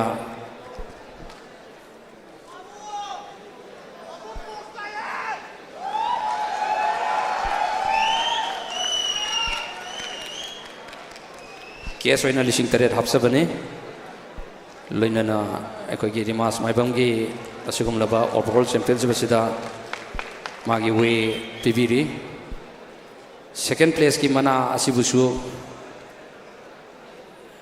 अखोइगी सल रोबिता ना पीबीनब नोलोना निसिंगजरी second place goes to trunk number 155 long jump Ratan Singh Iconaut Gym case oina अखोइना 8000 हप्सबनी गमदी अखोइ केस खतनी पिजबा लोइनाना अखोइगी रिमास माइबमना असिगुमला सप्लीमेंट असि पिबिगनी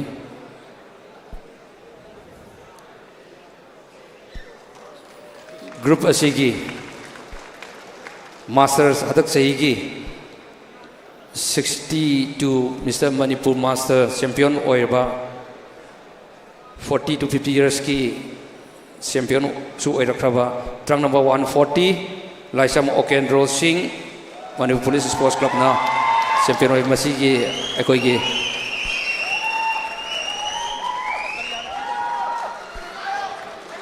akoi gi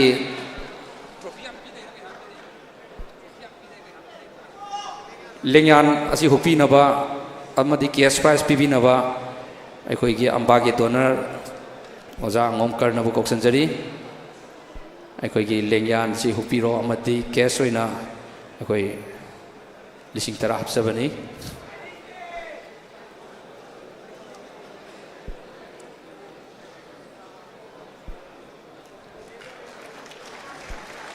cash tum ga pibi ramo trophy sina akoi gi inao kangjam Jupiter na pibi na banolon singjari mayam ahobo khoba ama pibi na hadak sai gi champion master champion akoi gi MPSC gi Okendro akoi gi trophy si pibi na ba khocham binaba akoi gi kangjam Jupiter trophy si magi laikhidra ma pabung akoi gi kangjam Dilip ki mingda katpirakpani akoi photo am tang kapsa hoge ina am ta lebio photo am tang kapsa hoge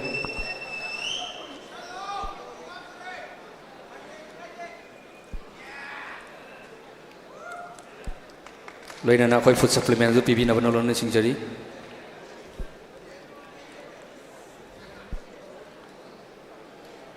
loina na akoi official sing amadi player single loina na group photo man nambi namna nolon na singjari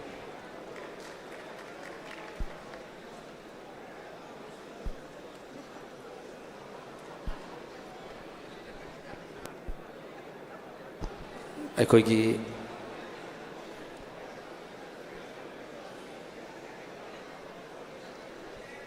champion sigi course amadi imung manung sing lebiragadi akoi photo session ama tawjagani adu athubu matam do stage ka katpirak na banolon na singjari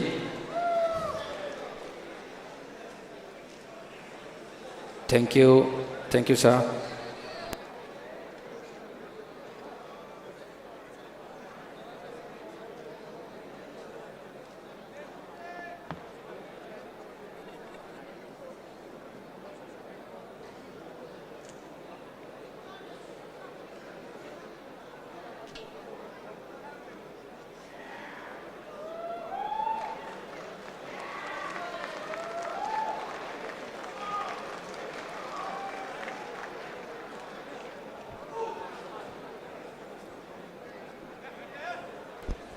akoi gi imung manungi or session me biragadi athuba matam da photo session labna ning singjari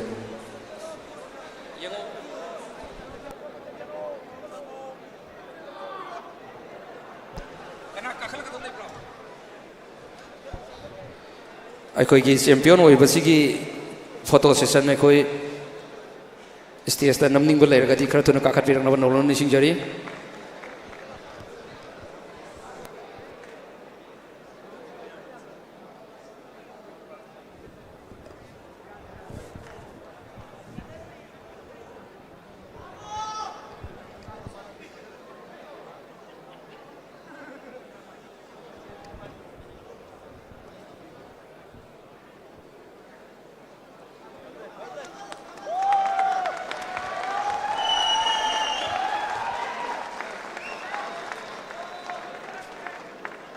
thank you makha tarpo program asi oja dhubana conduct wina banolon na singjari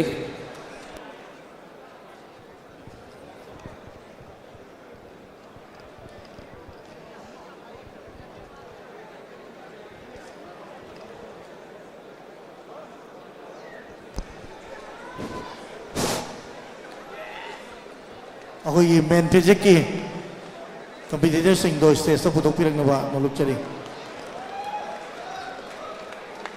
men physics ki men sports physics ki judges ki hong mong ka thamjage maram aduna judges sing se setchi amta siang chawjage amta lo hogapi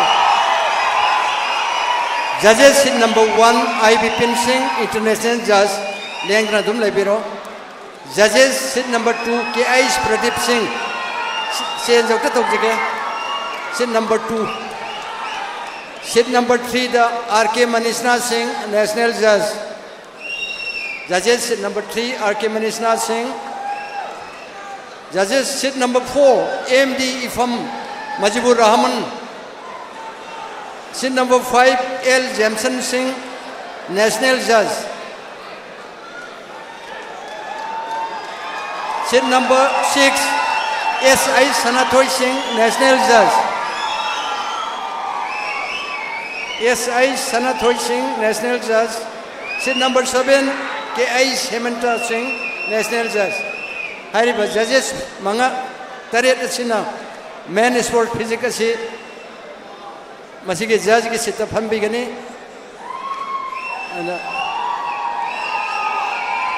thank you. S.I. Dhruv Singh, I microphone is sinazare. Thank you.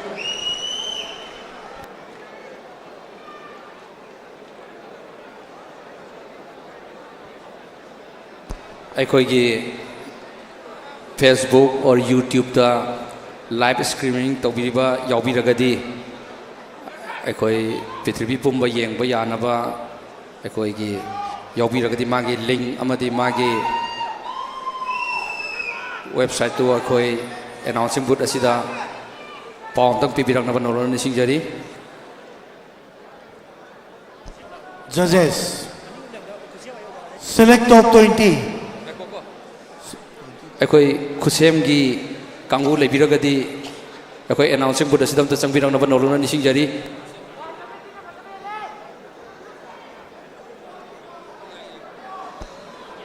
अखोई की live screening तौबीबसिंग लेबिरगदी अखोई announcing booth असिदम तंग report तौबिनबा अथुबदा नोरन निसिंगजरी अखोई हुजी पृथ्वी पुंब येंब यारबा 60 second mister Manipur 2024 अखोई खुसेम की माइकईदगी अखोई live screening तौरी मरम अदुना अखोई खुसेम की कांगू लेबिरगदी अखोई की अनाउंसिंग बूथ असिदम तंग चंगबिरकनबा नोरन निसिंगजरी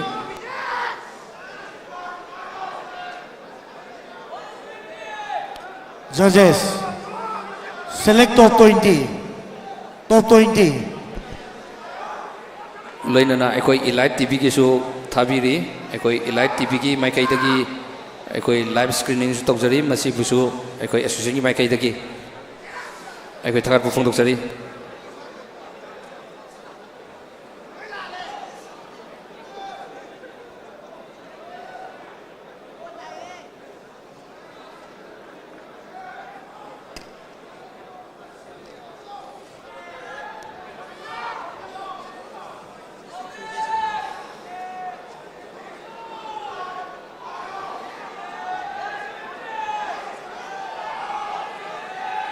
Mayam to langsin birakino. Mujhe mayam to langsin birakino.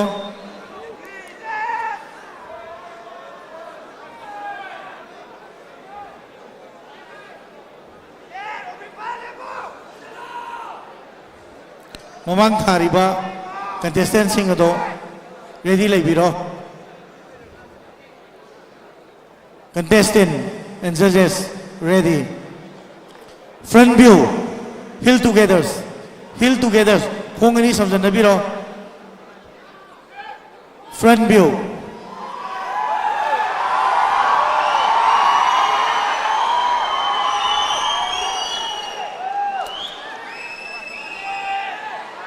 Relax. Right quarter turn. Right quarter turn.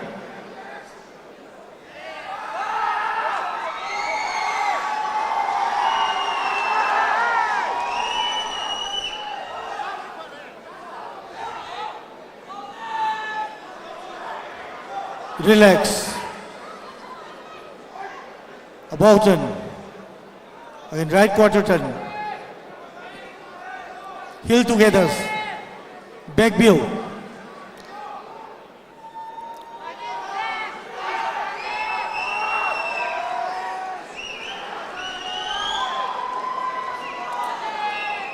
Relax.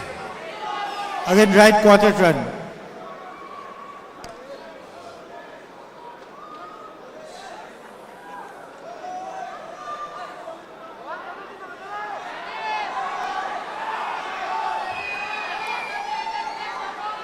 Relax. Front view.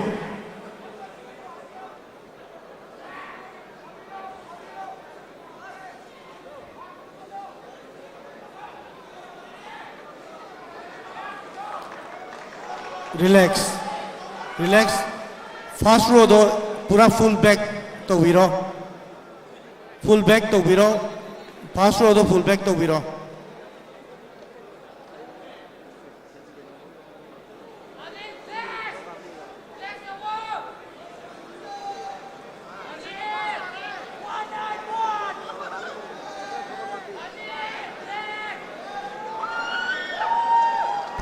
loinana aikoge jury singna kitang confusion chale maram aduna second row dagi ai haujage trunk number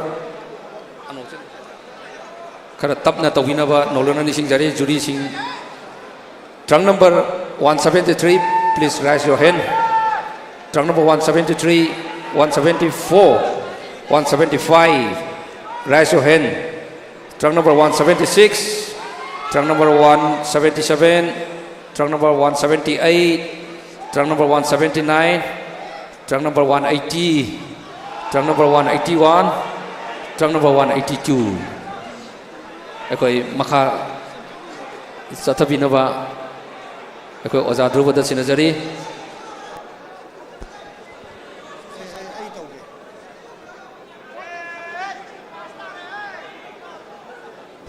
ekoi gi lairiba sanaroi asi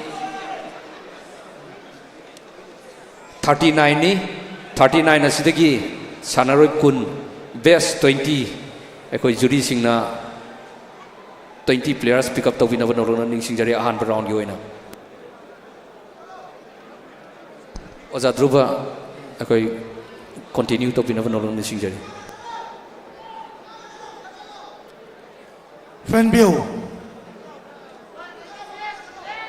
Front view heel together Hong ani samjana roi ba Hong ani samjana roi ba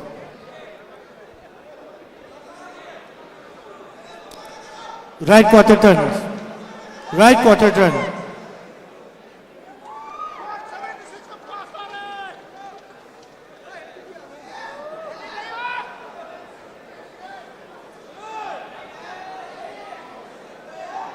and right quarter turn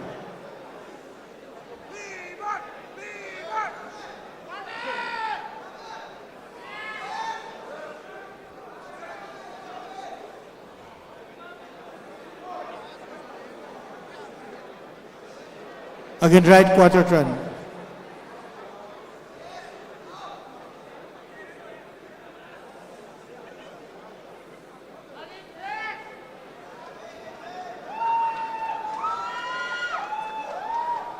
again right quarter turn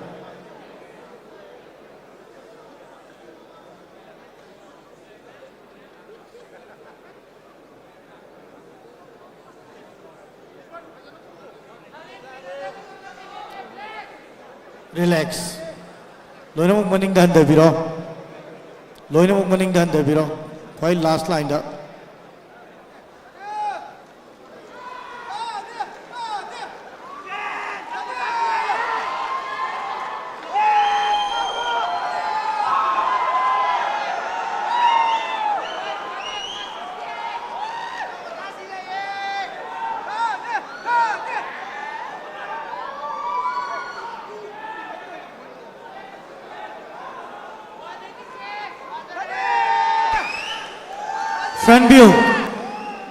front view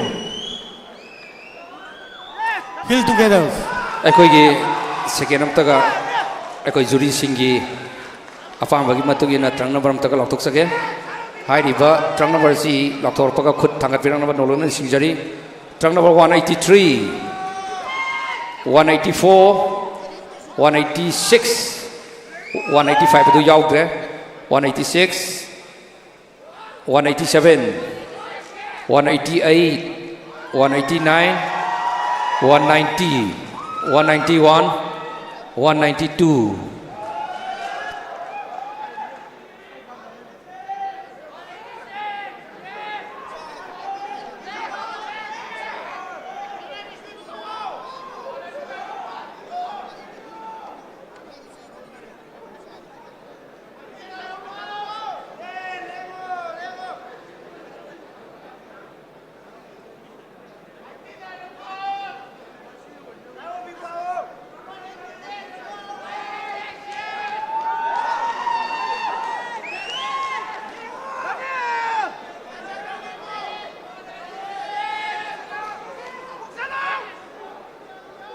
Front view.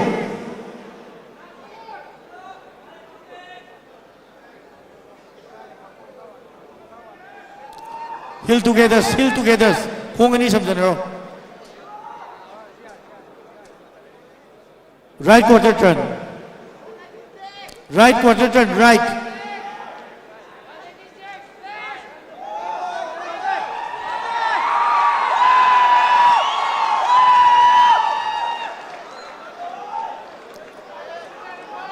Again, right quarter turn.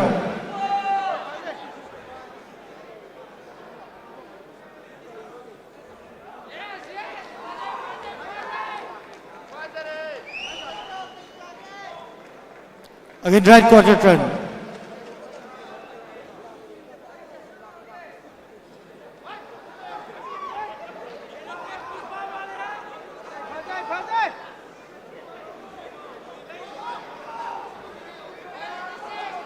Again, right quarter turn. Again, right quarter turn. Front view.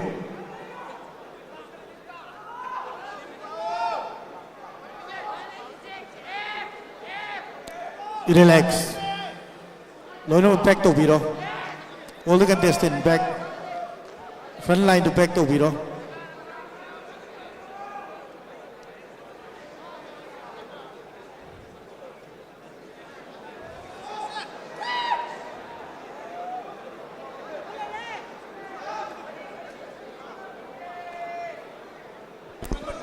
ꯑꯩꯈꯣꯏꯒꯤ ꯇ꯭ꯔꯪ ꯅꯝꯕꯔꯁꯤꯡ ꯑꯃꯨꯛꯀ ꯂꯥꯎꯊꯣꯛꯆꯔꯛꯀꯦ ꯇ꯭ꯔꯪ number ꯀꯌꯥꯅꯣ ꯁꯦ 193 194 raise your hand trying number 194 raise your hand trying number 195 trying number 196 trying number 197 trying number 198 trying number 199 200 201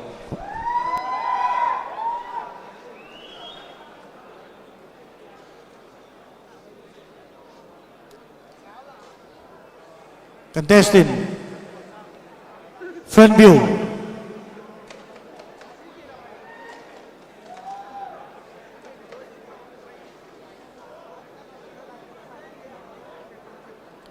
Right quarter turn.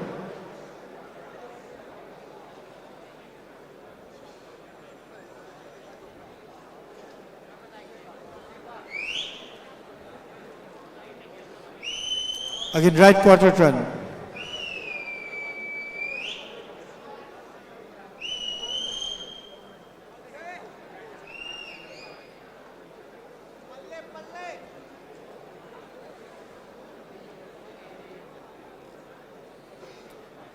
Relax, again, right quarter turn.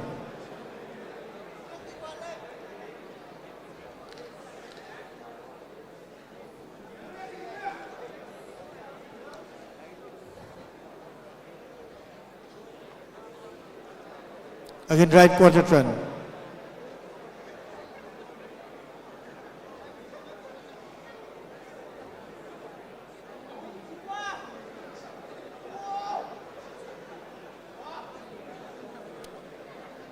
Relax.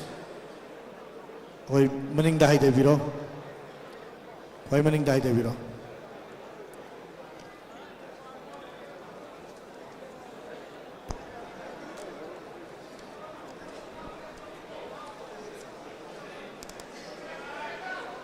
ꯑꯩꯈꯣꯏꯒꯤ ꯍꯨꯝꯐꯨꯒ ꯇꯔꯨꯛꯔꯛ ꯁꯨꯕ ꯍꯨꯝꯐꯨꯒ ꯅꯤꯊꯣꯏꯔꯛ ꯁꯨꯕ mister Manipur ꯑꯩꯈꯣꯏ ꯍꯧꯖꯤꯛ ꯈꯨꯠꯁꯦꯝꯒꯤ ꯈꯨꯠꯊꯥꯡ ꯑꯃꯗꯤ ꯏꯂꯥꯏꯠ ꯇꯤꯚꯤꯒꯤ ꯈꯨꯠꯊꯥꯡꯗ ꯑꯩꯈꯣꯏ ꯂꯥꯏꯚ ꯊꯥꯖꯔꯤ ꯑꯩꯈꯣꯏꯒꯤ ꯍꯥꯏꯔꯤꯕ ꯏꯂꯥꯏꯠ ꯇꯤꯚꯤ ꯑꯃꯗꯤ ꯈꯨꯠꯁꯦꯝꯕꯨꯁꯨ ꯑꯣꯜ ꯃꯅꯤꯄꯨꯔ ꯕꯣꯗꯤ ꯕꯤꯜꯗꯔ ꯑꯦꯁꯣꯁꯤꯌꯦꯁꯟꯒꯤ ꯃꯥꯏꯀꯩꯗꯒꯤ ꯑꯩꯈꯣꯏ ꯇꯧꯕꯤꯃꯜ ꯈꯪꯗꯣꯛꯆꯔꯤ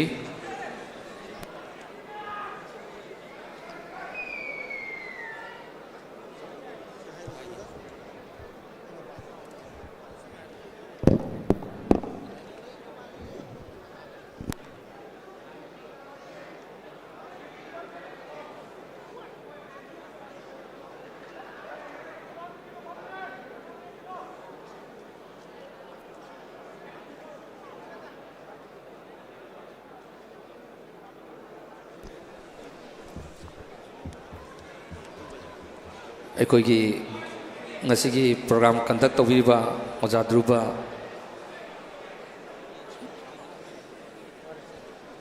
ꯑꯁꯤ ꯃꯈꯥ ꯇꯥꯕ ꯄ꯭ꯔꯣꯒ꯭ꯔꯥꯝ ꯑꯁꯤ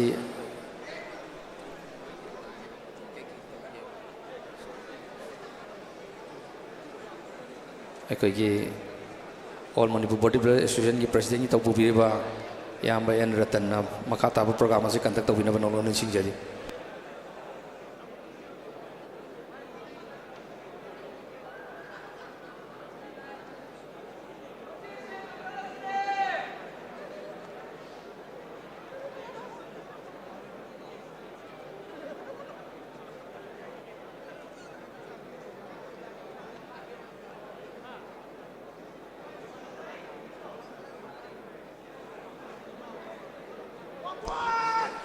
ꯑꯩꯈꯣꯏ ꯃꯤꯁꯇꯔ ꯃꯅꯤꯄꯨꯔ ꯑꯁꯤ ꯁꯤꯟꯕꯁꯤ ꯆꯍꯤ ꯈꯨꯗꯤꯡꯒꯤ ꯍꯣꯜꯒꯤ ꯀꯦꯄꯥꯁꯤꯇꯤꯁꯤ ꯑꯗꯨꯝ ꯕꯦꯔꯥ ꯀꯥꯔꯦ ꯉꯁꯤꯁꯨ ꯄꯥꯛ ꯆꯥꯎꯔꯕ ꯑꯁꯤꯒꯨꯝꯂꯕ ꯃꯅꯤꯄꯨꯔ ꯌꯨꯅꯤꯚꯔꯁꯤꯇꯤꯒꯤ ꯑꯣꯗꯤꯇꯣꯔꯤꯌꯝ ꯍꯣꯜ ꯑꯁꯤ ꯑꯩꯈꯣꯏ ꯍꯧꯖꯤꯛ ꯐꯝꯐꯝ ꯀꯣꯟꯅꯗꯕꯒꯤ ꯑꯗꯨꯝ ꯄ꯭ꯔꯣꯕ꯭ꯂꯦꯝ ꯑꯗꯨꯝ ꯂꯩꯔꯦ ꯃꯔꯝ ꯑꯗꯨꯅ ꯃꯊꯪ ꯆꯍꯤꯗꯗꯤ ꯁ꯭ꯄꯦꯁꯁꯤꯡ ꯈꯔ ꯆꯥꯎꯕ ꯑꯃꯗ ꯁꯤꯟꯖꯅꯕ ꯍꯣꯠꯅꯖꯒꯦ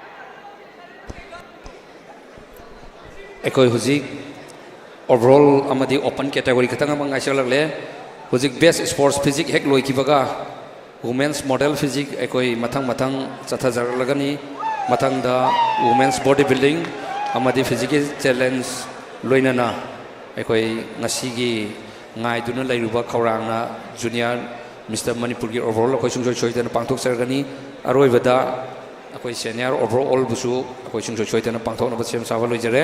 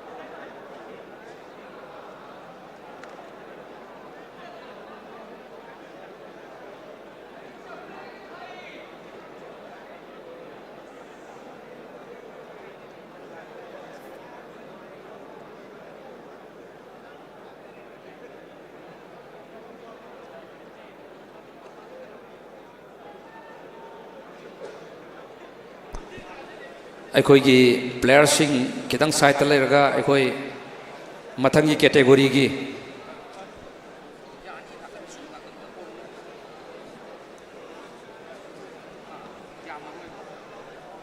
ꯑꯩꯈꯣꯏꯒꯤ ꯁ꯭ꯇꯦꯖ ꯃꯥꯔꯁꯦꯜ ꯑꯝꯇ ꯃꯐꯝꯁꯤꯗ ꯆꯪꯕꯤꯔꯛꯅꯕ ꯅꯣꯂꯣꯅ ꯅꯤꯡꯁꯤꯡꯖꯔꯤ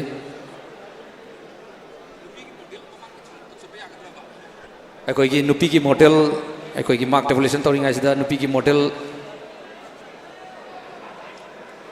ꯑꯩꯈꯣꯏ ꯄ꯭ꯔꯣꯒ꯭ꯔꯥꯝ ꯑꯁꯤ ꯈꯔ ꯑꯩꯈꯣꯏ ꯃꯤ ꯌꯥꯝꯃꯟꯕꯅ ꯃꯔꯝ ꯑꯣꯏꯔꯒ ꯑꯩꯈꯣꯏ ꯃꯥꯔꯛ ꯇꯦꯕꯨꯂꯦꯁꯟ ꯇꯧꯔꯤꯉꯩꯗ ꯅꯨꯄꯤꯒꯤ ꯃꯣꯗꯦꯜ ꯐꯤꯖꯤꯛ ꯑꯩꯈꯣꯏ ꯁ꯭ꯇꯦꯖ ꯃꯃꯥꯡꯗ ꯇꯧꯖꯒꯦ ꯃꯁꯤꯒꯤꯗꯃꯛꯇꯁꯨ ꯑꯩꯈꯣꯏ ꯁꯤꯟꯖ ꯂꯥꯡꯖꯔꯤꯕꯁꯤꯡꯕꯨ ꯉꯥꯛꯄꯤꯒꯅꯤ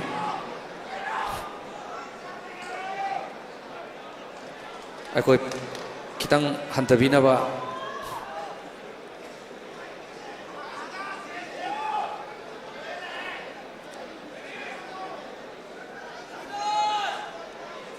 अखोई जजेस Singh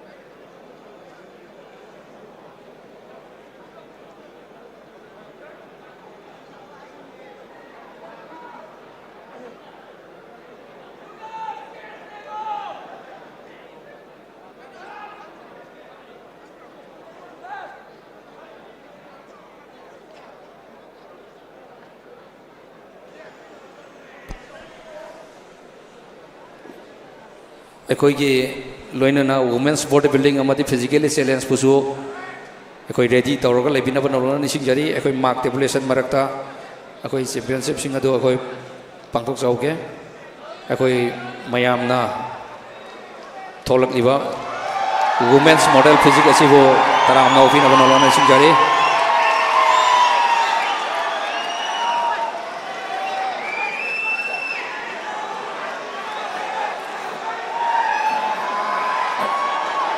model women get ready for your round first round anatomy assessment start leng anona sa leng dana layo for a front view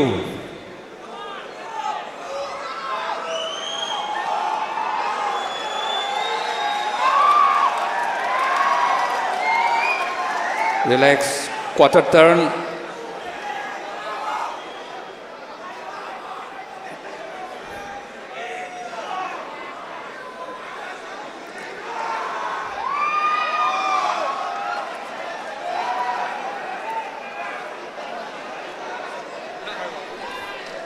अखोई मखा ताब प्रोग्राम से कंडक्ट तौनबा अखोई सर्जन सिदसनजरी relax all the competitors turn to your right and show me your back pose.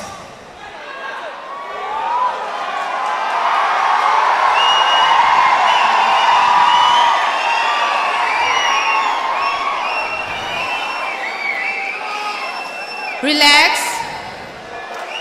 Again, turn to the right, show me your side pose again.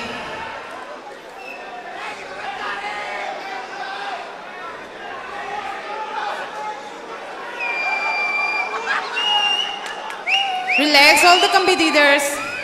Show me your front pose.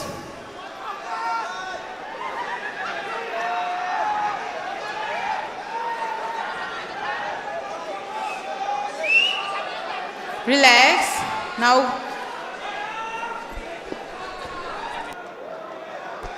अखोइना championship असिददी अखोइना freestyle music post लेबने अदुबो अखोई हंतक सही सु अखोइना अदुगुमब music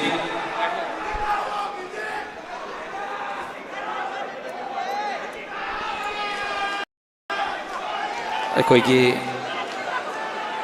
हाइरिबा अखोई मणिपुर की हुजिक लेरिबा सिचुएशन असिदा अखोइना म्यूजिक न चिंगबदु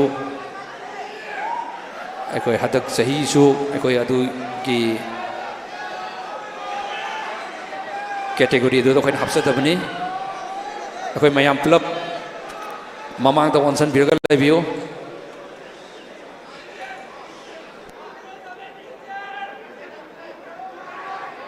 अखोई की जजेस मयाम अमुक्तंग चेंज तबियो साइड अमुक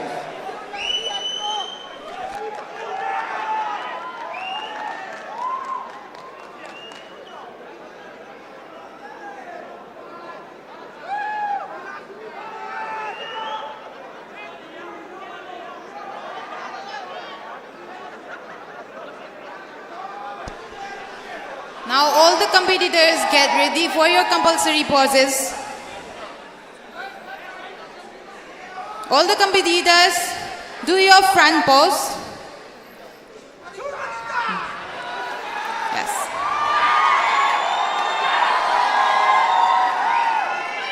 Relax, turn to the right and show me your side pose.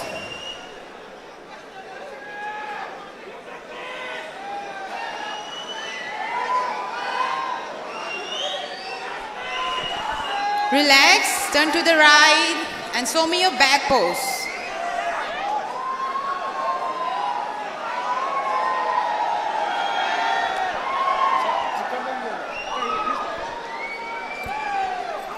Relax, turn to the right and show me your side pose again.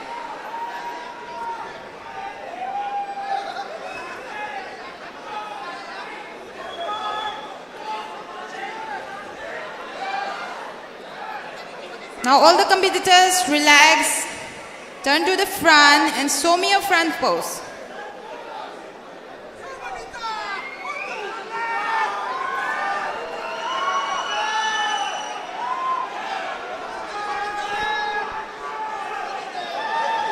Relax all the competitors. Now stay in your anatomy position.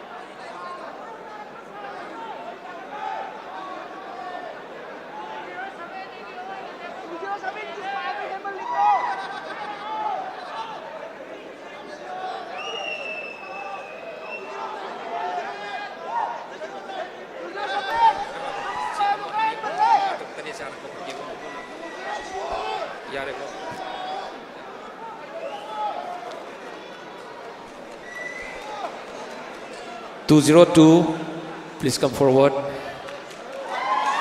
203, please come forward. 204, please come forward. 207, please come forward. 209, please come forward. 210, please come forward. 210 and 211. Akoi lemho reversing. Akoi better luck next time. Akoi changi bayarani.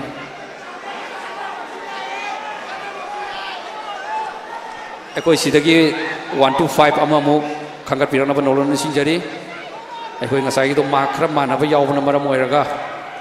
Akoi sidagi amu mi 5 khangat pirak na ba nolon ni singjari.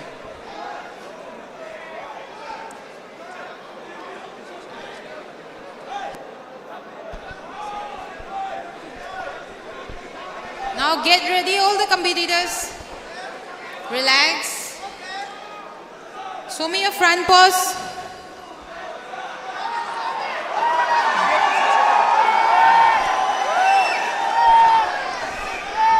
Judges may magi trunk number se yabra 202 som da lao 202 2203.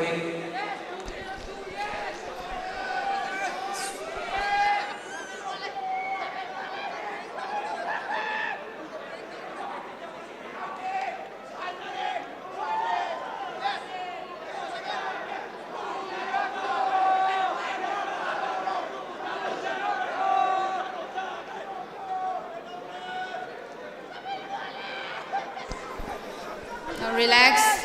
Get ready for your front pose. All the competitors, do your front pose.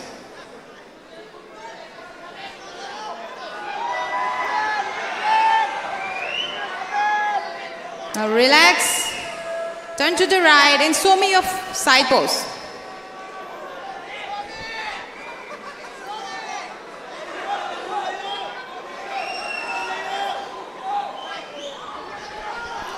Relax.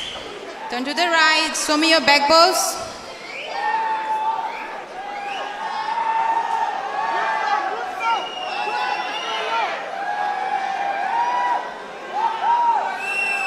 Relax. Turn to the right. Show me your side pose again.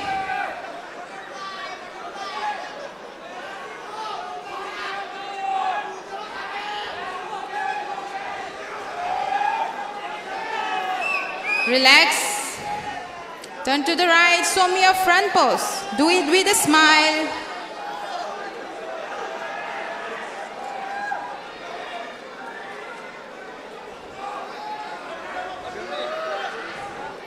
Now relax.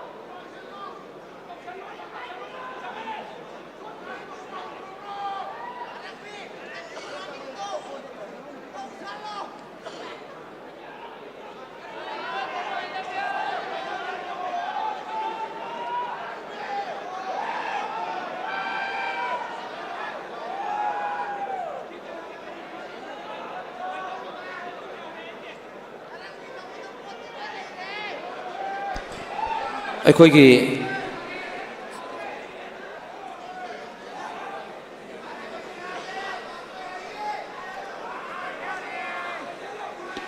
(209) please come forward, and 210. 210. Better luck next time. Okay. Thank you for your participation. Okay, Aniji. Okay, green room da.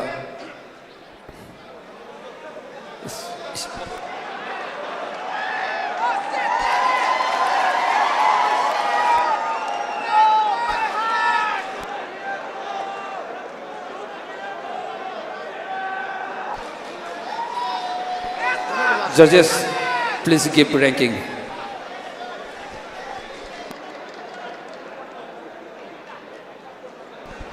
All the competitors, get ready for your front pose. Now, show me your front pose.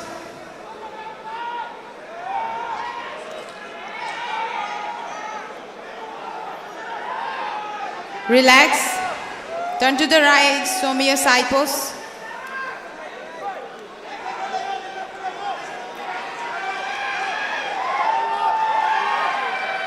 Relax. Turn to the right, show me your back pose.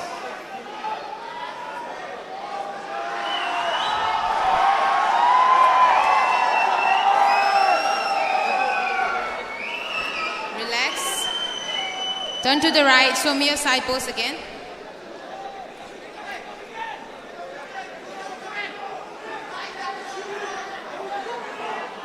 Relax. Show me your front pose again.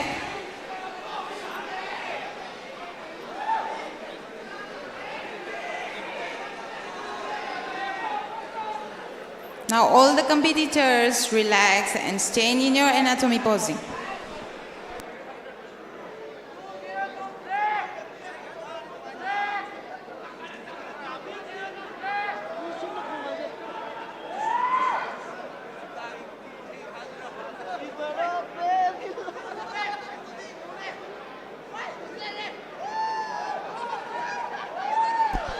Thank you. Noi matai da kitang ekoi men's sports physics matai da ngakta layo.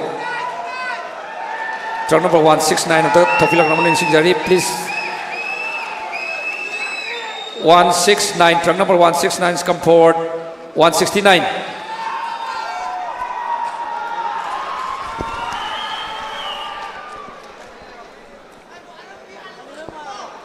Truck number 170, please come forward. Truck number 177.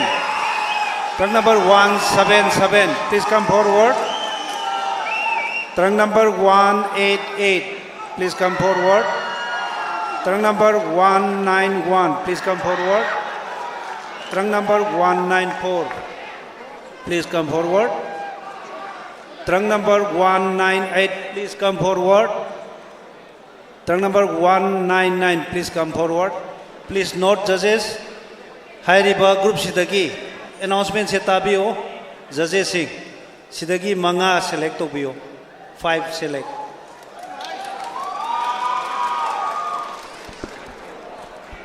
Abukan Nixing Jari, Sidagi Manga select Obio.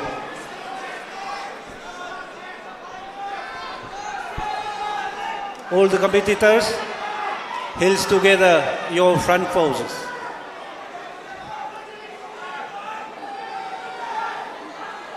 Heels together. Yes, relax. Quarter turn right.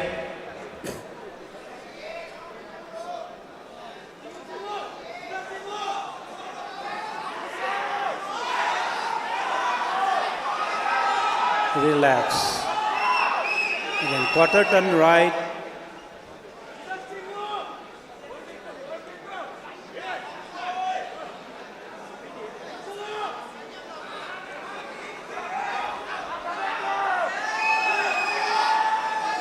Relax. Quarter turn right.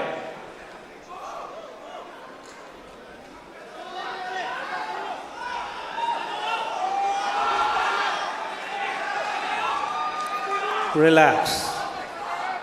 And against Somiyo, quarter turn front.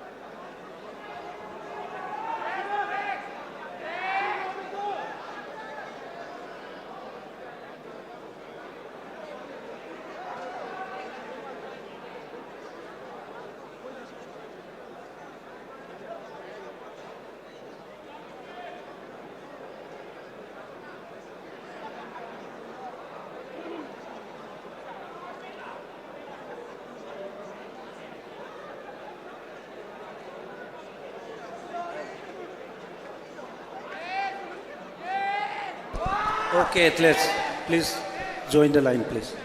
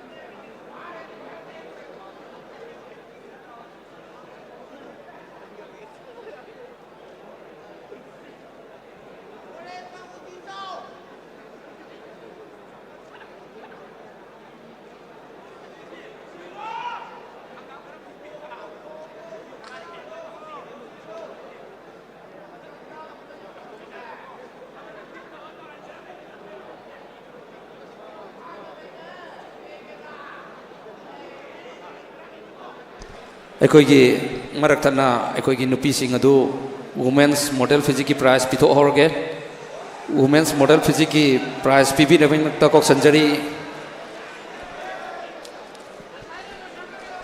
ꯆꯍꯤ ꯈꯨꯗꯤꯡꯒꯤ ꯂꯦꯞꯇꯅ trophy ꯄꯥꯡꯕꯤꯔꯛꯄ ꯁꯉꯥꯏ ꯖꯤꯝꯒꯤ proprietor ꯖꯦꯕꯤꯌꯥꯅꯤ ꯃꯊꯪꯗ fitness ꯋꯥꯔꯜꯒꯤ ꯑꯩꯈꯣꯏ ꯏꯆꯜ ꯔꯣꯕꯤꯇꯥ ꯂꯣꯏꯅꯅ ꯑꯩꯈꯣꯏꯒꯤ Sonia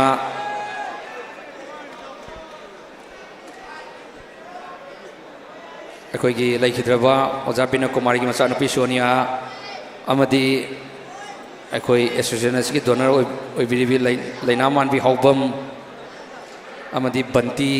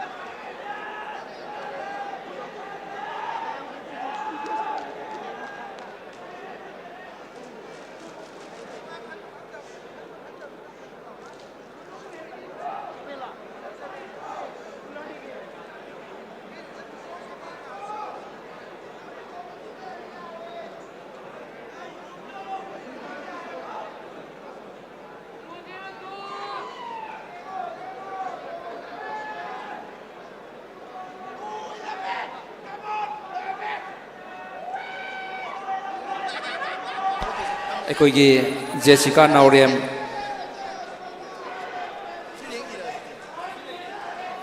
Naurem akhoi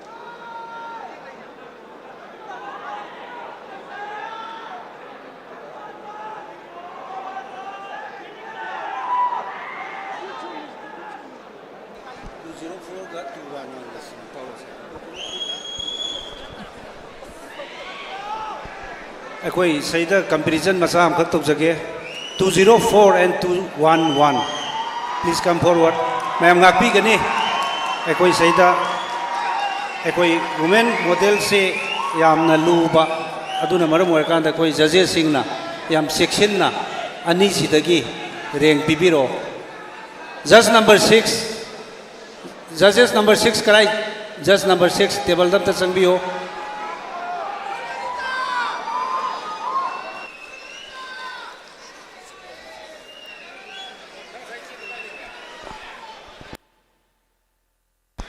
center chap chana thambiyo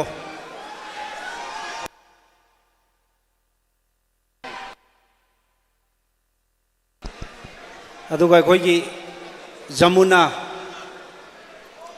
na stage marshal oibio Jamuna kai lekhrage ngakhtang stage marshal oibio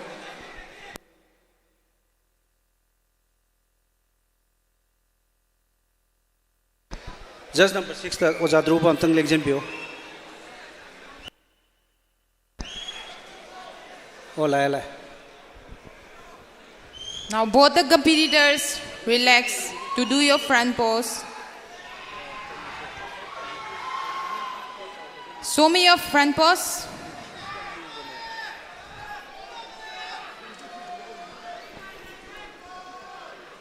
Relax. Turn to the right. Show me your right pose.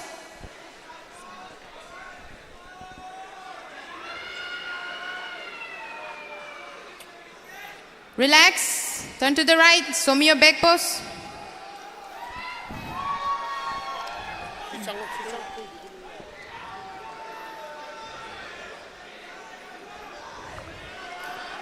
Relax. Turn to the right. Show me your right side pose again.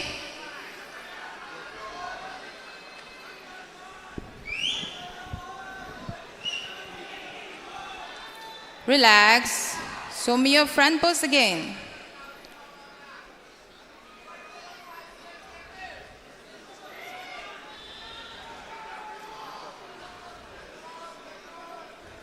Now relax. Go and stand in your own position.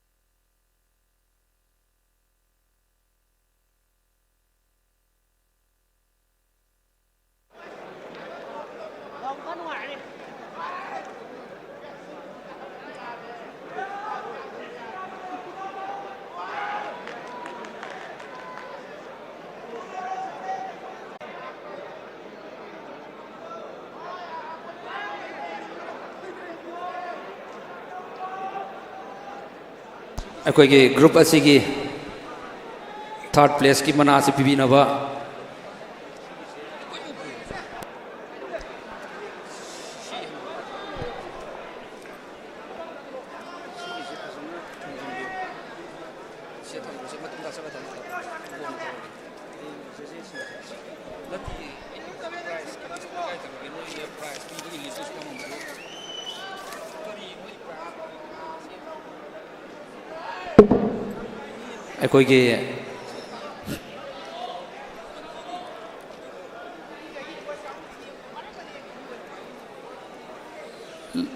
ꯑꯩꯈꯣꯏꯒꯤ ꯂꯩꯅꯥ ꯃꯥꯟꯕꯤ ꯍꯧꯕꯝꯅ 5th ꯑꯃꯗꯤ 4th ꯄ꯭ꯂꯦꯁꯀꯤ ꯃꯅꯥ ꯑꯁꯤ ꯄꯤꯕꯤꯅꯕ ꯀꯧꯁꯤꯟꯖꯔꯤ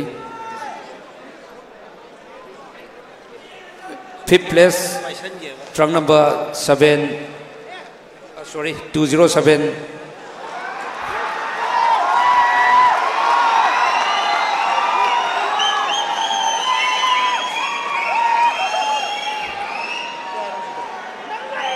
5th place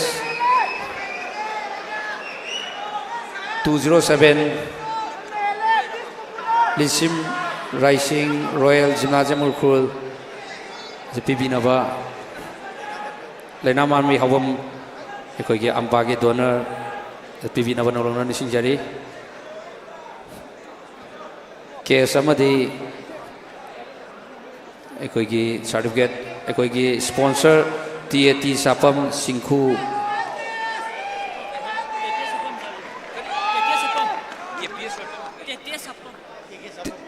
TAT Sapam lebiragadi matakta kakat pirang napa nolong nising jari Singri Kapai ga matangda 4th place ki mana asisu ekoi ki laina man bi hawam na pibirang napa nolong nising jari 4th place goes to trunk number 202 Nongmai Them Lingthoi Nganbi Makar Fitness Gym Yairi Pok Thobal Loinana TAT Sapam amadi Singri Kapai lebiragadi ekoi stage matakta kakat pirang napa nolong nising jari Loinana thank you 3rd place ki mana asi PB Nava Kausin jari ekoi ki Sonia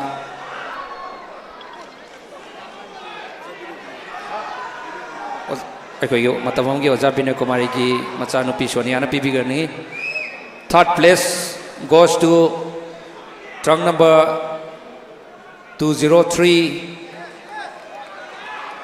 Ambika Thaudam AMPM Gym Bishnupur ekoi medal case certificate PBO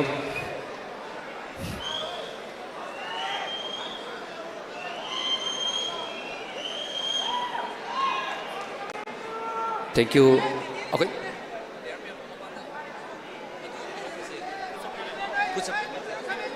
ekoi loinana ekoi ki mamangi 4th 5th su mathak kakat piro ekoi food supplement asi PB Nava Kausin jari TAT Sapam amadedi Singrai Kapai food supplement do 5th 4th 3rd PB Nava nolong na nising jari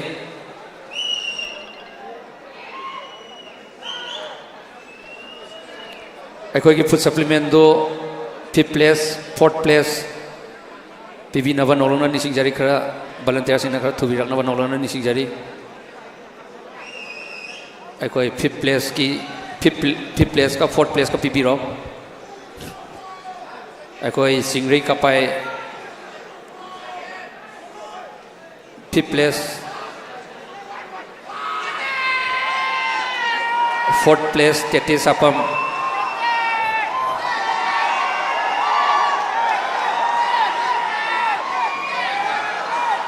Loinana 3rd place ki sisu PB Nava nolong na nising jari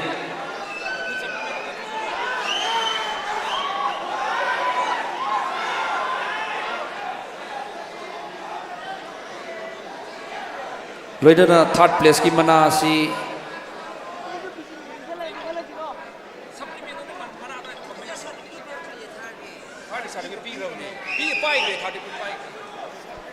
second place ki mana si PB Nava Kausin jari Sal Robita 2nd place ki mana si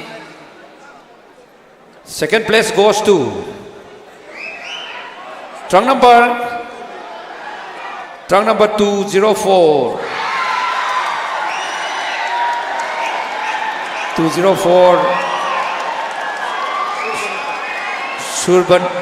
Surbanita Mutum AMPM Gym Bishnupur 2nd place ki mana si PB Nava nolong na nising jari ekoi ki food supplement sing do khar thuna putok pirak pri nolong na nising jari medal certificate case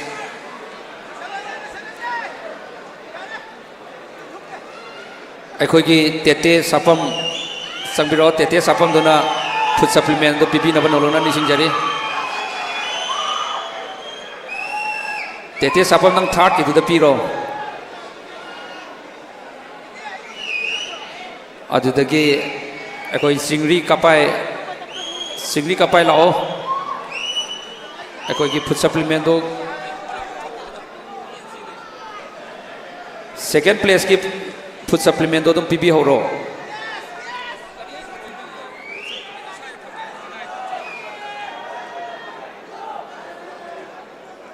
ꯑꯩꯈꯣꯏꯒꯤ ꯁꯦꯀꯦꯟ ꯄ꯭ꯂꯦꯁꯀꯤ ꯃꯅꯥ ꯑꯁꯤ ꯄꯤꯕꯤꯅꯕ ꯅꯧꯂꯧꯅ ꯅꯤꯡꯁꯤꯡꯖꯔꯤ women's model ꯐꯤꯖꯤꯛ 2024ꯒꯤ champion ꯑꯁꯤꯒꯤ ꯃꯅꯥ ꯄꯤꯕꯤꯅꯕ ꯀꯧꯁꯤꯟꯖꯔꯤ Jessica ꯅꯥꯎꯔꯦꯝ ꯑꯩꯈꯣꯏ ꯁꯉꯥꯏ ꯖꯤꯝꯒꯤ trophy ꯆꯍꯤ ꯈꯨꯗꯤꯡꯒꯤ ꯀꯠꯄꯤꯔꯛꯄꯅꯤ ꯑꯗꯨꯅ ꯍꯟꯗꯛ ꯆꯍꯤꯒꯤ ꯆꯦꯝꯄꯤꯌꯟ ꯑꯁꯤꯗ ꯇ꯭ꯔꯣꯐꯤ ꯃꯦꯗꯜ ꯁꯥꯔꯇꯤꯐꯤꯀꯦꯠ ꯂꯦꯡꯌꯥꯟ ꯀꯦꯁ ꯄ꯭ꯔꯥꯏꯖ ꯄꯤꯕꯤꯅꯕ ꯅꯧꯂꯧꯅ ꯅꯤꯡꯁꯤꯡꯖꯔꯤ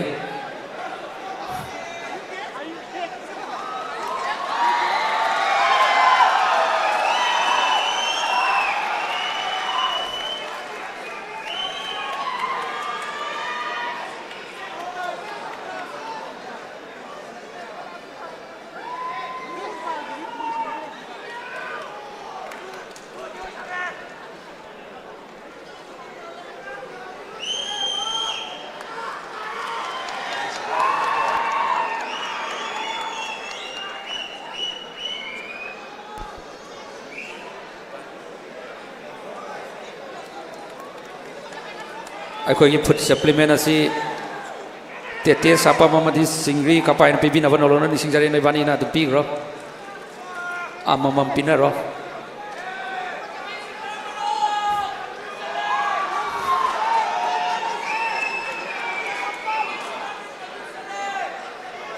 ꯑꯩꯈꯣꯏ ꯑꯣꯐꯤꯁꯤꯌꯦꯜꯁꯤꯡ ꯃꯅꯤꯡꯗ ꯂꯥꯛꯑ ꯐꯣꯇꯣ ꯑꯝꯇ ꯅꯝꯕꯤꯍꯧꯔꯣ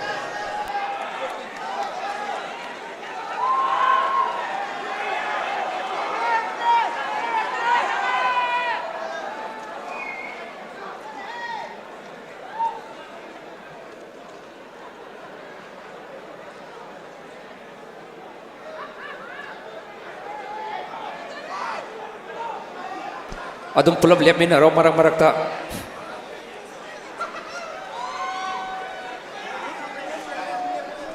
yare mayam adum lepminaro already photo to copy na banolo ni singjari aikoi gi winner gi imung manung lairagadi course lairagadi photo athu buta copy na banolo ni singjari thank you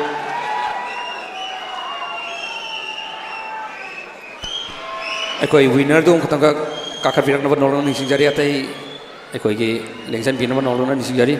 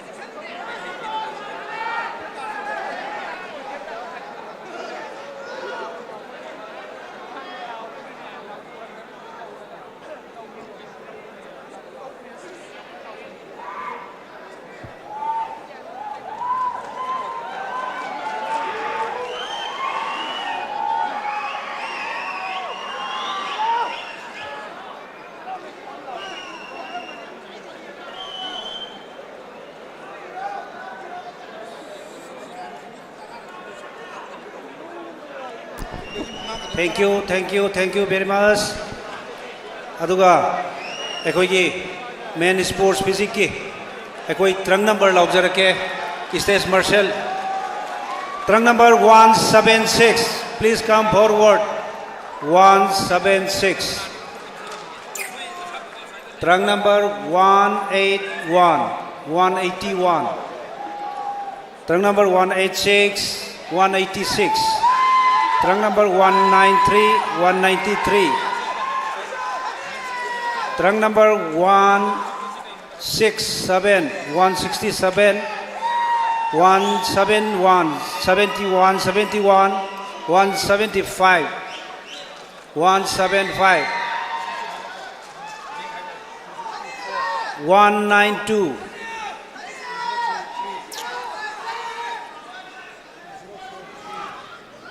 192, 164, 165, 173, 18,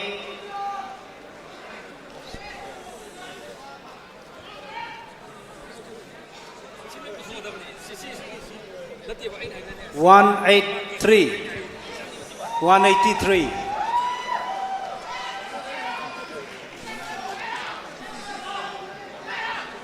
Ngay ko ba? 189.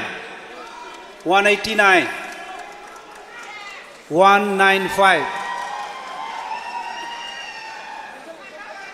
197. 197. 169. 170. 169. 170. 188. 188.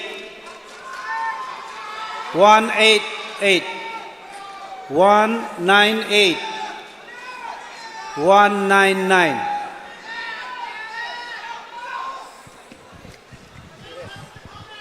199. This 20 is selected for prejudging and others. Thank you for the participation. Better luck next time. ꯑꯩꯈꯣꯏ ꯖꯨꯔꯤꯁꯤꯡꯅ ꯕꯦꯁ 10 ꯈꯟꯕꯤꯔꯛꯅꯕ ꯅꯧꯂꯧꯅ ꯅꯤꯡꯁꯤꯡꯖꯔꯤ ꯑꯩꯈꯣꯏꯒꯤ ꯇ꯭ꯔꯪ number ꯑꯩꯈꯣꯏ ꯍꯥꯏꯖꯔꯛꯀꯦ ꯇ꯭ꯔꯪ number Stage Marshal na munamta tabiyo 164 164 makwai sequence tay lapiyo 164 164 164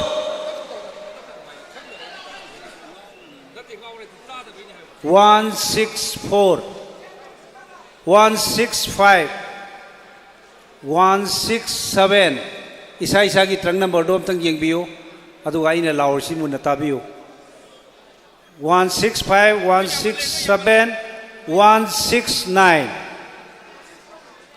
169 isa isa gi trang number dom tang yeng biu chimpa pu biu 170 171 173 175 176 181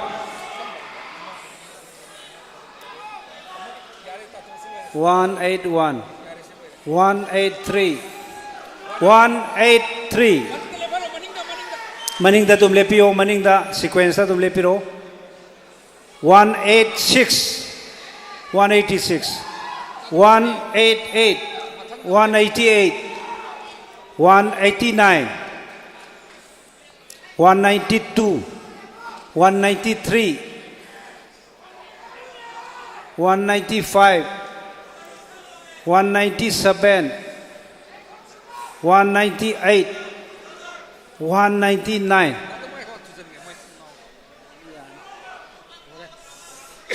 mayam ta lauksan birakino koi posi muk pahodri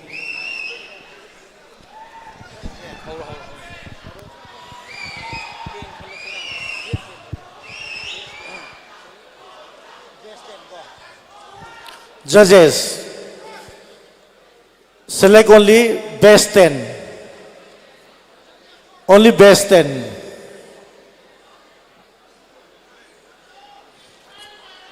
Front view.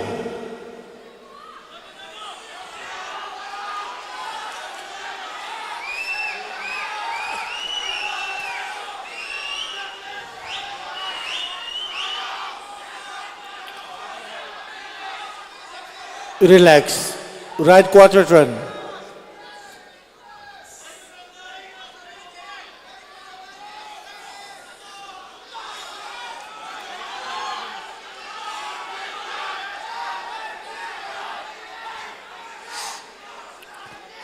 Relax. Again, right quarter turn.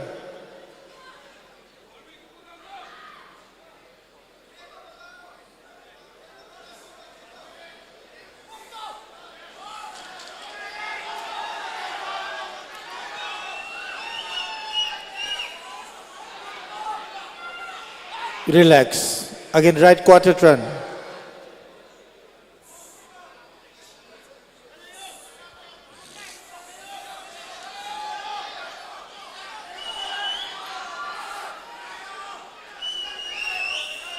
Relax. Again, front view. Fit together, fit together.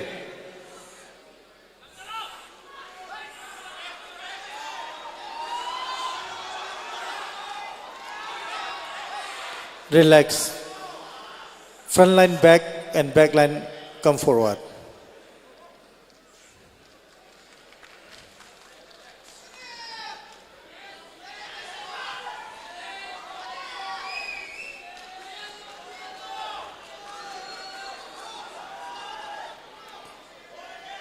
Get ready. Front view.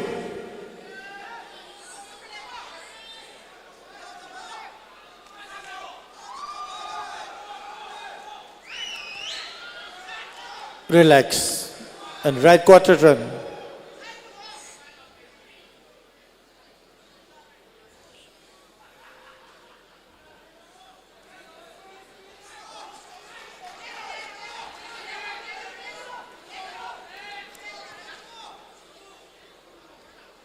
Relax. Again, right quarter turn.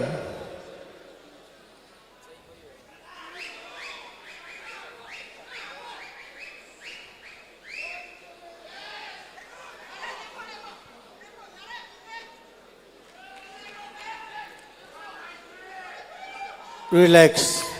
And right quarter turn.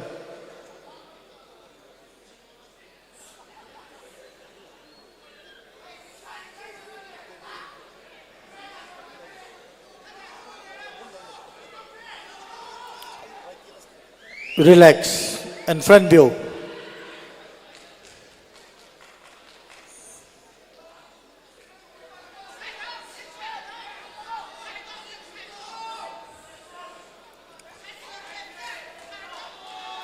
Relax. Step back. Step back. Full back, full back.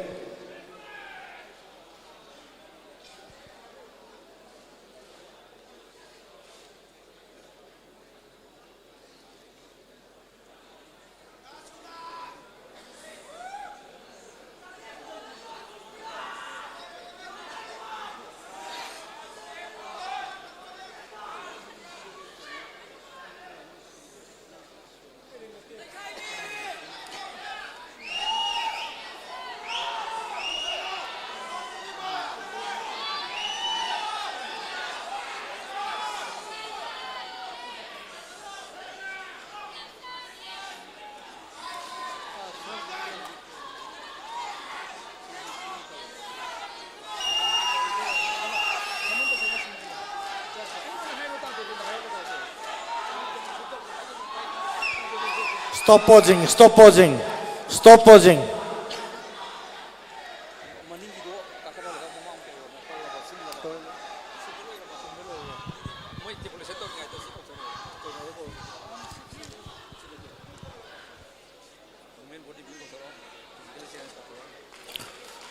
Women bodybuilding sesa putok pirak na ba noluk cari contestant me am back am tang chat piro back step step back all the contestant step back aduga women bodybuilding akoi gi stage martial ne stage ta putok pirak na ba noluk cari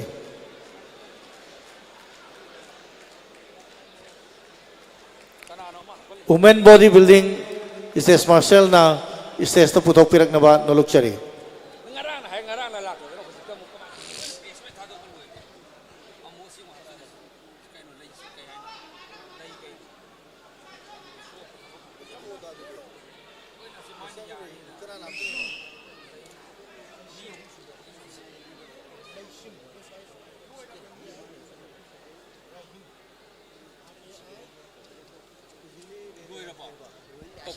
physically challenge ki sunrising do hana putok piro physically challenge hana putok piro aduga women bodybuilding do ready tawraga line up tawra thambiro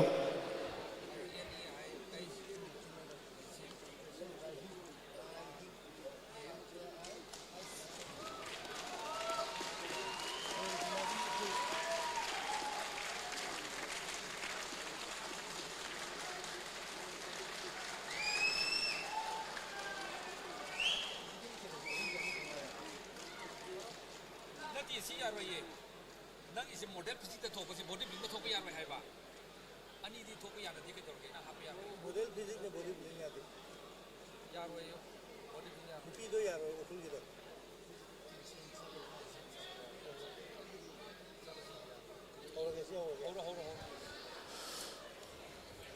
Contestant, get ready. Koi judges singna ring pipiro. Post number 1, front double bicep.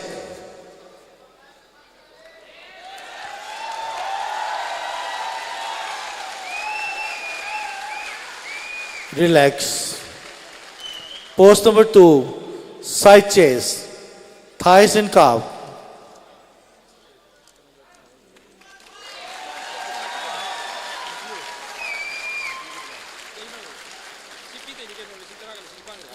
Relax.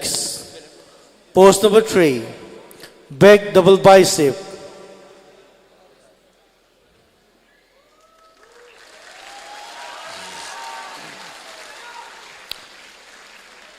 Relax.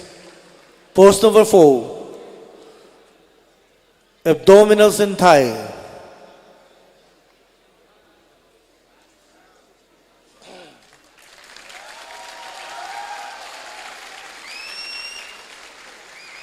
Relax. Relax.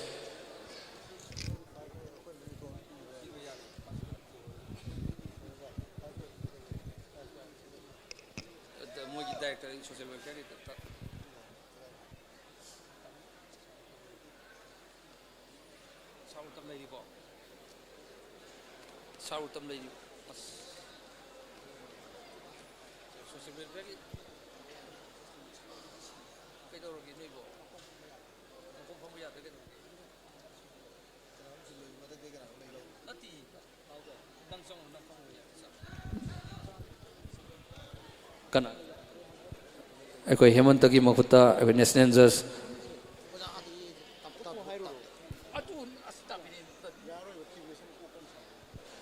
akhoi gi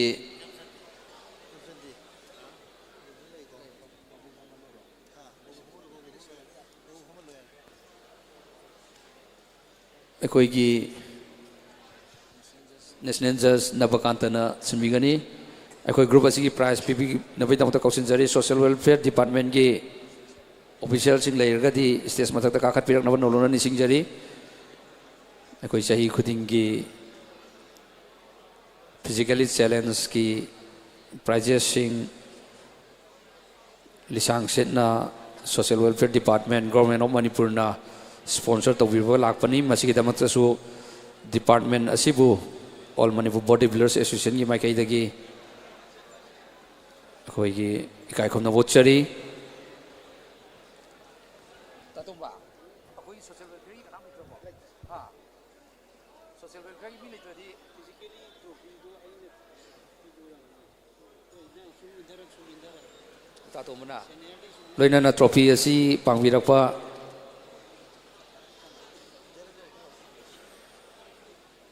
Christina nangmai kapambu stage mathakta kakhat pirak naban pick up kakhat pirak naban nolongna nising jari kari hapoga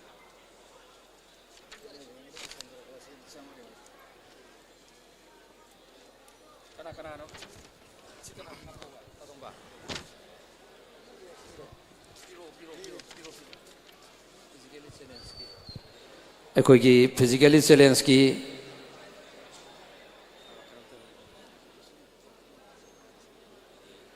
akhoi gi bodybuilding Mr. India amadi international player Borun Yumnam akhoi stage mathakta kakhat pirak naban nolongna nising jari akhoi gi hairiba Borunna asigumlaba physically challenge ani asida lupa lising amamam akhoi su PB gani loina na prize asu PB naban nolongna nising jari loina na Christina nongmai kapam proprietor Palem Panthau Sajel Sang dagi katpirak pani mahakna mahaki nungsijaraba laikhidraba mabok nongmai kapam ongbi nungsi devida akhoi katpirak pani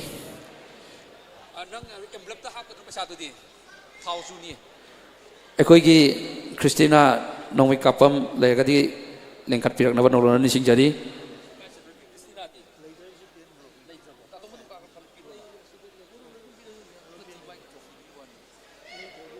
ꯑꯩꯈꯣꯏꯒꯤ second place goes to trunk number 215 Lingthaungam Longmai World Jimmy School asida aikoigi Oja Barunna medal certificate amadi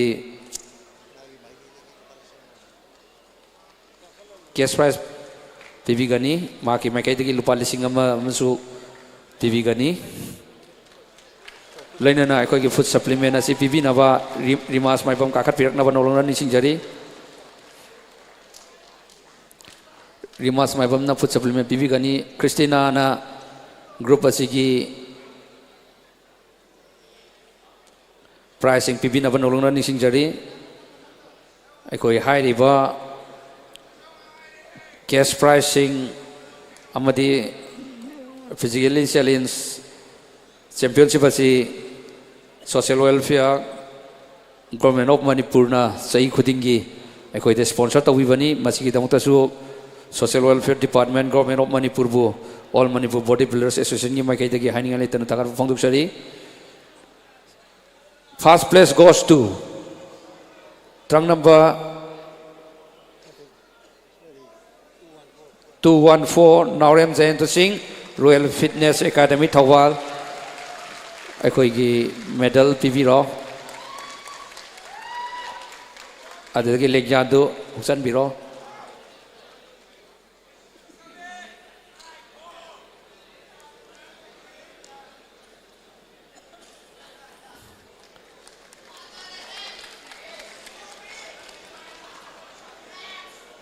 adagi Ozaburn cash prize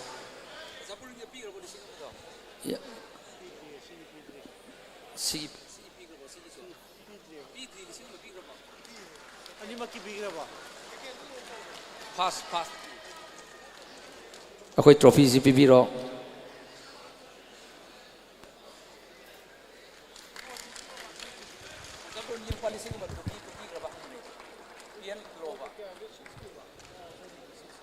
ade Ozaburn gi akhoi gi token of love yam nungsi na pijabani lupa lising ama thank you Ozaburn loinana akhoi gi food supplement ase pibigani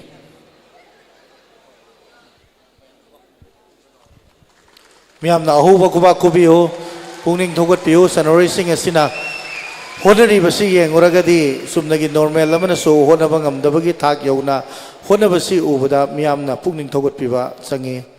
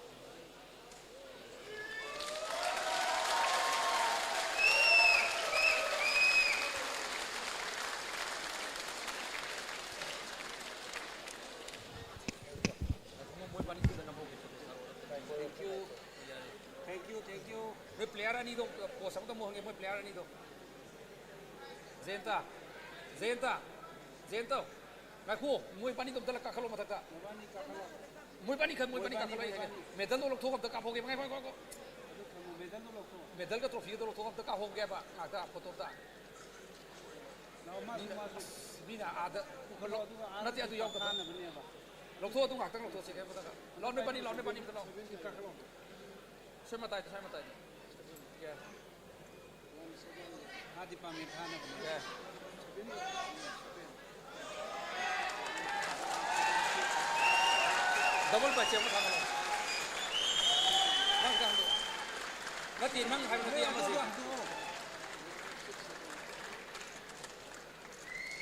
side che samo to ya side che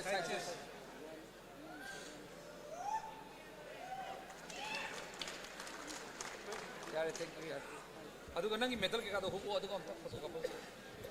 Amma tu di sangan ro yare. Amma tu tamna pusan biro. Hey, amma tu tamna pusan biro si. Amma si mai prai kai tu si pai bio.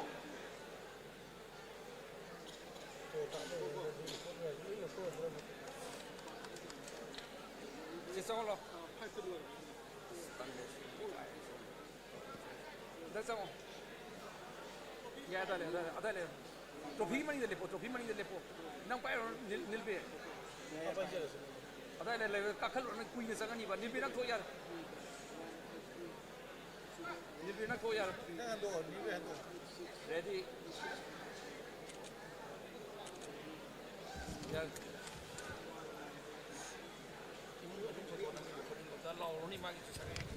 Okay, family sing photo session to winning bala iragadi magi coach samadi family sing atu matam da stage ta kakat pinak na banoluk chari koi norim jente gi family sing lai biragadi amadi magi coach lai biragadi atu matam da stage kakat piraga photo session solution binaba noluk chari.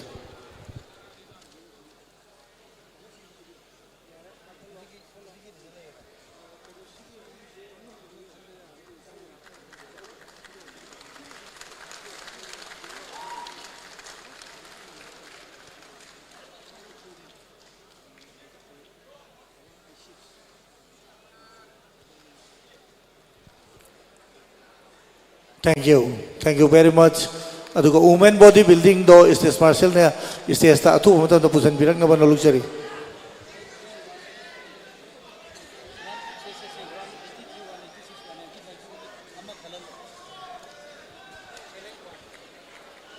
Okay, men sports physics ki okay trunk number 183 matak da kakat piro 183 aduga trunk number 186 kakat piro aduga trunk number 195 kakat piro mayai da leiro moi hum do judges select only one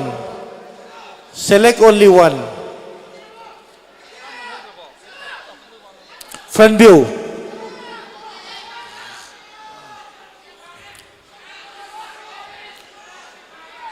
right quarter turn.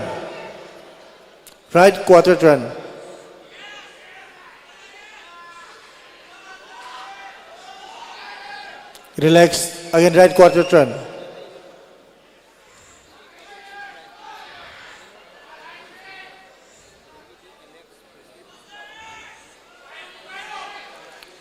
Relax. Again, right quarter turn.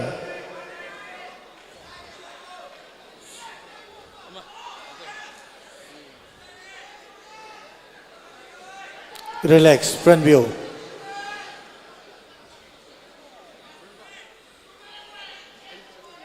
Okay, relax.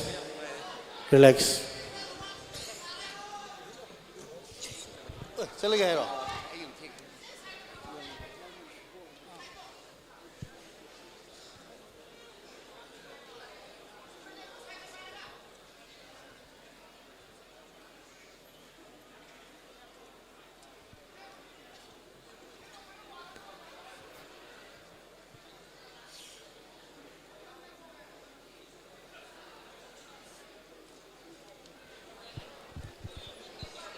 Step back and join the line. Step back and join the line. Women bodybuilding, stage marshal ne stage ta putok pirak na ba no luxury.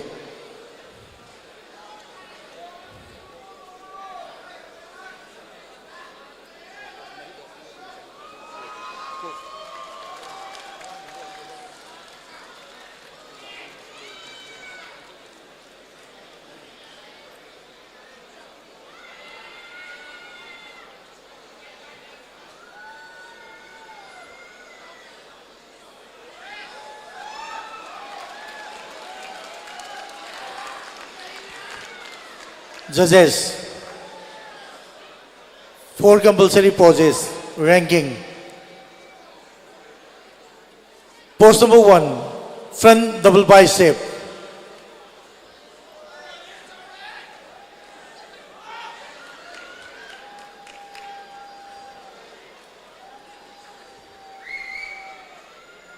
Relax.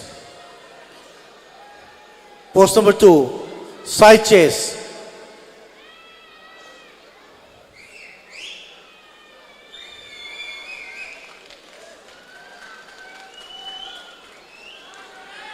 Relax. Post number 3, back double bicep.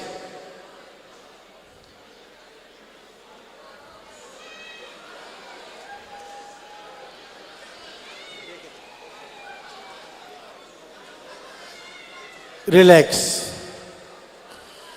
About 10. Last pose. Abdominals. Abdominals and thighs.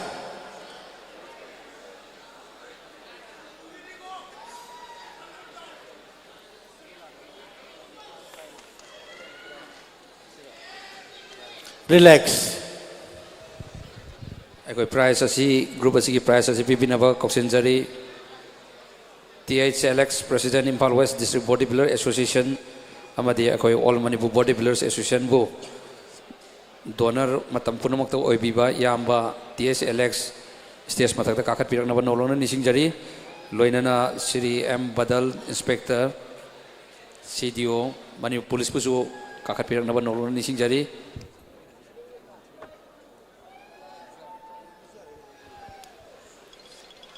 akoigi food supplement rima su sem sadana labina banolo ni singjari loinana akoi prizes sing adu akoi volunteer sing na khara thuna senbina banolo ni singjari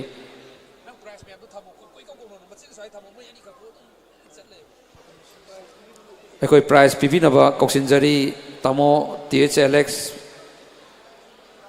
President Impal West District Bodybuilder Association ki thaupubi ba amadi ambagi donor obiba tamo THLX amadi Sri M Badan Inspector Manipur Police pusu koksenjari second place asigi mana pibina ba koksenjari Sri M Badan Inspector CDO second place goes to trunk number 213 Lucky Yumnam Humanity Plus Uribog asigi medal certificate cash prize PV Navanolona Singjari Loinana Rimas Maibamna food supplement as PV Navanolona Singjari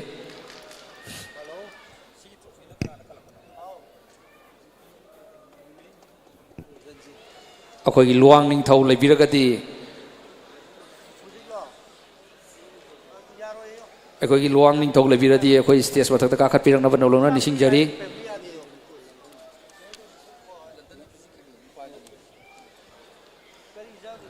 Thank you, Lainana. Ekoigi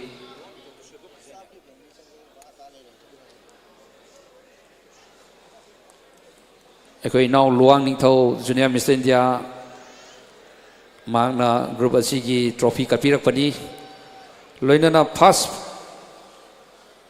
Ki Manasi Medal Trophy Certificate Lengyan Cash Prize PB Navakok Sinjari Yamba THLX President Impal West District Bodybuilder Association amadi All Manipur Bodybuilders Association gi akoi donor oibiba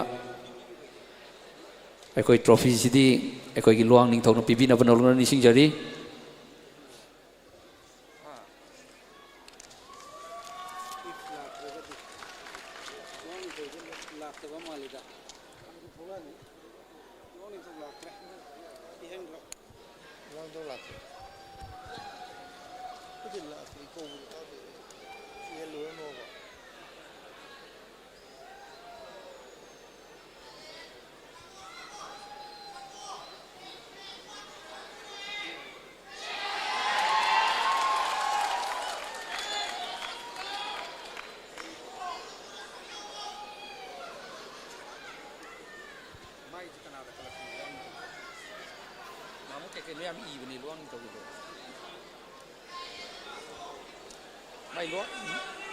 luang ning thong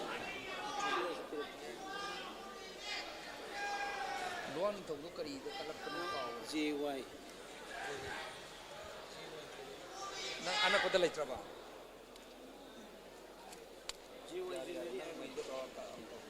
thank you adu tamo sibisu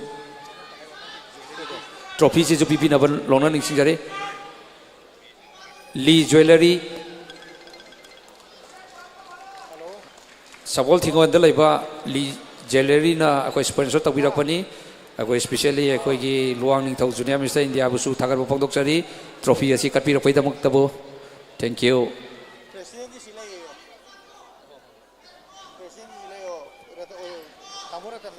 अखोई ट्यू well house की अदे असिना food supplement पीबीरी ngasi asigumlaba women's bodybuilding gi trophy asi akhoi gi matam amagi junior mister india ta gi s luang ning thona kapirakpani ma ki dukan li jewelry sidagi sponsor tawbirakpani masi busu thagar phongdok sari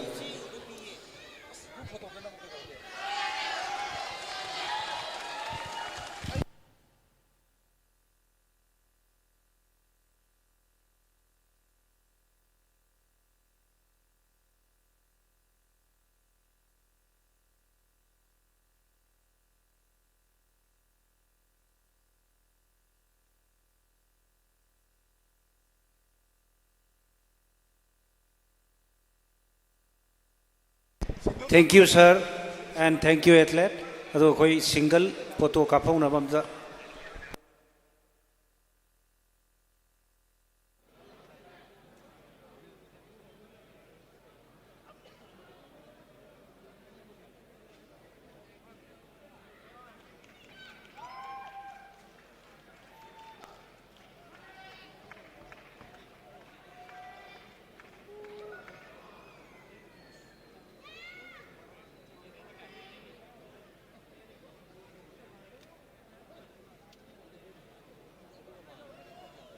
अखोई family इमुंग मनुंग लेबिरगदी खरा थुना photo session तौबिनब stage मथक्ता लौनोना निसिंजरी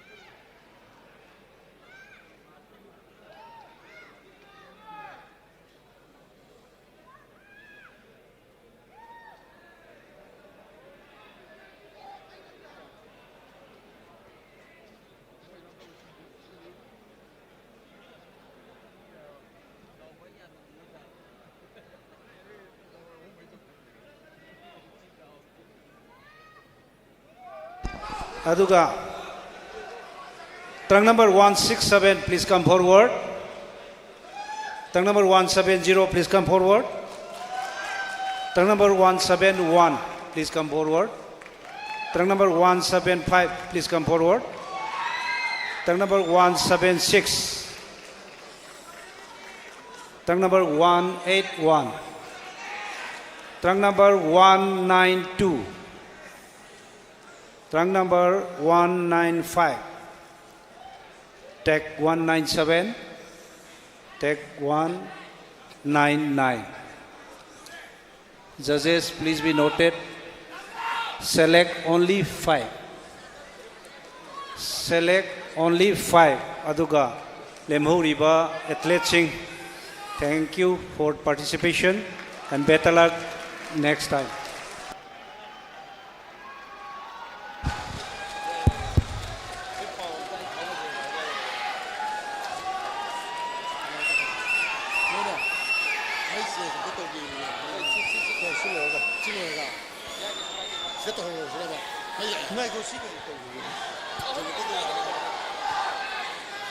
अखोई मई अमतंग सिनबगी खुदोंग चाब अमतंग लौजगे मई से मई चेंज तौबगी मैं वरोबिरोय मई अमतंग चेंज तौजगे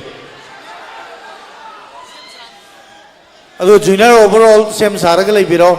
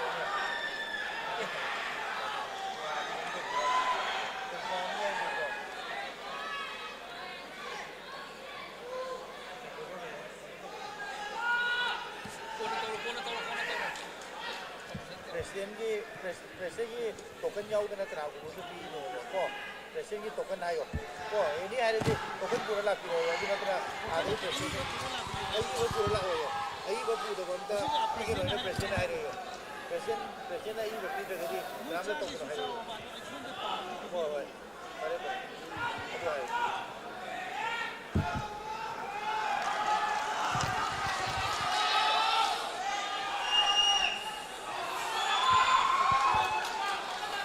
अखोई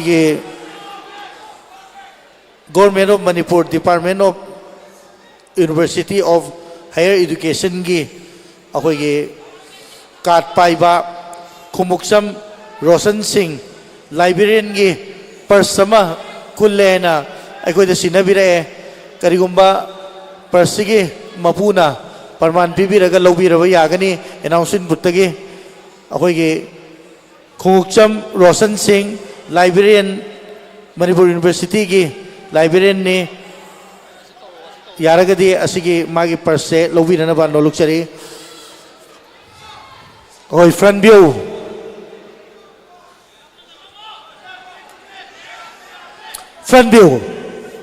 select only top 5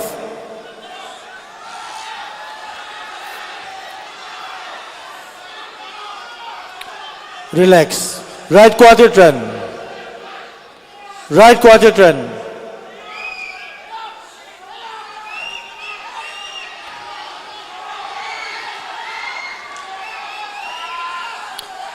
relax again right quarter turn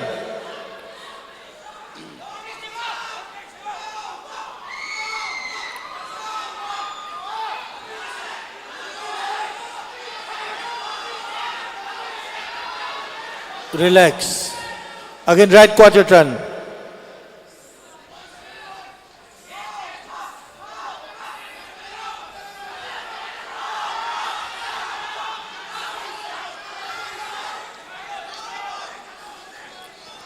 relax front view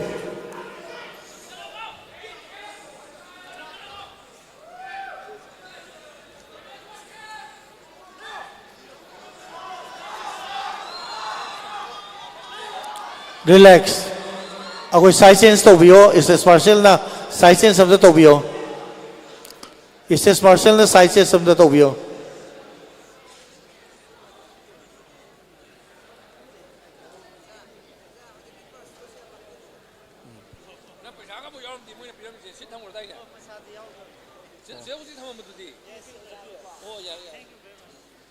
अगोई sequence labrum ते येंबियो नंबर सिंग दो ट्रंक नंबर दो ओनब मालेम ते येंगो नंग नंग लेबनरिबो ट्रंक नंबर दो अखोई स्टेज मार्शल नमतंग येंबियो 167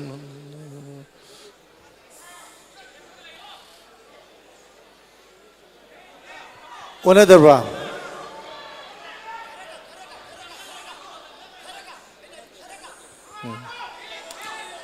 front view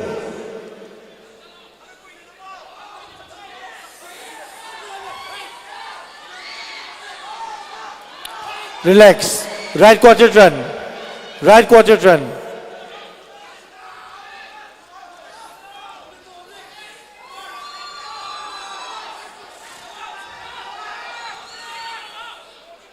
again right quarter turn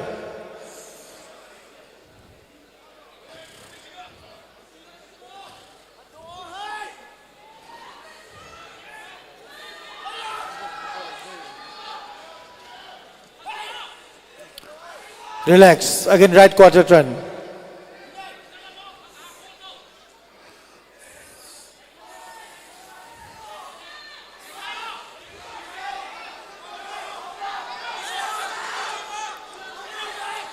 relax front view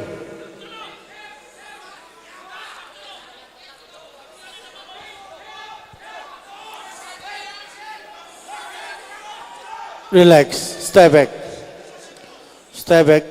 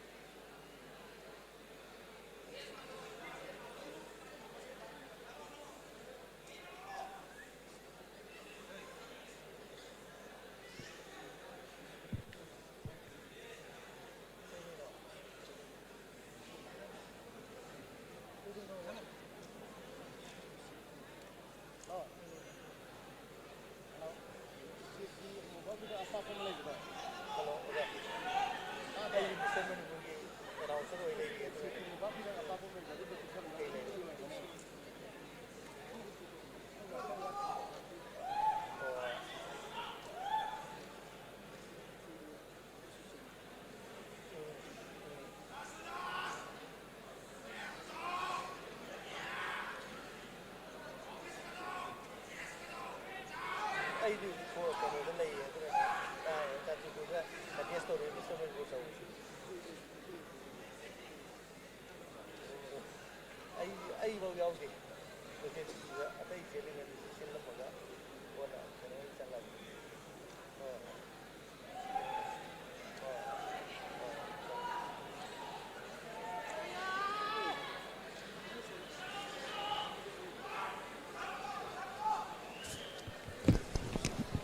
ꯑꯩꯈꯣꯏ ꯅꯣꯔꯃꯦꯜꯗ ꯑꯗꯨꯝ ꯂꯩꯌꯣ ꯅꯣꯔꯃꯦꯜꯗ ꯑꯗꯨꯝ ꯂꯩꯌꯣ ꯇ꯭ꯔꯪ ꯅꯝꯕꯔ ꯀꯌꯥꯅꯣ ꯑꯃꯨꯛ ꯄꯤꯔꯤꯗꯨꯕꯨ ꯅꯣꯔꯃꯦꯜꯗ ꯂꯩꯕꯤꯌꯨ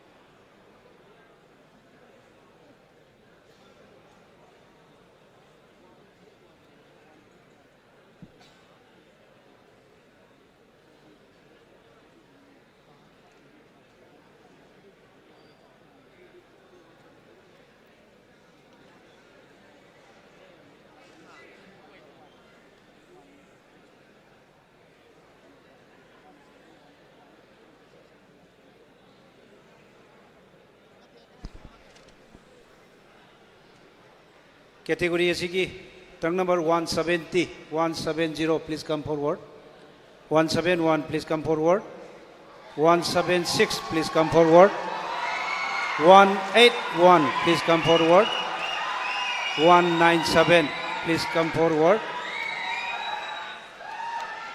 aduga and others thank you for participation better luck next time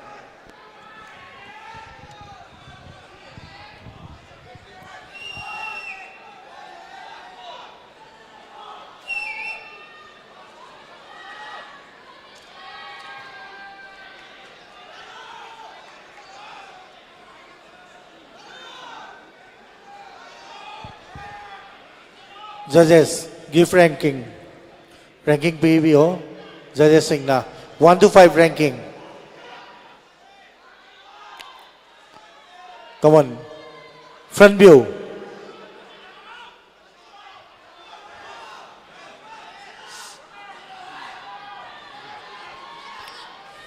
Relax.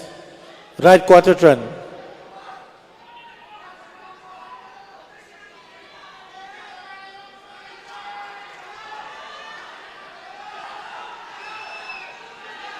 Relax. Again, right quarter turn.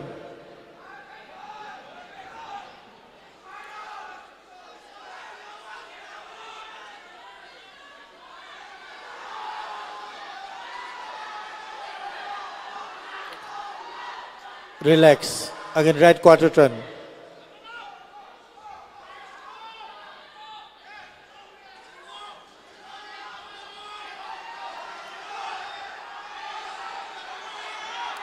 Relax. Front view.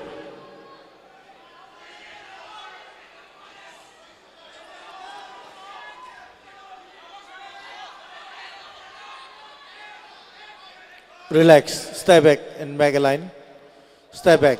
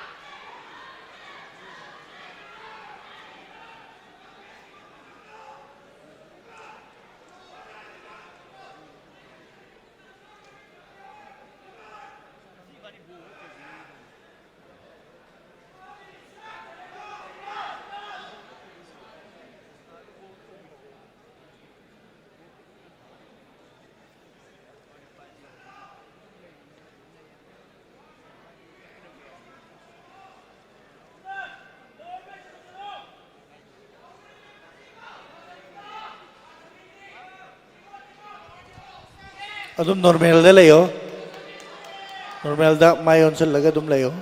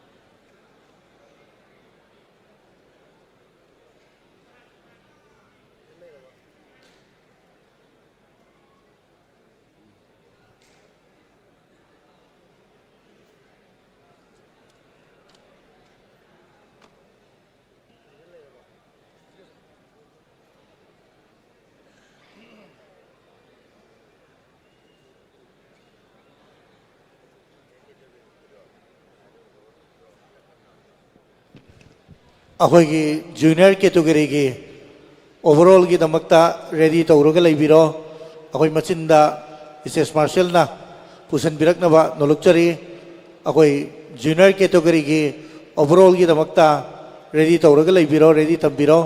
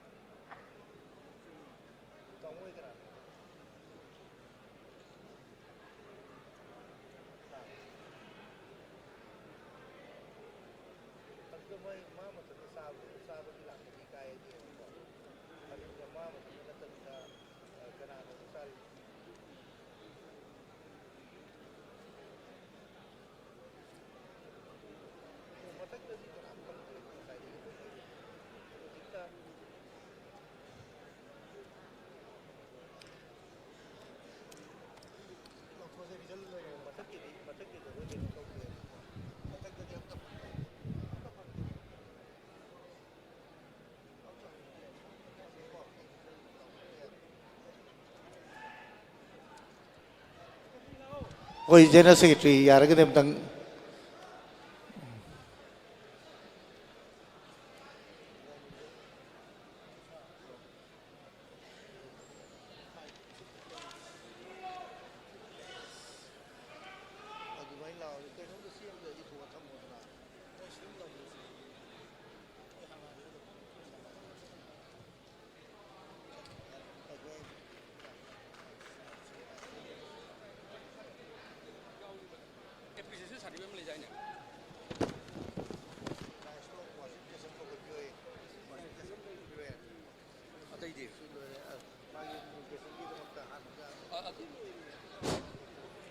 लोइनना group असिगी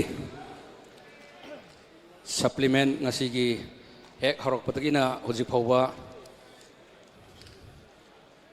tube well house अखोगी नाउ रिमास माइबमना असिगुमलबा ngasiगी 62nd मिस्टर मणिपुर 2024 की अखोगी सप्लीमेंट स्पॉन्सर तौबिरकपनी हाइरिबा फिटनेस कैटेगरी असिगिदी 3 times Mr. Manipur Men Sports Physical title lograba ai now Warsim Chesamna aiba ngasigi Sure Tech Nutrition gi supplement asi pibigani Warsim Chesam asi Sure Tech Nutrition gi sponsor athlete oina hujik lairibani loinana Managing Director A3 Fitness Kisu Oibiribani now Warsim Chesam Mr. Manipur Men's Physique Ahumlak title low kraba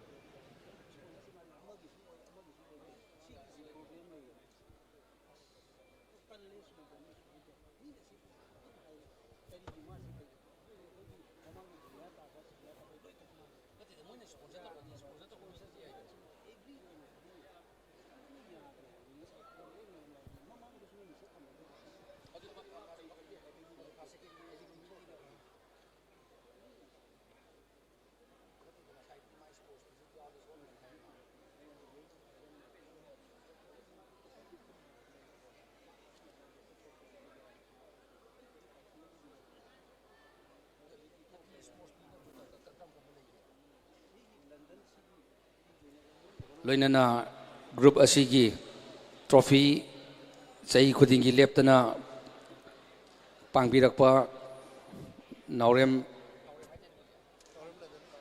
London aikoigi ahani bungon naurem nopur gi machanupani mountain gym gi proprietor oibireba naurem London leibiragadi stage mathakta ka khatpiraknaba noluna nisingchari chai khudingi leptana asigumlaba Mr. Manipur asida trophy katpirakpani akhoi naurem London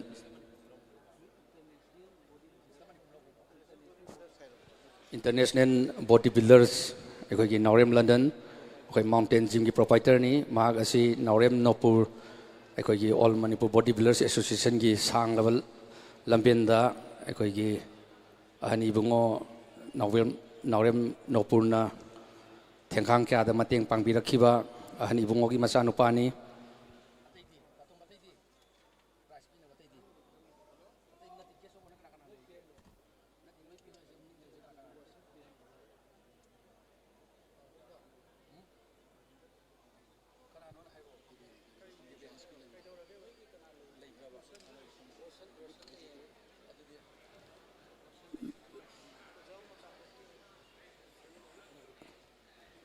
akhoi 8 times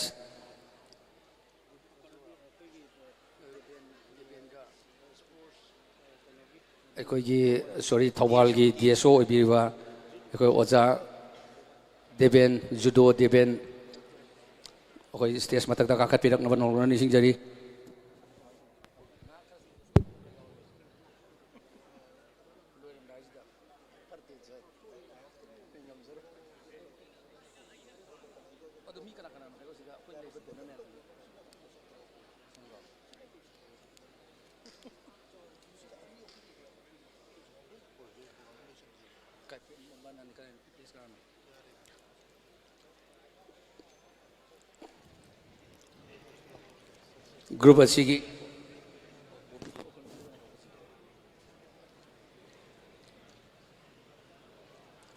group asigi fifth place ki mana se pibinawa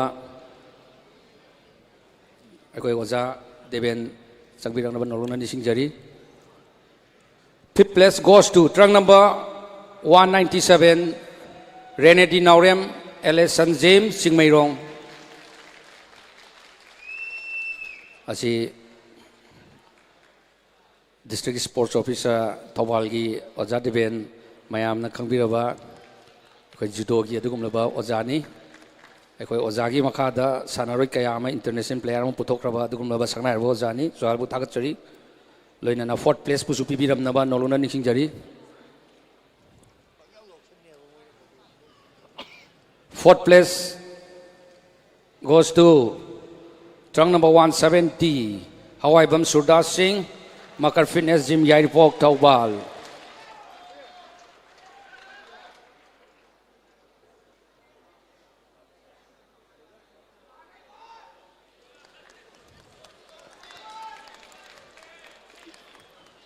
oja prize am katang pibiram ko third place ki mana asibusu oja na pibina nolon nisingjari third place goes to trunk number 181 Mohammad Fazarul Hussain Ifam 3 brothers James Kongpal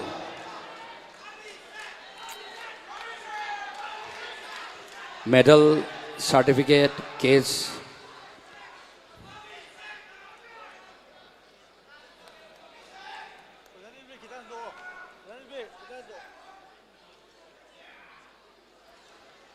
thank you players thank you sir aikoigi Naurem London international bodybuilder aikoigi proprietor mountain gym mamanda kakapiro. Who will be the winner of the men's sports physics 2024? Second place. Second place goes to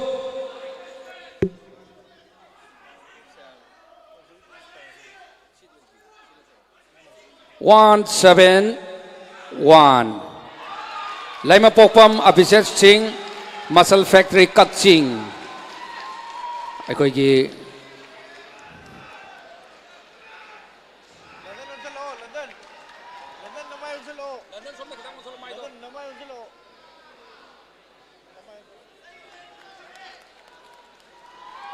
certificate, cash prize. Champion of the men's sports physics 2024 goes to trunk number 176, Oinam Libert Maitei, Eagle Guide Gym Sangombal. Prize Asibusu, Ekoigi, now London, the Pibirak Navan Nolan Sinjari. Medal, certificate, case, trophy. Trophy to Supibiro, Aduga Lengyan, the Su, Happy Rang Navan Nolan Sinjari.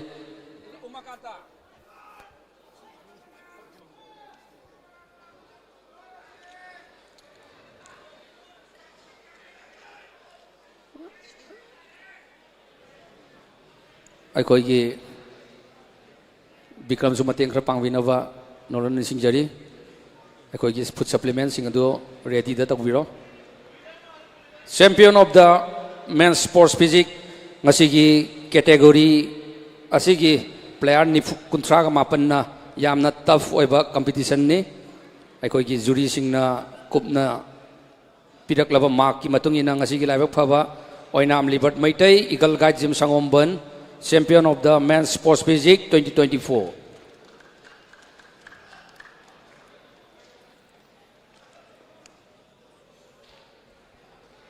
Aikoigi food supplements sing adu matang adum loina putok piro pulap oina putok piro food supplements sing do 54 pipiro hana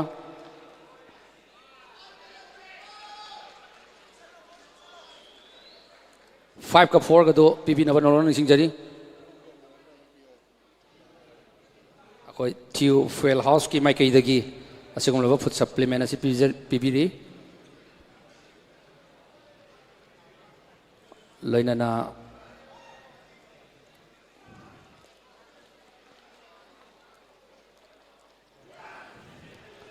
second third to supi mo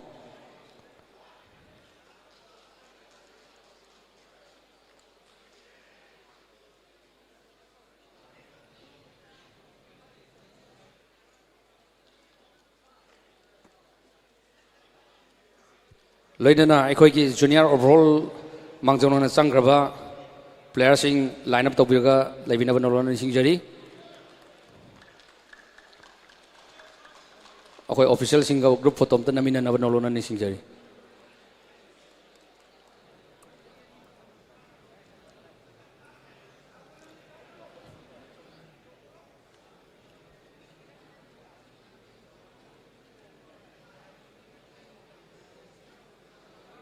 kitang bending post to biro akoi ki players sing bending post to biro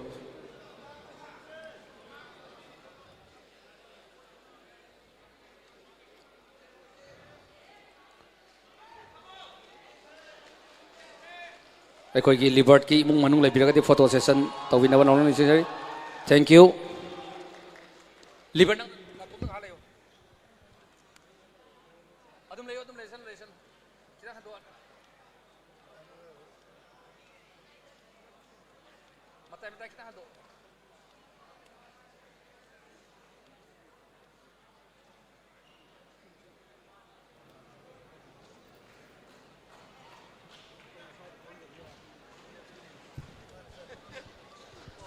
Libert ki imong manung sing amade gym ki courses lebiraga di atu matamda photo session lobin abanolon sing jari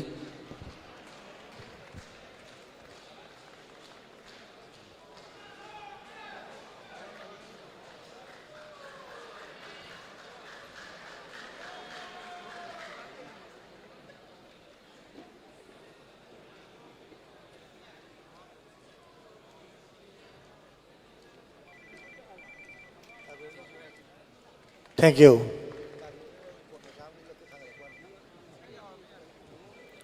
Junior overall category.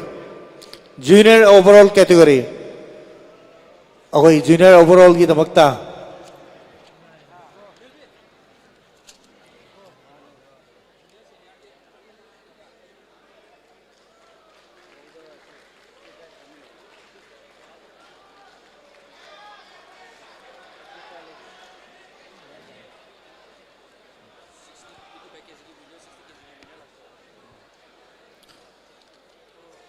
Trunk number 2, Thaunaujam Ajay Sana Maitei, 55 kg ki winner. Aduga Sanasam Lanjenba Mangang, 60 kg ki winner. Trunk number 11, Aduga Pandum Arun Maitei, 65 kg ki winner. Trunk number 20, Aduga Dhanaraj Gupta, trunk number 70 ki winner. Trunk number 31, Thokchom Yaisana Maitei. Trunk number 75, trunk number 35, 75 kg category winner. Amadi 75 plus ki winner. Laimazam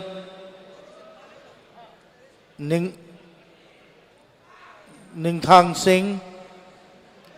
Trunk number 47.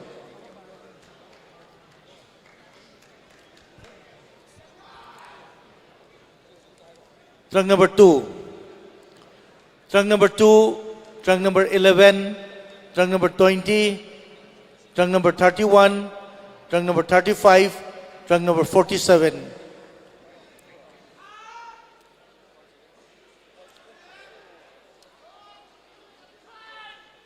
Get ready, judges. 7 compulsory poses. Pose number 1, front double bicep. Come on, flex together.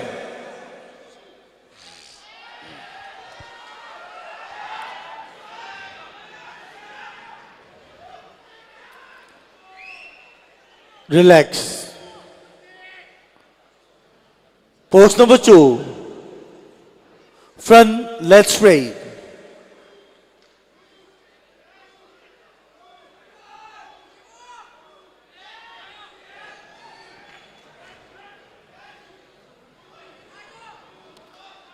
Relax. Pose number 3, side chest, thighs and calf, any side.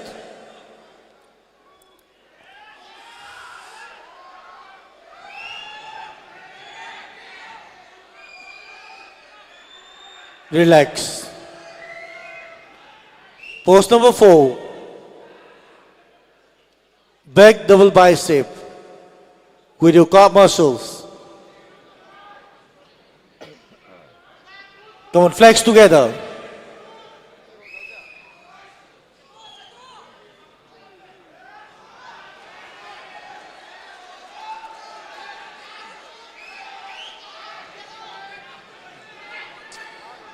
Relax.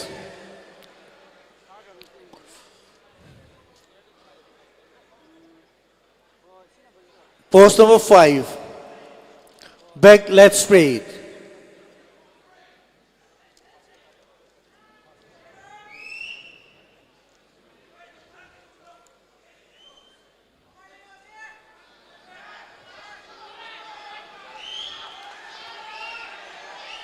Relax. Relax. Pose number 6, side tricep, thighs and calf.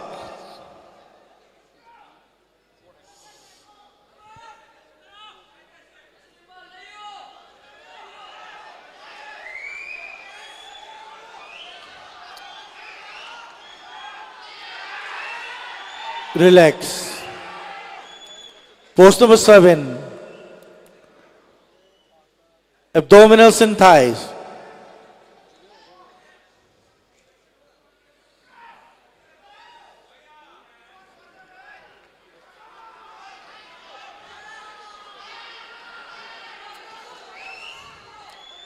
Relax. Additional pose. Most muscular.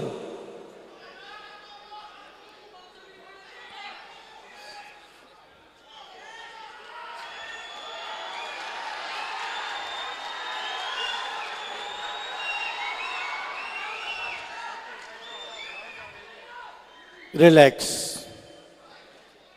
Step back and make a line.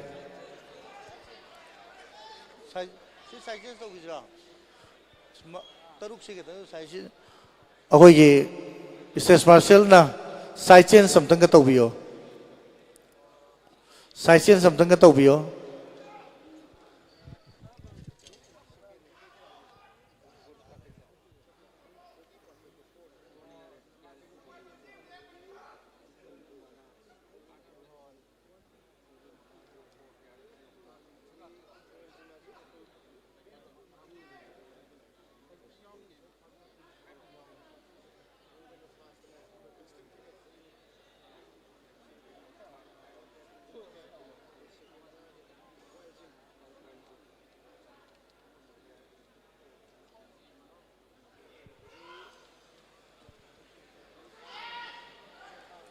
Pose number 1, front double bicep.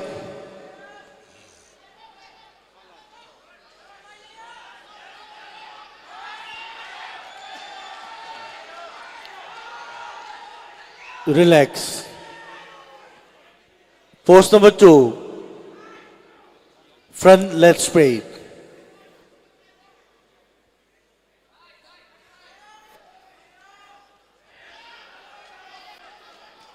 Relax.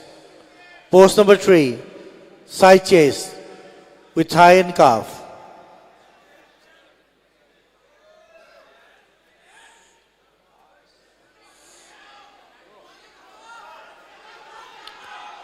Relax.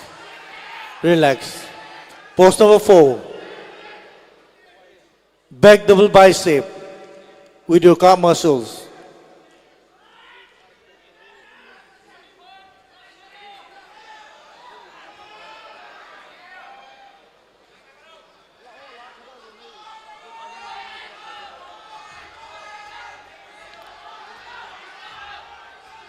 Relax.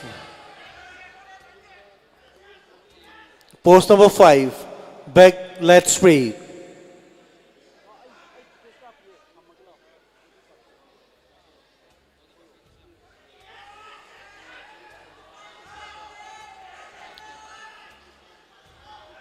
Relax. Pose number 6, side tricep. Side tricep with calf and thigh.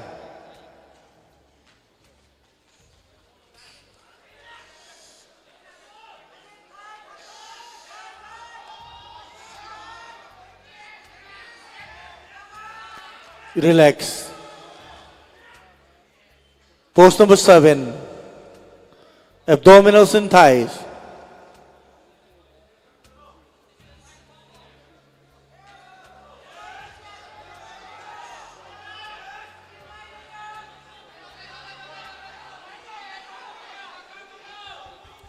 Relax.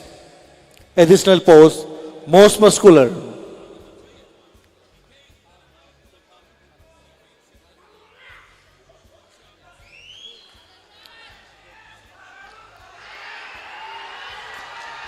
Relax, relax. Step back. Step back and make a line.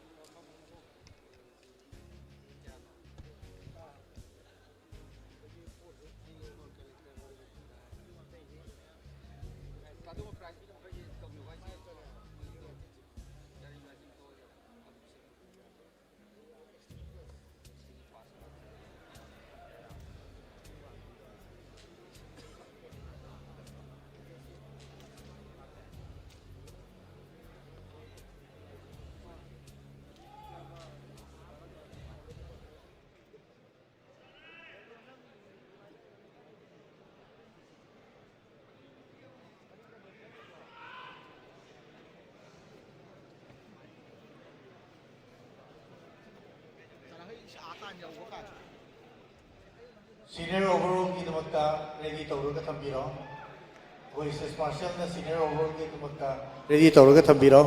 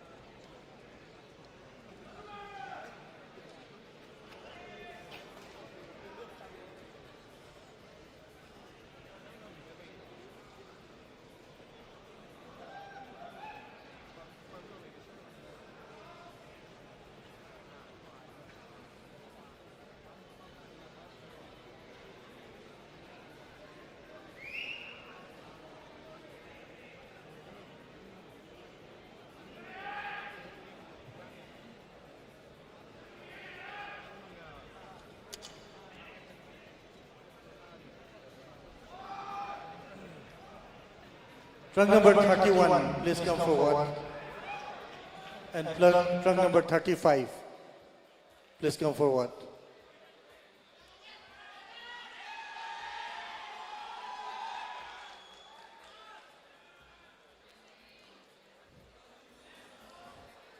hoi judges sing na ranking pibinaba nolukchari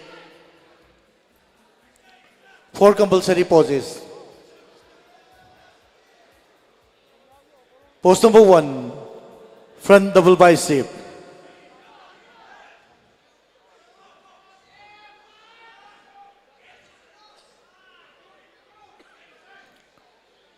Relax.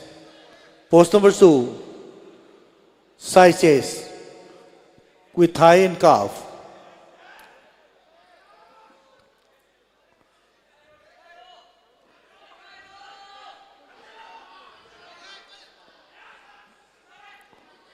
Relax. Pose number 3, back double bicep.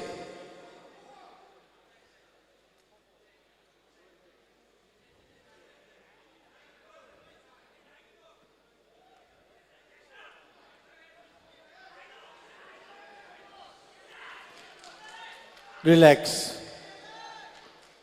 Pose number 4, abdominals and thighs.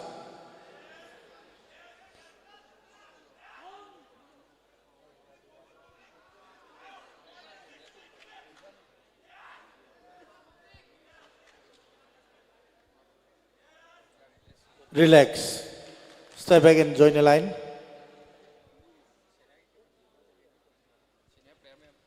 Senior player gi sing akoi senior overall gi damakta ready to biro.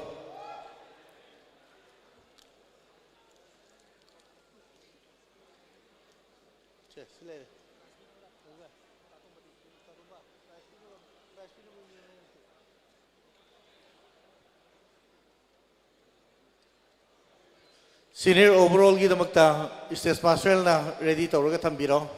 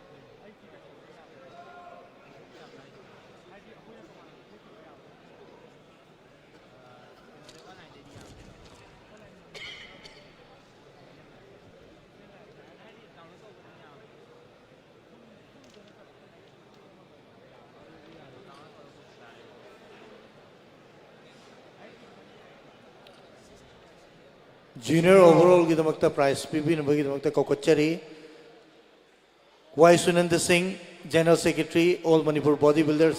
Y Sunanda, General Secretary, All Manipur Bodybuilder Association, stage मथक्ता काखत्पिनबा नोलुक्चरी A Bobby 8 times Mr. World stage मथक्ता काखत्पिनबा नुक्ता कोकुचरी doctor S शिवमचा MPS उस stage मथक्ता काखत्पिनबा नुक्ता कोकुचरी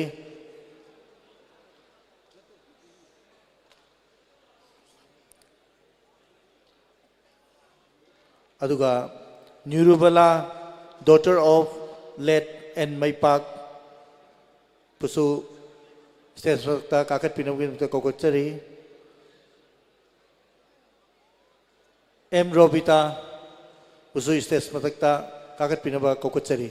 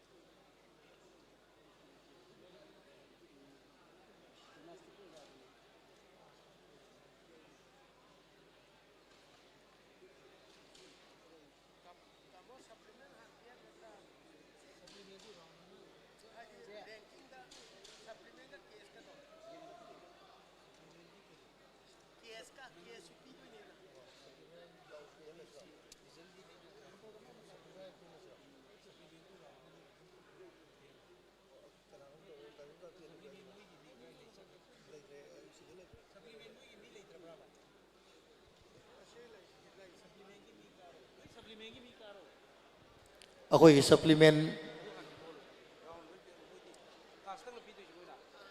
फूड सप्लीमेंट स्पॉन्सर तौबिरक्पगी माइगैदगी अखोई सनोरी सिंह असिदा सप्लीमेंट अमतंग खुदोल तंबिनबा नोलुक्चरी सप्लीमेंट सिंह अदो अमतंग खुदोल तंबिनबा नोलुक्चरी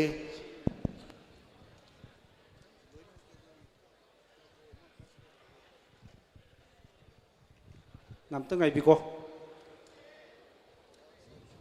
जूनियर कैटेगरी की ओवरऑल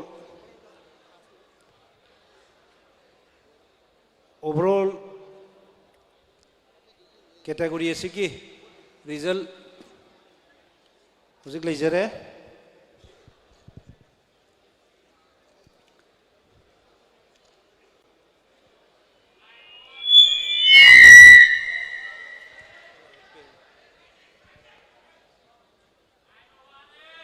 नंग प्राइज रिजल्ट इन लाउरानी तो जाद्रुबना प्राइज पीबगी अदुदा ले लौबिरो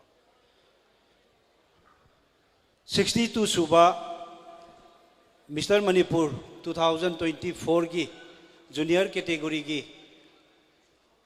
ओवरऑल चैंपियन की रिजल्ट दो एकोई 6 प्लेस तकी हाना लौथोक चगे अदुगा मरी लेनबा prize पीगदबदुना एकोई जाद्रुबना लौबिरकनी 6th place goes to Trang number 2 Thaunaujam Ajay Sana Maitai Humanity Plus Fitness Center Uripok price असी M Robitana खुशिन नबीगनी M Robitana price असी खुशिन नबीगनी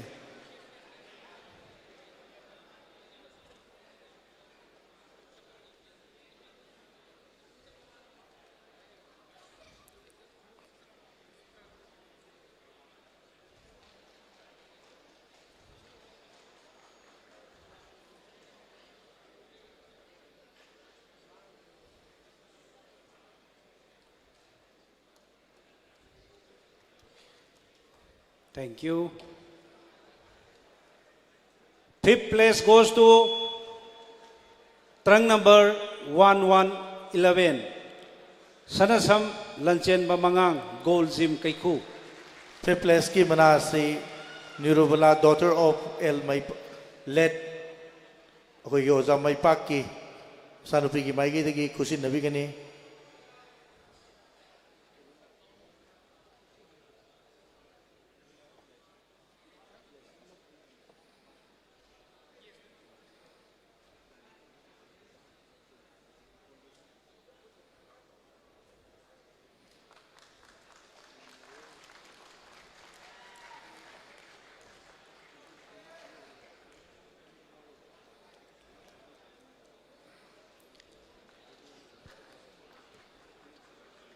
Thank you. Fourth place goes to trunk number 2020. Prize asi akoigi ikai kumno tiksaraba Dr. S. Ibomcha MPS ki maigi dagi kusin nabigani.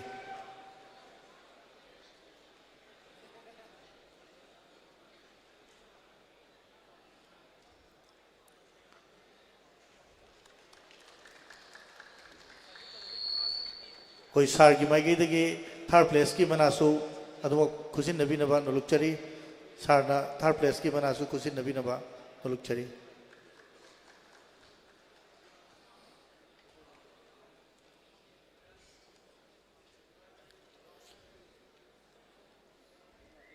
Thank you.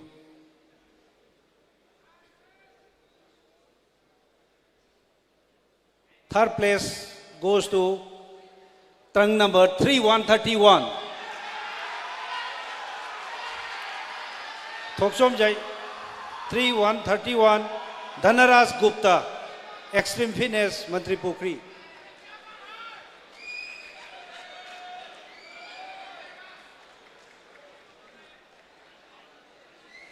Thank you.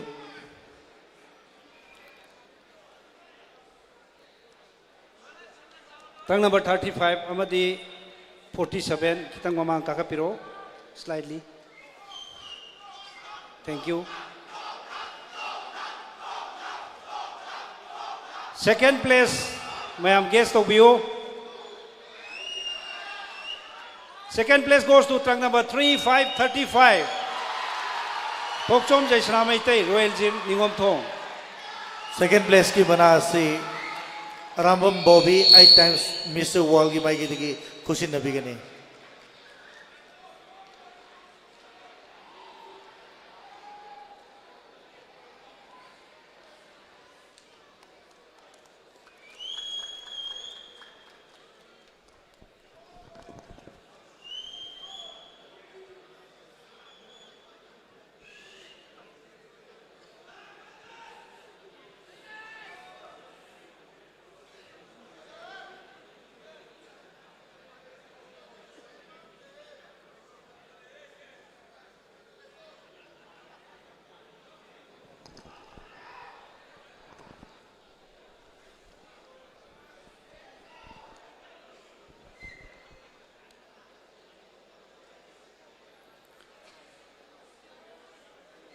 _, Mr. Manipur, Junior Overload.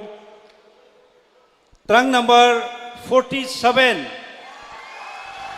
Laimajam Nongthang Singh, Royal Gym, Naziam, Ningom Thong. Overall sida medal Rambam Bobby Mr. World ki maigi dagi medal hupinaba koksunjari.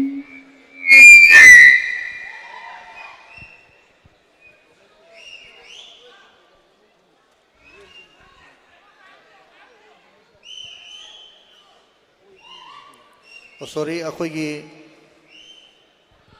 lengyan do Rambam Bobby na upinaba sorry.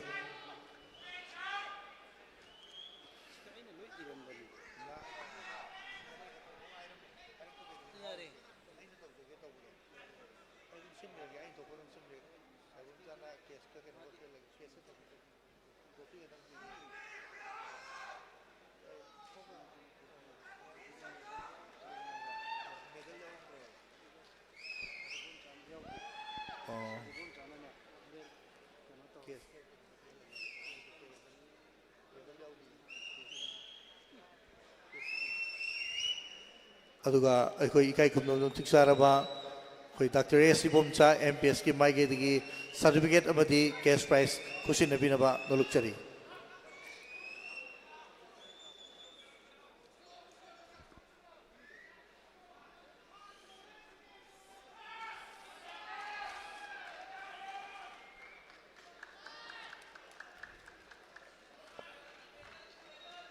Thank you.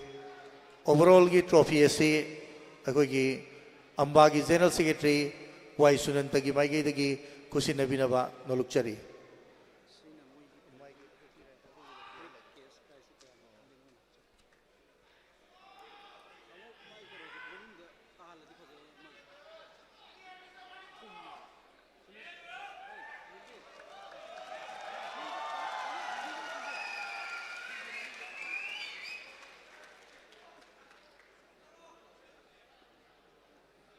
ꯑꯩꯈꯣꯏꯒꯤ ꯑꯣꯖꯥ ꯃꯩꯄꯥꯛꯀꯤ ꯑꯩꯈꯣꯏꯒꯤ ꯃꯆꯥꯅꯨꯄꯤ ꯅꯤꯔꯨꯕꯂꯥꯒꯤ ꯃꯥꯏꯀꯩꯗꯒꯤ ꯑꯩꯈꯣꯏꯒꯤ ꯑꯣꯖꯥ ꯃꯩꯄꯥꯛꯀꯤ ꯃꯃꯤꯡꯗ ꯃꯣꯃꯦꯟꯇꯣꯁ ꯀꯠꯄꯤꯔꯛꯄ ꯑꯗꯨ ꯈꯨꯠꯁꯤꯟꯅꯕꯤꯅꯕꯒꯤꯗꯃꯛꯇ ꯂꯦꯡꯊꯣꯛꯄꯤꯔꯛꯅꯕ case ꯑꯃꯗꯤ ꯑꯩꯈꯣꯏꯒꯤ ꯃꯣꯃꯦꯟꯇꯣꯁ ꯑꯗꯨ ꯈꯨꯠꯁꯤꯟꯅꯕꯤꯅꯕ ꯅꯣꯜꯂꯨꯛꯆꯔꯤ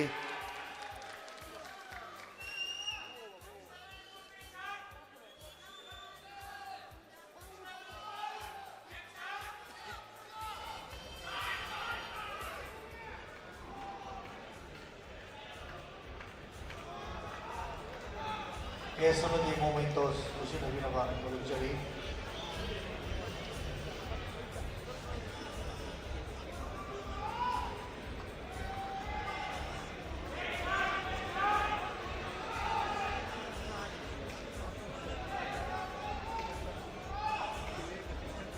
Ako'y official sing naman di sa Roycing asiga group photo tag login na ba Malugchari.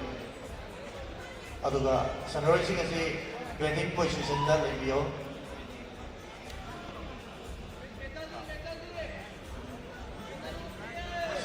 Sa Roycing naman di official do kare-kare na handa view ne. Kita handa view. Sa Roycing ito ako'y sila photo session daw wala. Kita kaya yung ukang bigay. Kita handa view. Okay, ma'am. Kalau sih itu berarti posisi terlebih biro.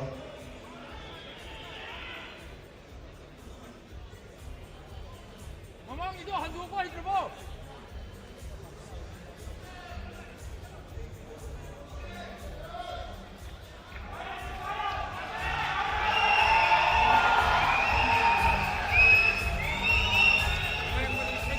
Kalau kaget cari, kurang kuat juga.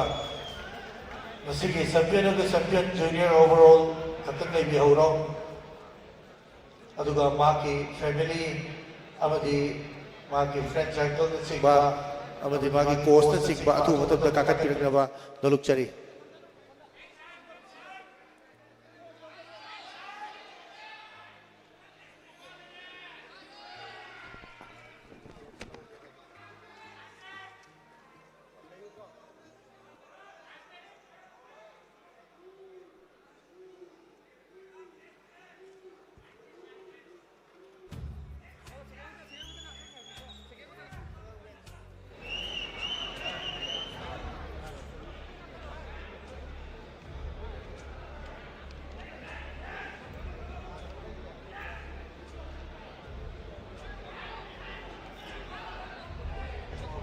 family में आप सचिन बिरो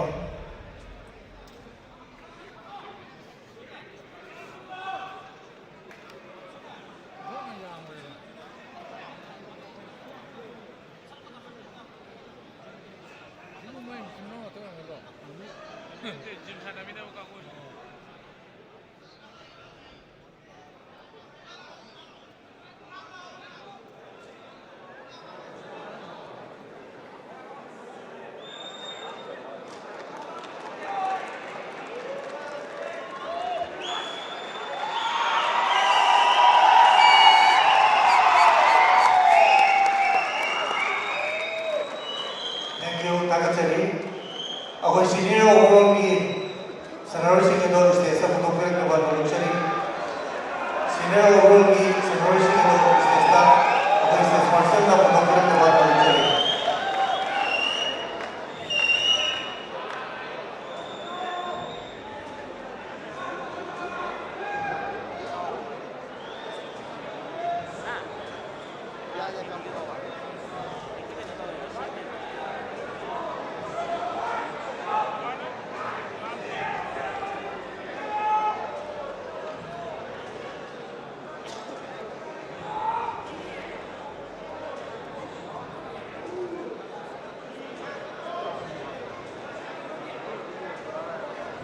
Stage Marshal na senior overall की Sanaro Sikador stage sa photographer na ba Nolukchari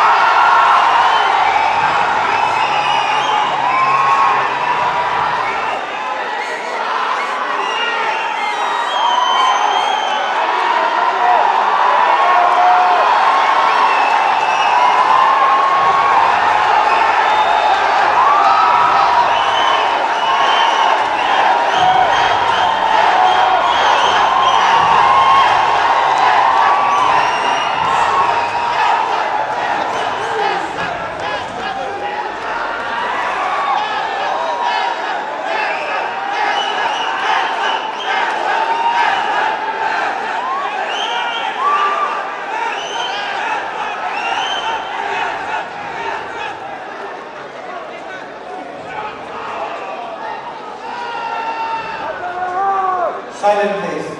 Silent, please.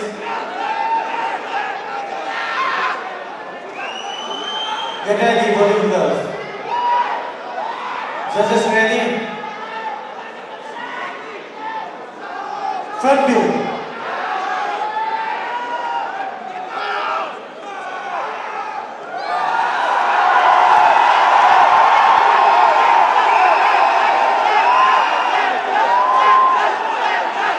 Bottom. Bottom.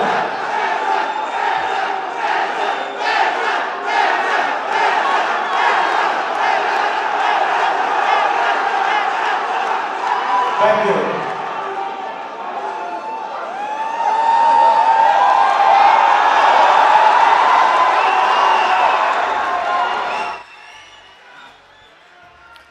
Relax.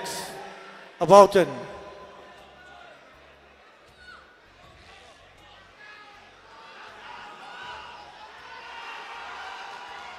Post number 1. Front double bicep. Come on, flex. Flex together.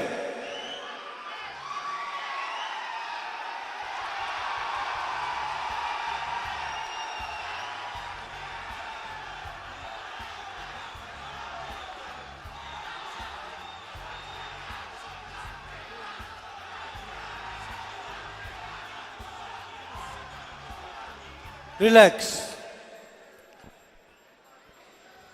Pose number 2. Front leg straight. Flex together.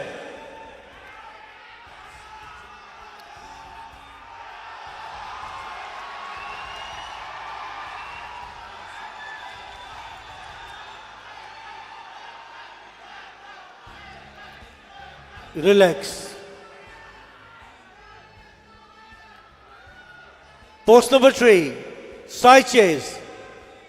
Thighs in calf. Come on, flex together.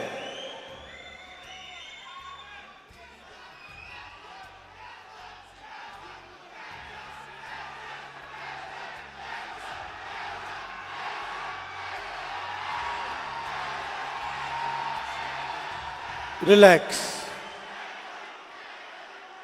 Pose number 4.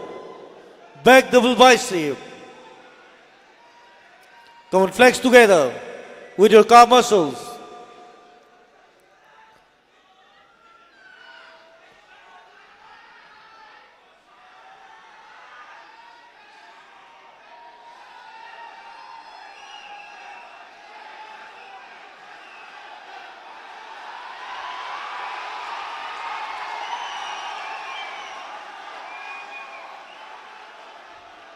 Relax. Pose number 5. Back leg straight.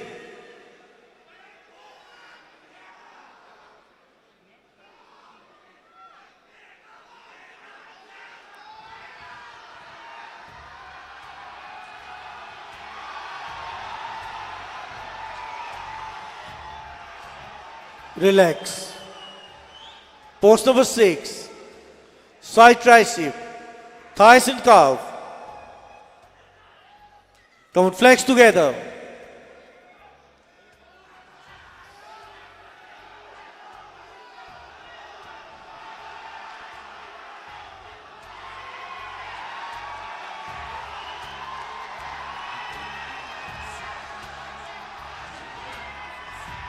Relax. Pose number 7. Abdominals and thighs.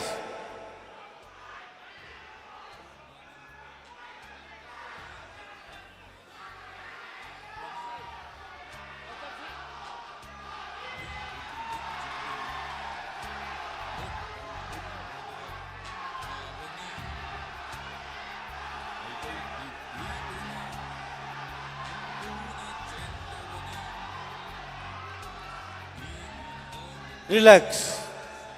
Additional pose. Most muscular.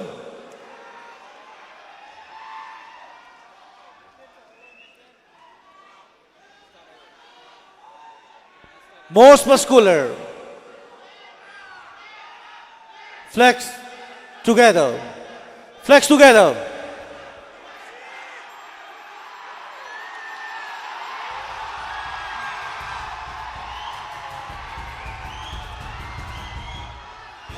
Relax. Relax. Ako'y side chain something to biyo stage marshal na side chain something to biyo.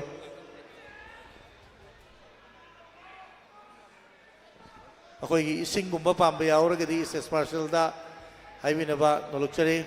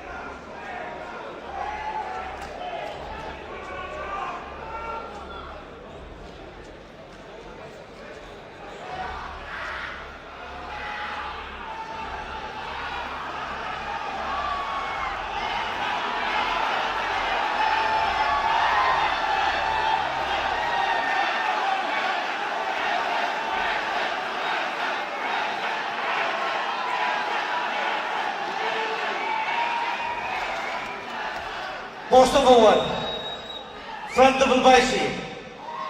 Come on, flex together.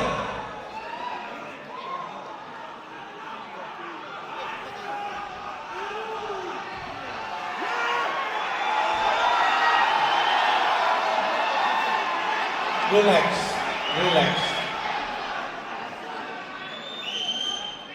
Post number 2, front leg straight.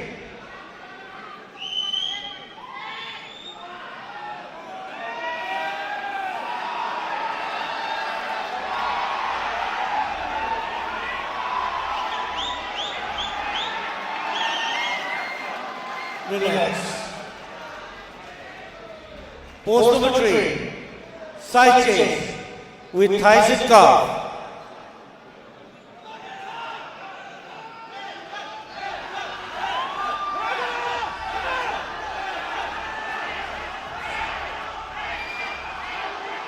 Relax. Relax. Pose number 4. Back double bicep with calf of muscles. Back double bicep with your calf muscles.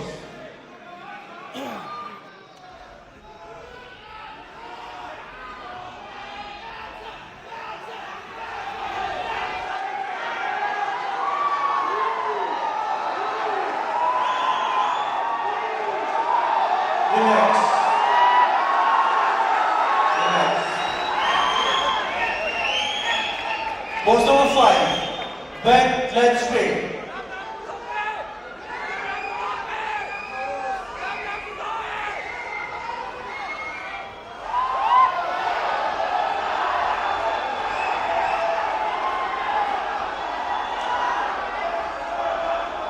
Relax.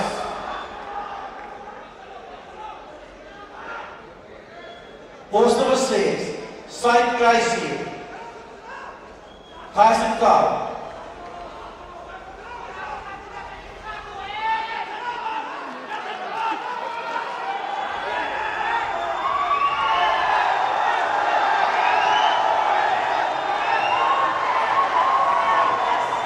Relax.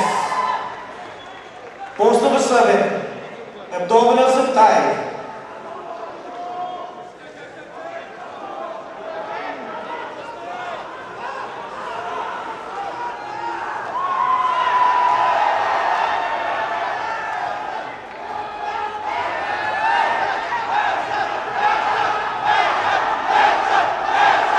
Relax. Relax. Additional pose. Most muscular.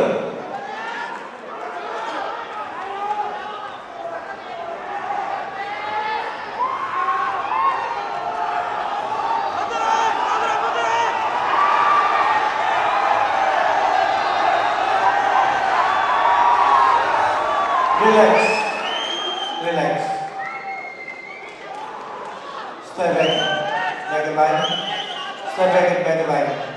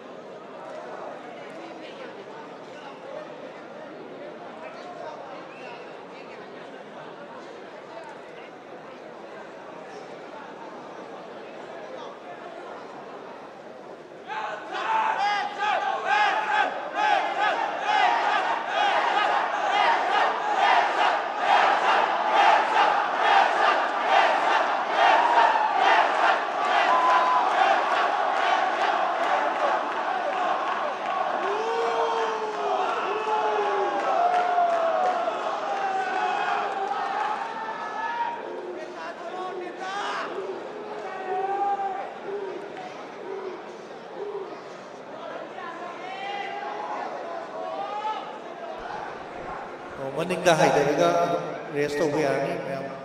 After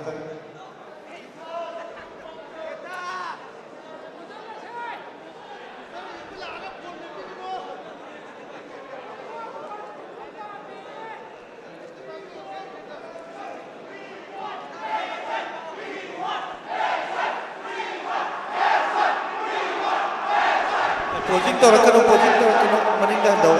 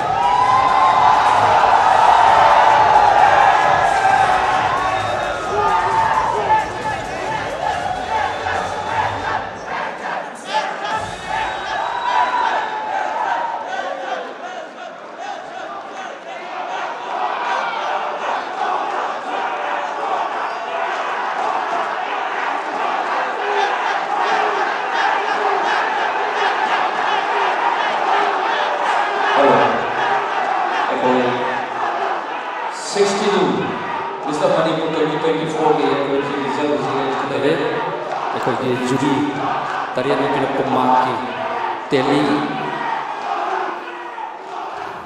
देखो ये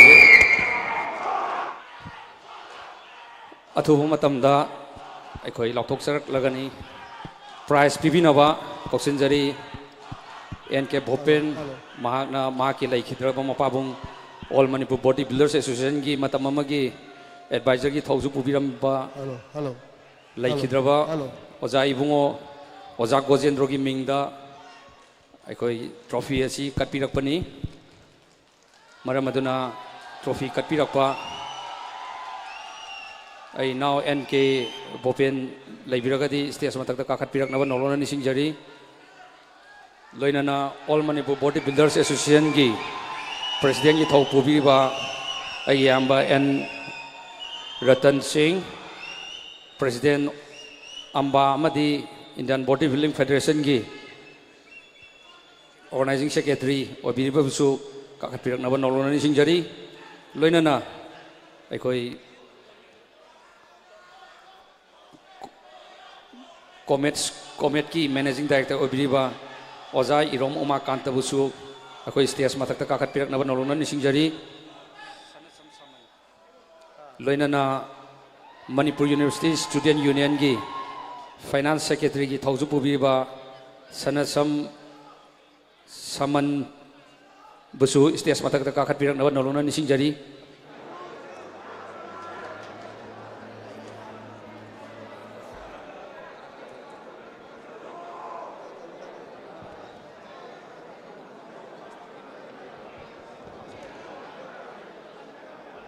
लोइनाना competition हेक होबदगी अखोई मपुंग थाना सरुक याबिरिबा ख्वाई खुदिमपुसु काय खनव चबग लोइनाना अखोई हुजिक prices मथम मथम लौथोक चरकलगनी लोइनाना ngasiगी asigumloba thorom asida meeting special guest oina lakpiriba Dr. S. Ibomsa MPS Commandant Fast MR Busu stage mathak kakhapirакnaba nolona nisingjari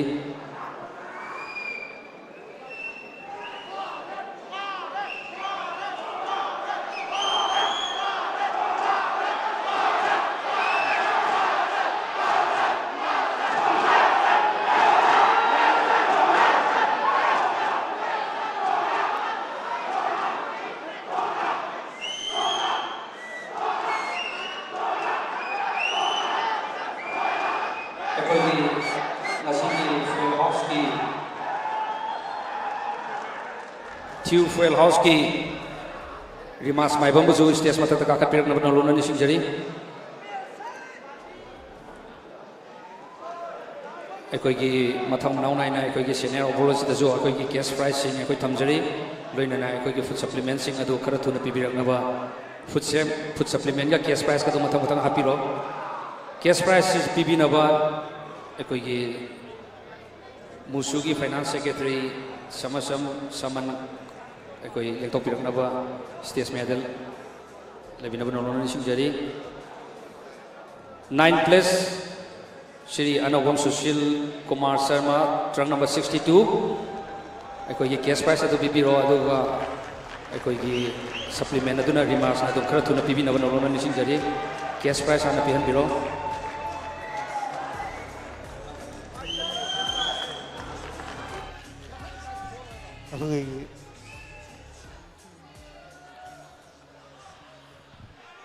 अखोई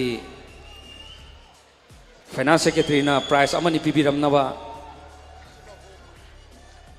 अखोई Sangai gym Khagempalli अनोगम Sushil Kumar Sharma 9th place 8th place दा कोखनजरी Laisram Naresh Singh iron edited fitness gym निंगतो निंगथौखों हाइबो मना सिबुसु पिबिरमनबा नौलोना निसिंगजरी 8th place कैश प्राइस पिबिरो लोइनाना फूड सप्लीमेंट अदुसु कोई नाउ रमास ना पिबिनबा नौलोना निसिंगजरी amaga pibiram ko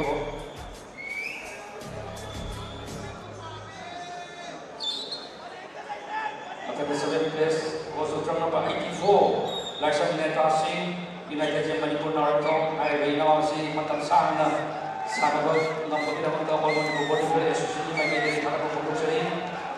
Semua sini saya saksinya magi body sini ada tahun itu kami si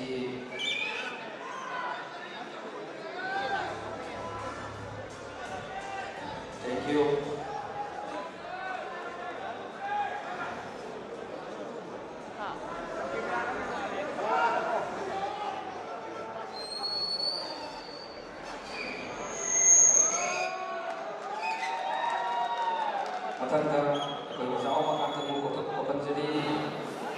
Bersama kandana 6th place di mana 090 term number 90 Dana Gupta Extreme Fitness Menteri Buki Buzu KSY Kini Nawang Sing jadi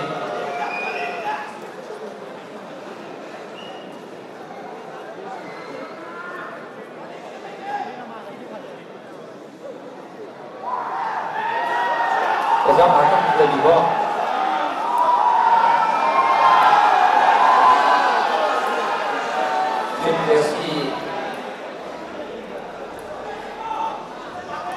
Fitness 114 Kejetator Malemaba OCT Jin Liu Sekon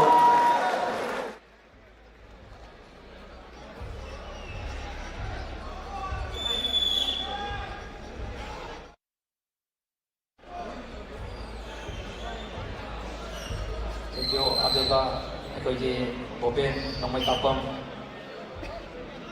Trophy si Mate Pakir Pagi itu trophy dapat dari Presiden apa api kita benar ekoi trophy Mate Pakir Buku ekoi tosen jadi mereka nak masa mepaki masa nabi akan memsa sulis kes masa tak akan mereka menolong sih jadi ekoi fourth place goes to track number 119 Komukse Mubarak Singh, Royal Singh, Monto.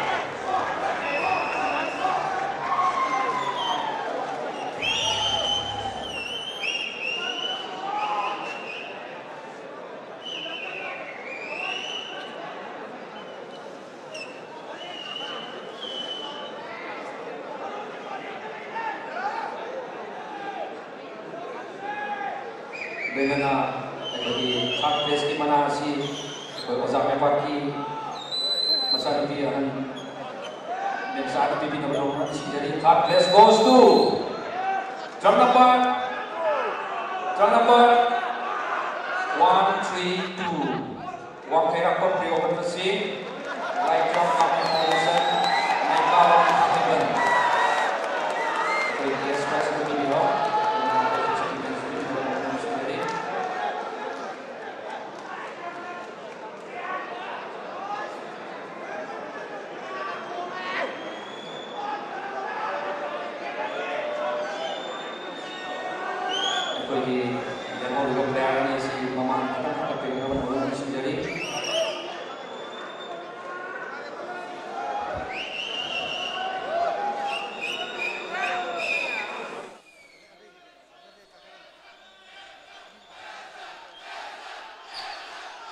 Who will be the winner of the 62nd Mr. Manipur 2024? Akoigi prize asi pibinaba akoi sari bom chabu kopsinjari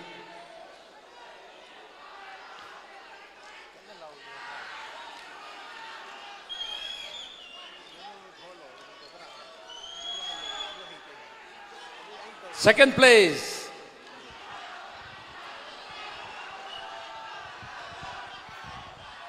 place goes to akoi yaragadi keno no akoi food supplement kari arrangement amta tawbina ba pricing ado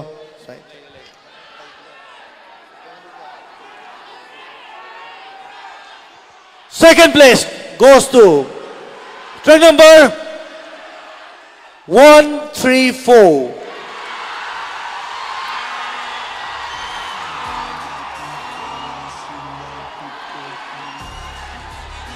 Maradona Ketri Mayum Muscle Factory Kakching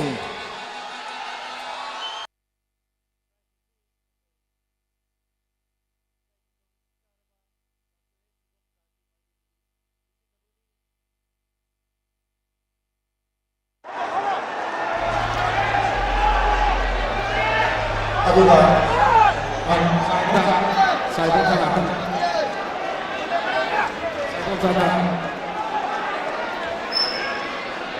aduga khoi sar ngak tang leibi kho aduga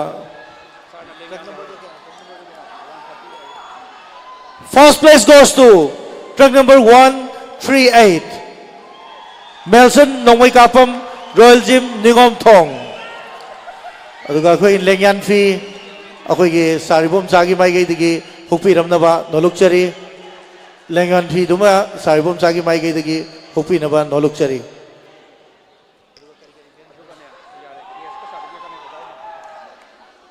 case amadi certificate akhoi gi ojau ma kan tagi mai gai digi kusin nabi na ba noluk chari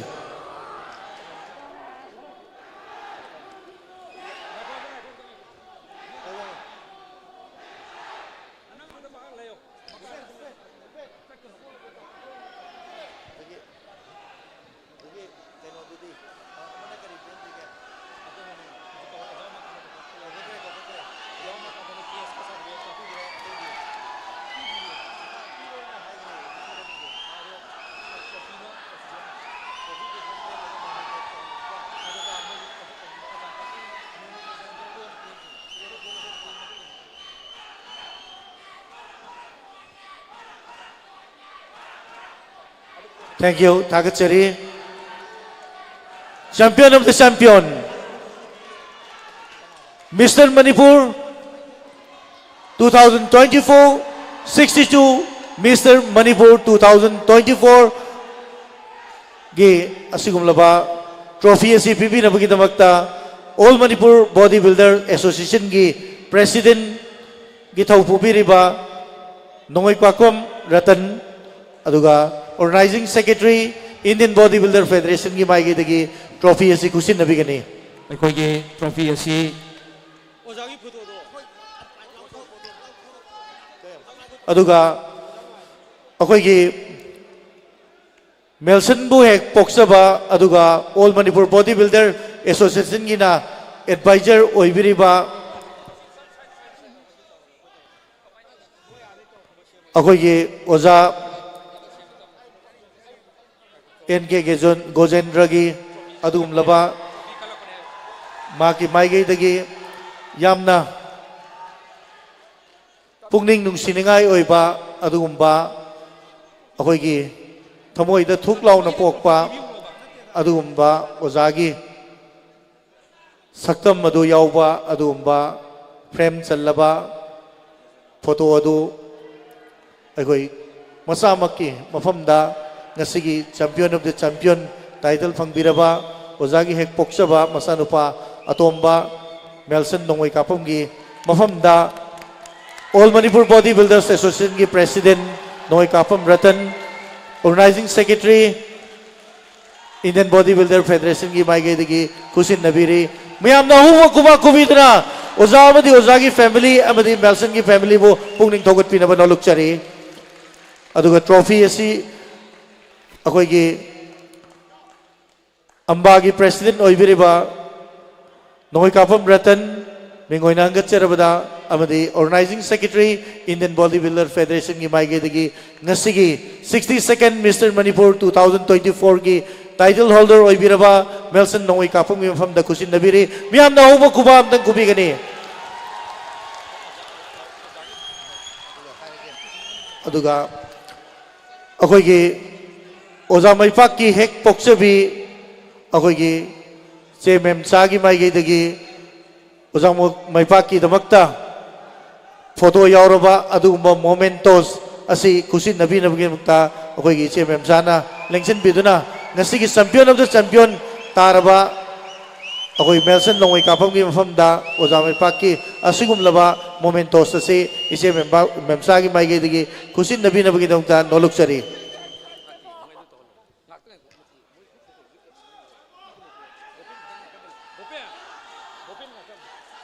Bupen amtang ngaktang akoi gi prize pribagi keno semta loisan gi ge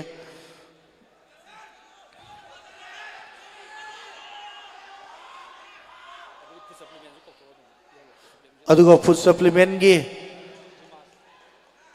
Twist Nutrition Store की माइगे दगी Fuel House की माइगे दगी अकोई की Nutrition कुसिन नबी नबा remarks ना लेंथोक पिरक नबा नोलुक चरी remarks लेंथोक पिरक नबा नोलुक चरी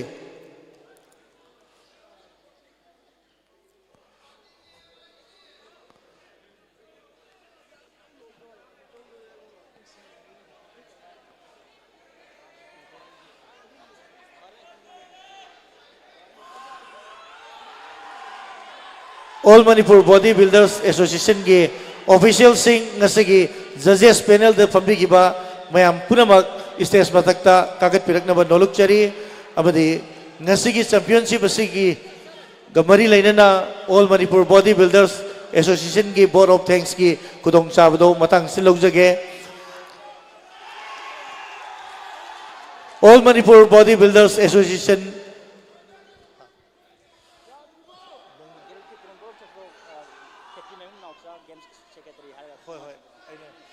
All Manipur Bodybuilders Association Amba Amadi Manipur University Student Union Anina Kusum Naduna Pangtok Java 62nd Mr. Manipur 2024 Asigi Asigum Laba Championship Asibu Mapung Pana Pangtok Pada Asawat Hodang Lobi Riba Akoigi Musugi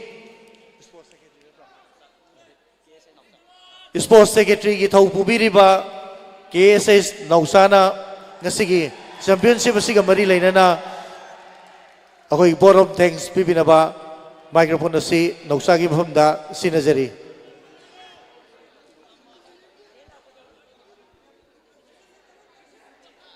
अकोई की KTM Nausa KSS Nausa लेंकेट पिरकनबा नोलुकचरी board of thanks पिबिनबा की दमकता All Manipur Bodybuilders Association के official Singh लोई नमक stage पर तक लेकर पिरक नबा नौलुक चरी